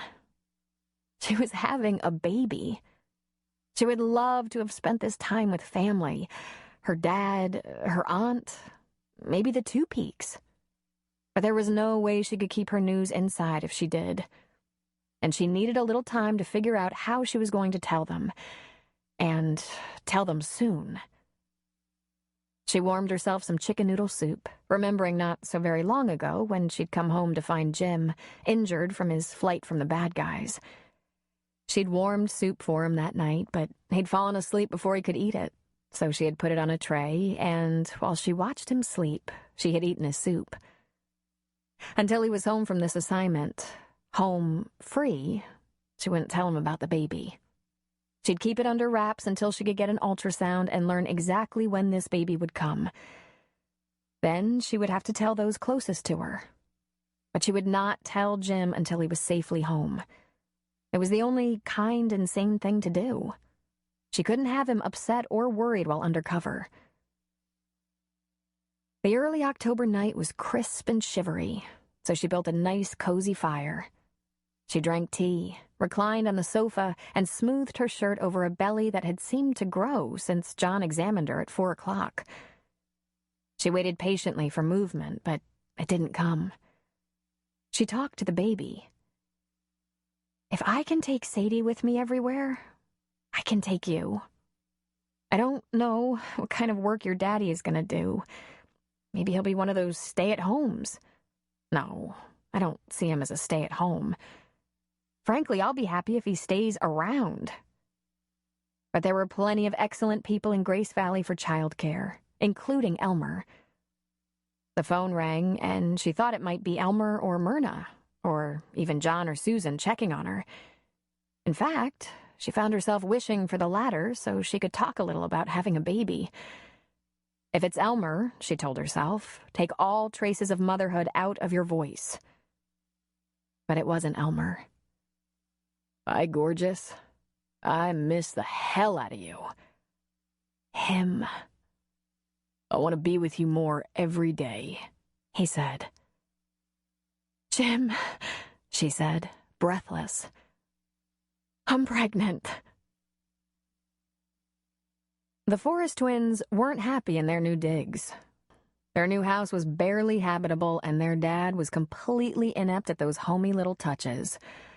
Oh, he was a good enough carpenter and handyman, but life had gotten real rugged since moving out of their grandmother's house. While they were relieved to be free of Grandma Birdie's nagging, life was more comfortable than this in the jail. Chris had picked up a couple of cots, blankets, and some kitchenware at the Army surplus in Rockport and borrowed a card table and chairs from Bob Hansen. When they asked what they were supposed to do for a TV and stereo, he told them to read. He was in a badass mood. "You're uncomfortable?" he asked them. Live with it. If you hadn't been so damn ungrateful and insolent at your grandparents' house, you might still be sleeping in a soft bed and eating a hot meal. Hey, man, she had us arrested, Brad protested. You stole from her, Chris yelled back. We did not, Brent insisted. Yes, you did, Chris accused. You know you did. Hey, Dad, she was just hallucinating. It's probably that blood pressure medicine she takes or something, the other twin claimed. She doesn't take medicine, but you're gonna take yours. I want you home after school. I want all your clothes folded up in neat little piles. I want the trash hauled out to the end of the drive. It only gets picked up once a week. I want your homework done so you can help me tonight. As soon as I get the baseboards finished, I get the carpeting, so you'll have to help. And I'll bring dinner home. You don't believe us, do you? Brent wanted to know. No, I don't believe you. You've been lying to me for a long time, and I'm done being your patsy. And with that, he left for work. Brent and Brad were steamed.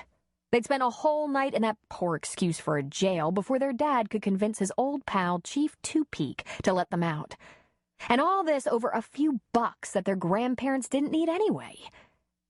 School sucked, too.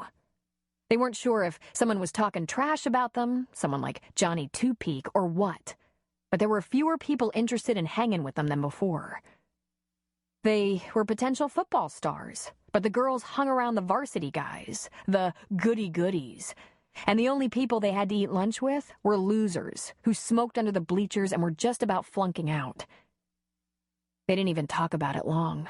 Most of their decisions, like stealing eggs or taking Grandma Birdie's cookie jar money, they came to impetuously. Who she thinks she is? God? Grandma God? What's a couple bucks? Ought to show her real stealing. Take the jewels. Or the car.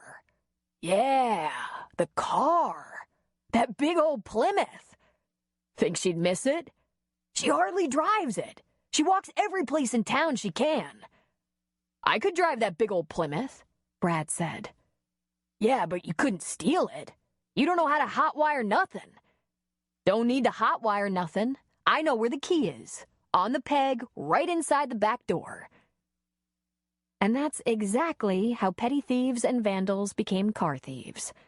They got such a rush out of planning to steal their grandmother's car, to show her, to get even with her, that they never even discussed what they were going to do besides drive it.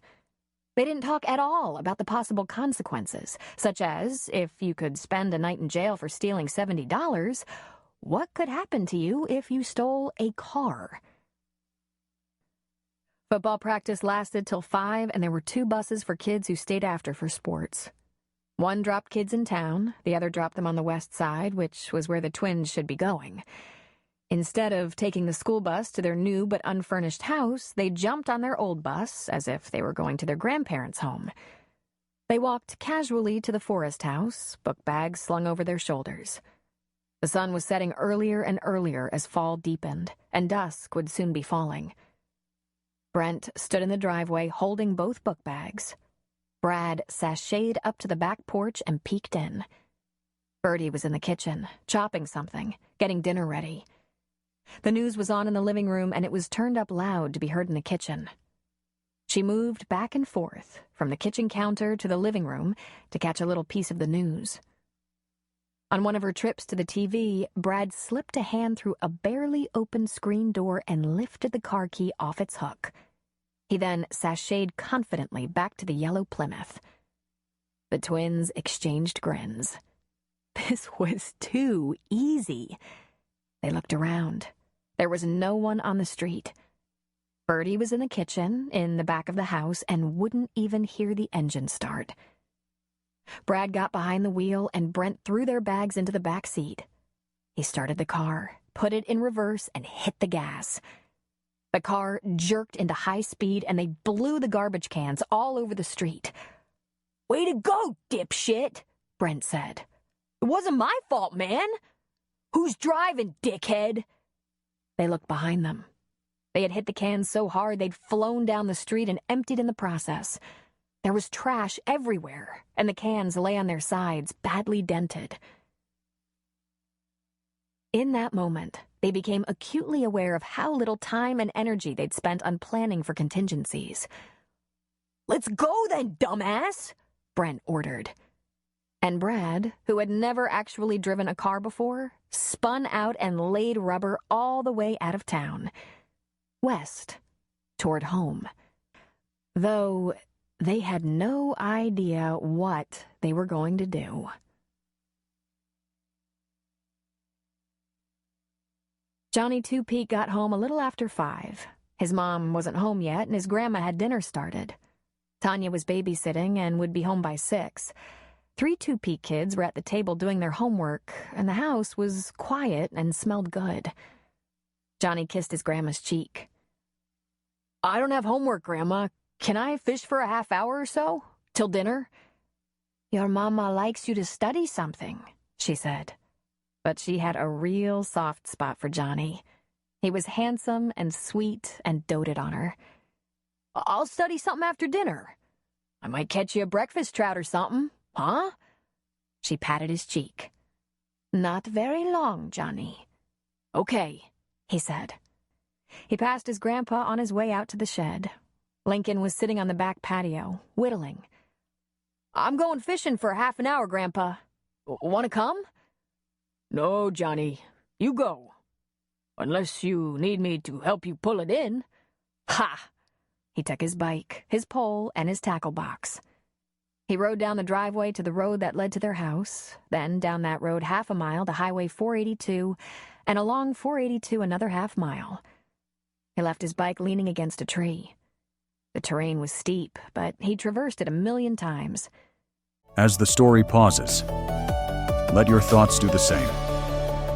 Enjoy this quiet space accompanied by music. This audiobook is our gift to you.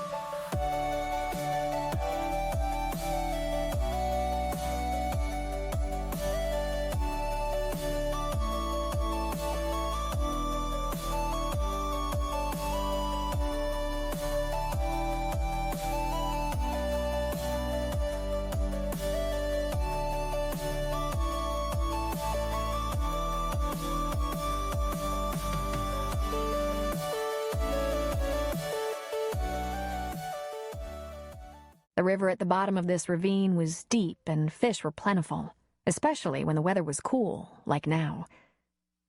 Before he reached the bottom of the ravine, he could see his breath. He'd only fished 10 minutes when he got one. It wasn't big, but his grandma would act as if it was a whale and would fry it up for him. He strung it and let it float in the stream. Another 10 minutes brought another fish, this one just a little bigger. The sun was going down. Another 10 minutes passed, and it occurred to him that to be late for dinner would be stupid, especially since he probably shouldn't be fishing at all. His mother was not as easy on him as his grandma was. If she'd been home, he would not be fishing, and he knew it. Just as he would have started up the slope to fetch his bike, he heard the roaring engine of a racing car in the distance. He was frozen, listening. It came closer.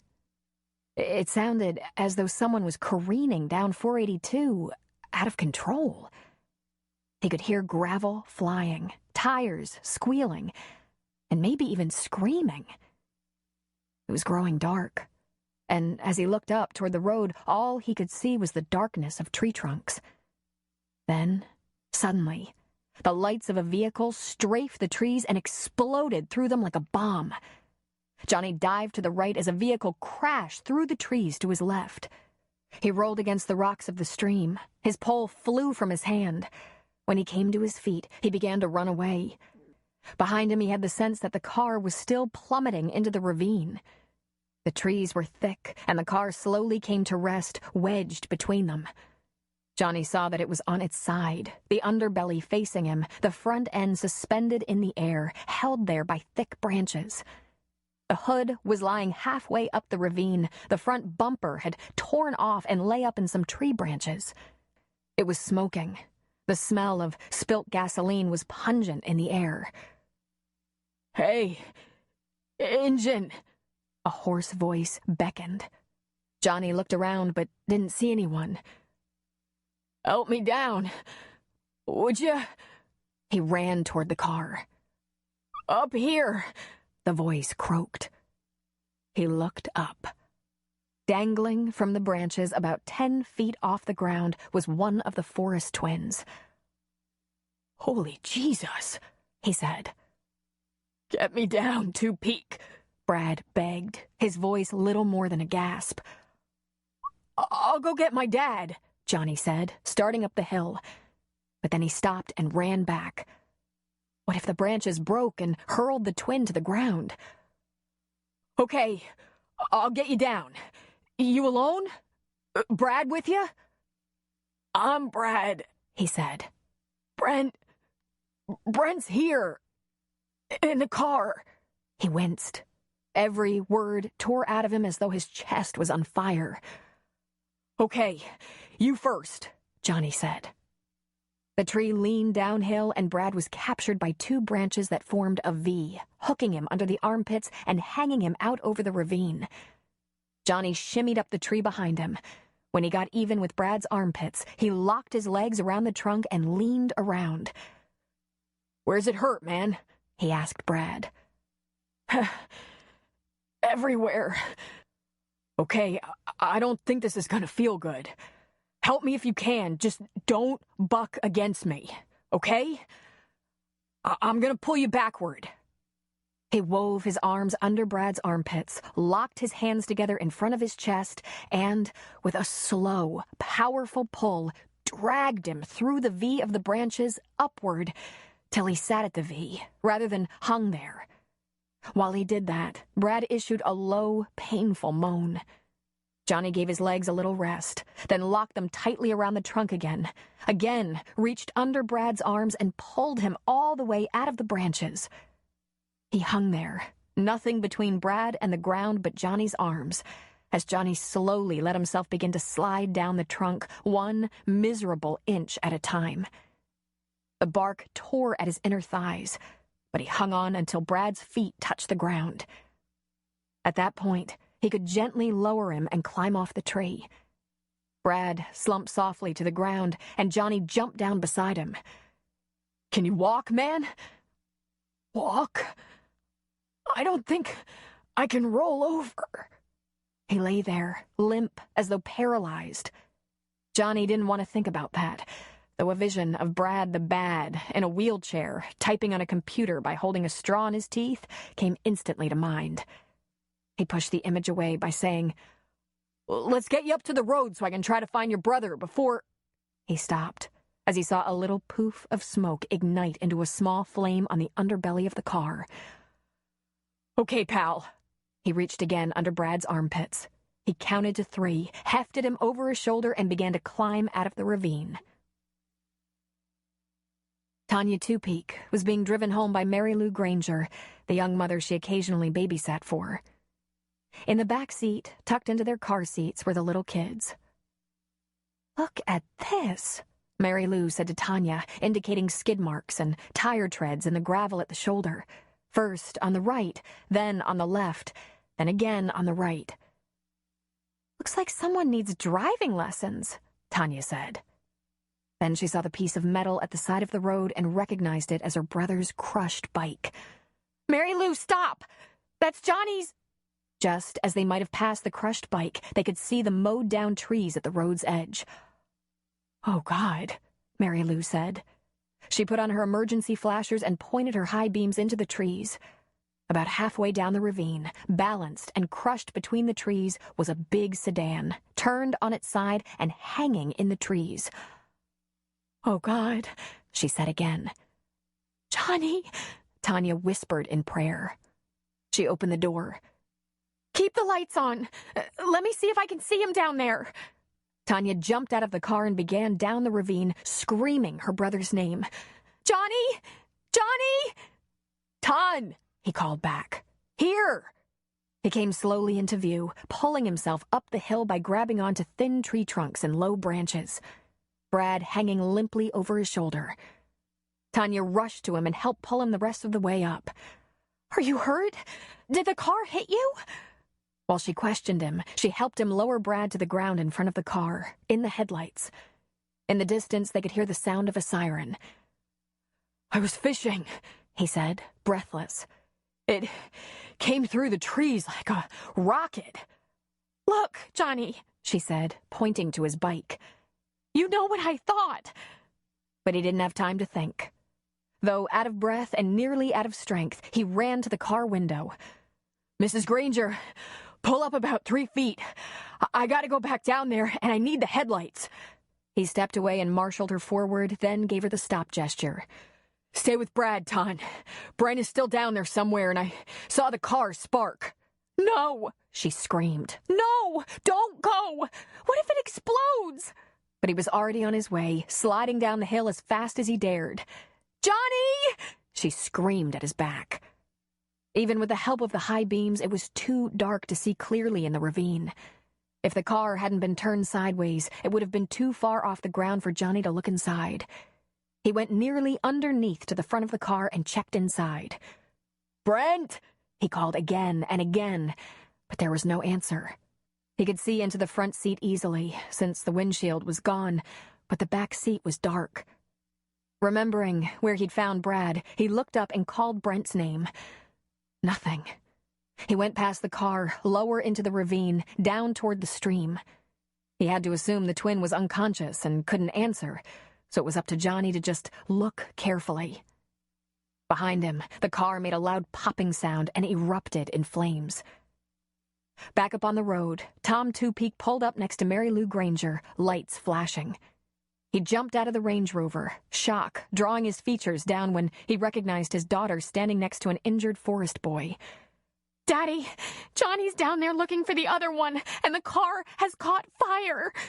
He didn't waste time. He grabbed the fire extinguisher from his SUV, the flashlight from the door, and headed down. "Tanya, call the fire truck and ambulance. Use the radio. Hurry!" Then he was skidding down the hill toward the fire, trying to keep from sliding down on his face. Within seconds, he was standing at the undercarriage of the Plymouth, spraying extinguisher fluid onto the fire. He kept spraying as he went around the car to the front and drenched the exposed engine. When the fire appeared to be out, he shone the flashlight into the trees. "Johnny!" he called. "Dad! Over here!" Tom slid the rest of the way down the ravine to the stream, shining the light again. "Over here!" Down the river about 30 feet, and on the other side, Johnny knelt next to Brent. He held a hand firmly over a head wound that had been gushing blood. Tom dropped to his knees at the water's edge and put the light on Brent's face. He squinted painfully in the light, but then opened his eyes. "Don't move him, Johnny," Tom said. "The ambulance is coming." Brent looked up at Johnny. "Am I gonna die?" he asked weakly. "Nah," Johnny said. "You'll make it. Brad's up on the road already. He's gonna be okay." Johnny wasn't sure there was any truth in what he said, but what the heck? "I think I'm gonna die," he said. "You're not gonna die," Johnny insisted.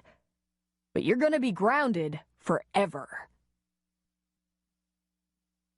Chapter 19.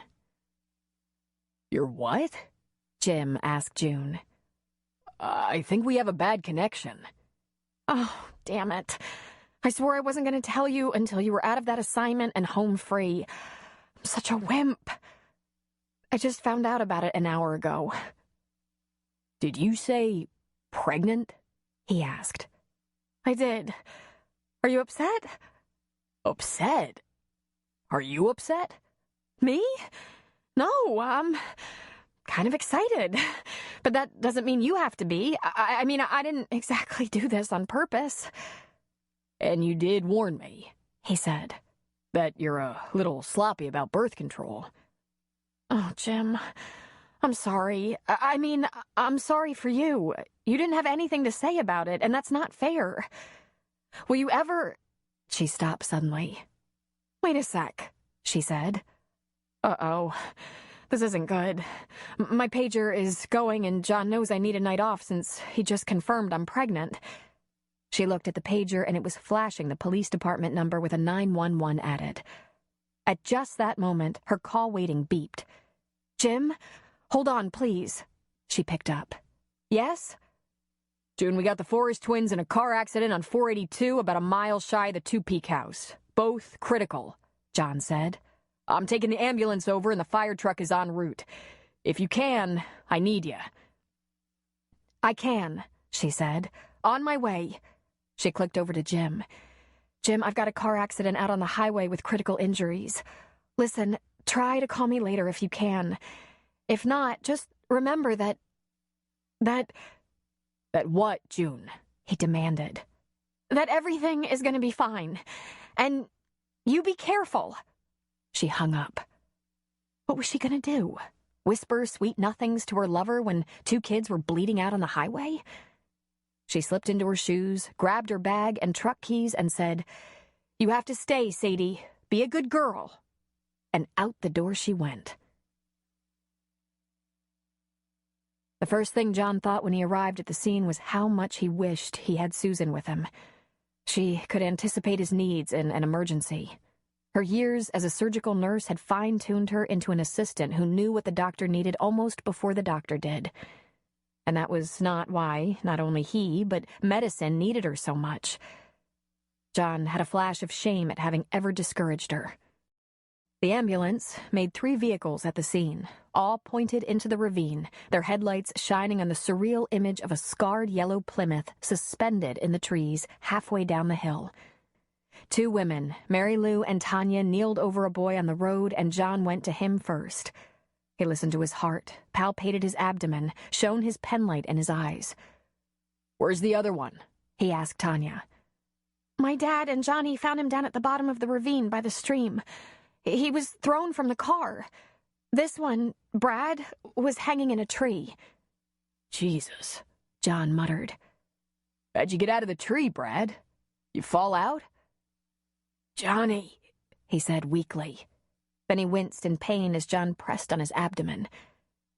Johnny climbed the tree and got him out, then carried him up here because the car started to burn, Tanya said. My dad got here and put out the fire. They haven't moved Brent. We're gonna need medevac transport, Tanya. Where's the nearest landing site? I don't know, she said. I'll call the deputy on Dad's radio, then turn up the spotlight on the Range Rover so they can see the accident site. They'll let you know when they can land, and you can transport the boys to that site. Maybe our house. It's just up the road a half mile, and we have a big clearing. John smiled at the girl. You sound like someone who was raised by a police chief. Yeah, it sort of rubs off, doesn't it? She said, and jogged the short distance to Tom's Range Rover. Ricky? Come in, Ricky. Right here, Ton, a voice crackled. Dr. Stone says he needs a medevac helicopter out here. I'll turn the Range Rover's spotlight to the sky so they can make out the accident site. Tell them to let us know where they can land and pick up. 10-4. I'm on my way. She then jogged to the ambulance where John was getting the stretcher out of the back. I can help you get this down into the ravine if you want, she said. He paused and looked at her doubtfully. She reached behind her head, pulled her long, silky black hair up and tied it in its own knot. I'm stronger than I look, Dr. Stone. Plus, I've been in and out of that ravine since I was a little kid. John rummaged around in the back of the ambulance for rope, backboard, neck brace, portable oxygen tank, all of which he stacked on the stretcher. As he pulled the stretcher out of the ambulance, the wheels popped out and supported it as a gurney. We'll collapse the stretcher and slide it down, he said. You can show me the way and carry the flashlight. He transferred his medical bag into a canvas pack that he put on his back. Do you know the condition of the other boy? No. Dad only yelled up that he was going to wait for a stretcher. John rolled the gurney down the rough asphalt toward the ravine's edge. He's alive, then, John said. Show me the best way, Tanya. Follow me, she said. As he passed by Brad and Mary Lou, John said, "When June gets here, tell her to tend this boy. We'll cover the other one." Tanya led him down the ravine slowly, showing him where to brace a foot against a rock or tree trunk, where to grab a branch or shrub. John collapsed the gurney. He let it rest against the small of his back, keeping it in place with one hand, then the other, using whichever hand was free to assist his descent. Most of the way down, he was on his butt, bouncing along the sharp edges of broken sticks and rocky crags. John had been in many emergencies over the years, but they'd always involved working in the clean indoor environs of the emergency room or operating room. Never had he strapped a medical bag to his back and shimmied down a steep hill, a stretcher precariously balanced behind him. Through the thick trees in the distance, he could see a moving light. Tanya paused to move her flashlight from right to left, to right to left. "There they are," she said. "It's not so far. You okay?" Citified John's butt hurt like the devil. The strain on his legs from holding the stretcher back so they wouldn't all go tumbling to the bottom was excruciating. "Fine," he said. "Let's go." Tom Two-Peak was waiting for them at the bottom. He seemed to pop up out of nowhere because he'd left his flashlight with Johnny. "Right over here, Doc," he said, grabbing the front end of the stretcher to lead the way. "Watch your step. We're crossing the stream down here. It's shallow but slippery. Tanya, help him with his footing." She held on to John's end of the stretcher with him. "Follow my steps, Dr. Stone," she said. Of course, he had the wrong kind of shoes. He should have known by now. His introduction to this little town had had him mucking through about 2 feet of mud to get to Juliana Dixon's house, where he delivered her 5th child at home. Juliana had a reputation for not being able to make it to the hospital. Not long after that, he and June had performed an emergency cesarean section in the treatment room at the clinic without the benefit of a general anesthetic. June had told of car wrecks on isolated stretches of freeway, on mountain passes. Now here was a ravine wreck. John had never seen June in a dress, and she always wore boots. She couldn't take the chance that she'd be called out to some logging site or farm for an emergency, have to climb a hill or slide down an embankment and end up with her skirt over her head. He was going to get some smarter clothes and shoes, he thought as he slipped on a slimy rock and fell to one knee in the icy stream. He bit back a yelp of pain as his knee made contact with a rock. Finally at his destination, he knelt beside Brent Forrest. "Can you tell me where the pain is worst?" he asked, directing Johnny's flashlight as he looked over the boy. "My knees and legs," he said. "And my head." John put the neck brace on him first, then pulled bandage scissors out of the bag and cut Brent's pant legs open from ankle to thigh. Both legs were broken. They bent oddly, but weren't compound fractures. A blessing. "We have fractures. I'm going to start an IV, Brent, so I can give you some morphine.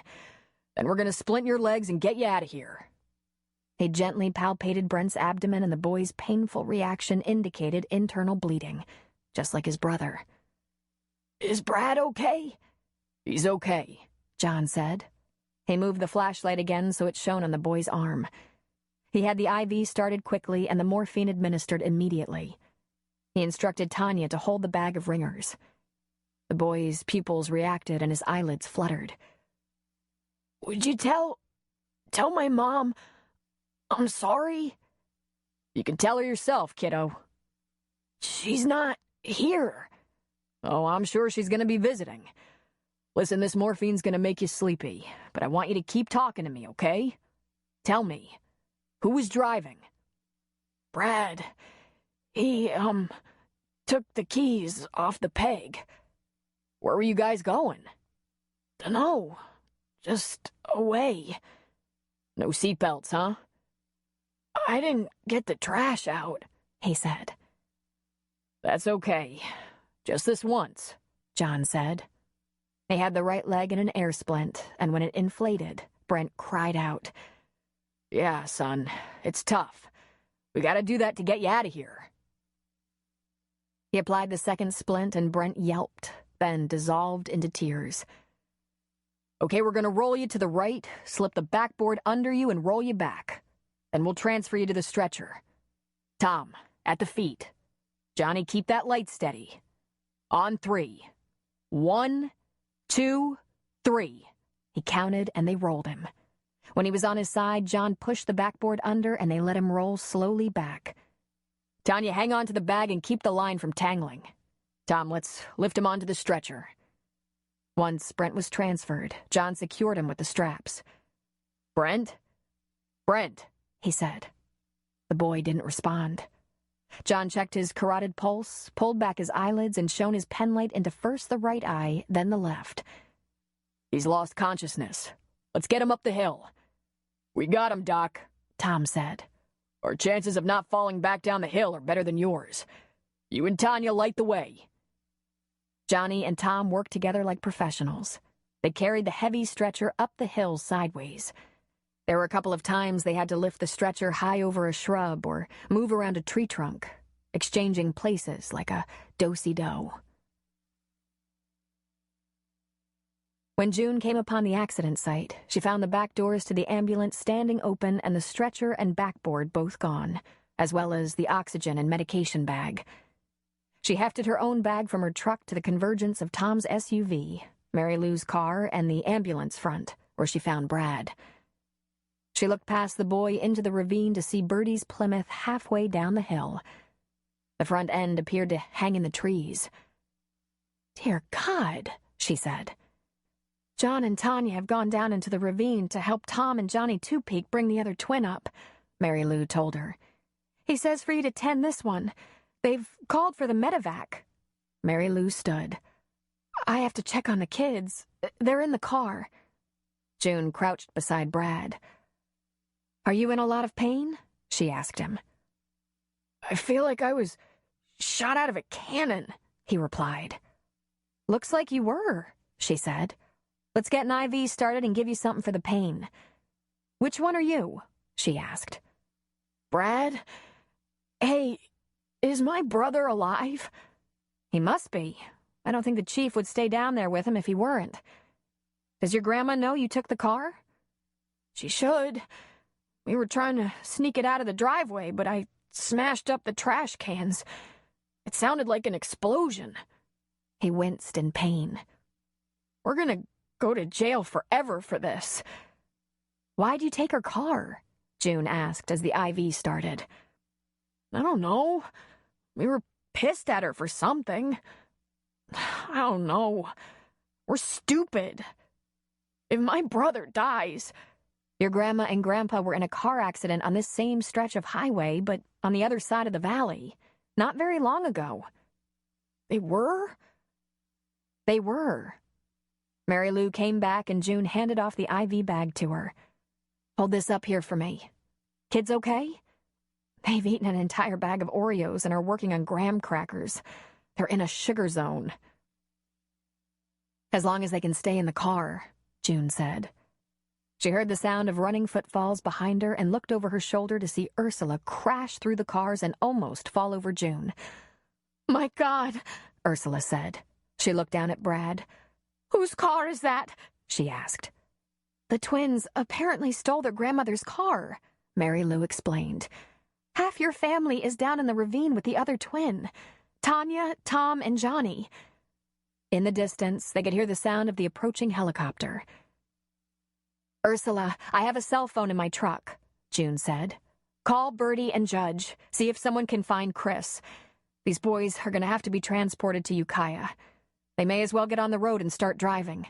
If they can find something to drive." As the chopper sounds grew louder, Tom and Johnny rose out of the ravine carrying the stretcher. Behind them were Tanya and John, toting the rest of the emergency gear. The helicopter drew in slowly, the spotlight shining down on the accident site. Then the craft retreated down the road about 1,000 feet to a spot where trees and wires didn't interfere. There were flashing lights down there, indicating Ricky Rios had blocked the road for the landing. "If you guys aren't done in, you can start toward the chopper," John shouted to the Two-Peak men. "Can't put the wheels down, though. We want to keep from jostling him. Tanya and I can load Brad on the backboard and start down." "Done," Tom shouted above the whacking of chopper blades. Is he dead? Brad asked. Is my brother dead? No, son, but he's hurt badly and we have to get both of you to the hospital. John and Tanya crouched beside Brad, rolled him, and put the board under him. June can't lift, John explained in a shout. I'm treating her for back strain. It's okay. I can do it, Tanya yelled back. June realized she wouldn't have even thought twice about it. That's how far from her senses her personal issues were during an emergency. She took the IV bag from Mary Lou and walked beside the backboard toward the waiting chopper. Members of the medevac crew were running toward them, silhouetted in the spotlight from the helicopter. Beside June, Brad was crying, Mama! Mama! When Chris drove up to his house, it was dark. There were no trash cans at the curb, and he began to seethe. Damn brats couldn't do the smallest thing to help out. When it was his wife or mother complaining about the laziness of the twins, Chris blew them off. But when he needed a little help and the boys ignored him, the truth began to sink in. He carried the takeout burgers, fries, and shakes into the kitchen, flicked on the light with his elbow, and shouted, Brad? Brent? No answer. He stomped toward the bedrooms they occupied and saw that their clothes and shoes, as usual, were strewn all over the room. Back in the kitchen, he put the food on the counter and pulled his cell phone out of his pocket. He'd run out of juice before leaving the office and had left his auto attachment at home that morning. He plugged the cell into the wall and dialed his mother's house. If they'd gone back there after all they'd done to wear out their welcome, he'd tan their hides. But the phone rang and rang. No answer. He went out to the car to get his briefcase for phone numbers. As much as he hated to, he was going to have to call the Two Peaks. They were only a couple of miles away, and although the twins had complained of a falling out with Johnny, chances were they'd patch things up. The boys were hurting for snacks, music, and TV. They could probably swallow their pride and make amends if the Two Peaks would extend some hospitality. He wanted to slap them senseless. Mrs. Two Peak, this is Chris Forrest, he said to a voice he thought belonged to Tom's mother. I was wondering... Oh, Mr. Christopher, I'm so sorry for the accident. Are your boys going to be all right? Accident? What accident? He asked, his blood running cold. His stomach gave a sudden lurch, and he knew, beyond any doubt, that the worst had happened. Not too far from here. They drove off the road. They drove? Mrs. Birdie's car. They drove off the road. My Lincoln walked down there on 482 to see. The helicopter took them to the hospital. Stay calm, he told himself. Mrs. Two Peak, what hospital? We don't know that, Mr. Christopher, but you can call the police. Tom and Ricky were both there. He didn't even bother to say goodbye, but punched in the number for the police department. In a recorded message that moved too slowly, the caller was asked to either leave a message or, in the case of an emergency, dial the number of the police chief's pager, which he did. His cell phone rang almost immediately. What the hell happened? He shouted into the phone. The boys decided to take your mother's car for a spin, and they drove off the road into the ravine just down 482 from my house. They've been airlifted to Ukiah to the county hospital. Chris, drive carefully. Tom, tell me the truth. Are they all right? There was a pause, a deep breath. No, but they're alive.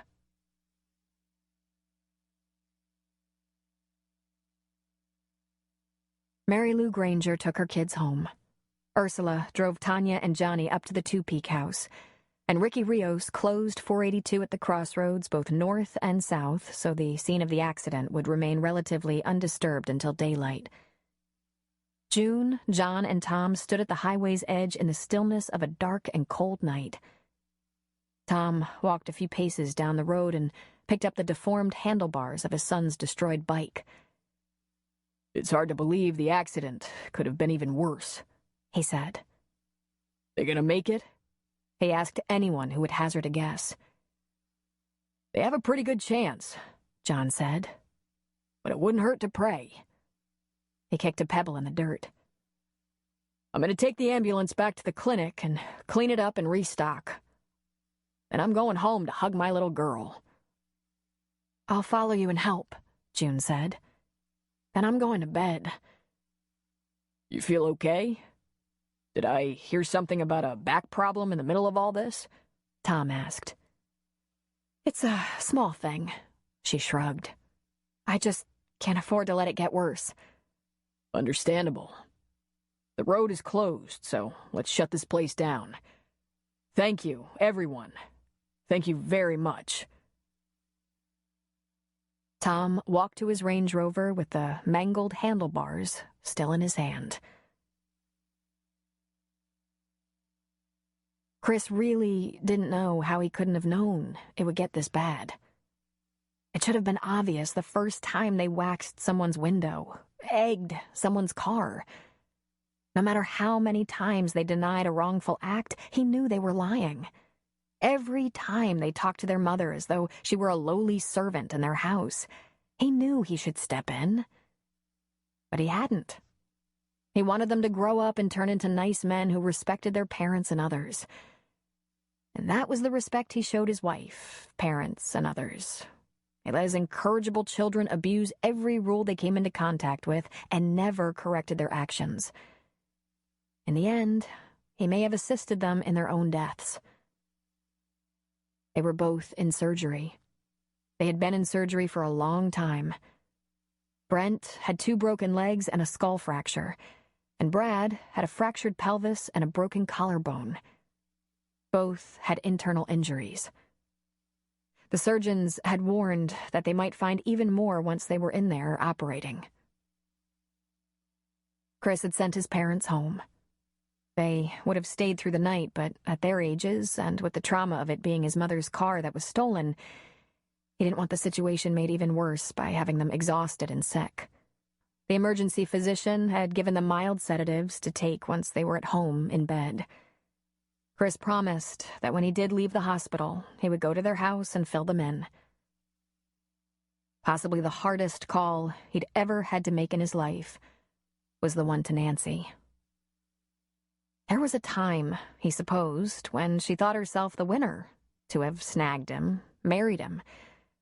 She'd certainly gotten over that. She must now hate him. To hear her softly sobbing into the phone as she tried to ask all the right questions tore his heart out. Worse than that, she took the blame. This is my fault. I should have found help for parenting them a long time ago. That just made him sick.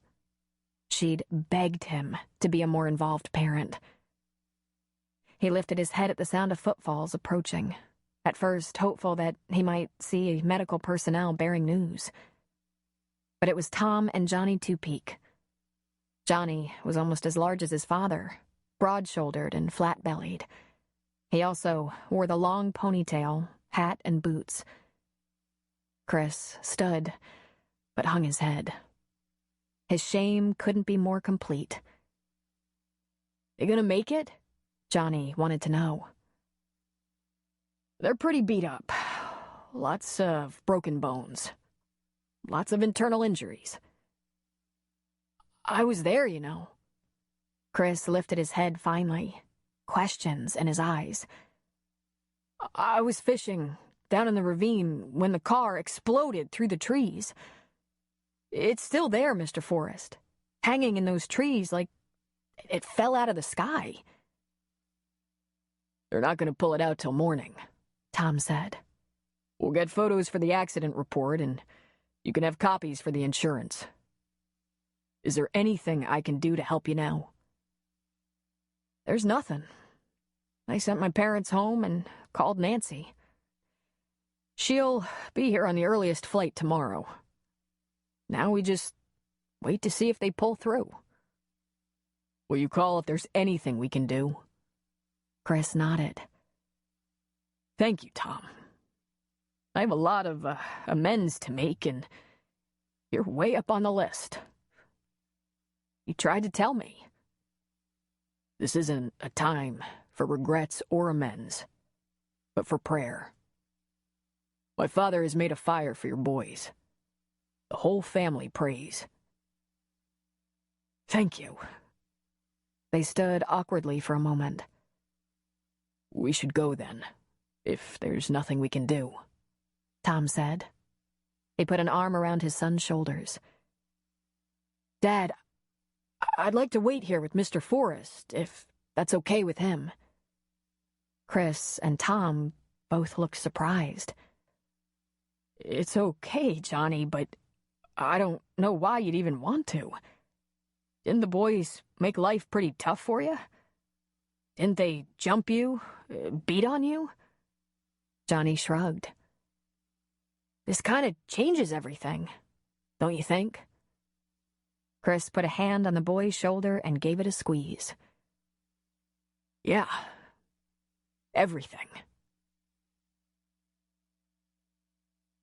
The Forrest twins each had their spleens removed. Brad was in traction for his fractured pelvis and in a great deal of pain. Brent had multiple fractures in his legs, but he'd escaped any brain damage resulting from his skull fracture.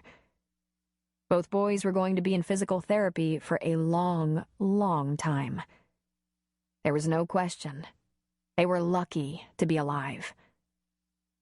At 10 in the morning, Chris stood with his wife and a small group of townsfolk looking at the amazing and terrifying visage of a yellow Plymouth hanging in the trees over a deep ravine. I wish we could leave it there, Tom told Chris. I'd like to show my boys and every junior high and high school kid who comes through Grace Valley. Take some good pictures, Chris said, and show it to their parents. Chapter 20. Tuesday at the clinic had been long and dreary for June for a number of reasons. There was the accident the night before, an event that was exhausting both physically and emotionally. June winced each time she saw John Stone take a painful step. His rear end and thighs were painfully bruised, and he was popping ibuprofen as if they were chiclets. If there was one positive aspect, it was that Susan was being nicer than usual to him. Then there was the fact that, of course, Jim was unable to call her back. Well, she hadn't really thought he'd be able to. His calls were spaced by days, if not weeks, at the best of times. But there was this nagging at the back of her pregnant mind that perhaps he would never call again. She wouldn't know how to find him if he did that. If this idea of a baby wasn't of his choosing, he could easily disappear into thin air. With that issue clouding her thoughts, she was getting mentally ready for the mother of all meatloaf nights with Elmer. The sounds of reunion issued from the front of the clinic, and June followed the voices to find Charlotte Burnham embracing Jessie. "Well, look who's up and about," June said, next to give her a welcoming hug. "Getting your daily exercise walk?" Something like that, the gruff old nurse said. I'm bored out of my skull. But how are you feeling? Old, useless, and in dire need of a dye job, she said, touching her hair, more gray than June had ever seen it. Maybe it was the hair, or the fact that she didn't blow in with the usual cloud of cigarette smoke, but Charlotte looked different. She seemed softer somehow, perhaps more vulnerable. Jessica, I happened into your father at the farmer's market. He says you're going back to school. Mostly nights, she said, nodding. I got my GED, and I'm going to study sciences. If it turns out I like it as much as I think I will, I'm going to go into some kind of medicine. Nursing, physician's assistant, maybe even medical school. We'll see. Well, that's why I'm here, Charlotte said. I can't work as a nurse anymore. Don't have the stamina for it. And I'll be damned if I can sit around the house with Bud all day. He's about to drive me crazy. So, maybe you need someone to spell you now and then? For classes or for study?" She smiled at Jessie. "I was sure proud to hear you're going to finish school." Jessie was speechless. While they'd worked together, Charlotte and Jessie were constantly on each other's nerves. And what was this? Charlotte actually offering to help? "Are you sure?" Jessie asked. "Oh, I'm sure. Do you have any idea how awful daytime TV is?" June laughed and gave her old nurse a playful punch in the arm. "I wouldn't mind having you boss us around in here now and then. If Jessie needs you, that is." "I just can't believe it," Jessie said. "Can't believe what? That I'd be nice?" No, not that. Well, yes, that too. But what I meant is, I can't believe how perfectly things seem to be working out for me." "Me too," Charlotte said. June opened a bottle of good Cabernet and let it breathe. She went the extra mile and whipped the potatoes. Instead of putting plates on the kitchen breakfast bar, she appointed the dining table. She sliced a late-season beefsteak tomato, sprinkled it with wine vinegar and basil, and steamed fresh asparagus. And sitting near the oven to capture its warmth was one of Bert Crandall's very best apple pies. Ever since John told her she was farther along than she thought, she'd been famished and couldn't button her pants. She'd seen this happen to women before. They would enter the clinic their slim selves, and upon learning they were already 4 months pregnant, they would blossom. Stomach muscles appeared to be controlled by the mentality of pregnancy. Elmer knew immediately that this was no ordinary meatloaf night. If not the pie and the breathing wine, the look on June's face would have tipped him off. "What's wrong?" he wanted to know. "Nothing's wrong. Have a glass of wine." "Gladly." He lifted the lid on the stove and saw that the potatoes had been whipped. He glanced into the dining room and saw plates on a crispy white tablecloth. He reached for the glass of wine she was handing him. "You're softening me up for something." "That's right. And if you don't take this well, I don't know what I'm going to do." "Well, spit it out," he said. "Have you ever known me to be unreasonable?" "Have a little wine, please." He took a sip. "It seems I'm going to have a baby." He dropped the glass. It shattered, splattering wine. Sadie skittered out of the way. Elmer bent down to retrieve the largest pieces. "I'm sorry," he said. "I thought you said you were going to have a baby." June went for the paper towels and started soaking up the spill. "I knew you'd be surprised, but I thought you had better nerves than that." "So that is what you said?" "Uh-huh." "Are you married?" "You know I'm not married." "I just want to be sure I wasn't having blackouts or something. I guess you have some kind of story to tell me." "Yes, but I'm not sure which one," she said. "Let's clean this up while I think." Elmer swept up the glass shards while June mopped up the red splatters. When things were under control, Elmer got himself a new wine glass. "Sure am glad I didn't drop the bottle. I think I'm gonna need it." June poured for him. "Come on, let's sit down. I'll tell you what I can about this. Then we'll have a nice dinner to celebrate." "Whatever you say." They sat at the dining table, and she told him that she'd been having a relationship with a gentleman from out of town. She'd met him when he stopped by the clinic after hours, looking for first aid for his companion. They'd been hunting and had a minor accident, which wasn't that far from the truth. She didn't expect to ever see him again, but he kept turning up because, it turned out, he was as taken with her as she was with him. She hadn't told anybody about him, nor had she introduced him to anyone because he never had much time. He was always just passing through. "He's starting to sound like Morton Claypool. Maybe he's married," Elmer supplied. "He's not," she said. "I, had him checked out, sort of. I have connections, you know." "So what's his name?" What's he do for a living? Here's the thing, Dad. I just found out I'm pregnant.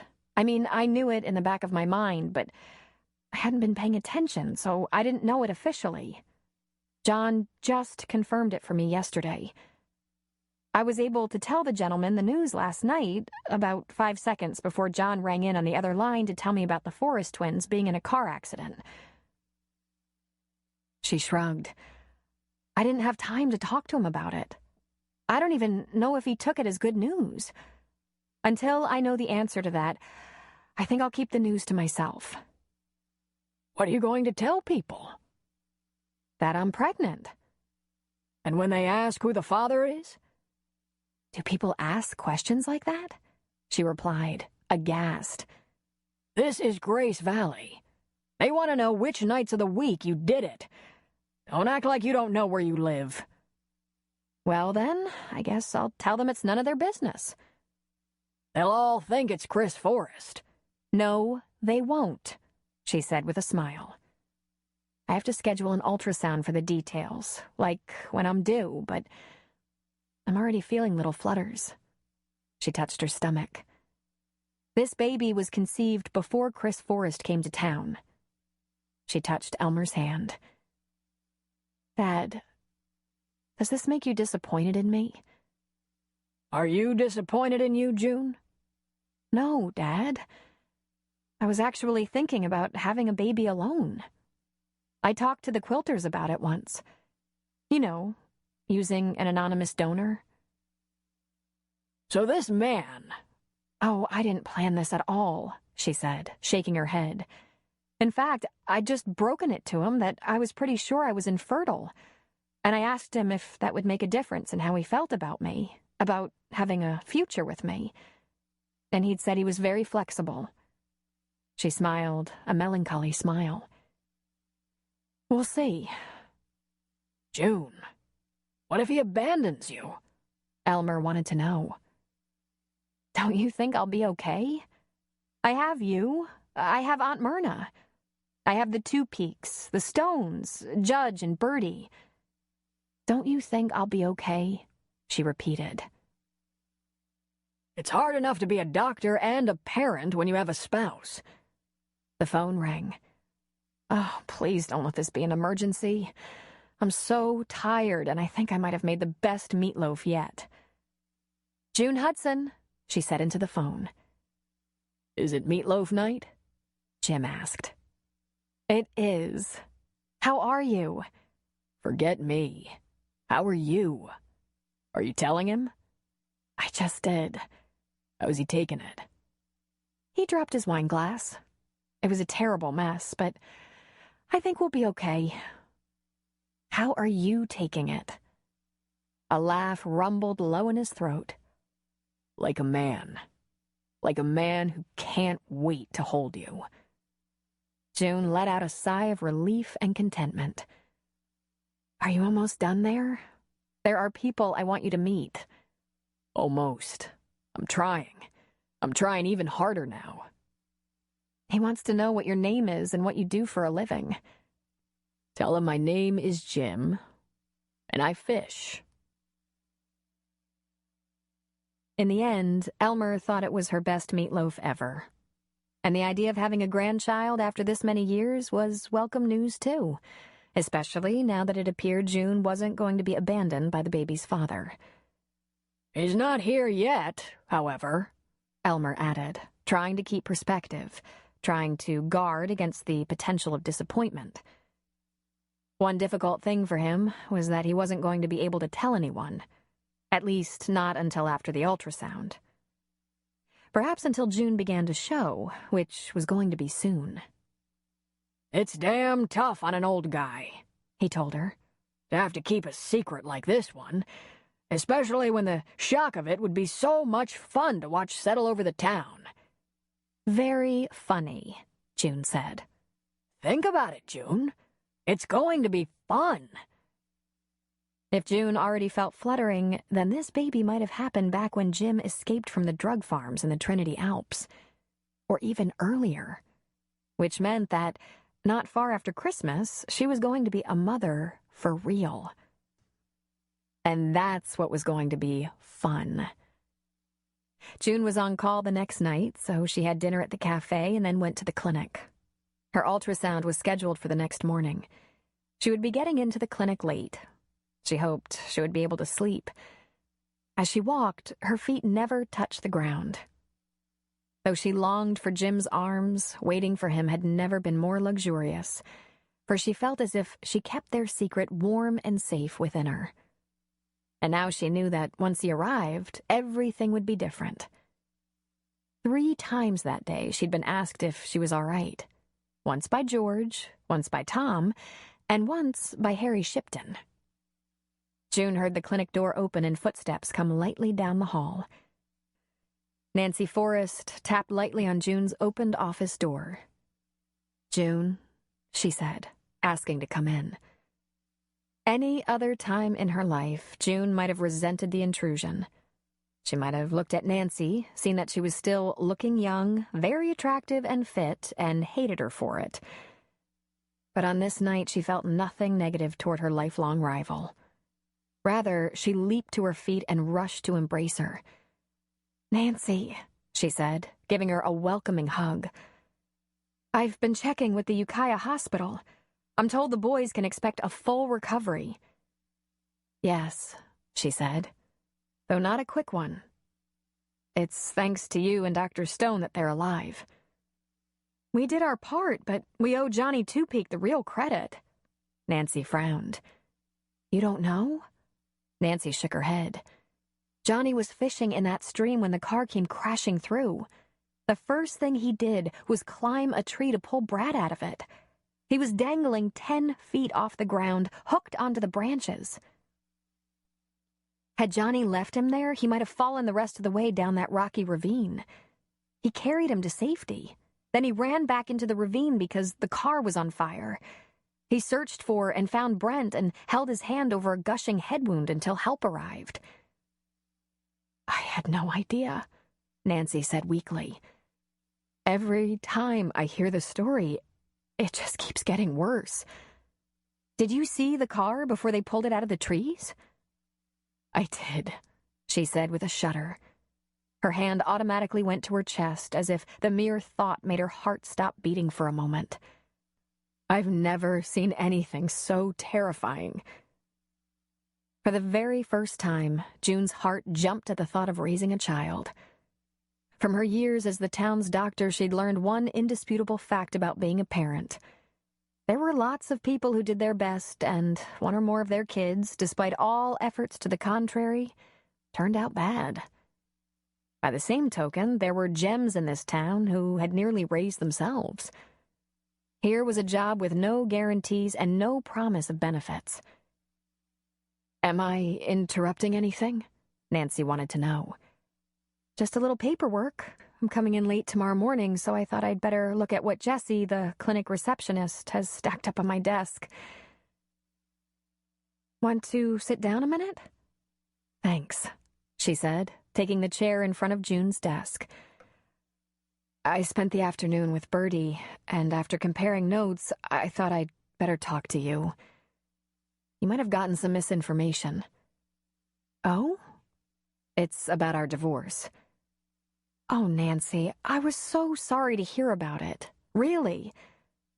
"Well, that's just it. We're not divorced. We're barely separated." Stunned, speechless, June found herself leaning across her desk, staring. "Chris wanted a separation. He thought he'd get himself an apartment.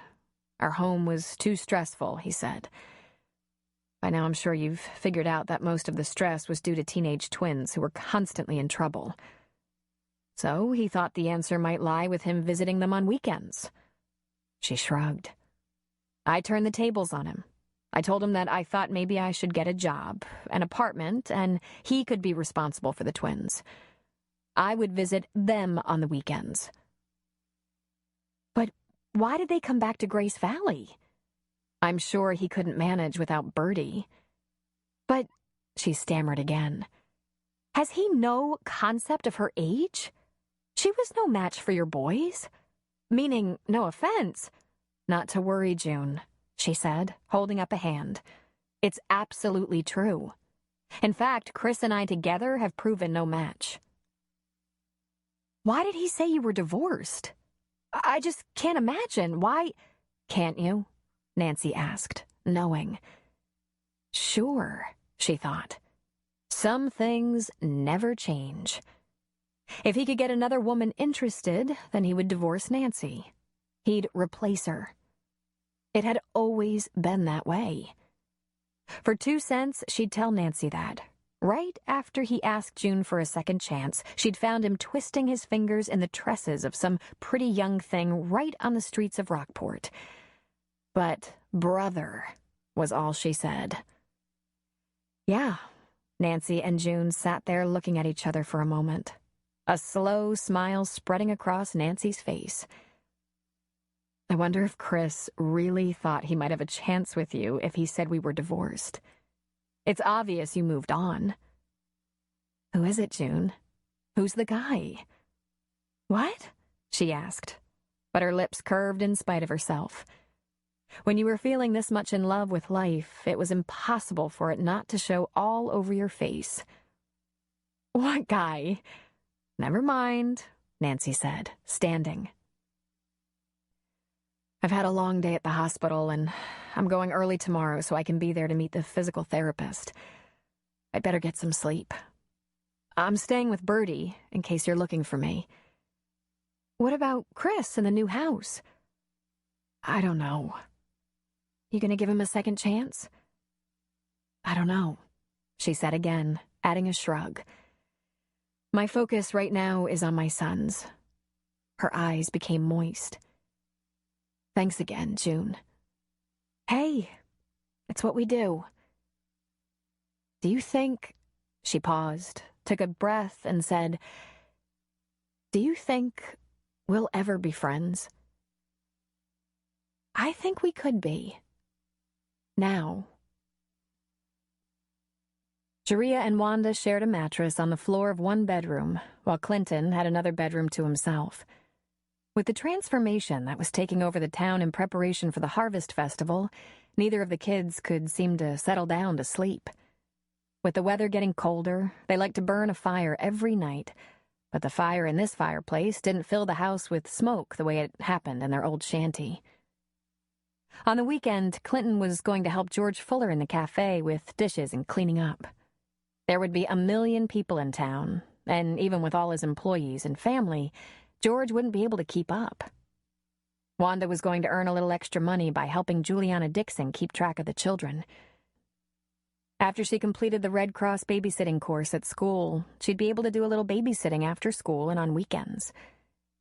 Jeria, who was learning to use the gas oven, was going to help the Presbyterian women at the cakewalk, and she'd provided a cake she'd made herself. Her very first. There was only one Paul and an otherwise vastly improved lifestyle for the Mulls. Clarence had chosen to remain in the forest. But in the early morning, when Jeria opened the door to the brightness of dawn, she found some fresh trout from a forest stream and knew that he'd been there. He was getting closer every day, and one day soon he would knock, enter, and perhaps decide to stay a while. She smiled her little lopsided smile and blew a kiss in the direction of the trees. Chapter 21. Myrna and her attorney had been investigating and plotting and were about to stage a coup so unconventional it probably should be filmed. Alas, that wouldn't do. It would only serve to distract the participants. But Myrna had taken copious notes, and she would be writing another mystery next year after all. The only thing left to chance was the food to be served at this most unusual dinner party. Even with Myrna and both Barstows combining their efforts, there wasn't a decent cook among them. I wish you'd told me, Cutler said. I can do a number of things with chicken breasts. That's very kind of you, Myrna said. But since I had already given you so much to do, it never occurred to me to ask you to cook, too. Once Myrna and Cutler had done their own research and investigating, Cutler personally issued invitations to this exceptional dinner party. Included were ADA Marge Glazer, Paul Faraday, Cutler and Myrna, of course, and a certain forensic anthropologist by the name of Niles Galbraith. "This could be construed as ex parte communication," Marge Glazer had said. "How so?" Cutler countered. "I'll be present as Mrs. Claypool's representative. Mr. Faraday is a prosecution witness, and you have to have a court order to depose him." "After dinner, we won't need one," Cutler said. "Oh, speaking of dinner, I'm not sure how to approach this, but I've dined with Mrs. Claypool a couple of times, and she, well, isn't what I'd call the best cook in the world." Marge Glazer's eyebrows lifted suddenly. "She isn't planning to poison us all, is she?" she asked. "Well, you might think so, but she's merely a terrible cook. Have a little something on your way to the party so you don't go away starving. That's all." Paul Faraday had been much easier to convince. "Mrs. Claypool would like to have you to dinner and explain everything about the disappearance of her husband," Cutler had said. "She thinks that, since your interest provokes this confession, you should be included." "Marvelous," Faraday replied. "May I bring a tape recorder?" "Oh, by all means," Cutler assured him. As they prepared for the evening, lighting the candelabra on the formal dining room table, Myrna said, "I do wish this weren't such a hectic week for our little dinner party. Ordinarily, I'd invite my niece, my brother, my poker table. But with the festival starting in just 2 days, they're all much too busy. Tell me, Cutler, will you be attending the festival?" "I wouldn't miss it. Perhaps I should escort you." She pinched his roundish cheek.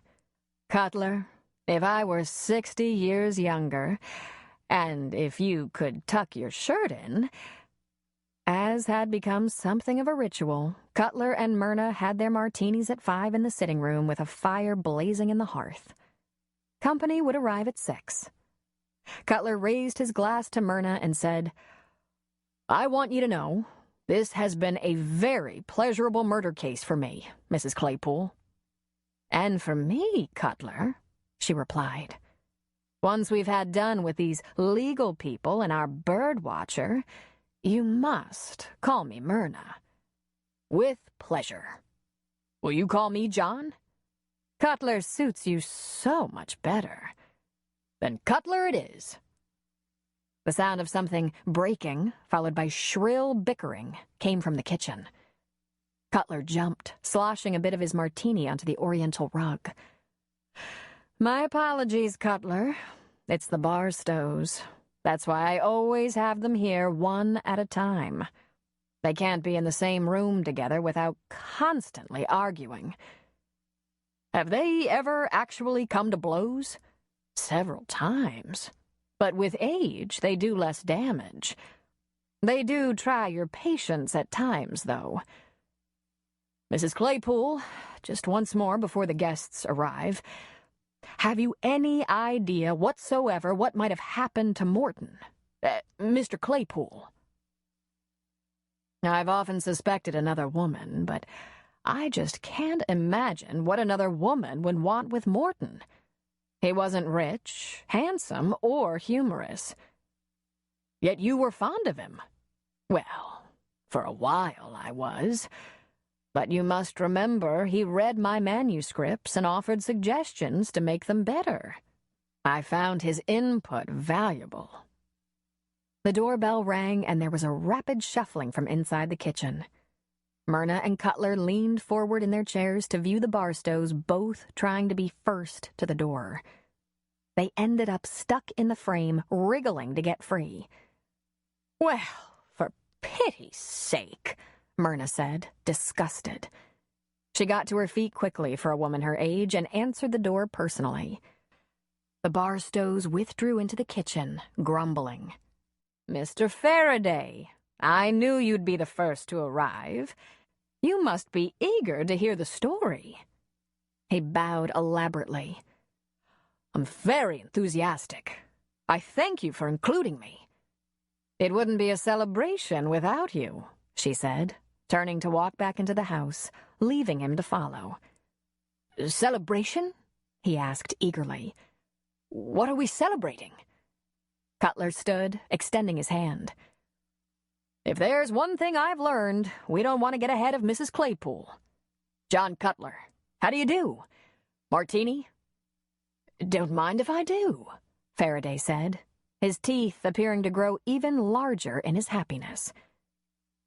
The doorbell rang again, and there was again a shuffle in the kitchen, but this time only one Barstow appeared. She made a face as she passed the sitting room. "How grand, Indira. You're learning to share," Myrna said with a sneer. Indira took a wrap from Ms. Glazer and led her to the sitting room. Marge Glazer followed slowly, distracted by the old and eccentric arrangement of furnishings and doodads. The knight's armor just inside the foyer had her attention for several seconds. Finally, she made it to the room where the others waited, a rather glazed look in her eyes. Myrna and the gentleman stood. "How do you do, Miss Glazer?" she said. "It's so nice to see you again." "Again? Have we been introduced?"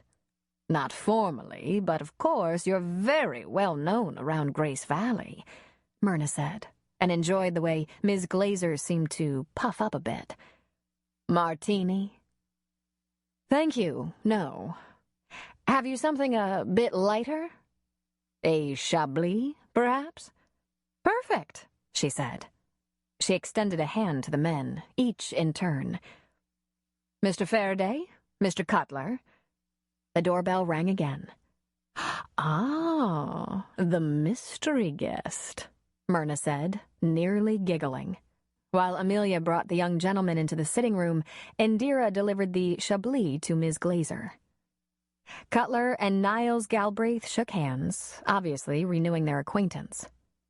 "Drink?" Cutler asked him. Niles carried a large accordion folder, which he put to rest beside a vacant chair before the introductions were made. He accepted the offered martini, took a generous sip, and sighed in appreciation. "Ms. Marge Glazer, Mrs. Myrna Claypool, Mr. Paul Faraday, I'd like you to meet an old friend of mine, Niles Galbraith," said Cutler. "Niles and I attended undergrad together at Stanford University. It's been at least a year since we've seen each other." "Pleasure, Mr. Galbraith," Paul Faraday said. "And what is it you do?"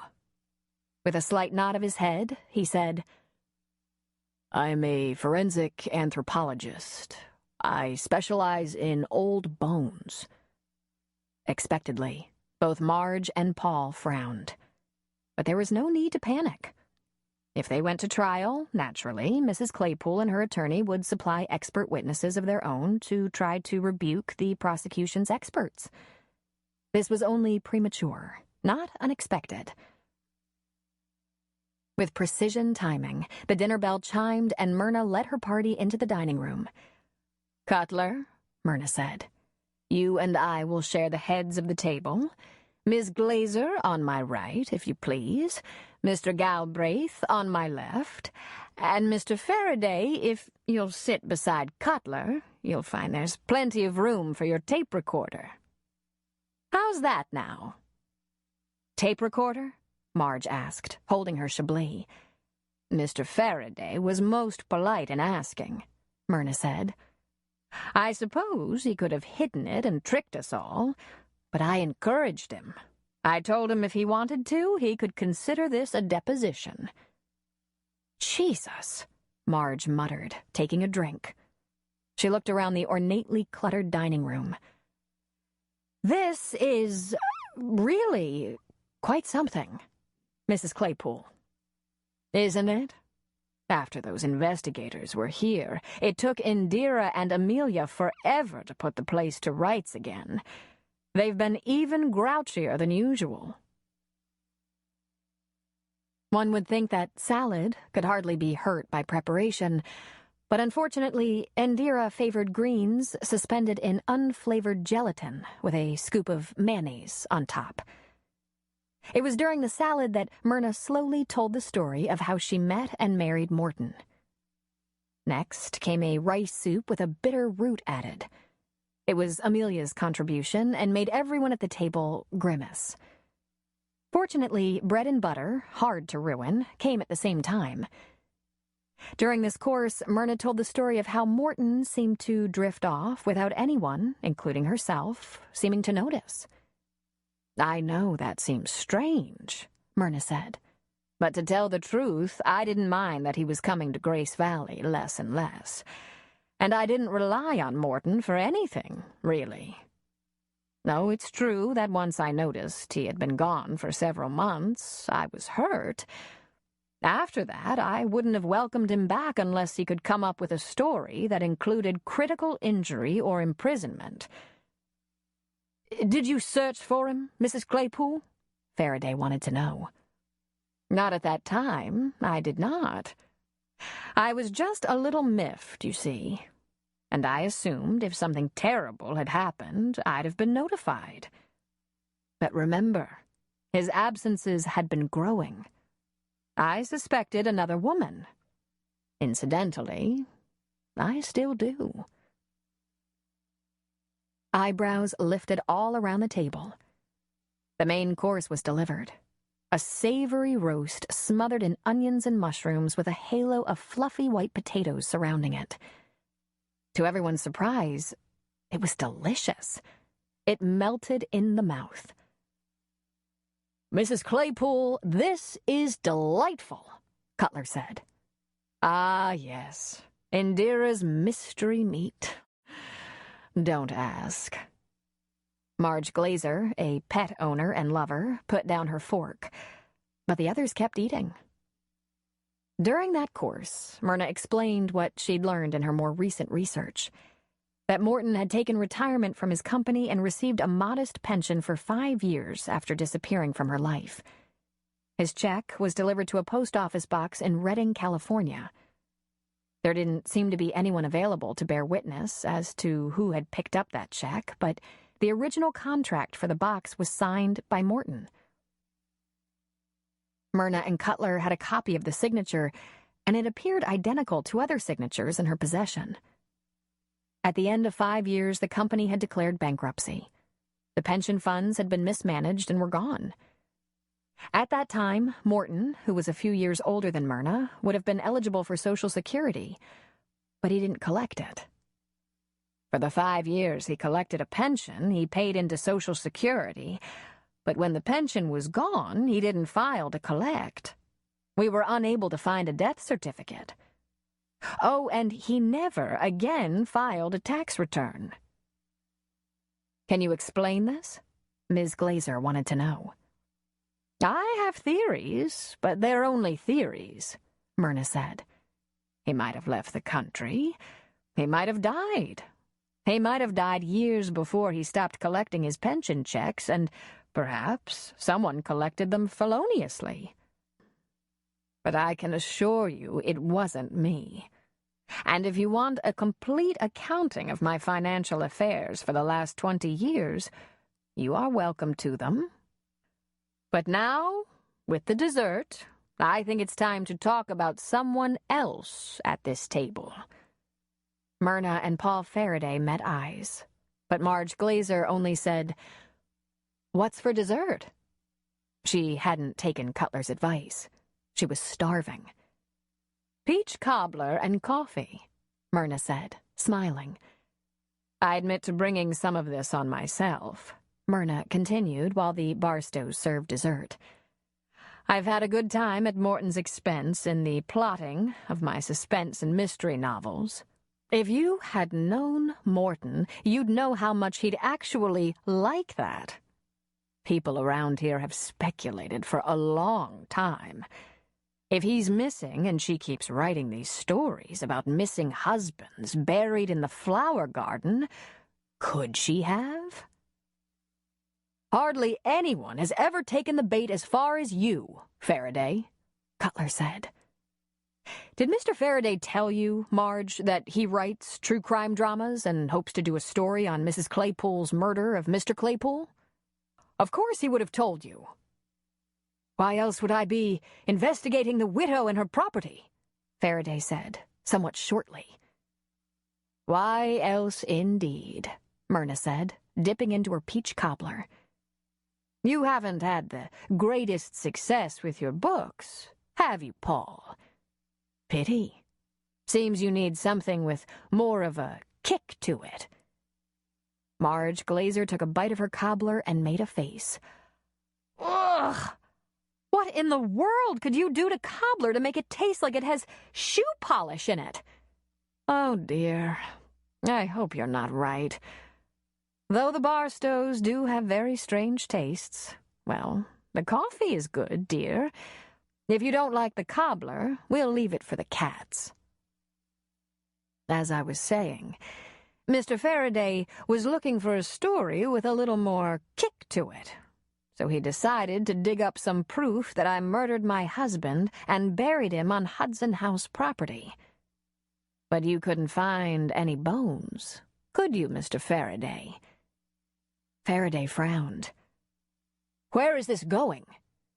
But, Cutler said, Faraday has friends who teach at the College of Medicine, don't you, Paul? All you had to do was find the right bones. You asked for the 20-year-old bones of a 60-something-year-old man, right? Bloody nonsense, he said, but he flicked the tape recorder off. Turn that back on, please, Marge asked a little too politely. Did you go looking for bones to plant? That's absurd. Why would I do something like that? Mr. Faraday was seen visiting with friends around the anatomy, physiology, and anthropology departments. That's why I invited my old friend Niles to dinner tonight. All eyes turned to Niles. Niles, by the way, had eaten everything but the soup. He reached into his accordion folder and pulled out a thin stack of stapled pages with letters, numbers, symbols, dashes, dots, and periods. I learned from John, or Cutler, as he's called around here, the name of the individual doing the tests for the prosecutor's office on these old bones. He handed the paper to Marge Glazer. They're the 20-year-old bones of a man around 65, all right. Or men. Men? The bones, 4 of them, come from 4 different bodies. While you were interested in the age, the sex, and the length of time buried, it never occurred to you to ask how many different DNAs were represented. And since you don't have anything of the victims to compare to the DNA here, I guess it wouldn't occur. So, Myrna said, that's that.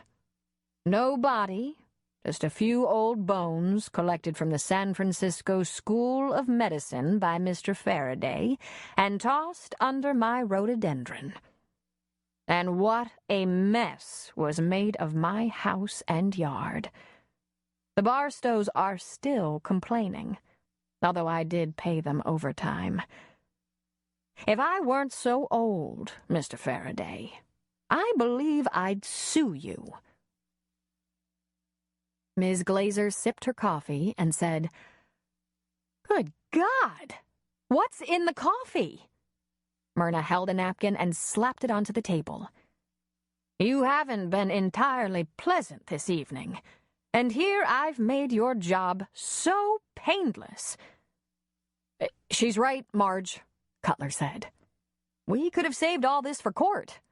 But frankly, we'd rather not go to court. I'd like to go to court, Niles Galbraith said. I love going to court. I do it all the time. I'm a professional expert witness. I get $1,000 an hour. Well, you may get your chance, Marge said, standing. She walked around the table, clicked off the tape recorder, popped out the tape, and tossed it up in the air, catching it in the other hand. If we prosecute Mr. Faraday for planting artificial evidence, for obstruction of justice, for fraud. Let's see, there must be more. Miss Glazer, there's absolutely no reason you should believe this eccentric old woman over... You, Mr. Faraday? She made a half bow in the direction of Myrna. "Thank you for dinner and for your most delightful company, Mrs. Claypool. Our office will be in touch." "Do you have groundskeepers at your office, Ms. Glazer?" "I'm certain we do, Mrs. Claypool. Do you suppose the district attorney's office would consider loaning them to me in the spring to clean up that horrid mess out there?" "I'll mail you a form for restitution. How's that? And now, my coat?" Myrna rang the dinner bell, and Miss Glazer's coat, as well as Mr. Faraday's coat and hat, were delivered by the Barstows. Miss Glazer stomped toward the door with Faraday stumbling behind her, babbling. "Thank you for coming," Myrna called. "Do come again." The only reply was the closing of the door. Myrna, Cutler, and Niles were left in the dining room. "Now, wasn't that a pleasant evening?" Myrna said. Getting ready for the festival was almost as much fun for the town as the event itself. Thursday night saw townsfolk completing their own booths and decorations, the erection of the stage, the arranging of games and prizes. Once the Thursday preparations were complete, the town filled with strangers. Vendors who traveled from town fair to town fair would converge on Grace Valley early on Friday and begin setting up their wares. Every form of art and craft imaginable. On Saturday, the public would come, hundreds, if not thousands. And on Saturday night, the people would drift away, the vendors would pack up, and Grace Valley would go back to its old self again, with a few extra bucks for town use in the coffers. One of the most sought-after prizes at the festival was the quilt of the town, designed and sewn by Bertie and her group. It was proudly hung in its own booth, and beside it was a clear plastic barrel. Chances were sold for $5, and the money would be donated to benefit the town. They did the town quilt every year, and it was always just a little different than the one before, but it always had the important buildings represented. This year they had added characters. John and June stood outside the clinic. Tom Twopeak and his SUV were outside the police department. George Fuller was beside the cafe. Bert Crandall near the bakery.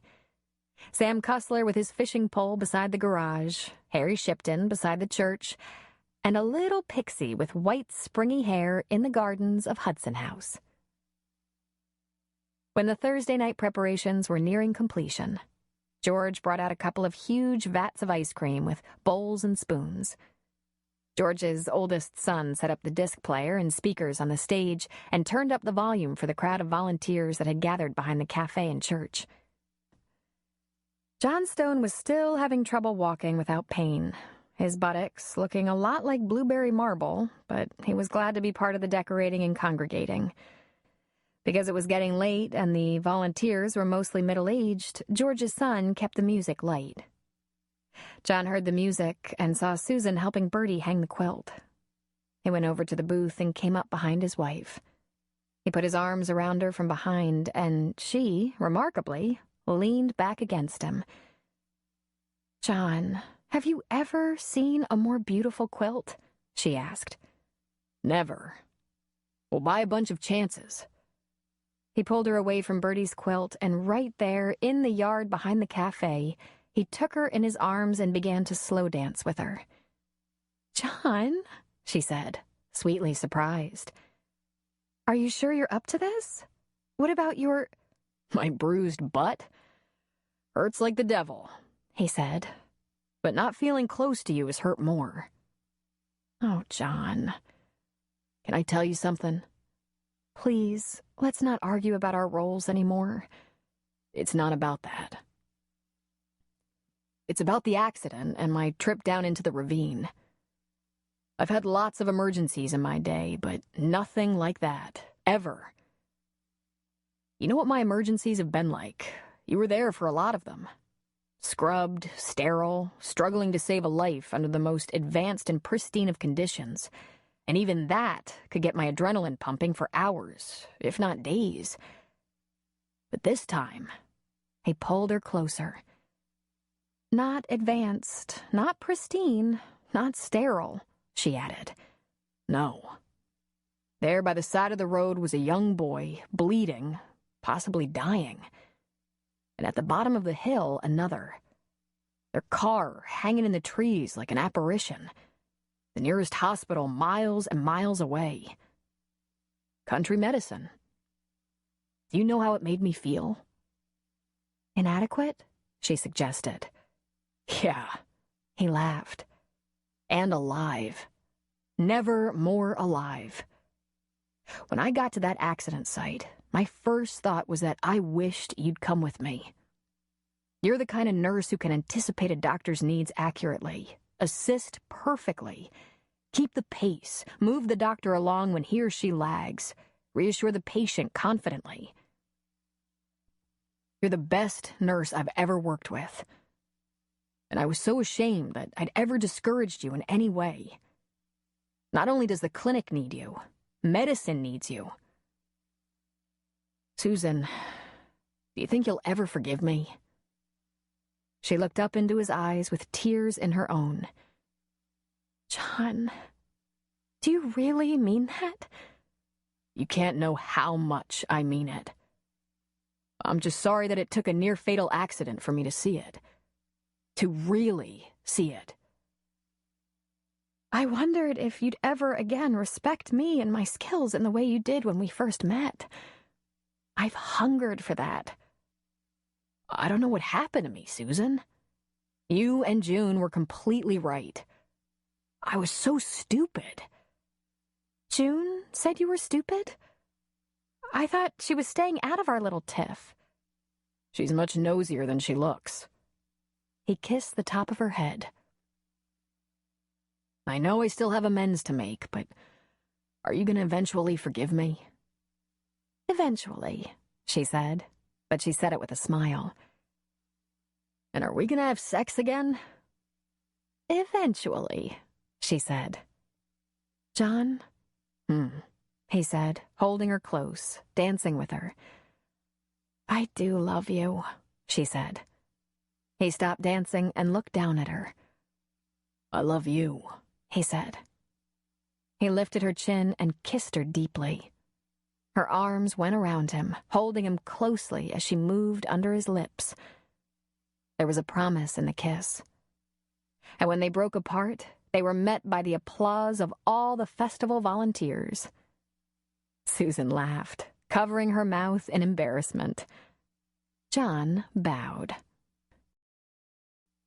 Since there was no hospital within 200 miles where June wasn't known, it was pointless to travel far for her ultrasound.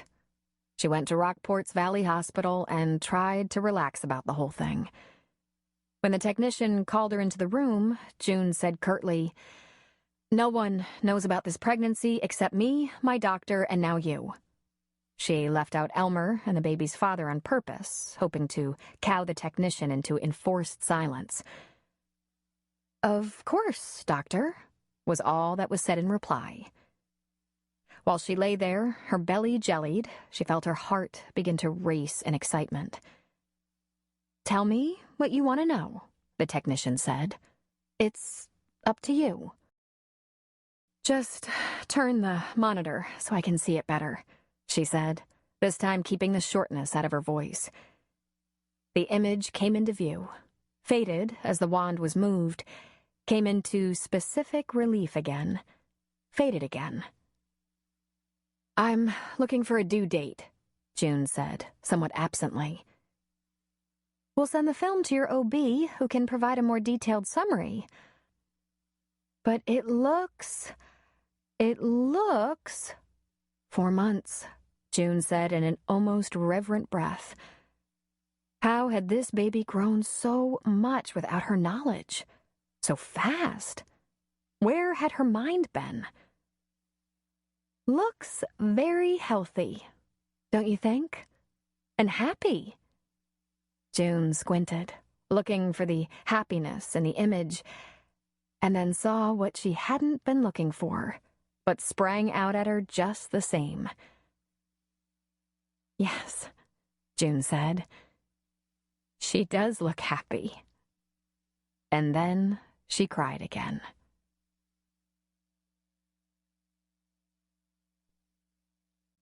Chapter 22. The transformation of the town began at dawn, with the first sounds of a semi-flatbed hauling a load of portable public potties. Not long after that, the engines of trucks, vans, SUVs, RVs, and cars were added as vendors began to arrive and set up their booths. Then came the sound of voices, laughter, hauling, hammering, and the greetings of friends as artisans who traveled to weekend fairs found themselves running into acquaintances they hadn't seen in months. June and John watched the activity from the steps of the clinic. Every year, George Fuller, Sam Cussler, and Bert Crandall, who all had businesses on Valley Drive, the main drag, headed up the committee that organized the space for the vendors. June elbowed John when she noticed, with some surprise, Sam holding a clipboard in the middle of the street, directing people this way and that. She hadn't expected Sam to be up to the job. No one had. In fact, Elmer had come into town early to help, expecting his old friend to be beset with grief and therefore unavailable. Sam? What's he doing here? John asked. What he does every year, June said. Helping set up for the festival. He's going to have to operate the gas station this weekend if these people are going to get out of town when it's over. You'd think he'd get a replacement, John said. I should have known he'd be here. This town is his family. He'd feel better being a part of it. She pointed to the booth set up just in front of the flower shop. I think Justine's sisters are going to keep her booth open and sell the dried flower arrangements that she worked on.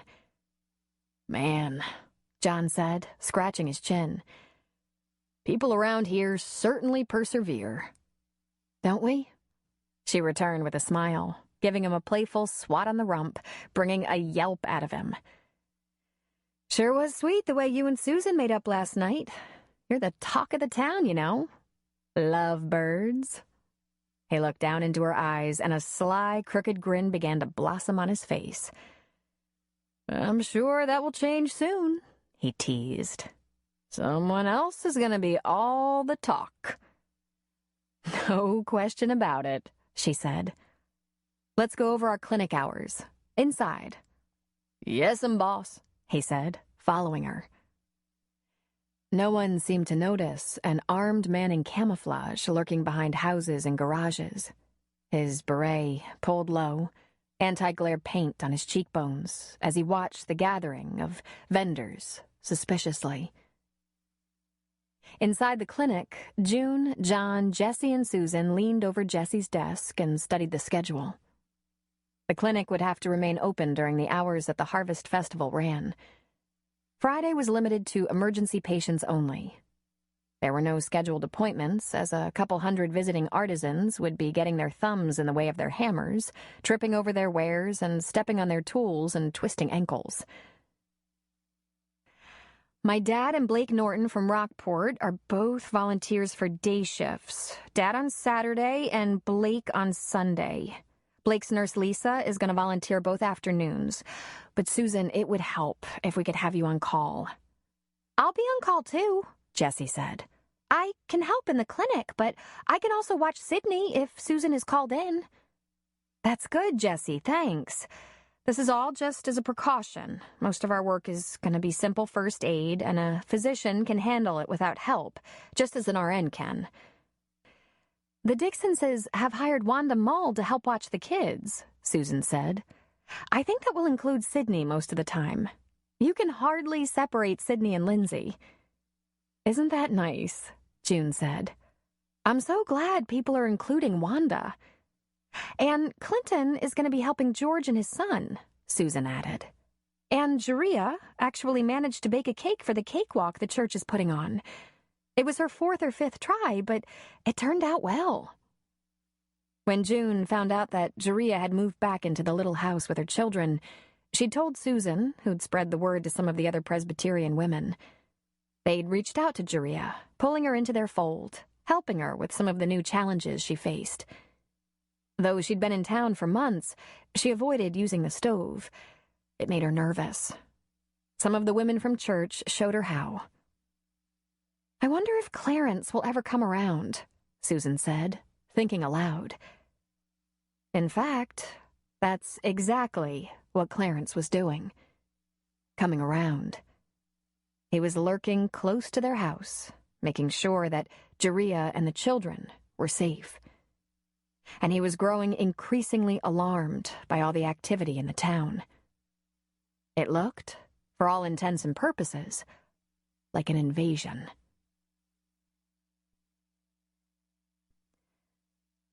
With the leaves wearing their jackets of copper, orange, red, and burgundy, the air a clean and crisp breath of fall, the streets of the valley filled to capacity. Ricky Rios's car blocked the street at the west end, while Deputy Lee Stafford's car blocked the street at the east. Within lay the wares of many, from paintings to pots, T-shirts to saddles, relishes to soy nuts. Clowns sold balloons, twisted into animal shapes. Artists drew caricatures, and junk food of every stripe took over the diets of hundreds.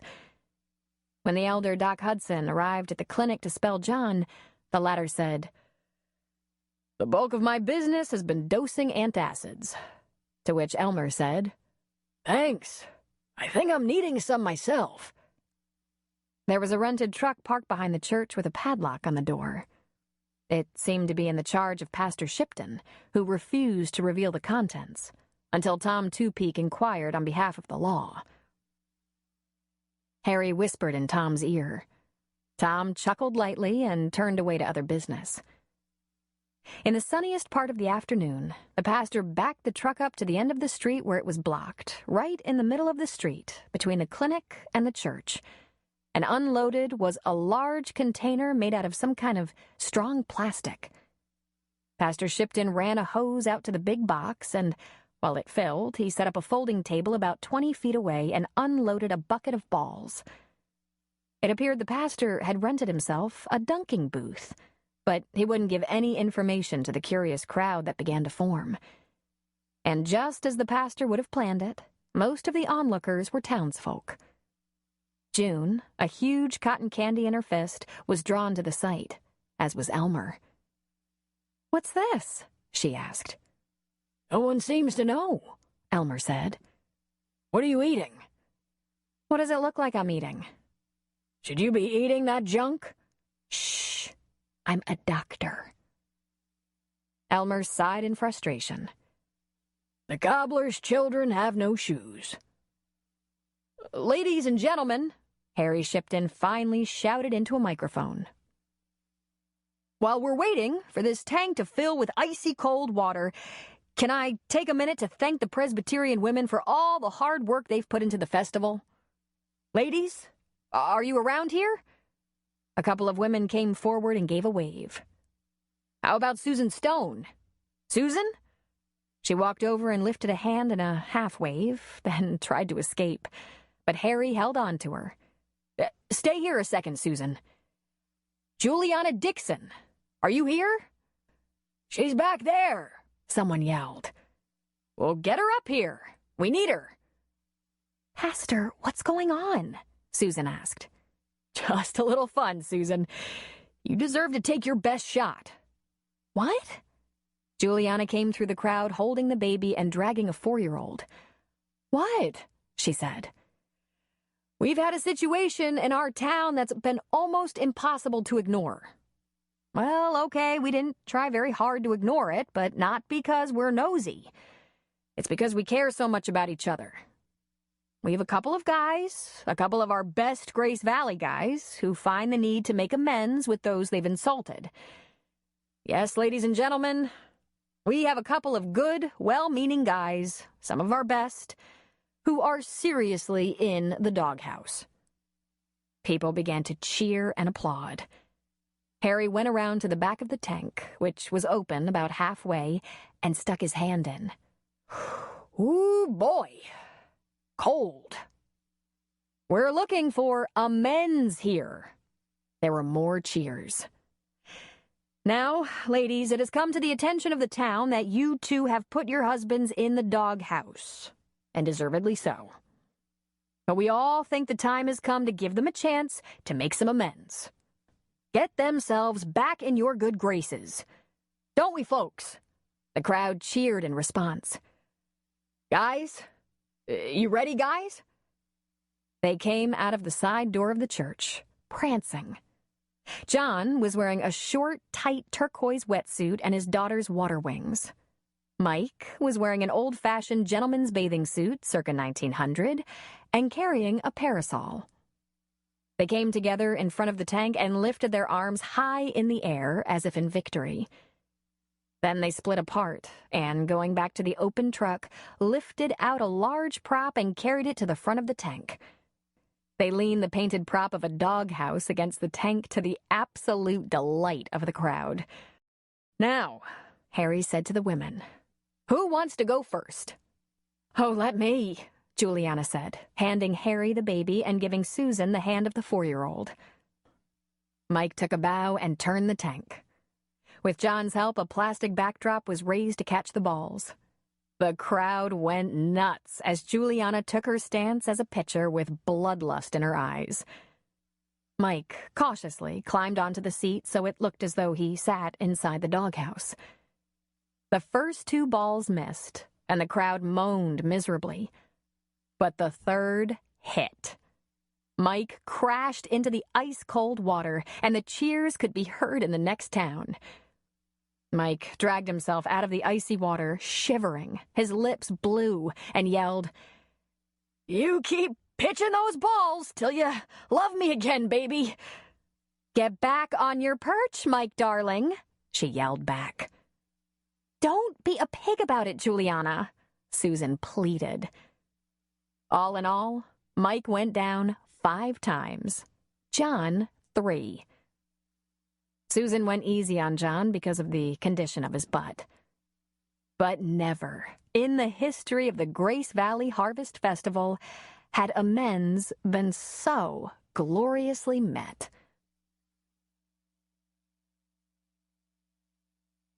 Although Tom didn't attend the festival to enjoy himself, he never failed to. There was rarely any trouble. Oh, there was the odd fight that started with arguing and ended in fisticuffs, the occasional drunk who needed a place to sleep it off. But basically, the festival was a chance for people to come together and do something for each other, for the town. The Saturday evening festivities were going to kick off with a presentation from the high school choir, then a couple of local bands. One rock for the young set, a group with a slower tempo for romantics, would set up on the stage and provide the music for dancing. The lanterns would soon be lit. The small bonfire in the middle of the park would warm the stargazers. And then they would sleep fast and do another day of festivities.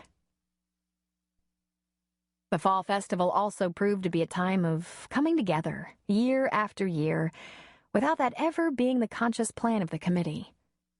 This year was no exception. He noticed that Daniel, Blythe, and Sarah had set up pony rides just at the edge of town, their way of breaking the town into the truth. Daniel and Blythe were brother and sister. Sarah would soon join their family as a wife and sister-in-law. She was sporting a generous diamond engagement ring, while Blythe was wearing a handsome gold bracelet. Tom bet if he could get it off her, he would find some kind of sentimental engraving. But the most important fact was that all 3 looked content. "Officer, is there going to be some sort of military presentation?" a woman asked.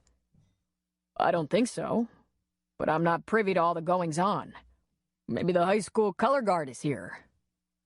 "Oh, no, I was thinking of some combat-type exhibition.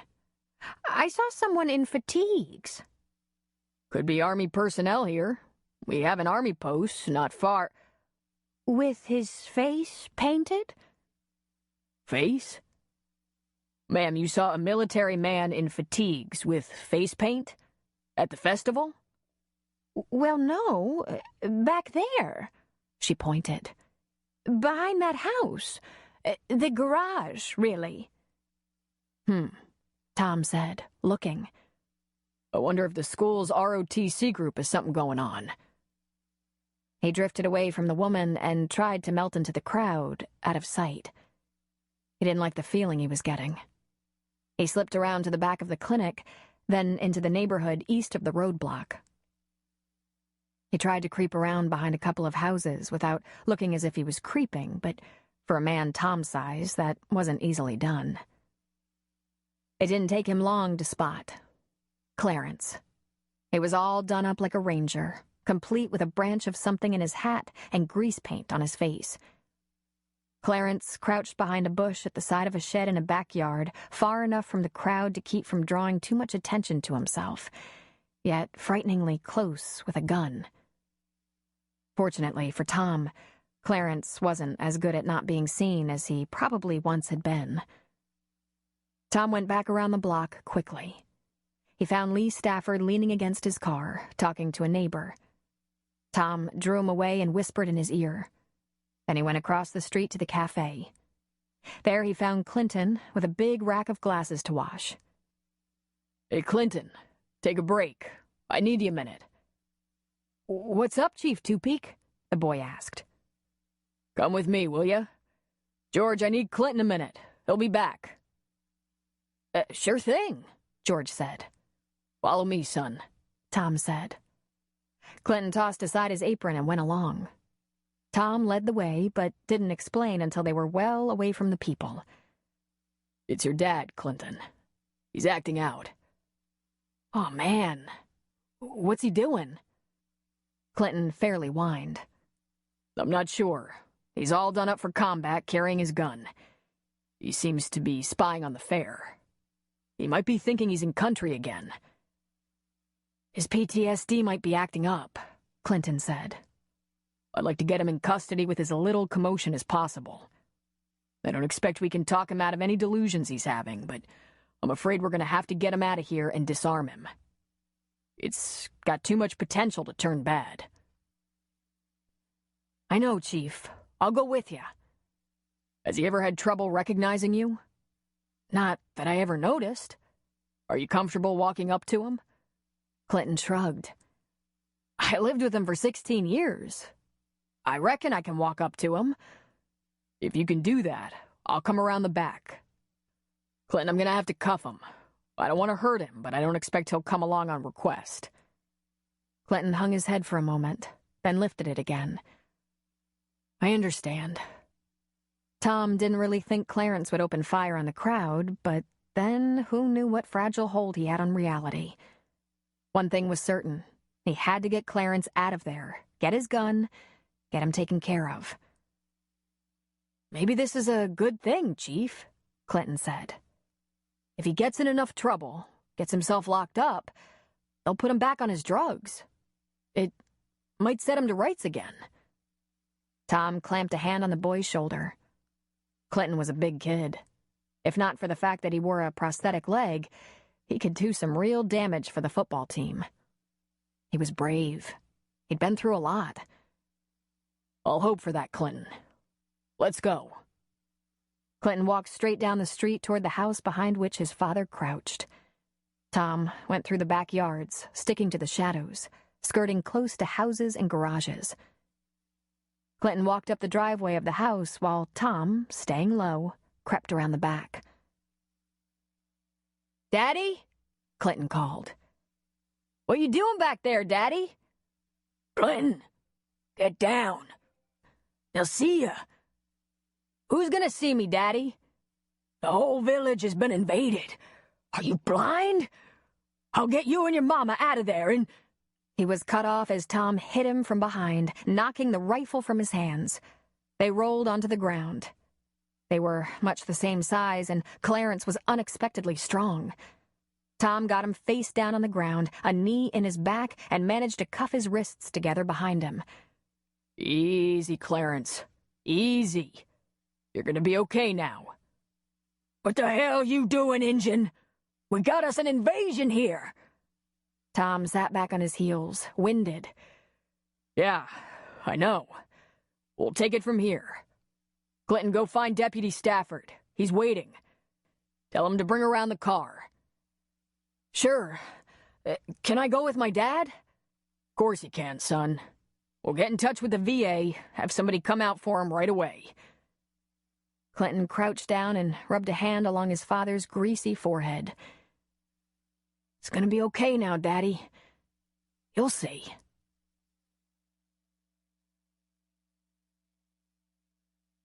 June sat on top of a picnic table and watched her friends and neighbors dance to some of the best crooning around.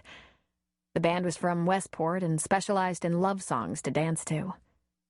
Apparently, Nat King Cole was a personal favorite. John and Susan were back in each other's arms. The Dixons, too, had mended their fences and danced not far away. But there were some other fun couples worth watching.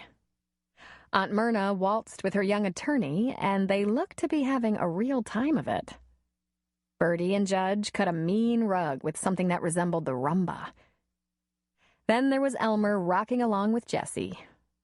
And there were the two who weren't present but had been mentioned many times over the weekend. Chris and Nancy. They were at the hospital, but at least they were together. Some couples in town had presented images that weren't true, she realized. Blythe and Daniel, thought to be married for over 30 years, weren't married at all. And her old beau, thought to be divorced, was barely on hiatus from his marriage. And then, she thought with a sly smile, there was herself, the spinster town doctor. Oh, there were going to be some raised eyebrows. She pulled her sweater tighter around her, chilled even though she sat near a fire. She looked down at her dusty boots, and when she looked up, he was standing there in front of her. She had to blink to clear her vision because he had shaved. His cheek, scarred from his fall last summer, was ruddy and rough-looking. But it was the best-looking cheek she'd ever seen. "You," she said in a breath. "How did you—" It's not important how. What's important is, I'm here to stay. With me? He reached for her hand. Try to get rid of me. He pulled her off the picnic table and into his arms, leading her to the asphalt where everyone danced. I didn't expect you so soon. Do you know what this means? What? That I don't have to try to hold my stomach in anymore. Anyone who saw the way he laughed, like the jest had been the most intimate, and the way he pulled her closer, would have known everything that very moment. And they watched. The town watched. Though Jim tried to be discreet, his lips found her neck, and his large hand slid over the slightly round spot on her abdomen. As if on cue, there was the slightest flutter within. He jumped back in surprise, looking down at June. She's been a little feisty. I might have given her too much cotton candy. She? June nodded. What do you think of that? That's perfect, he said. It was all John and Susan could do to keep their feet moving. Elmer led Jessie to the side, stopped dancing, and stared. Tom Two-Peak wasn't dancing anyway, but he was leaning a hip against a picnic table on which Ursula sat. His wife had been talking when Tom suddenly quit listening, crossed his arms over his broad chest, and smiled a secret smile. Who is that, Tom? Who is that dancing with June? I can't say for certain, but I think he's gonna be a new neighbor, Tom said. But who? June and Jim danced, whispered, held each other close. They were oblivious to the stares because they had each other.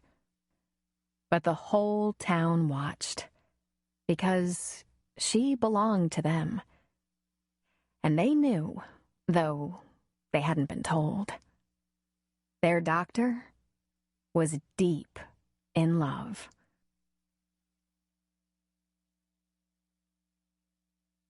The end.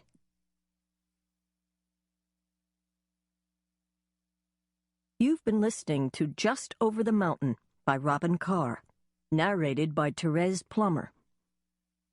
If you've enjoyed this book and this performance, Recorded Books Romance recommends the third and final book in Robin Carr's Grace Valley trilogy, Down by the River, also narrated by Therese Plummer. June Hudson is the town's doctor, a caring, capable woman who now has a bit of explaining to do. People are beginning to notice the bloom in her cheeks and the swell of her belly. Happily, DEA agent Jim Post is back in June's arms for good, newly retired from undercover work and ready for new beginnings here in Grace Valley. Expecting the unexpected is a way of life in Grace Valley, and the community is overflowing with gossip right now. Who is the secret paramour June's Aunt Myrna is hiding? Does the town's poker-playing pastor have too many aces up his sleeve?